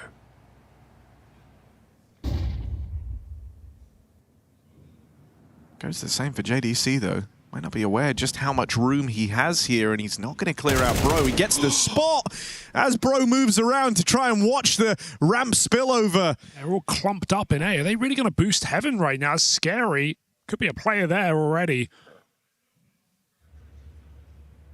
Blame is getting into position. This boost up couldn't be better time. Blame doesn't commit with it though, and little does he know that is the right call. Nitro in lobby. This is just about to be a bloodbath. Yeah, trying to get aggressive. Spotted and dealt with. Griggs still on a heater. Hot on the back of his 1v2. He's got hot hands. And he's just put them in the advantage. Grim, he's been quiet in this series. Not performing for NRG. Is shut down with nothing done. JDC, monstrous 3K. Starts with him out in the yard. Ends with him in at the top site. And Big will tie up this game. And you just have to feel empathetic for NRG in a round like that. What a disastrous way for that to go wrong. OC 5v4 on the ramp, lives to tell the tale, drops down to B, but it is Big finding all the gaps, a purpose-made smoke that gets JDC behind enemy lines into Garage. And not only does Blameth not go up the ladder, keeping Grim's attention in Heaven, they regroup on that main split, clear every single position, even when Nitro has a smoke behind him in door. NRG try to get cheeky, and Big look over their shoulder. OC dies to the bomb. No. He is too deep in secret. He has lost that AWP. Dude, even at that's 10-10. Even that's just a massive disaster. If he saves that, you could have cobbled together something interesting in this round. You would have had 3 rifles, chance of 4. You know, you would have been able to drop a FAMAS over. That's actually crazy. That is massive implications. No one dead-commed to move. Nothing. Oh dear. That is, horrible. Like, dying at the bomb in a save never feels good, but this one has massive ramifications. Hey John, I have goosebumps. No joke. Ohne Scheiß. I kiss the fucking hat. Goosebumps after that round. I don't blame you. It was a work of art. Can Big finish their masterpiece here on this T side?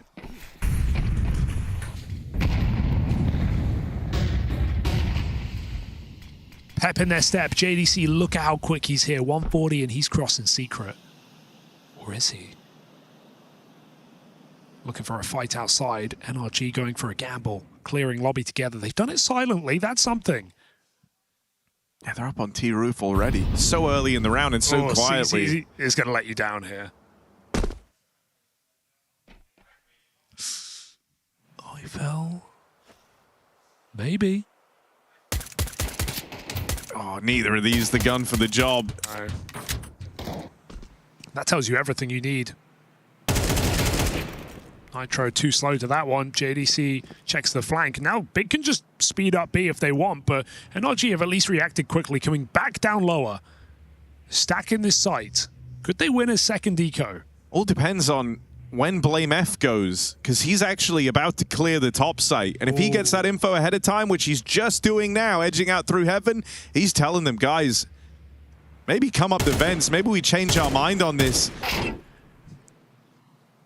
They're coming up secret. I mean, it's a safer choice of 2, but 30 seconds, Grim, there was a chance, but those are hard shots to hit. 5v3, and that gamble avoided. Blame F's luck pays dividends in this round, because they were about to walk into a stack.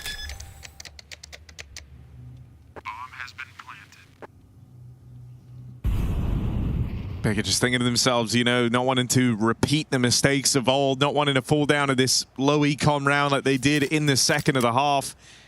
They'd say to NRG, you only get one of those. We're not going to repeat that mistake.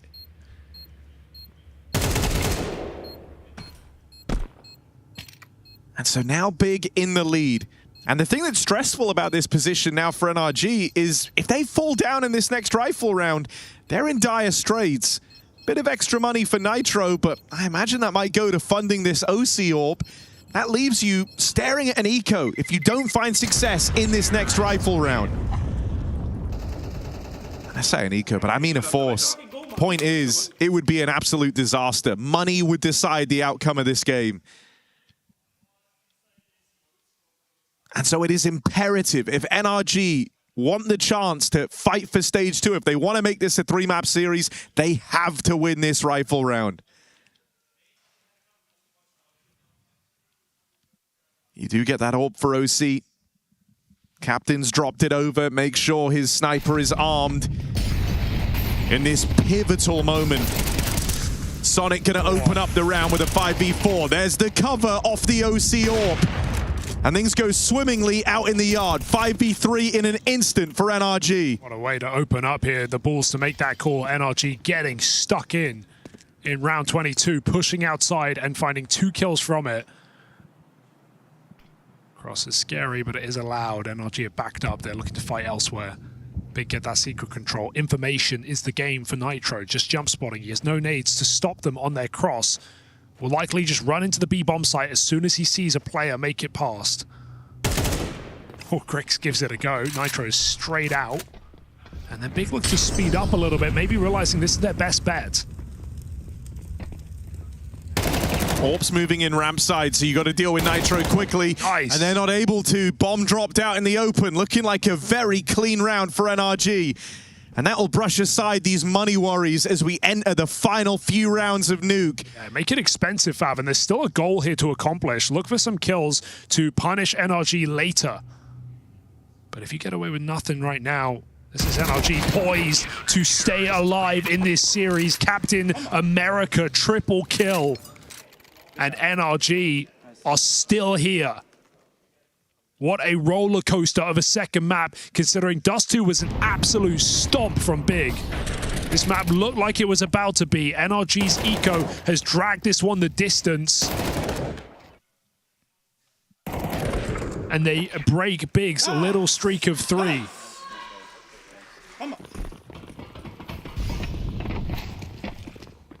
So none of these rounds for the final 2 are a gimme. Both teams gonna have to fight to earn it.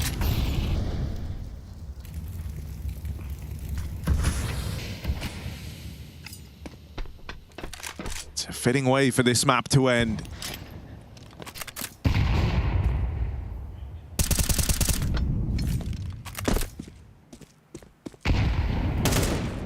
Fake out in the yard with JDC playing around these smokes alone. Teammate in tow, actually, and they're going to make their way over towards main. They're looking for a split here. Sonic gets that spot and shuts down JDC, but he's the yard lurker. He's the guy you've been seeing out here on his lonesome.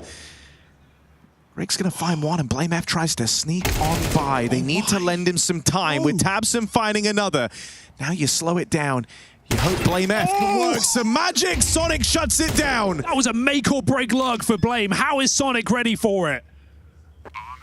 Job's not done yet. Planting it up. Grix has a clutch to his name already in this top site, and this time he's got grizzled veteran of German Counter-Strike in Tabson alongside him.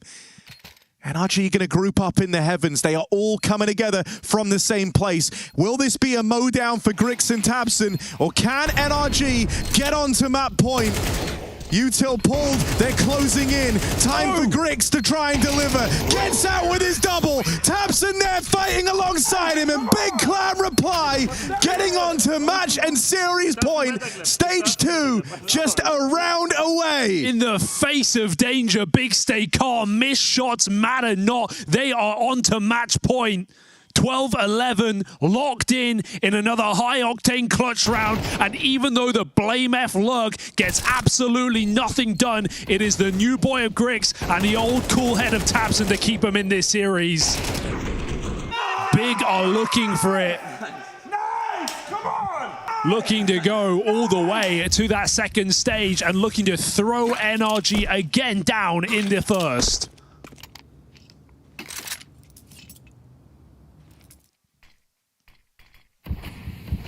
I mean, the fact that Grix has now been a part of these 2 really important rounds, he's topping the charts here.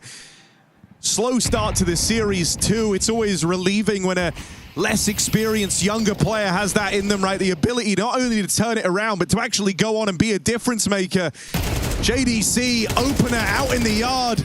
And even follow-up damage there on a bro back in main. Ramp split in the downtime, and Nitro is the only guy at lower. They've just charged that ramp. They kill bro in secret. They know it's open. There is nobody home. Nitro has to save them. He has no support, burning alive. Grim comes down the vent. Wait a second. This is getting hairy. And Grim spams him through the door. A 4v2 in NRG's favor, and it is falling into place. Big have to earn it in overtime.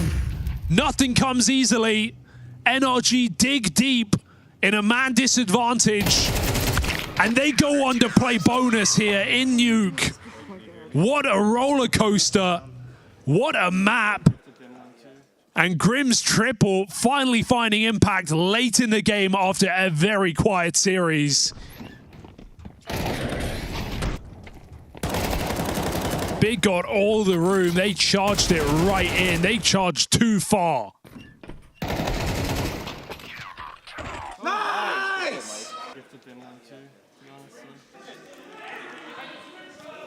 Here we go. Flat rifles again for Big. And can you blame them? Grix's rifle has been better than his AWP. It's just a very frustrating round, I think, if you're Big, right? You get that 5v4. Yeah. Felt like you had everything. You had all the room ramp, and they kind of really tried to end it there and then on the push into the double doors. If they went window, they would have won the game. They ran out the door. It's one of those ones where I think, you know, if this goes to a third, it's something that you could just dissect forever. But for now, there's a new task in front of them. Get it done in OT. We've seen Big in these late games really kind of struggle. Think of that Gamer Legion match where they pulled it all the way back from 10-4 only to lose in overtime despite winning some ridiculous clutches. It would be akin to this match as well. They have won some rounds they had no business. Still got to capitalize on it though. Grim's pushing in. There's 2 on the roof. Yeah, and with half your team lining up Util here, there's just a huge gap out towards lobby. NRG have moved in and taken this space away. Now get to siphon the players in the site itself, and it's a Grim multi-kill. Starting as he means to go on. It was his triple that helped get them into this OT, and he started it just as strong. JDC, another unwinnable clutch.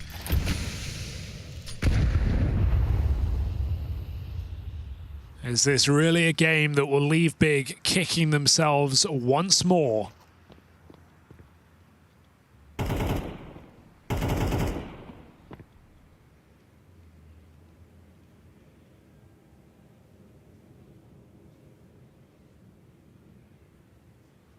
JDC 10 seconds looking for damage. Finding nothing. NRG. Slow yet steady. First round in OT.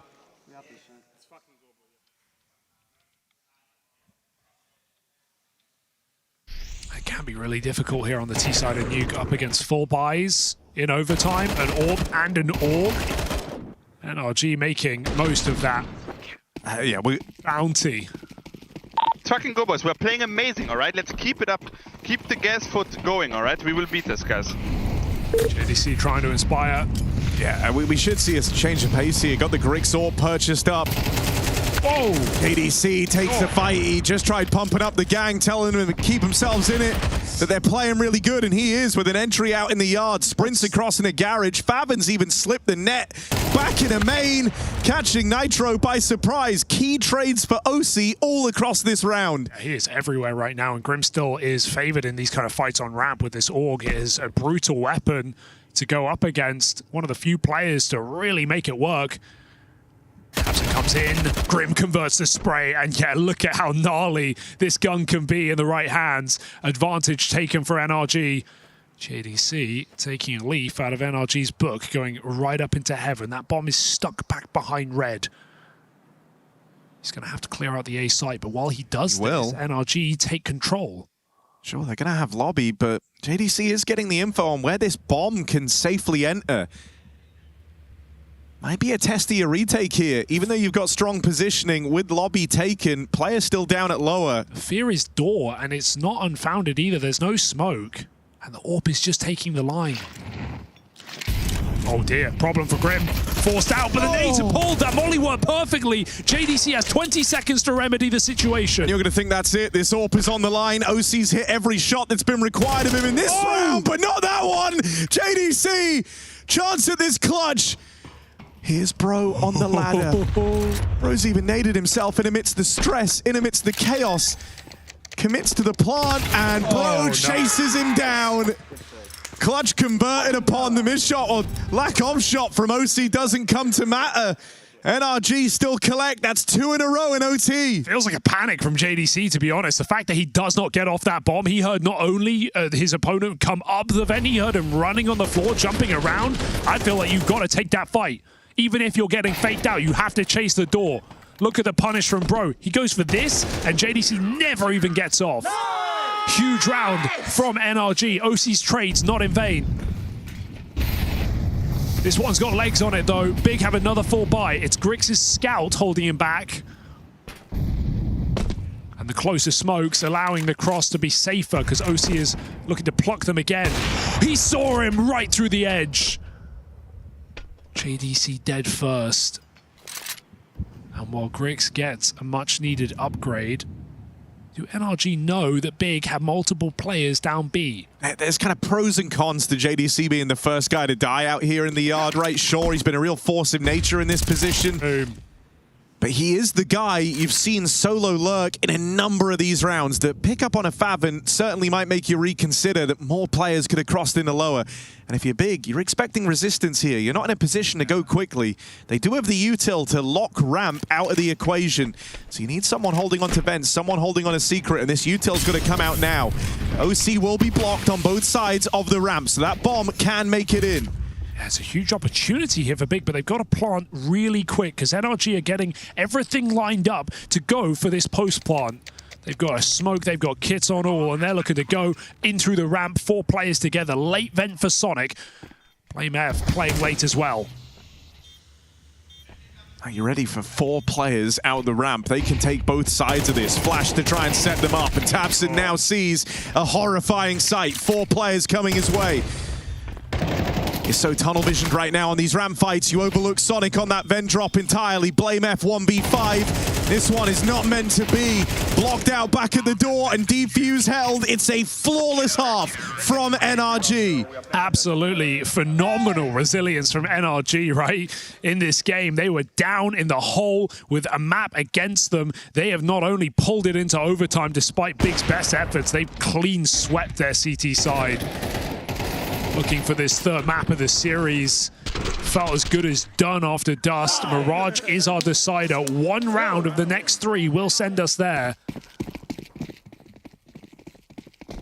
And remember their T-side, sure, it wasn't as flush with rounds, but it was impressive calling from Nitro across the board, and that was before some of these players were hitting hard. We've had serious warm-ups from the likes of NRG, and they're going to use their players to their advantage. Grim rushes the ramp smoke, and they keep it simple as NRG look to storm the board and take Nuke. That's the advantage, having all these rounds to play with, right? You can keep it a little more loose, do something group. They get that opener, and this should be the beginning of the end. Desperate play after desperate play for Big, but there's no plugging this. Desperate play for Big, but there's no plugging this hole. 5v2, plant in at lower, and you've got no chance of winning this. Full util left for NRG in this 5-man post plant. They've reblocked the ramp side. There's more where that came from. And Blame F shut down. Grix knows this one's got to get settled on Mirage. NRG with an impressive display of resilience as they take this one the distance and get it done flawlessly in overtime. Can you believe that? This was 8-5 to Big with a pistol in their pocket after a 7-round first half, and it was a full eco from NRG that got them back in this game. They propel themselves forward. A valiant effort from NRG, paying off here on Nuke, a map they've had trouble with, but absolutely not today. Big kicking themselves as this series goes the distance. Yeah, NRG certainly turned the tides, and we are going to a third. As Hugo was just saying, the resilience paying off for NRG. We thought it could be all over. We thought the red carpet might be rolled out for Big. NRG, they say no, though, to Bree. Two very different teams coming from Dust 2 and then into Nuke. It was a clear picture that NRG had prepared a lot more for this one. They had a lot of good rounds prepared, but they also, you could see from player to player that they had a better understanding of themselves, but also what to do in the micro situations. And I think that's actually what gave them such, in my opinion, good T-side in the beginning. They got a lot of good rounds, they had a lot of good calls, and that eventually made them into the CT side, where they did get a little bit, I wouldn't say lucky, but they were gifted a little bit of a very important throw from Big in the 14th round. And they also lost crazy rounds. I remember that Grix clutch, and despite all of this, they somehow, struck the composure together. And even, well, we will talk about it for sure, but that eco that they won is kind of like all that really was left and needed to bring them back into this game. Because I honestly thought that after the half that BIG had in the first one, and then the pistol round, this might be over sooner than we expect. Yeah, that's the thing. You look at the scoreboard, you look at the way the rounds were falling, and you were thinking, okay, Big, this is yours for the taking, right? Let's go back to the beginning, though. Round one, you want to bring up the pistol debris. What did you notice here? I noticed, well, at least when me coming into the game, I wanted to see NRG with a little bit of a better game plan, some gimmicks coming in, and you did see a little bit of a nerdy smoke coming here that actually bounces off the side and lands inside heaven, and that kind of usually shows that this, like, the T's want to hit and in and execute, but this time around you had 3 guys that actually snuck up to go secret. OC spotting a lot of guys going here, but I actually think the detail here is that Nitro finds himself in a position where he can lurk out of hut and actually catches 2 players going back, and I'm very curious to see if it was intentional from the get-go that this was designed to happen, or if Nitro just comes up with this massive mid-round call. Then I hope that we can get a bit of a snippet of how things were inside the TeamSpeak. See bomb yet? Keep them going. Big. Dead Big. Nice. We're going down. They saw bomb. Going down vent 1. Yeah, they're gonna be down. Going two vents. Let's go fast. Go back. Three down. Let's go mini. Nick, comms. Yeah. Nice. Go up. One more in the vent. One more. Yeah. I haven't. Plenty for me. Was that what you expected, Peter? Yeah, I mean, I actually don't think it was Nitro's voice that I heard screaming that they should go back. I think it was like a team cohesion that they understood that OC's information is that he spots 2, but then 3 going into vents, and they already knew that they had, rotated faster than they could actually make it to the lower bomb side. So the whole team just understood that they should just go back to minion and then wrap inside. And then, I mean, the cherry on top of the ice cream is definitely Nitro making the lurk and going out and catching the rotation. That's already actually managed to read the play as well. So very well played. Ice cream with a cherry on top. I don't know if I've ever had that. But this is exactly what we spoke about before the game. NRG and their pistols. They are one of the better teams, even if the best teams in this stage when it comes to pistols. And the crafty smoke, I've never seen anything like that. The smoke is kind of in the meta right now for the A hits and A rushes, but they misthrow it on purpose. So it gives them cover going down secret, which was the original idea up until the point where OC just posts 3 players and just coming back A. Let's talk a bit more about that T-side, because we know a little bit more tricky on Nuke, but what have you kind of pulled out about how NRG were approaching that first half? I want to give you the context of the T side that Nitro actually looked amazing. Like the calls that he was making are insane, and it happened a couple of rounds that they just went into their ramp completely free. It happened twice. A side completely free. It's gonna happen again in this clip as well. They're just suffocating BIG without any information, and honestly, they're hitting the correct sites at the correct time. And honestly, Nitro, even looking away from the scoreline,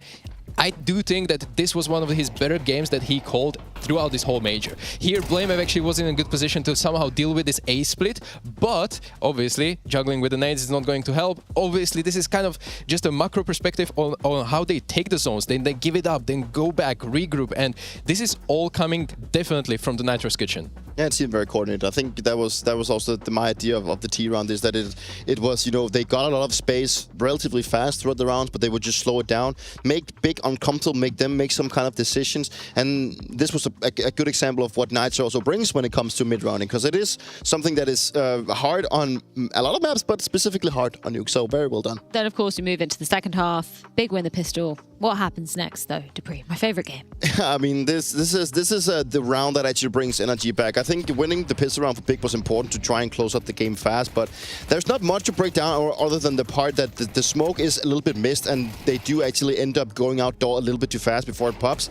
But you don't want to be losing rounds like this where they literally have like a full eco, and at this point, you know, Faven actually has a chance of winning since there is no kit in play, but he decides to tuck behind Silo and can't really buy that time that it potentially needed to win in that afterplan situation. And I think he maybe stressed it out a little bit too much, because he knows it is a full eco round. Like, they don't have armor, they don't have kit, but he's also stressing out a bit, smoking out Toxic, and doesn't really put himself in a favorable situation. But I think he got stressed out and maybe thought that this round, was hard for him to salvage. But then, if he goes back, there's probably something that he could have changed. But in the first place, like, they shouldn't even have got to it. Do you read it in the same way, Stiko? I do agree. I mean, Faven a little bit overcooked that clutch, but if I'm looking at it, obviously, if you plant the bomb against full eco, you want to go away from the side as far as possible, not to be like this tradable guy, because they probably don't have kit, right? But when I look at this clip that we just saw, we saw that I think Bro actually had a smoke. So you don't want to go too away from the site, because, well, if they smoke the bomb, it creates another panic that you have to not only kill the diffuser, but kill the guy supporting him. So it's a double-edged sword, but obviously it shouldn't even come down to that clutch. I think Faven honestly, he's going to be looking at this in the demo review, in a team briefing or whatever, and he's going to be thinking like, I should have played it differently 100 times, but, well, it is what it is. This is what we get, and it brought energy back into the game. And not only that, into the third map as well. 100%. You mentioned Bro's name. Let's give him his flowers for this map as well. Involved in 10 opening duels, gets away with 8 of them on his side as well. I remember speaking to him back at, I want to say it was Katowice 2023 when he was on Monty, I believe, and I was kind of questioning him, like, hey, you come from Denmark, why not a Danish team? For some reason, he was like, I'd rather stay away from the Danes. Have you ever crossed paths with him, Dupree, like in any facet? No, actually not. He's one of these newer players that's come out of Denmark that I haven't really, I wouldn't say paid attention to, but at least in terms of teams, I haven't really been seeing him as a candidate for any of my teams. Reminds me a little bit of how Towson has, kind of grasped his whole idea of moving forward and joining an international team, because maybe that's where he feels like he can get the best offers, because for a long time it's been a little bit stagnant in Denmark, and it's been pretty close country with just Astralis, being that one good Danish team that we have. Yes. And, he had a stint in Astralis, and I guess, didn't really work out the way that he wanted, so he tried to go somewhere else because he couldn't really go anywhere else in Denmark. No, but he's been there for a while, right? And I think he's relatively overlooked in that NRG lineup. I think most of the talks usually revolves around Grim, Sonic at point as well, and then also Nitro just because of his experience. So he's a rock solid guy in that squad. He seems to be doing a lot of the dirty work, but this time around he was very important for their comeback. 100%. Should we take a look at the third map then? Because we were, questioning whether we would get it there after what was a shambolic performance from NRG on the first map, right? We have Mirage to settle the score. Tell me the stats, Stiko. What are we looking at? Okay, so this is pretty equal ground, I'm going to be honest. And, as we head into stage 1 and we say that best of ones are random and everything, well, two matchups in a sense are random as well, and this is eventually just the best of one for making it to the next stage. I thought we were over the best of one. You have to question a little bit of the Zuito, because we took a look at it with Peter here, and, well, BIG had a had the option to play either Anubis or Mirage, and Anubis is something that NRG have not played single time in the past 3 months, which gives me a little bit of a icky, you know. I don't know what the thought process will be there. Maybe we will get it in one of the interviews later on, but we are definitely seeing that, well, Mirage is a good map for both of these teams, and honestly deserves to be a third map in such a close game that we're witnessing so far. I think there is a slight... I'm actually going to turn my attention to the fact that NRG has already played Mirage once already. They did play FlyQuest where they beat him 13-10, so it's whereas Big haven't played Mirage at the major yet, and I cannot look away from the fact that, you know, playing a map at the major is just important for you to get in the flow. Like this is the potential last map that Big can play at the major, and they go up into a map that they haven't played yet. I think that that speaks a little bit in the favor of NRG. Also, giving into the context that Big kind of threw this one away. I think they kind of had it locked in if they would have lost that eco round. So I think the momentum is definitely in the side of NRG right now, but it's a very open matchup still. But it's I think it's going to come down to whoever can get over like the nerves or the pressure the most in this game. I don't often ask for predictions, but it's a big moment, no pun intended. Who are we going with? Who's going through to stage 2? EIG. Just to be a little bit opposite, I'm actually going to go NRG now. Well, it's time to find out exactly who will be progressing and who, unfortunately, will be going home. A third map to see who's heading through to stage 2. But we need a quick break before the action re-ensues.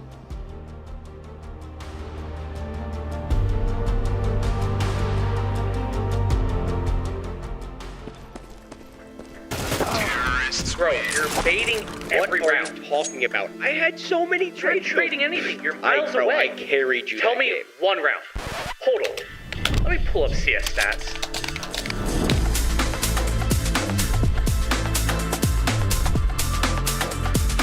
Oh, wait. My bad. You suck. Settle your debates. Search your profile on CS Stats and turn on tracking to see all your games.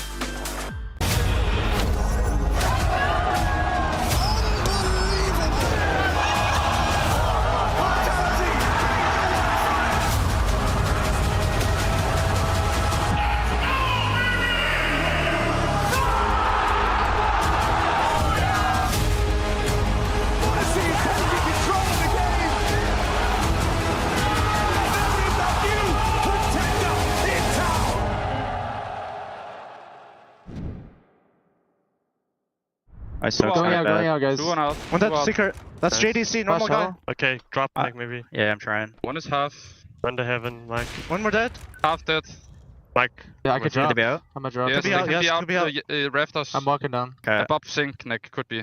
Alright. Cannot be see close to you. anything You can go back up if you want. Okay. Josh was watching close to you. I'm staying lower.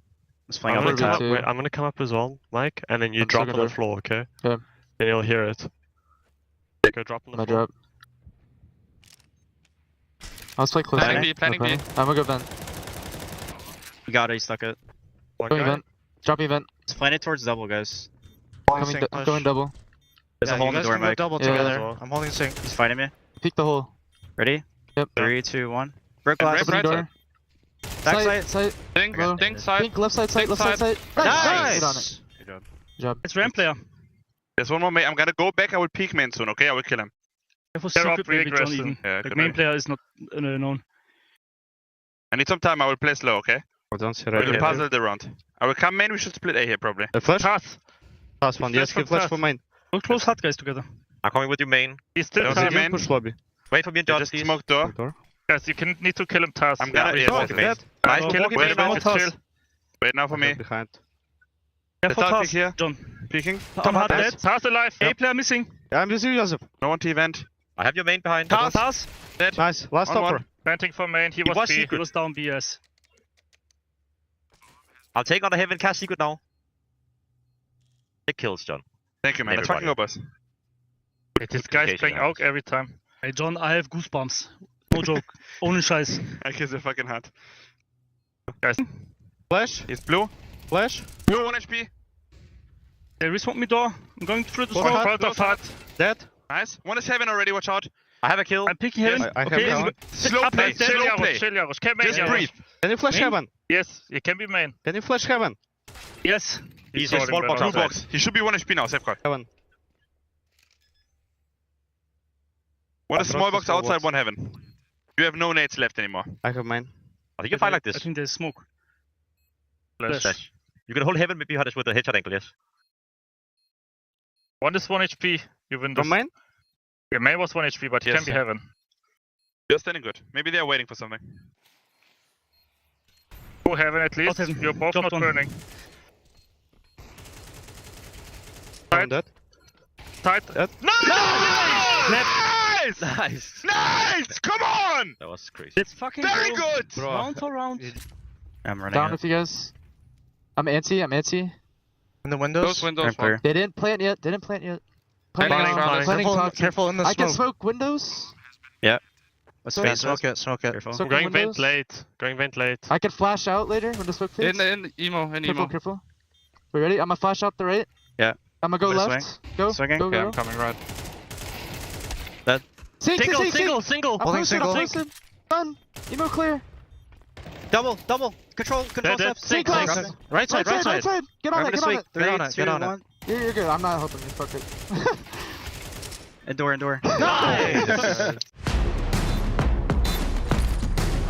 There's the flash, that's going to catch Crims out, they're going to push on through, MBK gets one, but Crims with a spray down, he gets himself the triple, and Fnatic are not done yet! Can you believe it? Well, the final game for Stage 2 is certainly delivering. Big versus NRG rages on to a third map. Hell, it's a bit of tenacity shown by the NRG squad as they long out an overtime affair on their pick of Nuke. And that brings us to the decider. It's Mirage.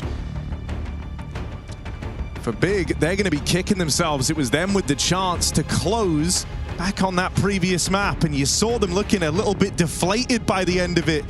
NRG in full swing.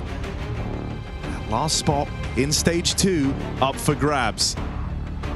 Yeah, we've seen highs and lows from Big across this series, right? Coming out with a bang on Dust, but I think they're really going to be kicking themselves with the way that Nuke transpires, not just losing to the full eco, but choking in overtime without a single round to their name. NRG have dug deep. Can Big is the question to finish off this series. A map both teams have been keen to play. Mirage is a classic, and we're into it. CT side start for NRG, going to do some heavy lifting here, as BlameF has to call the shots.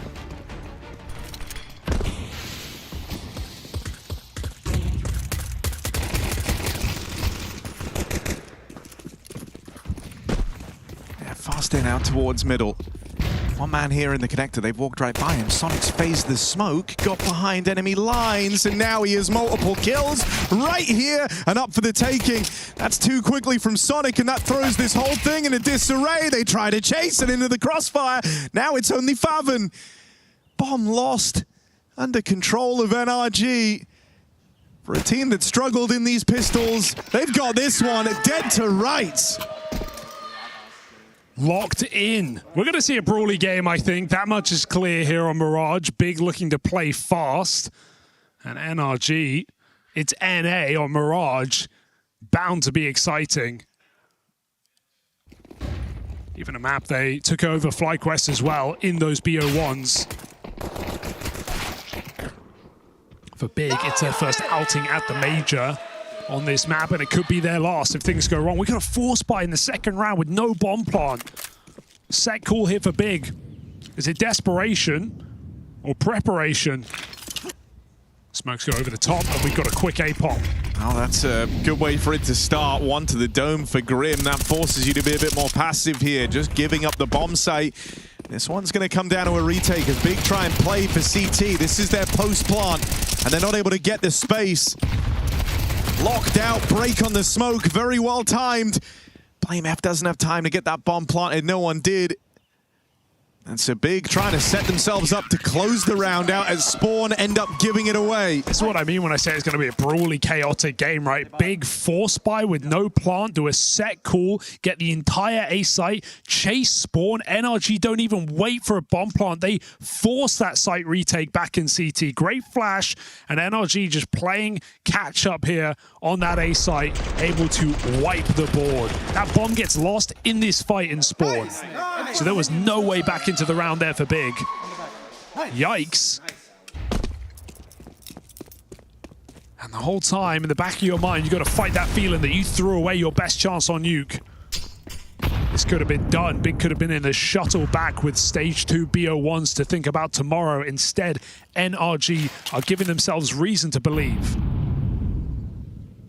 I gotta say, you know, over the course of that second map, feels like we just saw so many NRG players coming to life, right? Slow start to the series, but as it went on, a number of key figures started to emerge. Hell, even as we hit the overtimes, Grim, who had been quiet all day long, a number of high-impact rounds. And I think you could even see it in his demeanor. He looked so deflated earlier on. There was a bit of sighing from him. Just looked like he was going through the motions, really. Now he looks dialed in. He's hyping up the rest of the team around him. This all becomes very achievable for NRG. Yeah, we had multiple players on, 3 kills and such going into the second half of Nuke. So just deflated were NRG. 3 halves of pain. Well, now a very different matchup ahead of us. A big 4-buy round. They have absolutely got to get off to the races. Got a mid-scrap here. NRG swinging from Cat, and Sonic even gets out of under before BlameF comes down lower, so it's going to be okay. JDC forced to smoke.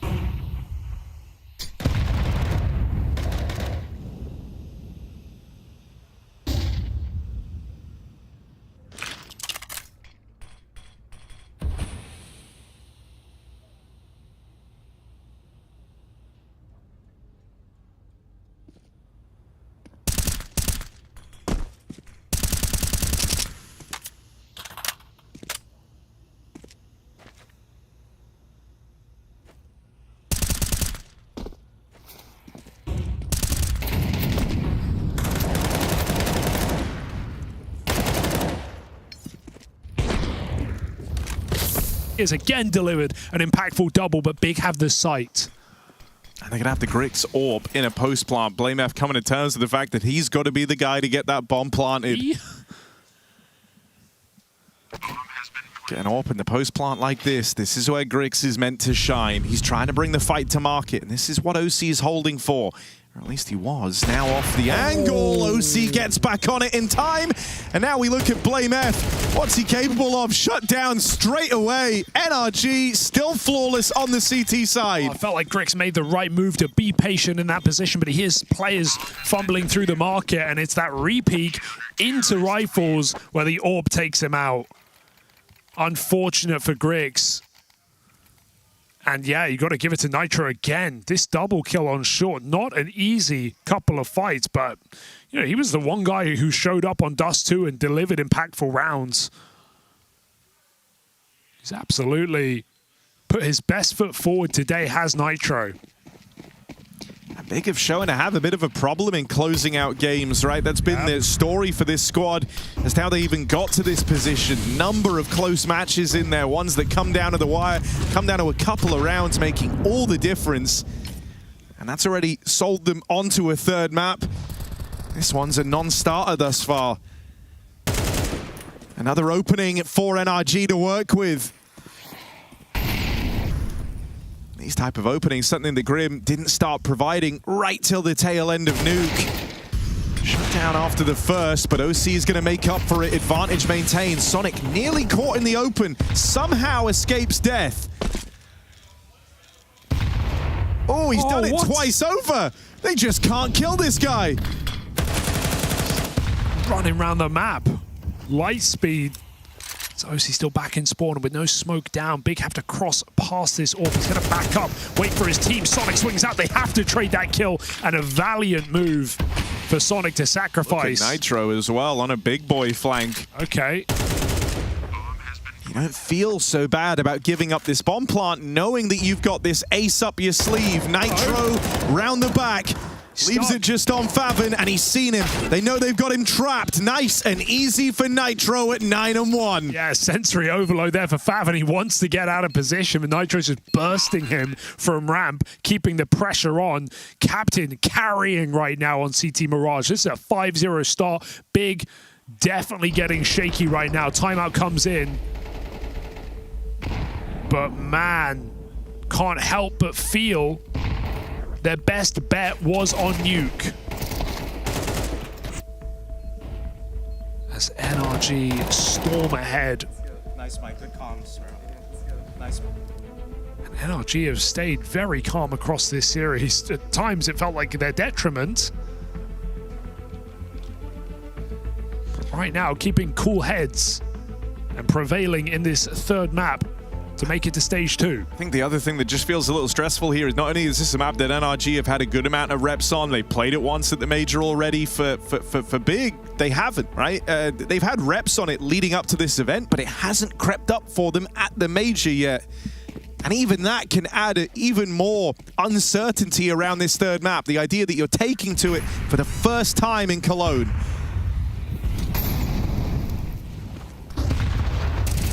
Break on the smoke, another opening, but this one will get punished. Quick trade for Faven leaves it even. I mean, Big are really sure that they are gonna get this breakthrough round. They keep committing to the buys.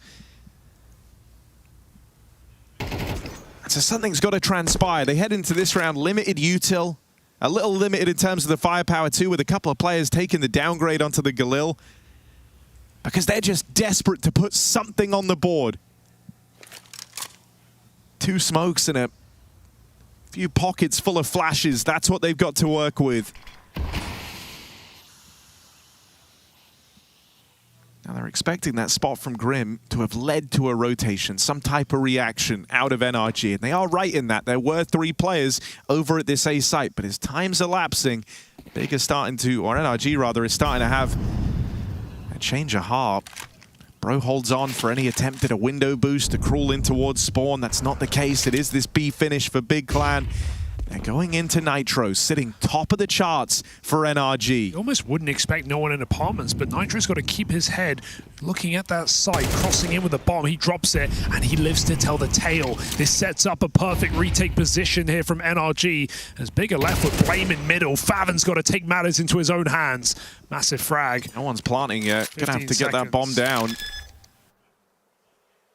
Does. But a good shot from Nitro, who will just not stop. Where is Blame F when you need him?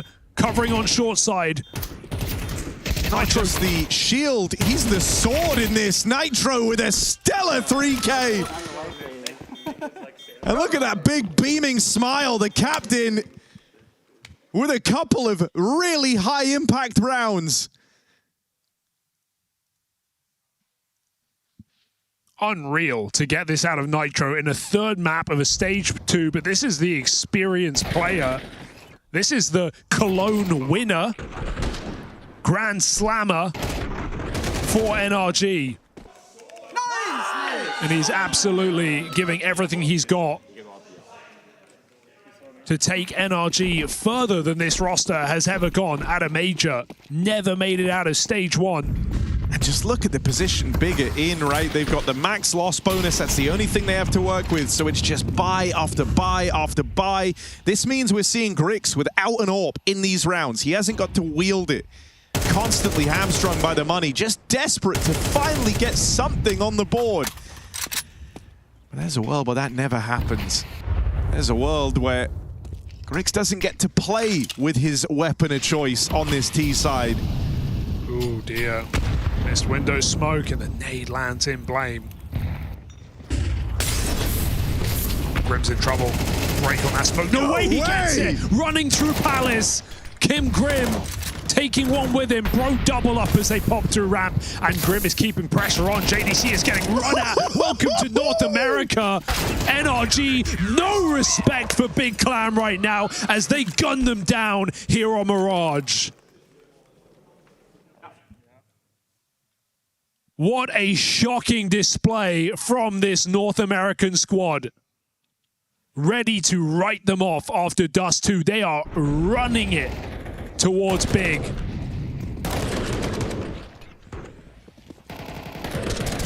A few measly rounds away from that second stage. And Big have nothing to show for Mirage.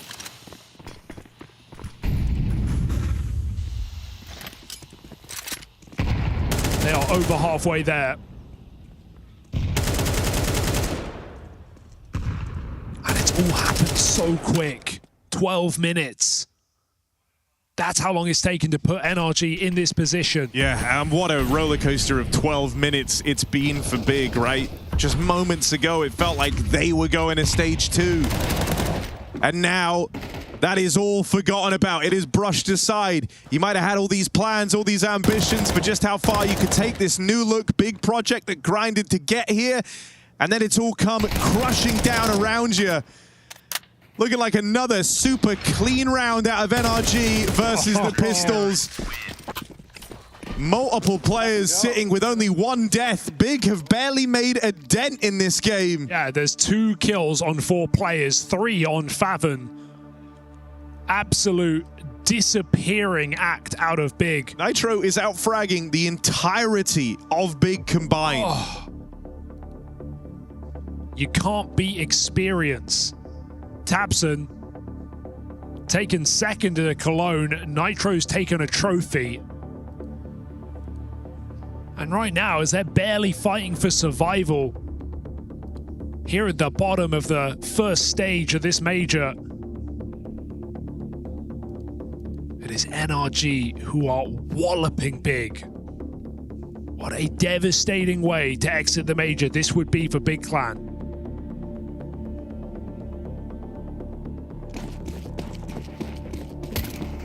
I mean, dude, if Nitro keeps this up, this could very well be one of his highest rated major maps ever.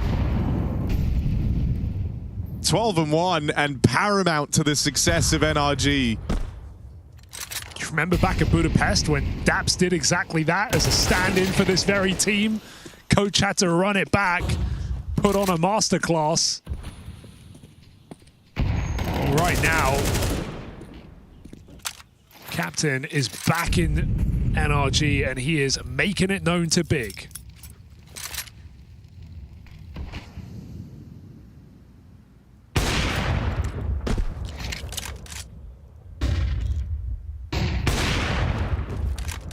Every bone in your body is telling you Nitro can't keep this up. No way you can keep this up. Eventually, Big are going to get something on the board, surely. But it's just a clean sweep every damn time. That's what's feeling so worrying here. It feels like the rounds are getting cleaner. I don't even know that's possible. You've had multiple 5 alive rounds on this streak. And this one is another convincing shutdown. This time it's Grimithy's turn in the limelight with a massive 4K. Everybody's playing right now.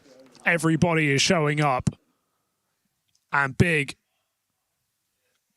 who were just moments away, who had it in the palm of their hand, who had a 5v4 at 12-11 and went too fast, too soon. Yeah, sometimes you get so caught up in the moment, you go for that killing blow, you go to end it there, and then you put your all, put everything into it. You're having visions of being the winners, being the victors, and the reality just doesn't match up with it. And you're dead on. It was too much, too soon, and boy, does that recontextualize the loss to the full eco back on the previous map as well. And you know, Big, you can't say they didn't have chances to get to that next stage. Oh, yeah. And they are well aware of that. You can tell by how they look right now as NRG storm the board. B-Pop, OC opens, Nitro, top of the charts, not going down. Beast. It's got to be feeling all too real now. They finally dealt with the immortal man. Can they go any further than just a couple of kills? No, NRG, double digits. In a runaway third map. And why slow down now? Why stop? Why let Big even get the taste of victory? 10-0 CT side of Mirage. What must feel like the most consequential knife round win of your careers.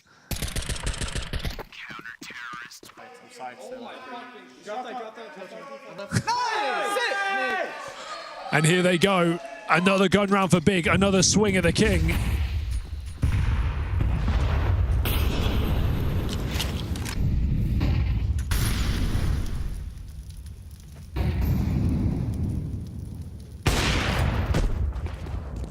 Missed shot for Griggs. We waited so long to get this AWP back in his hands.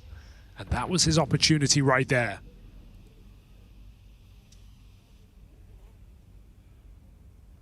This struggle is contagious right now. Is there a hero in a Big Clan jersey Or is Nitro the final boss versus tabseN? These two age-old players, and Nitro holds strong. He won't stop.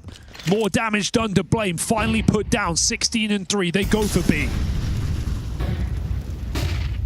Oh, good flashes. Get OC off the line. You've bought yourself a few more seconds of respite from this AWP, but OC now, vision restored, and he's going to use it to start tearing through the big ranks. Blame F and Griggs, both wounded, both hurting, and OC sees blood in the water. He comes a-knocking. Bro there to help him out. NRG round away from a flawless half. Unbelievable scenes here. NRG more than earned on this CT side. An incredible game of Counter-Strike. Big hitting the brick wall. And no matter how hard they try, they cannot break through it. A speedrun third map.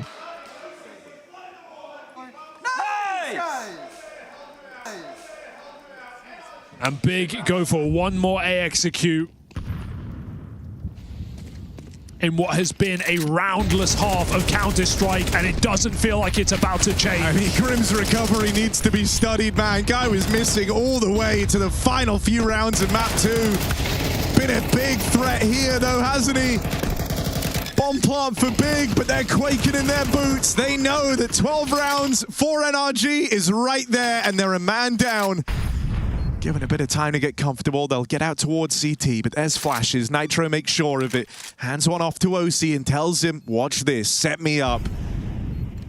OC takes a look at the scoreboard, sees Nitro topping the charts, and he's got a lot of faith. Sends him round that corner, left on a JDC, all alone. Time is up for Big. NRG, 12-0, looking to get to stage 2 with style.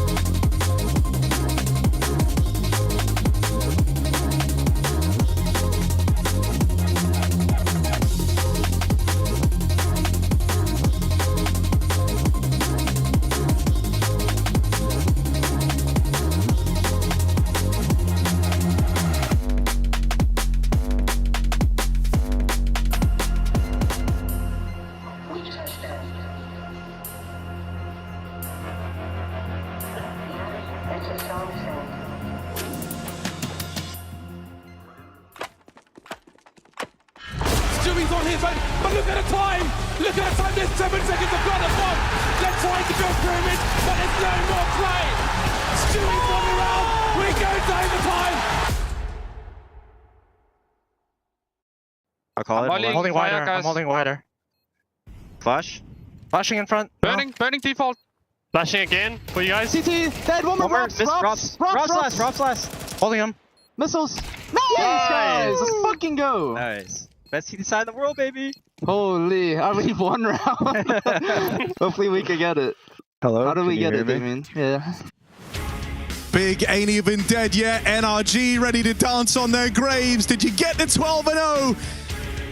Only to fall down and give them a couple, or is this where you go for the clean sweep finish? Looking for a flawless game to send them into stage 2. How do we get it, say NRG? Well, I'll tell you, you got plenty of chances.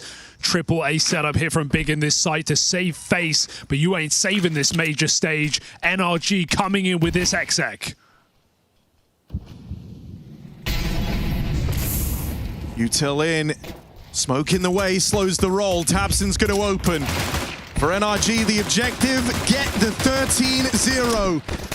They're getting shut down convincingly. Whoa. Grim answers. Wait. Oh, Grim's answered in a very big way. Why is this possible all of a sudden? For a brief moment, 1v5, but JDC, you think he's got him. Fathom beats him to it. Pistol round picked up for Big. They get one more round at least in Cologne. Yeah, that's it. They get one round on Mirage, and NRG almost pull out the clutch of the tournament right there to embarrass Big. Nice try from Grim. It has just been the most incredible game from NRG, but now they're going to have to sit back and breathe for a second, take the eco, and come up with a plan to find that one round. Come on.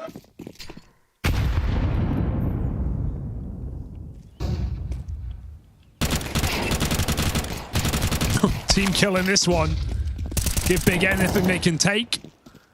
And Nitro 17-5. This is almost it's got to be up there with one of, if not his best major game of all time. Keep it up, boys, all right? We referenced Daps filling in for Nitro back in Budapest, getting his best rated major map of all time. That was against Fnatic. That was against Blame F. Just handing these life games over to NRG.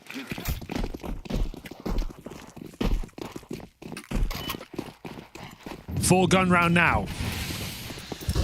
And here's the thing, with this much room, with this much of a buffer, you're not going to get a respectful brand of Counter-Strike out of NRG if that wasn't made clear from the first 12 rounds here on Mirage. Sonic's going to get them off to the races, an opener on a JDC. That's been the voice of positivity for Big, and he is brushed aside in what is fast becoming their final round at the Cologne Major. 3v5. And nowhere left to run, nowhere left to hide. You need a big hero moment here if you want to try and embark on this insane comeback attempt. But NRG, slowing their roll, has handed Fathom a keen double. He'll level the playing field with that. So the game is still afoot. tabseN shrinks himself down over here at ramp. But he's got a lot to keep an eye on, and Grim is close by. Playing with fire with these timings, it's going to come down to luck for tabseN. Telling yourself that Blame F's meant to have your back. Does he? That's the big question. He's checking everything, including his own. Trust nobody. Not even yourself. Big aren't sure where this one's going because it's sneaking up connector, smoke behind the perfect molly. It doesn't tick. tabseN's position unconfirmed. Nitro crossing in. Oh, not even considering it. Nitro caught out in the open. One back for OC. Oh, don't tell me Spam's what decides it. Big damage exchanged. I'm going to get planted. Grim has to nail this. Can't afford the miss, and he won't. That leaves it on Fathom for the lineup. 2 HP, the difference between Big's time being over and them continuing to play. Faven digs deep with a huge 4K round and a 1v2 clutch to boot. Everything you could want from Faven, from a 3v5, finds that stack kill lower, goes on to find the clutch. Faven keeps them in it, barely, by the skin of their teeth, by a lineup as NRG swing off that bomb site together. Thin margins. And not one that NRG will regret yet. But it gives Big just one more chance. Fast play. Real fast at that. tabseN dinked straight away. JDC tucks himself in and might just go overlooked. Might be ready to rob this round away. No issues for JDC. And Bro can't finish this. Deagle, 12 points of health, and he is sandwiched. He's got it. I think he's got it. On plant. Screw it, why not? JDC might get the kill, but the cash injection is welcome for NRG. Yeah, you won't complain about that. We have players spend below 2K, so it's actually a worthy plant there. Bit of fear coming in from Big, of course, and how can you blame them with some of the things NRG have done to them in this third map? 12-4. And everything to play with. OC delaying the buy, was considering the AWP, is going to go with the rifle. So we're looking for more set calls here for NRG. Yeah, more pace. More pace indeed. Why pull it down to the AWP? NRG shaking in their seats. Just want to find that one single round. Big, knowing that one mistake can cost you everything.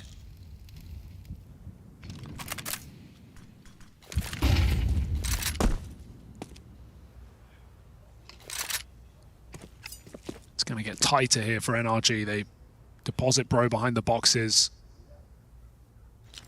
Cruel Nitro down lower. Re-exec into middle. Go back for an A split.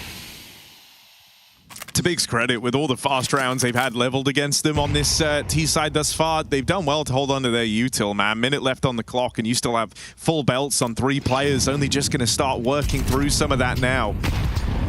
So this won't be some easy finish for NRG. They're going to be coming through util, coming through smokes. Resistance aplenty from Big.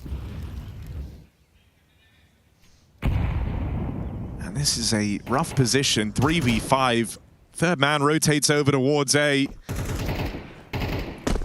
Just to pad it out even more. You know that JDC's down here. He's made noise as he tried to reposition. Sonic not able to finish the job on that one there. And so a cleanup for Big, a flawless round. You got this. Keep it up, boys. Every round.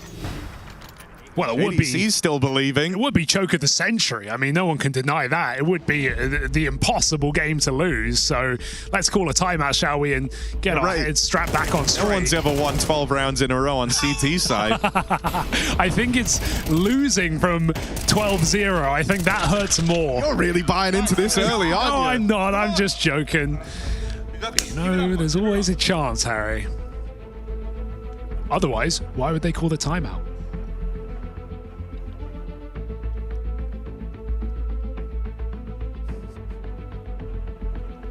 Why are we still here? Only Big can tell us. Refusing to go down without a couple of rounds on their way out.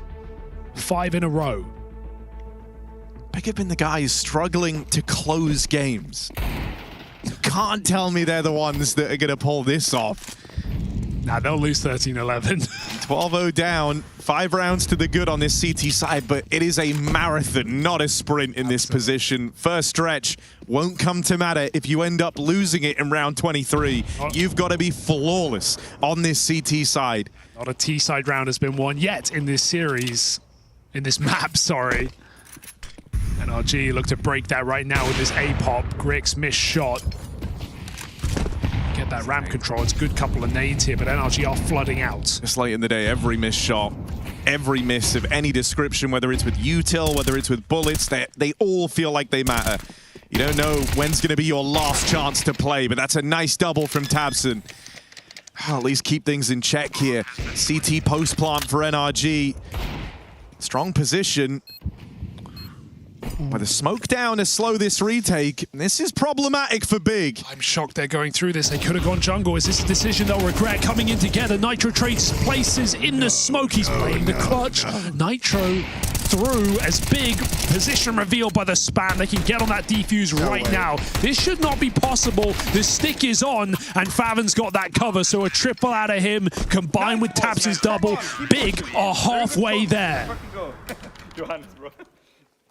I mean, 6 rounds ago, I would have told you it's 100% impossible, but they're starting to get you believing. 6 rounds straight, only one of them getting close. And you are dead on at the halfway mark, but you're never allowed to get comfortable. They're keeping the energy high. JDC being the voice of that. Still all smiles for NRG. They're laughing, but you know they're shaking a little bit right now. This is scary. Missed top mid smoke. You said every single bit matters. And so as it lands in Valley, Big have that little bit more info. JDC, I mean, this is on purpose. They've walked out late, actually. This legitimately could be on purpose. They have purposely crept out on this play, and JDC thinks he's cleared middle, so sure, he's going to get his kill in B, but look at where that bomb is going. Backstab for BlameF gets rid of the B component, but you're dead on. It's the sneak up through connector. JDC just got wind of it, however, and now Big can start to rotate accordingly. Looking. 1 kill, 2 for Favin. Swift response here out towards short. Nitro left in another unwinnable clutch, and the gap continues to close. I mean, I think that actually could be a purposely missed smoke at top middle just to get NRG up connected. They would have loved a little bit more value from their B fake there, because not only does Blame flank under, JDC is the triple B to turn around and check out middle. So nice reaction from Big. They don't stay static, staring into dead space, and JDC is getting loud now as Big begin to believe again. Another Tech9 buy, but how many have we seen go nowhere for NRG? Well, first time they've looked to really run into and test this B site on a faster timing. But Favin has been super solid. It was his clutch, that massive 4K round. He's had a string of multi-kills. That's the guy they're going into in this force or partial buy. A Hail Mary at B. Well, Favin handled this with grace. Full rush. Oh, he hesitated there. That could be problematic. These Tech9s can charge you down. JDC blind recovers a shot. They're up deep in the site. That's the bomb down on E-Box, and JDC does fall. Can they pick it up in time? Because Big are in an even fight. Scout is picking them apart, shot by shot for OC. Yeah, guns have been retrieved. Gonna keep whittling you down. Bro adds another. That might Big. be it. It's been a commendable effort here, but it hinges on seeing this one through. The chaotic round leveled against them from NRG. Still no bomb. Those smokes will fade soon. And when it does, you've then got to scrap. You've then got to fight every step of the way. It's BlameF and it's Tabson for Big to try and keep this impossible comeback going. Yeah, veteran players still in the picture. Huge smoke. Reblock gonna give you a bit more room. Everything is tense. Sonic catches one, and now it's just Tabson! The veteran in his home nation keeps him in it! You were ready to write them out round after round. This is 8 straight for Big. This is almost more impressive than NRG's first half, and now they're feeling the burn. You have never seen a game quite like this, with everything on the line at the end of stage 1 in the final map after a flawless half. For some reason, Big refused to crumble.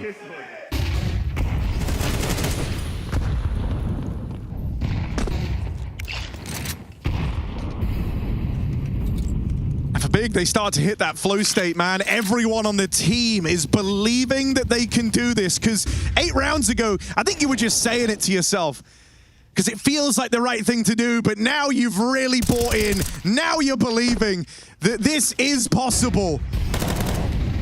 Favin, good catch on the B drop down. He'll make it another double. And with a bit of help from JDC, this B site's on lock.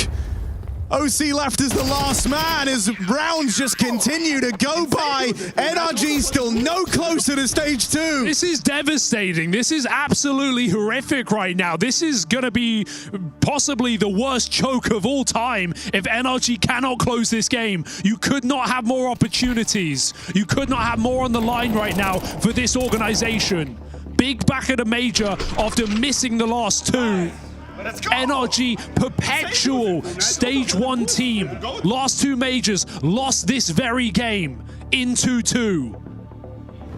And this felt tailor-made for them. A beautiful CT side of Counter-Strike from NRG to put them 12-0 up, laughing at halftime as they should be. And now it's feeling real.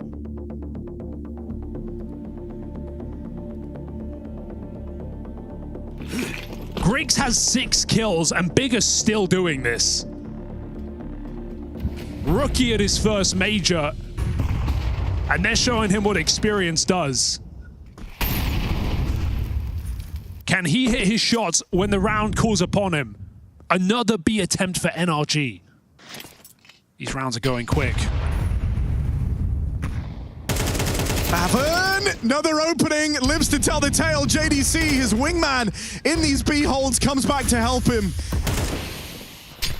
NRG just looking for that one round that makes this nightmare come to an end.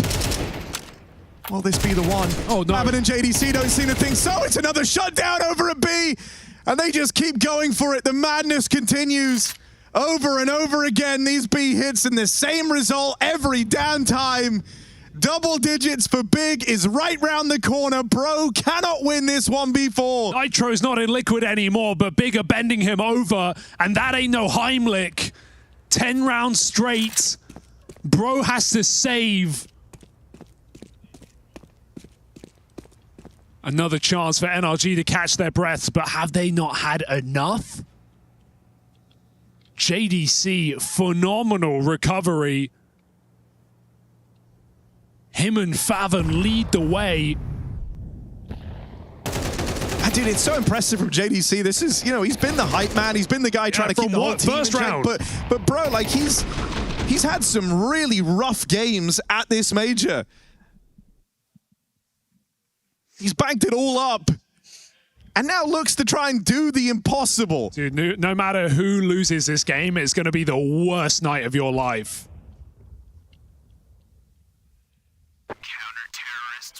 Keep it up, okay? Good job, boys. Keep it up.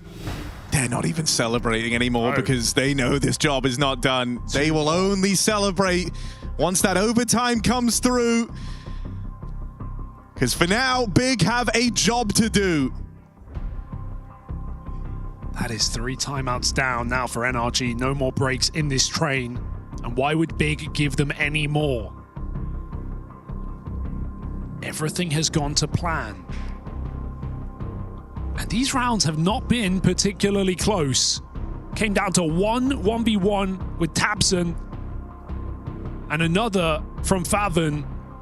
Yeah, dude, that's the part that's so impressive, right? You've had 2 pivotal 1v2 clutches out of Big on this streak. Everything else has been super clean, but there's been these 2 rounds in there where it all could have been for naught. And they've responded both times. They're winning rounds they're not supposed to. They're in a position they were never meant to be in. Yeah, they keep playing, keep fighting. Griggs making a move. Gonna hop up into ladder room with that AWP. New position for Griggs. He's been back in CT most of this game. He's been mostly avoided. Maybe it will be his chance to play into this CT comeback. For the most part, he has not been a factor. Need a bomb. NRG have Tech 9s. Else Bro's not got a rifle in that final round. He'll be running a Galil. And every little can make a difference here. So... Oh, don't run. I mean, they hear this. I'm giving over towards mid, and yeah, they hear that Blame F, fallback. they're behind the room. Sonic gets caught. Blame F keeps his wits about him, anticipates that reaction, and there's the follow-up. 2 for Blame F. Gotta be the multi-kills in these sight holds that are making a world of difference. B or A, doesn't matter. Big are right there on the cusp of the craziest comeback. Let's go. The most unbelievable game of Counter-Strike I've ever seen. 12-0 up for NRG, and Big are about to do it right back to them. The full 24 rounds. They asked the question at halftime, how do we get that one? Well, they still haven't found the answer. BlameF has barely shown emotion in this CT side. Hyper-focused as Big pull this all the way back. But was it all for nothing? That nade is huge. They're already nearly dead. Half the team brought down low. In the round that decides whether we see overtime or not. This was a game that could have been over in about 15 minutes. And now it's set to go the distance. 5v4 secured as Captain BlameF opens. They're looking lost. They're running around. They've got knives out, and he can feast upon them. Only good for the first. Nitro responds, but still it's a lot of info from tabseN's push. Look at how the rest of Big are all reacting. We said, will this major rookie get his chance in the limelight? Grix is the one guy in spawn on this site here. NRG are coming in. His whole team have got him this far. And his debut major, Grix now has the most important part to play. Warp out towards the spawn. That shot sails on past. That's given them room.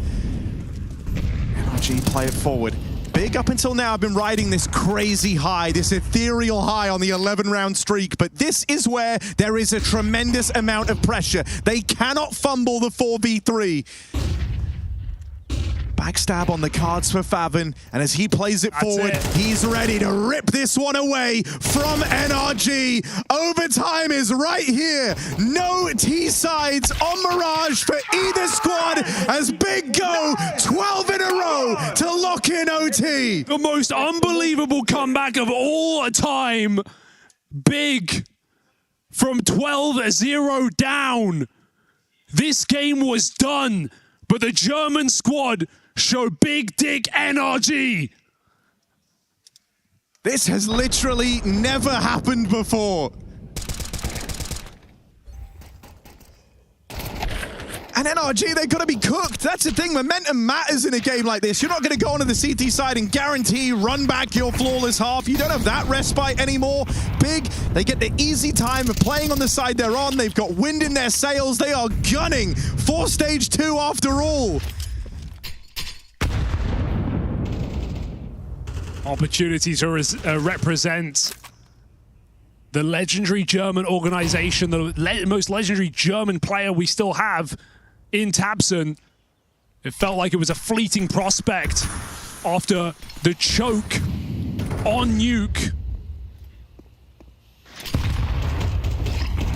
Well, there's a new choke in town.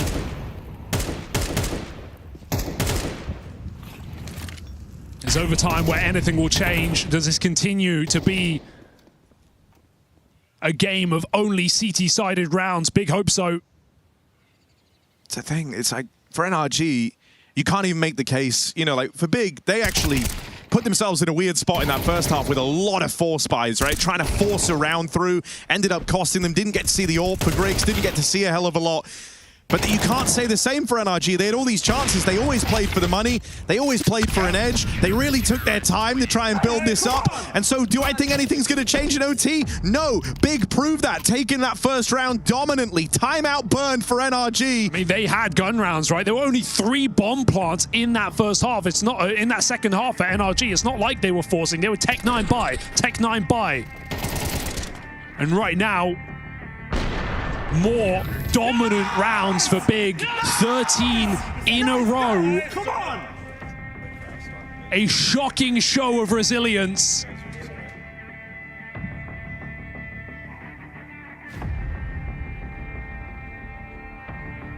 Doesn't it just feel meant to be? And for the first time in this third map, Big have the lead. It doesn't feel real coming out of your mouth, does it? 13-12, lead taken after a 0-12 first half.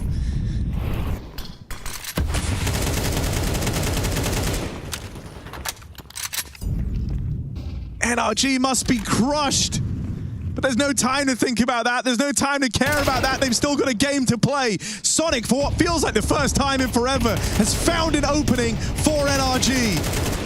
Oh, but there's the response. Blame F and Grix. Instantly pull it back. Big look to shut it down. That one opener meant to give you room, but there's nothing past that point. Big are still flawless. They have outdone NRG's streak. 14 in a row. From hopeful yells in that second half to now the dawning feeling that this is your game, that this is your right, that this is your stage. Big still keeping it flawless on this defensive half.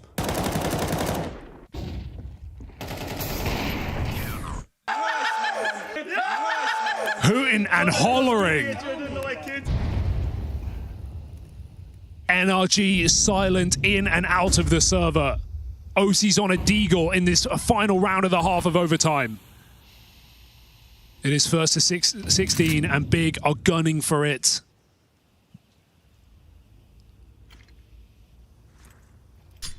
And let's not talk about that trial of finding the one T-side round.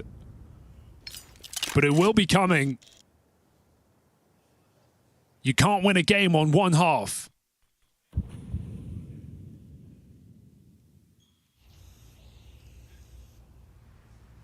I mean, I agree with you in principle, but I think this is going to be a very different second half of play.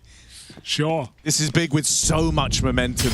Somehow more momentum than NRG ever had. Blame F with an opening 5v4 and just getting absolutely mauled. All right, there's the reply. Grix, his time in the limelight now, but he won't offer anything up. Just the one and done. Chance at a bomb plant. Chance at that one T-side round. Best chance in a minute. After a 14-round campaign, they might finally get the T round they were looking for. Faven and JDC both have had massive impact on this comeback. These were the guys shutting down B. Now they're retaking A. 15 in a row for Big. Are you paying attention? They could close this flawlessly with 16 straight rounds. This ain't CSGO anymore. Someone tell Big. Oh, dude. I can't get ahead of myself, but right now, yeah, momentum matched and beaten. NRG broken. Can they remember their first half of regulation? That's what sits upon them now. CT side of Mirage. Big take a breather. How can you not be stun locked if you're NRG? This doesn't feel real. This feels like you're living in a nightmare. From one of the quickest halves. A 15-minute game, you called it. You were done. This was over. An NRG squad that have not made it out of this first stage. And they've had chances. They've had tries. They played M80 in that 2-1 game for the Battle of NA. But third time might not be the charm here at a major. Oh, and this will be the worst one yet. This will be the most hurtful one yet.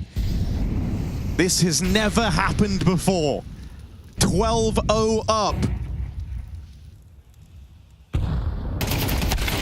Oh no. Faven with an opening. And Big, don't get ahead of yourselves. I think they know that better than most. They're going to keep it low, slow, composed, because this is their history-making win. Nitro was the hero of that original CT side. He is the only man in a position to stop this play. The Cologne winner, the captain of NRG, the guy who started this streak. Can he stop Big from making history? Oh, lets them all pass, goes overlooked, doesn't get anything from it, that's a disaster! And now with Bro dead, Big are right on the precipice of securing stage 2 in historic fashion!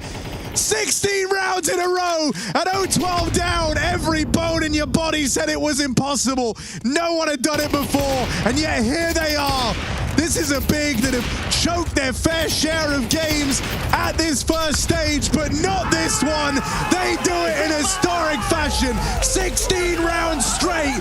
Big Clan are going to stage 2. Counter-Strike is a mental game, and Big show us why you never give up, why you never stop fighting. German team, German organization, and legend in tabseN, and they go all the way. Clutches from Faven, motivation from JDC, and Grix's first major, one to remember. For NRG, it is one to never forget. Yeah, an actual living nightmare on the other side. You see the elation from Big. You see they know they're proud of what they've just done, keeping themselves in that, an impossible task. For NRG, a living nightmare, and one that thankfully now has come to a close with their elimination from IEM Cologne. One round needed to turn the tides of this game up. Just one round needed to turn the tides of this game. And I know it's my job to speak to Bree, but I'm simply speechless in this moment. How on earth, if you're Big, do you pull this off? I don't know. I have experienced, I thought, everything in my career. But this was a whole new level. I mean, I don't even know where to start. The fact that you're down, run, leaving.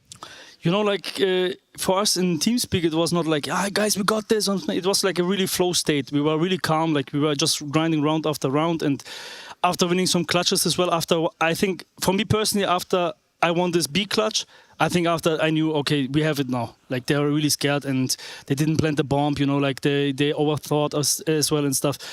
Yeah, and then after, I think like we also really made good calls. Like Benjamin had us really on composure, you know, like we were really calm and everyone just did what we are supposed to do. And I'm so proud that it paid off because we have played this map the most, like in practices before. And getting smashed 12-0 on T-side was not on my card, not gonna lie. Can I put it out of to perspective that Faven clutched 1v2 with 2 HP at the beginning of that half? That is crazy. Like, that is how thin the margins were here. This is crazy, yes. This is just mind-blowing. What you were seeing on your POV, to be honest, we were seeing on their POV for their whole first half. So this was exactly their medicine used against them. And everything, as you are saying, everything what were you doing, every nade stack, like the amount of utility damage you guys were getting, like you probably know that from the assists, but we saw that where these HEs were landing, how you were spamming them through the smokes, how you were reading them. Everything on freaking point. Yeah. This was beautiful to watch, but only that second half. You know, yes, everything yes. Before that, everything that could have gone wrong went wrong for you. Yes, absolutely. Like, to be honest, also like on the T side, we didn't have a really bad feeling because also the first equipment round, we went to the B side. We had a clutch afterwards. Like, I think we should have won maybe some duels where they had also the upper hand. But I mean, it's just Counter-Strike, and what a nice game, no? Like, just amazing to play this game, to watch this game, to just enjoy this game. And I'm just so happy to be part of this, you know? Like, it's so many emotions. It's just amazing. That's why we love this game so much. I still have another question for you, tabseN. I'm just a little bit curious because, you know, this is the major. We're in Germany. You're a German core. You're a German organization. You know, that's got to mean like a little bit of extra for you guys since you're doing it on home soil. How does that bring you into stage 2? You know, it's this is probably the craziest game you've had in your career. I think at least close to, right? Stage 2 coming up. What's your thoughts and what's your gut feeling now that you've just managed to have such a massive resilience to come back like this? I mean, after that game, I think everything is now in our hands, to be honest. Like, also, I believe also against Gamer Legion, we could have won the game. It was like really even. Yep. And also in the first game against Liquid, we started to play this tournament really shaky. We stepped up when it was the most needed. And for us right now, like for me personally, of course, it's a German tournament. It's the major. Like, doesn't matter where it is, basically. Of course, it's like a really good taste to be in Cologne, but like, it's the major. Everyone wants to be part of the major. Everyone wants to win the major. And for us, it's just we do game by game. And my expectations is stage 3, like playing here in front of the crowd or whatsoever, you know, having the support from them. I think this will make also the difference for us as a German organization, the German core. But yeah, we have now tomorrow again a game, so we need to be in shape and everything is open. Do you want to take a look at your opponent? We do have the schedule ready, or the Swiss system rather, for tomorrow. So you are going to be facing up against Monty. Okay, how do you feel about that? I think very good, to be honest. Yeah, I'm looking forward to playing. I think they're really upcoming as well. They deserve to be on the second stage as well. They played very well the last couple of tournaments. We are kind of close to them as well. We know each other really well. Okay. And it will be a good game, definitely. It will be a lot of fire. Like a lot of back and forth. I'm excited for that one. Back to best of ones, obviously. We see Spirit entering the fray. Seems kind of cruel that they have to play against Betboom. Wow. Oh, here's your reward for going 3-0. That's how it is sometimes. Same for Fade as well. Is Tabs Spirit must be the clear favourite. Is there anybody else that you kind of want to throw into the ring as potentially coming in hot for this major? To be honest, I think Foot is definitely up there. I think they're a really, really good team. But other than that, I think all of these two teams, I think they can all qualify, to be honest. Like, there's a really close head games. I think, for example, M80 versus G2, I think it will be a really close game. Other than that, hopefully there will be some, how do you say, like, underdogs will they win the game, you know? Upsets. Upsets, thank you very much. So there will be nice games to watch. And also, I think, just at home, everyone enjoys the tournament as well, you know? You've certainly given us, like, probably the most entertaining game so far. Like, that's mad. I just wanted to quickly pick your brain on, we saw some news of Crims retiring earlier, which means it kind of affects your history as the longest standing active player for Big. You proud of that? Yeah, I am, but I'm also doing some inside jokes that I'm going to be the next guy retiring, you know, and everyone said, no, you have a couple of years more and stuff. It's not that bad. Yeah. I can relate. I mean, if I would be you, of course, winning all these tournaments, you know, and of course looking up to all these players who won majors or a couple of notable tournaments. So I'm definitely not done yet, but I'm just really proud to be wearing this jersey for this kind of time, because it's not easy. It's definitely not easy, but that's the life of a CS gamer. You all know that, and sacrificing every day to be part of this year, and it's definitely worth it. An absolute dream for you to be pulling off. Congratulations, Tabs, and we'll be seeing you in stage 2 tomorrow. Yeah, congrats. We'll let you get on your way. Thank you very much. Yeah, I'll give you a little fist bump. There we go.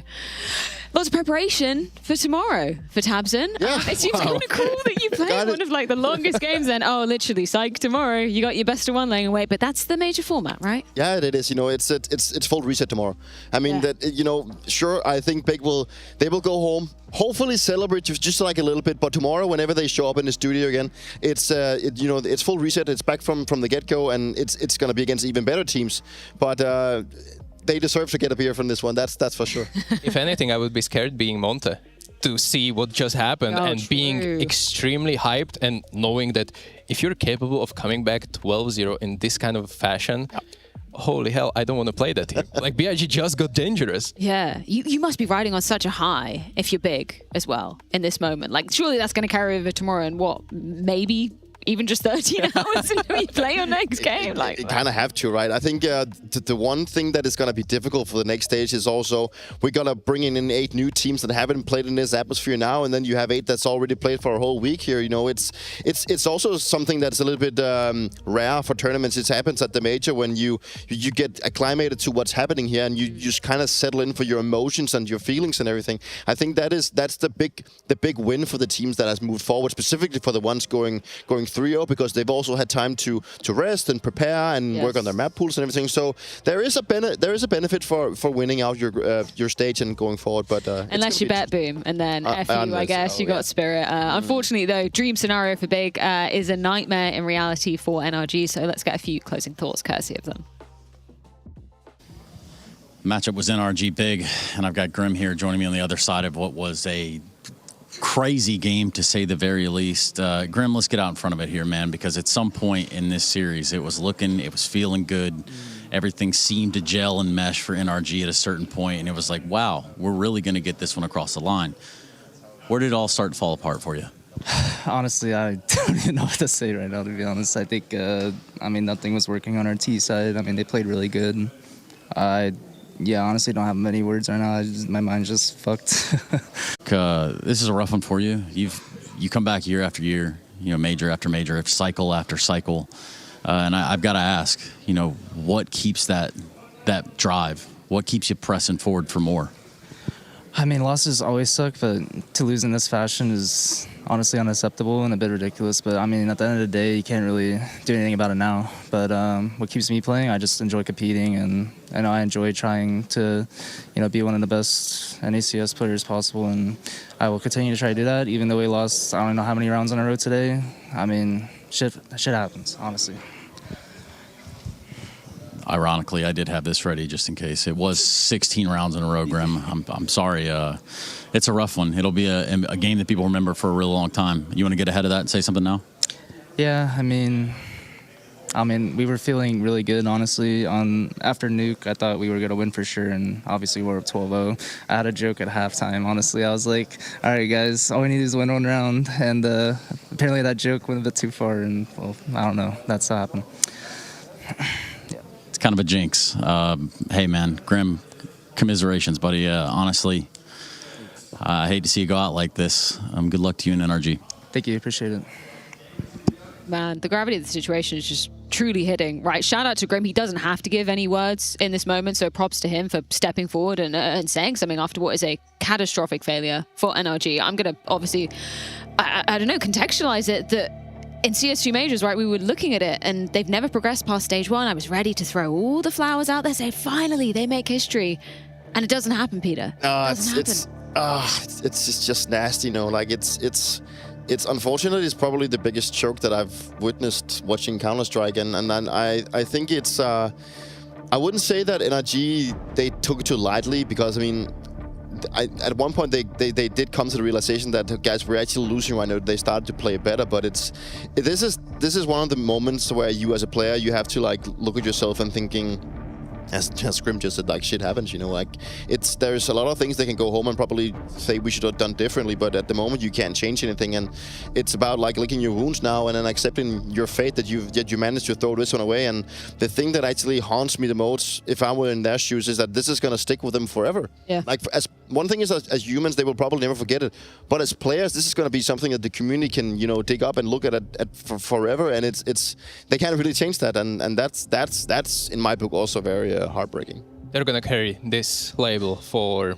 pretty much their whole careers. So I also want to encourage everyone watching at home and Twitch chat and Twitter and everything. This is probably the hardest day and night for these individuals in their lives. So, we can poke fun and everything, but this is just distasteful. And as a player, I can tell you that this is just something that you want to forget as soon as possible. So please, whatever is happening on the socials, be mindful that these players are also humans. Yeah, and it's heartbreaking when you hear from Grim him saying, I mean, we were all thinking it is just one more round. Like, I don't know whether you can even attest to being in this situation, either of you, but at what point do you think NRG were actually hit with that reality check? Because even up until, 12-8, 12-9, you're thinking, it's just one more round. You go to OT, okay, maybe we get a reset. Like, I cannot even fathom the mentality that they must be experiencing right now. Like, I'm almost speechless. Yeah, I think it's. I've had some really nasty losses in my career as well. Not as nasty as this one, because it's about qualifying for the next stage, and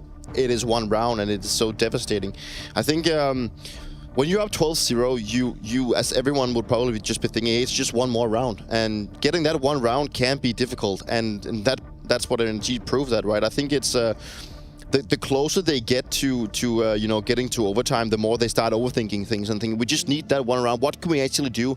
And it gets desperate, right? They get desperate, right? And they start thinking, like, they get in their head thinking, we need one more round, but how can we actually get it? We hope that just one can show up for the team and have like a good round, but it's also like, I'm not even sure if we could go back and look at how many like timeouts that the coach Stabs would have in that situation. But it's also the fact that he can't chime in with anything in this given state. He can just sit there and look at his guys, He can't even react. Like, we're at a major, remember? There's no reactions allowed here. But regardless of anything, I don't think anyone in the NRG jersey can look at themselves and say that this was okay. This is no matter where you're going to be turning, you're just disappointed in probably multiple factors throughout this game. And also for the IGL, when you're leading 12-0 like that, you don't know if you want to stick to your game plan nonetheless, to your prep, or you want to just win a gimmick round, or you want to hit A side 12 rounds in a row and hopefully one will put you in a position where you ended up. And you don't know. But until now, obviously hindsight 2020, right now Nitro will be looking back and like we should have just rushed B a couple of times here and there and just play less structured because they were still trying to do their proper defaults. And this is where maybe what Tapson just said, they were just reading them. They were ready for what is happening because they were just having some kind of a prep. If you would play just scratch everything, nothing by the book, that could have probably like you're throwing at the wall and something probably sticks, right? Probability would indicate yes, but reality indicates no. That's NRG eliminated. We can take a look at the teams that will indeed be advancing to stage 2, which begins, as we were just saying, tomorrow. Counter-Strike is back with 8 new teams entering the fray, and these are the ones that have advanced. There's a fair few surprises in here, Dupree. Are your pick'ems in the dump? No. I'm actually really good. I just needed one of the 3 teams we had, one of the matches today to go my way. So I'm safe for this one. I think a lot of us got our fingers burned by the fact that we wanted to see Game Illusion go 3-0, and I don't think anyone expected FlyQuest to make it through. Even I can tell that Harry actually expected it, but in a more convincing fashion. Oh yeah, you're right. Also good. You're still on for Diamond. That's great. Production said to bring up mine. Don't bother. Honestly, don't bother. Don't show him the horror. I think we deserve it at this point. Oh, there we go. Yeah, no, that's not good. That's anyway, swiftly moving on. We saw a little bit of a tease of the games tomorrow. There's some exciting stuff in there. Obviously, we're all incredibly excited for the arrival of Spirit, G2, Foot as well. We can take a look at what is these are results for today, sorry. But we can take a look at what's going to be going down for tomorrow as well. There's a lot of clear favorites in here, Dupree, but a major. Anything can happen. Yeah, I'm actually leaning towards the Spirit versus Bedboom because I know that Spirit is by far the best team in this stage, but I have still been impressed with what Bedboom bring, and then they will be the underdog, and if they can just play up to what they did in stage 1, I think they can definitely give Spirit a run for their money, also giving the fact that it's the best of 1. But apart from that, I think, Foot versus Bait is also going to be a banger of a game, so a lot of good games tomorrow. Oh, I almost choked. Well, that's what Nobody make a joke. Nobody make a joke. That was not even intentional. Stigo, keep it in. These stream games, what's jumping out here for you, Stigo? Ooh, these are pretty good as well. I mean, to be honest, a lot of the teams that are coming in are obviously, well, they made it through the stage to like 9Z. They are not having that great of a time lately, but they are playing teams like FlyQuest that we didn't even expect to go through. So everything is possible. Honestly, all of these are kind of like coin flips for me. Probably only like favorite in Pain and TYLOO match is for Pain. For sure. I love the Brazilian setup. Yeah. I love the Brazilians. Yeah. That's a match of the day for me, at least on the B stream. That's going to be a very fun one. You're back on interview duty tomorrow, Secret, correct? We're going to be talking to some players and getting their emotions out and basically trying to accustom them into the setup of this stage, at least those who arrive. And I'm excited to see some familiar names. Horizon is on the ground. We're going to be opening up tomorrow, of course, with our pick'ems and then diving into what will be day 1 of stage 2 here at the Intel Extreme Masters Cologne Major 2026. We'll see you tomorrow. I know I'm in too deep, frozen in a dreamless sleep, lost in the shadows of my mind. Too many things we've said, so much hurt, regret. Oh, timing just looks away from that fight, so Zero catches Corby balcony and down. Zero takes him down. It was only a couple of pistols. Recovered rifle. Zero, 2 kills deep, and now G is in the smoke with them. He's behind them. He's played them like a fiddle. A backstab from G to close, and that is Lynn Vision eliminated by Zero.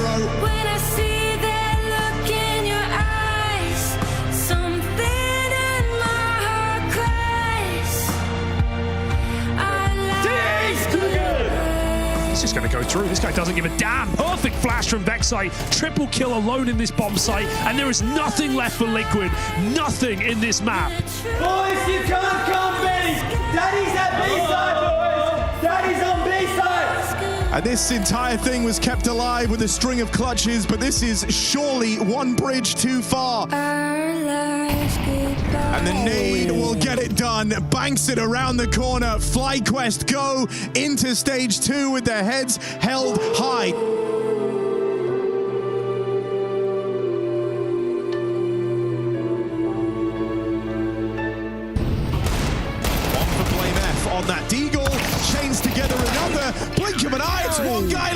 is a tailspin of a round. Everything is tense. Sonic catches one, and now it's just Tapson! The veteran in his home nation keeps him in it. They do it in historic fashion. 16 rounds straight. The truth is no disguise. For our last goodbye.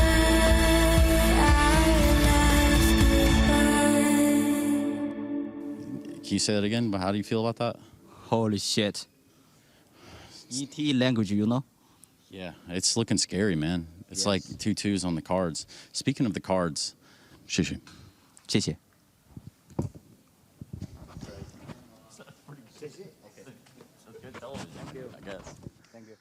The Intel Extreme Masters Cologne Major 2026 is brought to you by ESL in partnership with Intel, Acer Predator, DHL,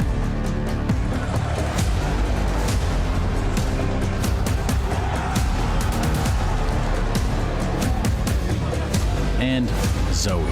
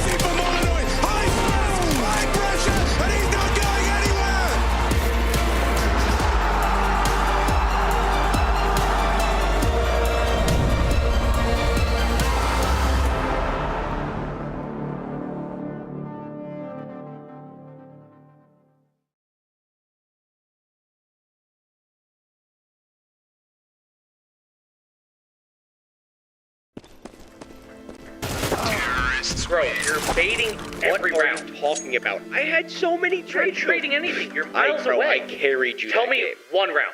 Hold on. Let me pull up CS stats.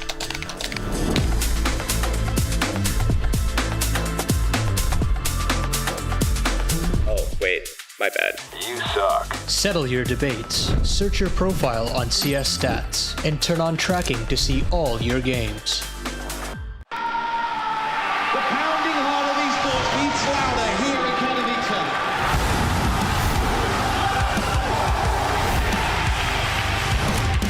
Double peek, he's getting his shot.